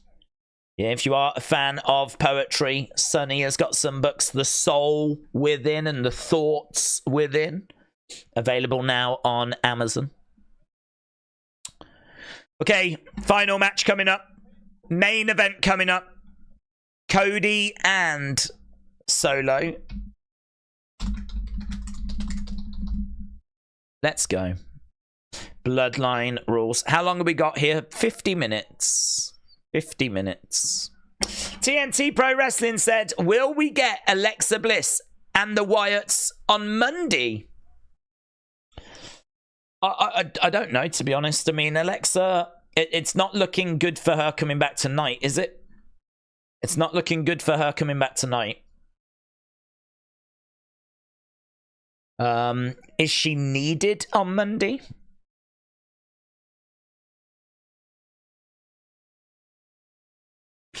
Okay, we're just looking at the video package right now.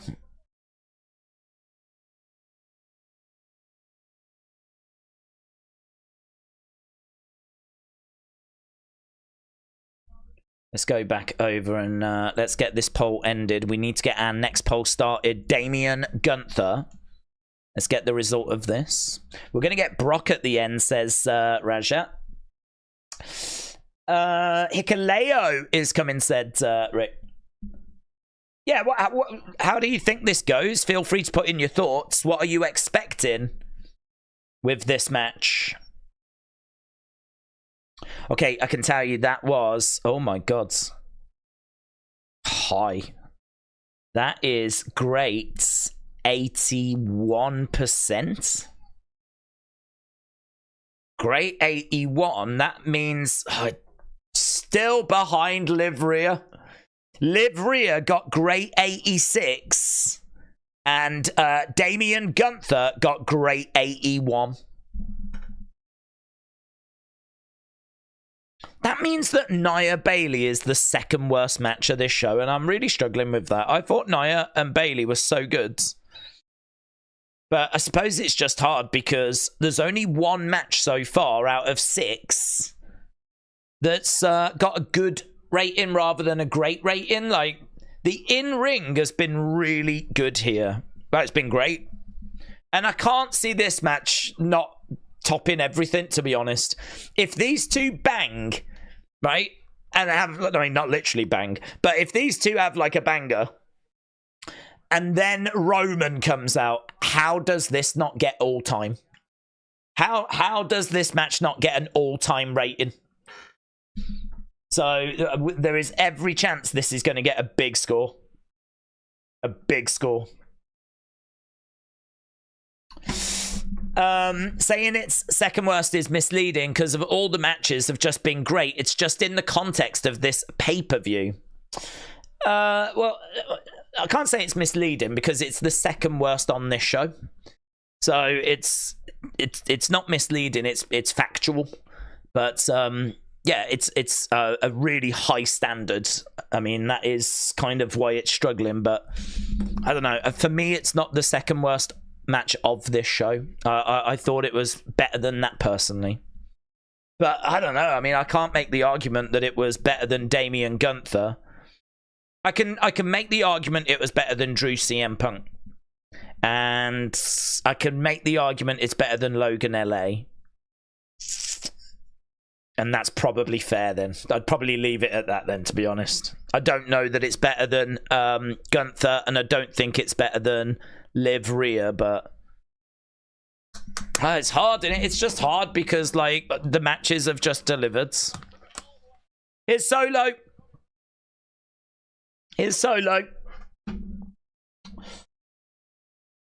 But I do think Solo could win for the story of the Bloodline. Let's get the poll up. I wanted to get this poll up. Who wins? Or let's change that. Who leaves as champion? Who leaves as champion? Will it be Solo or will it be Cody? Lots of interesting outside shenanigans get added to the score, says Andrew. Rick said it was slightly better than Gunther, and I love me some Gunther. Yeah, do you know, I think one tweet that I might put out as soon as this ends is in what order do you have the matches? Because they are so good that I think we might all have slightly different matches.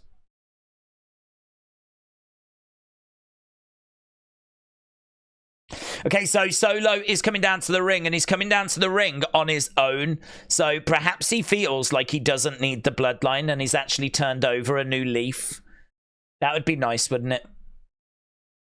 He's turned over a new leaf. He's a good egg now. Terence Crawford arrived to his fight with a WWE Championship belt, apparently. So Terence Crawford obviously in action tonight. I don't know when he fights. I don't know if it's after SummerSlam or whatever. It probably is. These polls, they don't mean anything. 95% of the chat are WWE marks. They would vote great or all-time for a goat and a pigeon screwing in the ring, said James. Yes, maybe. And I would definitely vote great for that as well. But they are also the same people that vote for all of the matches. So it's the same parameter each time. So, yes, I don't disagree that this is a very passionate pro-WWE crowd. But so is the people that join us on Monday, on Tuesday, on Friday, for the last pay-per-view, for the next pay-per-view. So it gives us a level playing field. It gives us an even keel. So, you know, you might disagree that the matches weren't great, but at least we've got the same people voting each match. So that means that it's a level playing field. Solo in the ring. Oh, there's a light situation again, look. These bright lights have caused havoc before, haven't they? Oh, hello, we got Cody in his bus. Are we going to get to the ring? Are we going to do all this full walk? Normally we go from, like, the backstage area. We don't go from the tour bus. Oh, my God, this is so sick. There's Pharaoh. Oh, my God. There's Pharaoh. Oh, my God, give him the belt. Oh, he's lovely. Oh, my God, he's the best. All dogs are the best. All dogs are the best.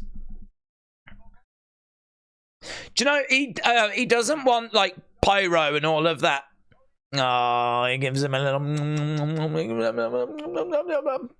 You know, Pharaoh's like, that's great, but have you got any treats? Where are we with the whole sausages situation? Have you got any? You know those like little biscuit things that we have some? Do you got any of them? I like the little kiss and the snuggly thing, but do you remember those little Those little biscuits. And they've got like a bit of peanut butter inside. I really like them more. Walking in the backstage area, then we are watching Cody walk this whole walk. Do you know what? We're going to get to the point where we actually watch them, like, wake up, have a shower and all of that. There's Arn Anderson. Oh, my God. Arn Anderson. Do you reckon he's got the Glock? Do you reckon he might, imagine if he hands him the Glock? He might give him the Glock. It's not 54, it's 57.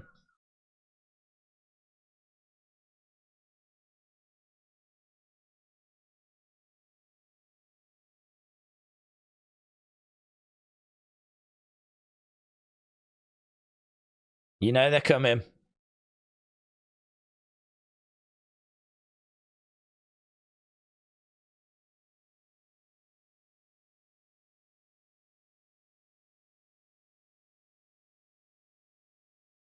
You still got friends.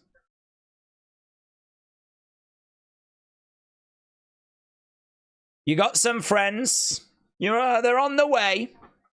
Arn Anderson with some words there. Oh, man. So good. So good. So here we go. Walking through the backstage area. I wish he had passed him the Glock, though. Who's that lady? That's as far as Pharaoh's going to go. He gets scared of the pyro, so it's, you know, it's fair enough, it's fair enough. Is she the jacket lady? Is that the jacket lady? Is walking to the gorilla area. Oh, you could just see Michael P.S. Hayes there. Oh, hello. Headwear. Is that that was Jason, wasn't it? Was that Jason Baker? Was that that looked like Jason? Yeah, Justin said it was Jason. That's Brandy's mom. Oh, is it? Where was Brandy? Where was Brandy?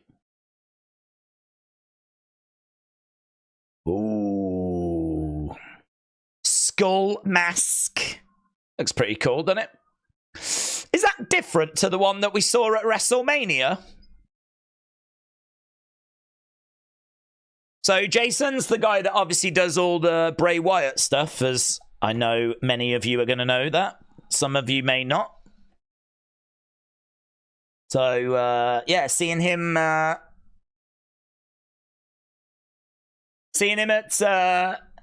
hand something over to Cody was pretty cool. That was pretty cool. Cody Rhodes then making his way out. I mean, he's already took that mask off. He's left it on the floor. I mean, literally, he's only walked like about 10 steps and he's took it off. If I was Jason Baker, I'd be like, that took me months. That took me months, mate.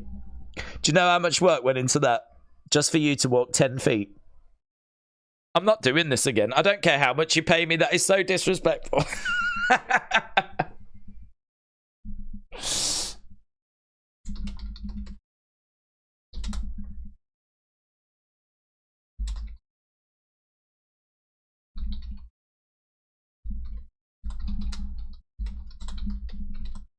Okay, so Cody's entrance, pyro and fireworks going on.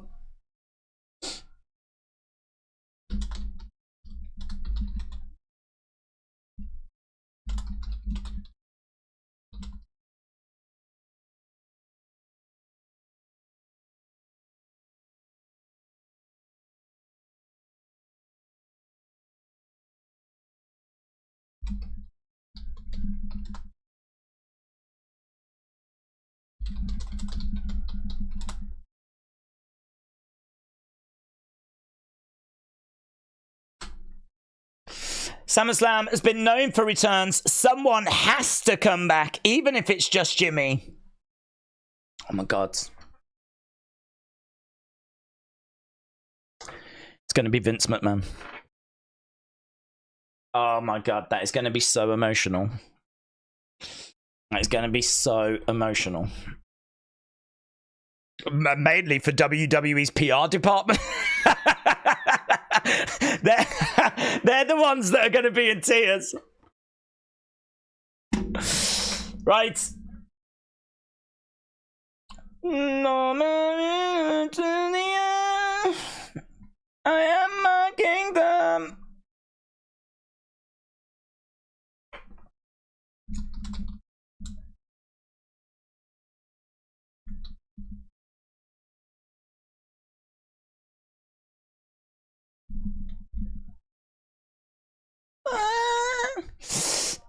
If Roman doesn't return, we need at least Jimmy.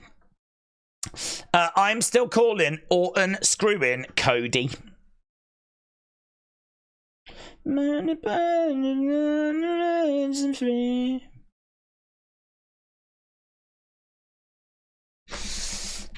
Arn said he has influence, so it's going to be a big return. Crowd are singing away then. Probably got a little wait. Well, actually, not that long. I mean, it's only 36 minutes until we get to the 4-hour mark, so we probably don't have to wait that long, in all fairness. Ricky Starks. It's going to be Ricky Starks. It's going to be Tony Khan. It's going to be all of his AEW friends.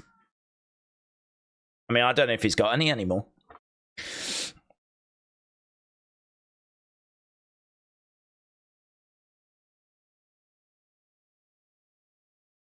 Cody Rhodes in the ring then.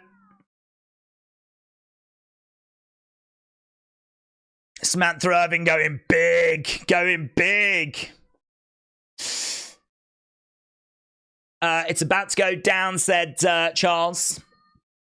No, Roman, it's too soon after his dad's death. Have respect, said TJF. I think that's his choice, to be honest. I think if he's, if he doesn't come back because of that, I think everyone would understand. But equally, he might want to get back to work. He might want that kind of distraction as well. So, I don't know. Everyone deals with grief in different ways, don't they? That's him to decide. Referee holding up that WWE Undisputed WWE Championship. Camvlog said, if we get Rock helping Solo and Roman helping Cody, this will be insane. Rob said, I remember about 2 years ago, I asked Daze if CM Punk would return. He said no. And look at us now. I know. I didn't ever expect it. I honestly never expected it. But then, in my tiny defense, I'm not sure too many did. I mean, it really was a hell froze over moment, wasn't it? So, yeah, that was definitely one that I didn't call.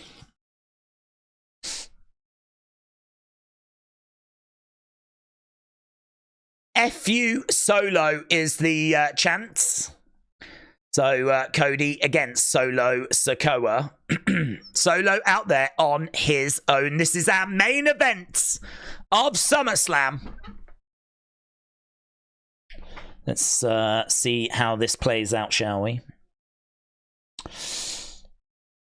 WWE's biggest fan said, did y'all notice the 3 black SUVs? Oh my god, Roman is coming back.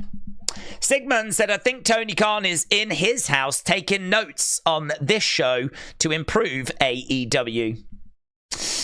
Word of Wrestling said, Arn was in AEW with Jake the Snake 2 weeks back. Now he is here speaking about influences in other locker rooms. Yeah, I kind of took that he meant, he has got an influence in other locker rooms, the other locker room being the WWE locker room. I don't know that he was referring to, from a WWE perspective, other locker rooms. Well, I mean, look, we're going to find out. We're going to find out. I'm certainly not expecting AEW stars or TNA stars. I would expect Randy. I would expect Kevin. Those are the people I'm expecting. And of course, Roman Reigns.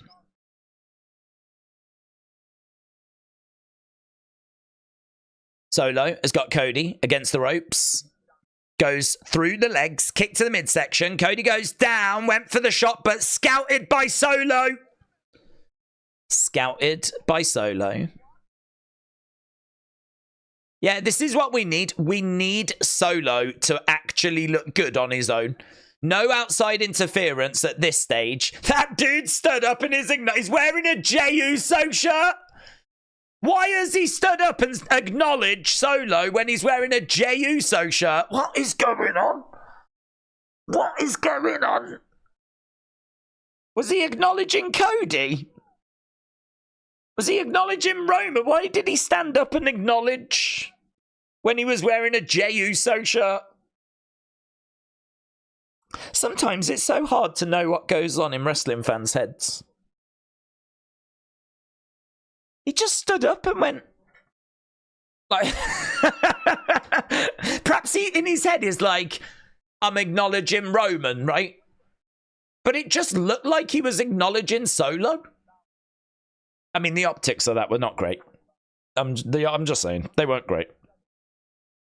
Do you reckon he'll get home and he'll be like, oh, no. Oh, it looks like I acknowledged so.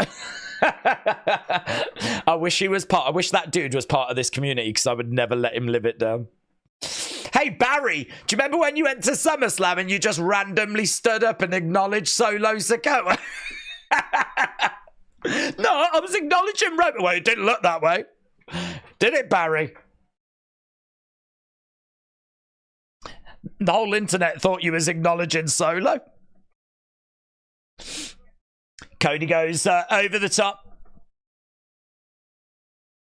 Lands on his feet, Cody. Scouts it. Pulls that top rope down. Cody off the ropes. Goes to the kick. Gets it. Solo goes down. Here's Cody against the ropes. Suicide dive. Gets it.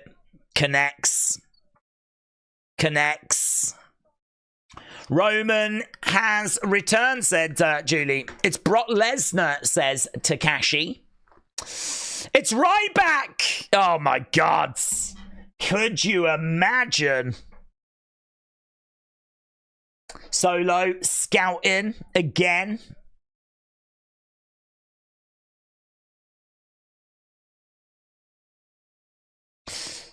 Boom, face first into the ring steps.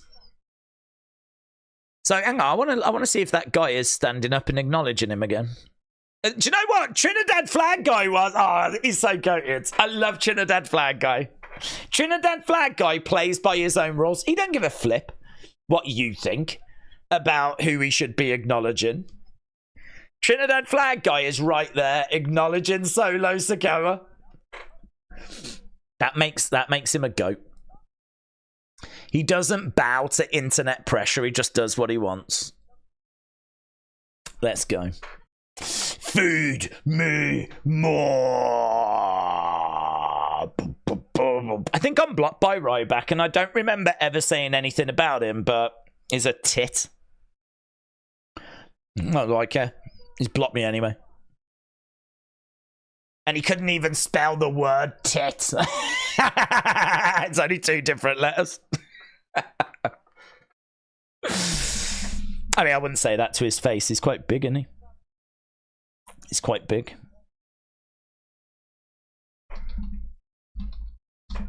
Solo in control. We want Flair, said Aubrey against the ropes. Oh, I see that Samoan drop. Jeez. That was like a release Samoan drop. He had him here and flung him. Just flung him. Corey said, I like this pace. Yeah, it's slow. It's methodical. I don't mind this pace either, to be honest. Samoan Spike. Big smile on his face. He's got Cody where he wants him, but Cody kicks out. Another kick there by Cody. Cody off the ropes. Cody cutter. Connects. Let's go, man. Let's go. Connects. Solo to the outside. Maybe Sting shows. Oh my God. Could you imagine? Could you flipping him? I would lose it. I'd lose it. I'd trash this place. I would trash this place. I'd probably start a fire. I think I would just go get petrol, just chuck it all around and just be like, ah! I wouldn't know how to react to that moment if it was Sting. Oh, I'd flipping, I'd lose it. I'd flipping lose it. Jabs coming in. Oh. Boom. Elbow.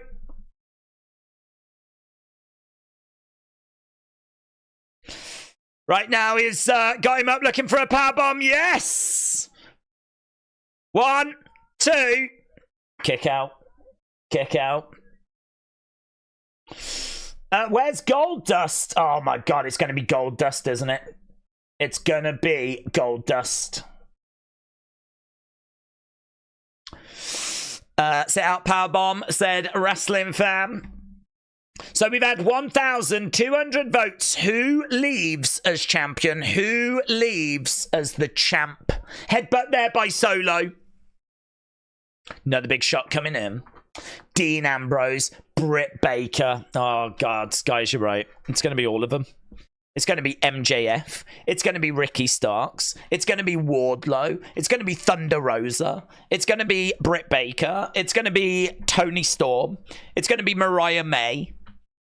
It's going to be Sean Spears. It's going to be Tony Khan.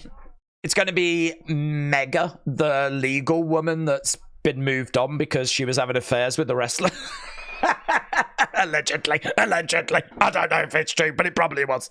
Solo colliding into Cody. Cody back up on his feet. Kick to the midsection. Double underhooks. No, boom. Oh, went for a clothesline. Almost got the ref. Rolls up Solo. Kick out. Kick out.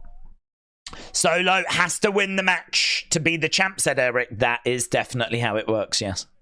Shoulder up there by Cody. Hook. It's going to be Hook. It's going to be the Yeti. It's the Yeti. It's going to be Tony Schiavone. Ah! Oh, my God. What if Excalibur, good old JR, Tony Schiavone come walking down?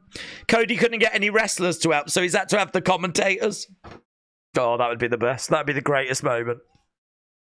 That would be the best. It's going to be QT Marshall. Oh, it's going to be the scapegoat, Jack Perry. I think I'm running out of wrestlers from AEW, to be honest. It's going to be Hologram. Hologram! Against the ropes. Oh, look, oh God, that Samoan drop. Just, shoulder up. It's going to be the ghost of Bobby the Brains, said Corey. The ghost of Bobby the Brains. All the brains. All the brains. Waylon Mercy is going to return. Let's go. Let's flipping go.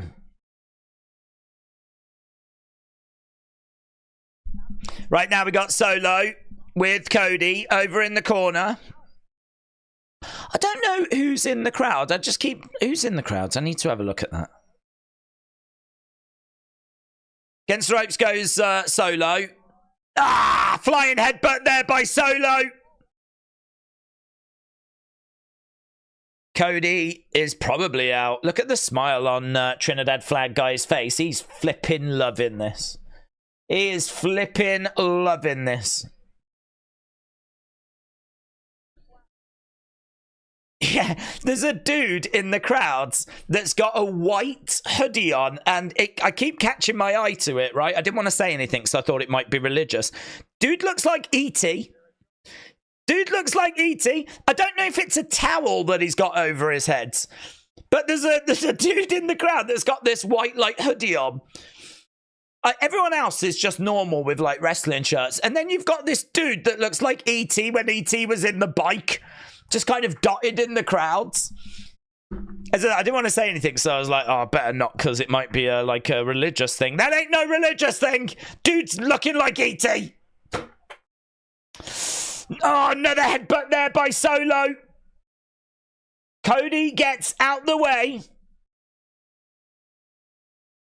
Cody is sat up there. It's going to be Dreadmare. It's going to be Dreadmare's Jester, Cedric. You are so right. It's the flipping juggler from Dreadmare. He's going to be coming out. Oh, my God. Let's go. Let's flipping go. Cody lands on top of Solo. That was like a crossbody, but it was like brutal at the same time.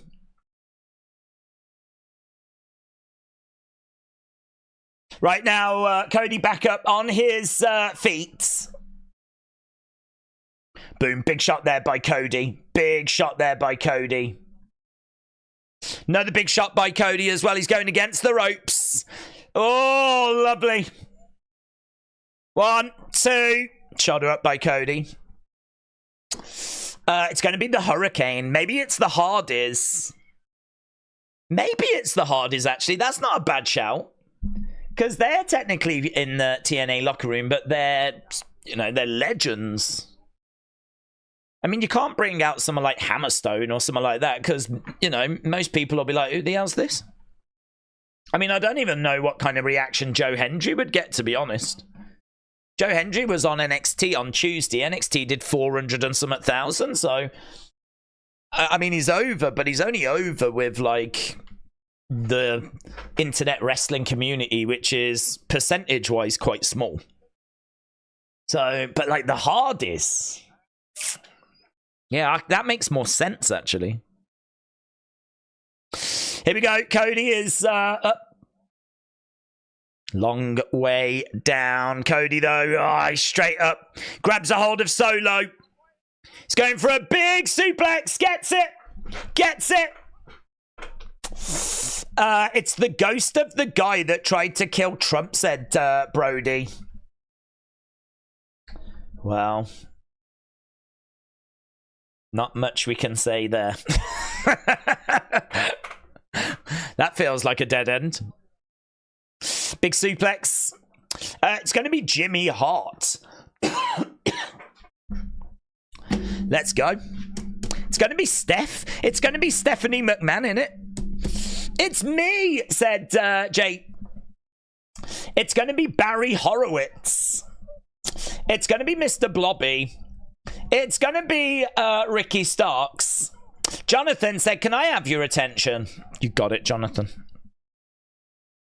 But it's gone again now. It's going to be the mini Jerry Lawlers. Let's go. It's probably going to be flipping Jelly Roll again. Big shots coming in there by Cody. He goes against the ropes. Oh, no, he gets caught by Solo. Oh, Solo. We're going for a crossroads. Reversed. Reversed. Connects. Connects. Cody with a crossroads. Oh, God. Oh, my God. Here we go. Here we go. Tama Tonga. Tonga lower. Bloodline rules. Do you know what? We thought that Solo... Oh, my God. Tonga lower has just driven Cody not into the corner, but into the flipping ropes. How can you not even drive him back into the corner, Tonga lower? How did you end up going over there? Gorillas of Destiny. I mean, granted, he's only got one eye. He's only got one eye, in all fairness. You know what I mean? They're trying to help Solo pin Cody. 1, 2. Shoulder up. What if they just beat up Cody and Solo wins and we just end the show? And then we cut backstage and Arn's crying. Right, here's Kevin. Here's Kevin. Thunderman03 said it's going to be talent name.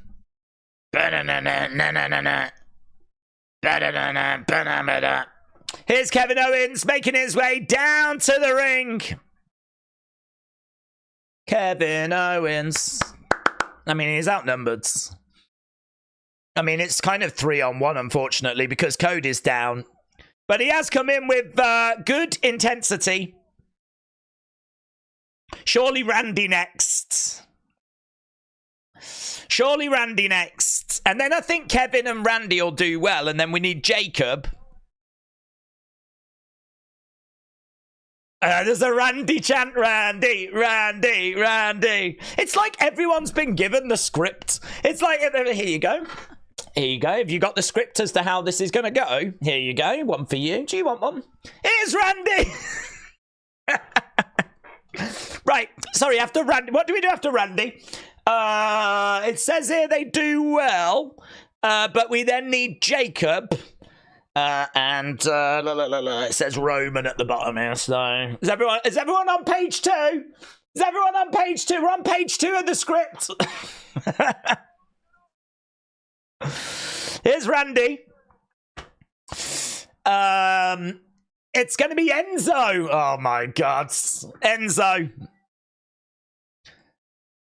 RKO there, and in comes Tama, Stunner, Kevin, and Randy.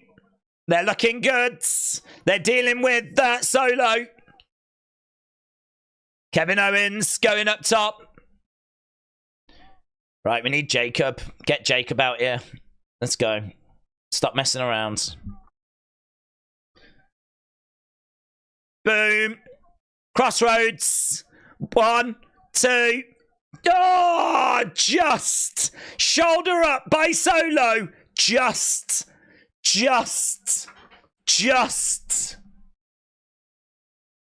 Okay, so Kevin and Randy are dealing with Tonga Loa. So that is getting them out of the way. They're fighting in the crowds. That's, at the moment, it's just going to leave Cody and Solo. Jacob next, apparently. Where's Jacob? Said Mike. Here we go. We've got these ring steps. In the ring go the ring steps. We might be looking at about 14 minutes. Might be looking at about 14 minutes. I don't know. I feel like we're getting towards the final stages. Here we go. Drives the ring steps into Solo. Solo slumps. Solo down. He's got the ring steps again, and he picks them up. He's going to drive them into Solo again, and he does! Drives those ring steps into Solo. He's got them up again. Goes charging over, but... big spear! Wow! Man, them ring steps went flipping flying. 2. Oh. Shoulder up by Cody. Shoulder up by Cody. Those ring steps went flying, went bouncing off the ropes.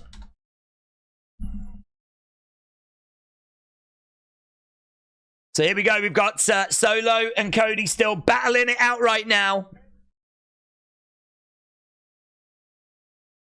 It's picking up those ring steps, setting them up in the corner.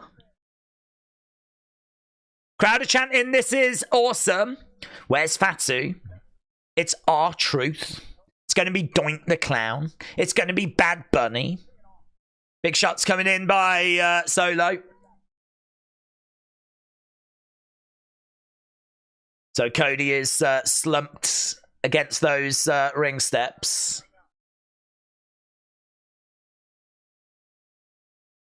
Solo is going to look to crush Cody. I think Cody will move. Charges. Cody moves. Solo goes into those ring steps. Here we go. He's going to go for this crossroads now. He's going to go for the crossroads.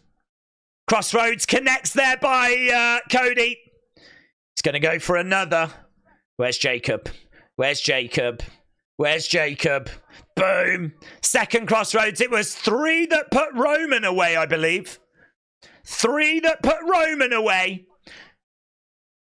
Here we go. He's about to hit the third. There's Jacob. There's Jacob. Goes up top. Oh, my God. Here's Jacob. Here's Jacob. Oh, mates. Mate, the table is set. The table is set. The table is set.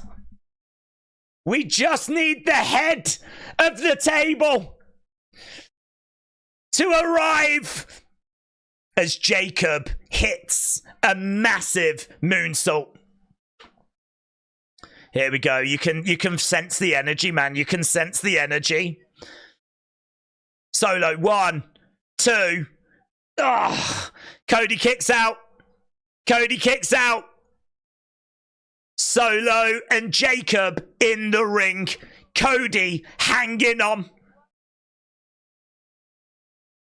We're just waiting for ladies and gentlemen. Are you just waiting for ladies and gentlemen? I'm just waiting for ladies and gentlemen. Here's Jacob grabbing Cody.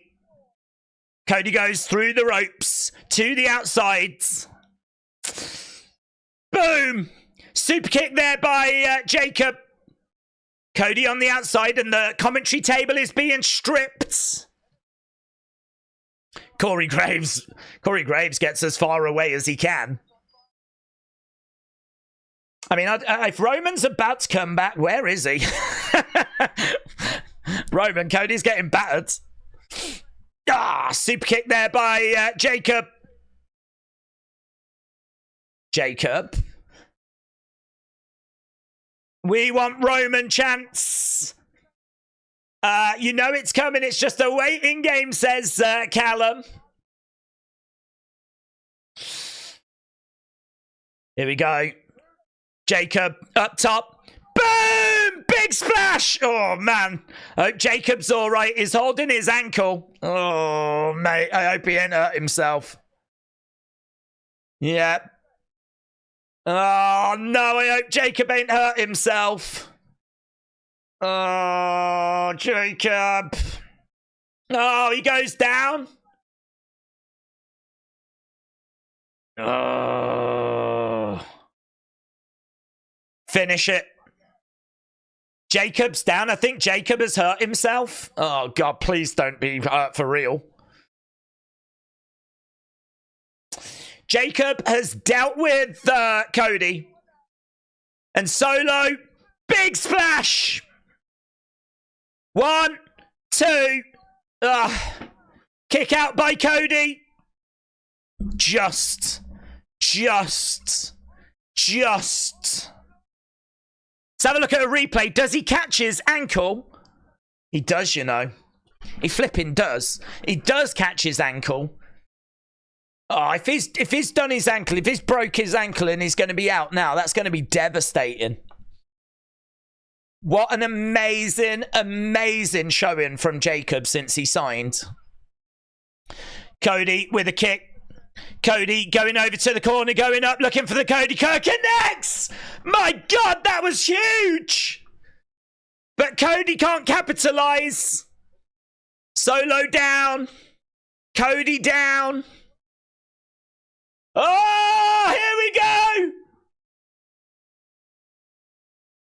Head of the table graphics.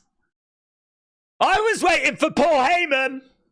Head of the table. Wow, it's big, man. It's big, man. It's big, man.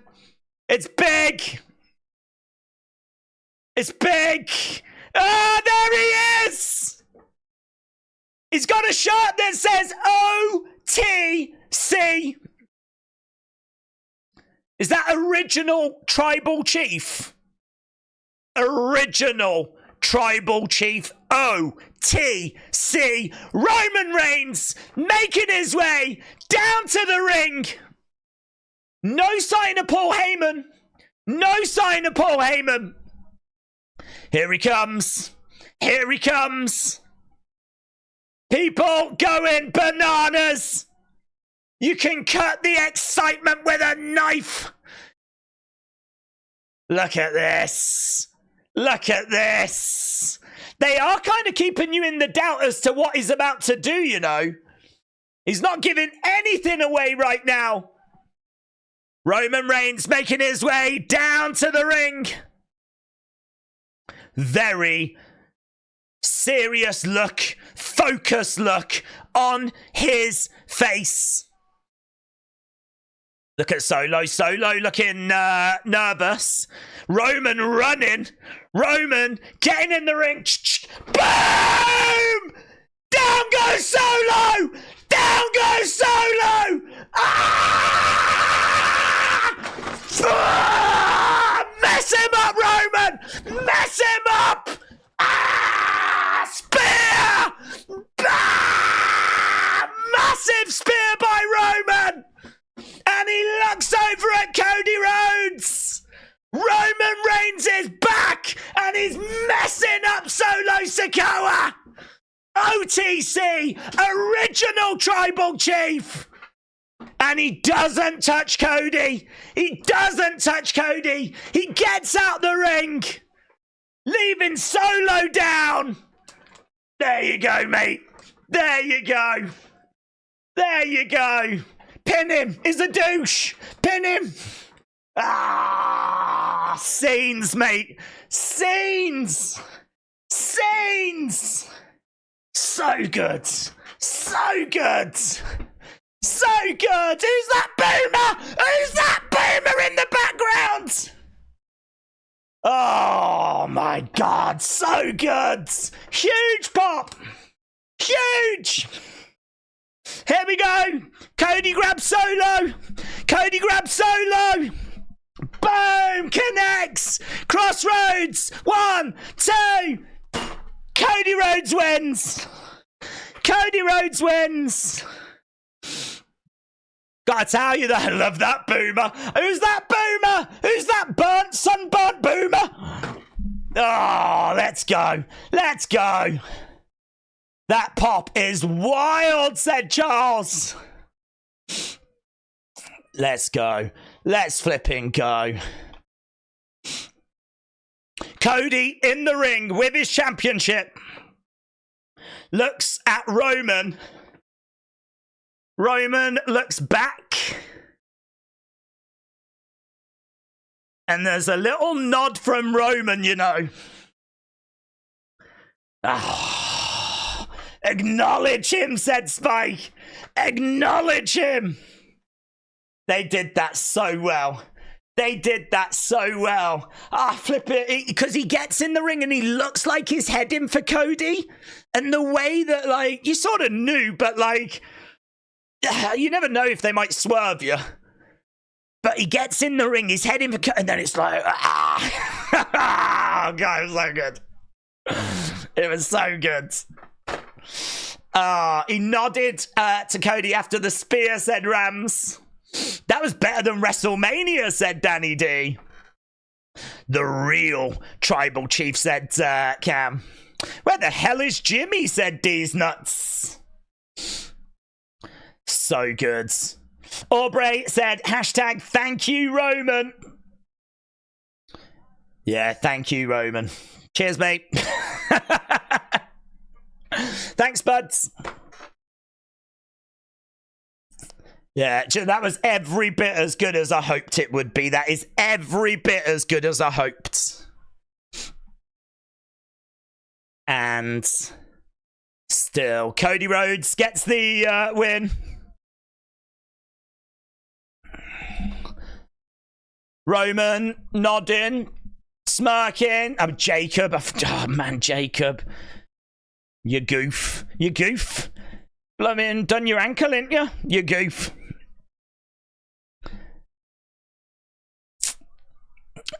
Ohio, the heart of it all. You're dead. You're dead. You're dead. Can you hear me? You're dead. O-T-C. I mean, that shirt's going to sell very well. Very well. God help Solo Sikoa, says Michael Cole. Roman, we missed your aura.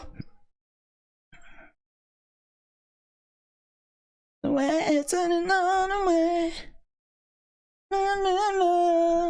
I hope Jacob didn't break anything because they had to drop the belts. Well, they'll just, I'm guessing they'll have Tonga Loa and Tama Tonga defend them instead. They've just gone, do you know what I really like, actually? I really like how these shows just organically flow from one to the other. Like, the kickoff show, the countdown show, just organically flowed into SummerSlam.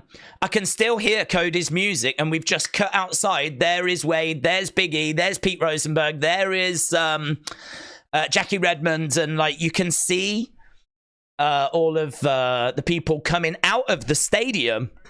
It's very, very organic, this. Very organic how you just go from one show to the other. It was a good pay-per-view, said Enlightenment Divide. Oh, it was really good. There's only that Sami match that, for me, just kind of underwhelmed. I think every other match delivered. I'll be interested to see what scores you lot give it. We'll do an opinions video on the second channel. I mean, for me, this, we might be touching a 9 or something here, you know, which for me is, I mean, unfathomable. For me to be that high is unfathomable. I am not someone that goes crazy when it goes to scores and stuff like that, but I mean, maybe you can mark down the main event because the main event match itself, I don't think was as good as maybe some of the other matches. But Roman coming back just more than made up for anything that was made up for anything that was missing. I think that the score for this match is going to be incredibly high because when you're scoring the match, you've got to include the Roman moment. Even if you if you take the Roman moment out, obviously it's going to get a much lower score. But the Roman moment that's a moment of the year. That's a moment of the year right there.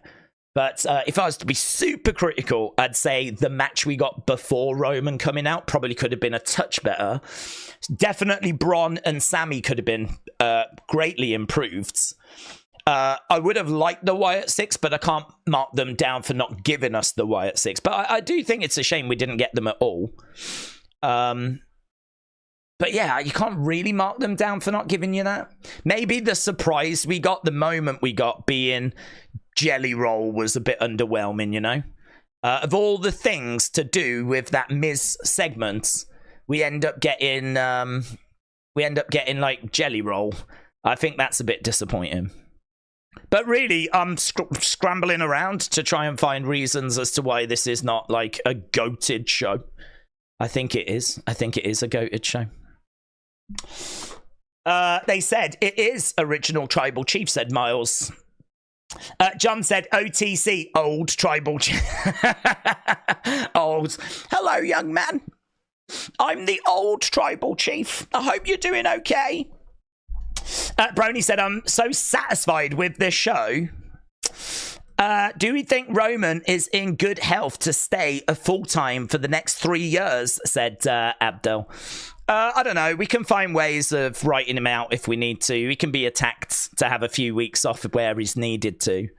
I mean, I think he's going to have to work a slightly more busier schedule if he's going to be a face. You can't really get away with what you can get away with when you're a heel.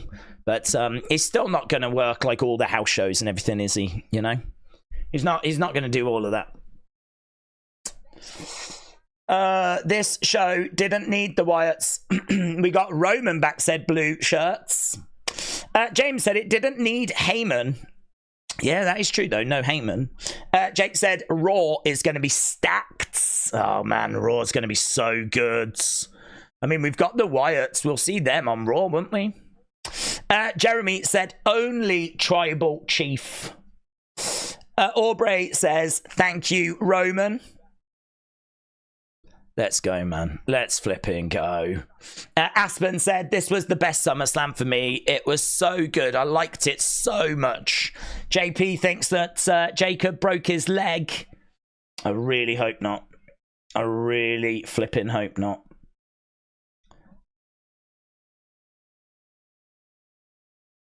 Yeah, Wade Barrett just said there is no civil war. Right now, Roman's on his own. Which is true, isn't it? There's no civil war. Right now, it's Bloodline versus Roman, and Roman's by himself. So good. Right, let's end this poll. I do need to run away with videos and things to do and scores to get. Right. 59% all time. Oh my god, wow. 59% all time. You lot really flipping enjoyed that. That has got a great 91% rating, you know. No, sorry, all time 59 is what that was. All time 59. Do you know, I'd have to have a look and see how that compares. Give me 1 second, I can do it now. I'll have a look, see how it compares to WrestleMania, because that was the biggest match of the year, according to you lot.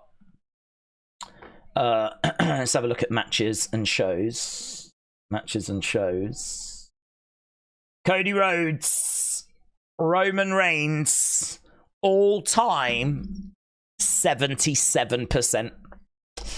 That means that the match that we just saw, Cody versus Solo, is going to go second on the list behind Cody Roman.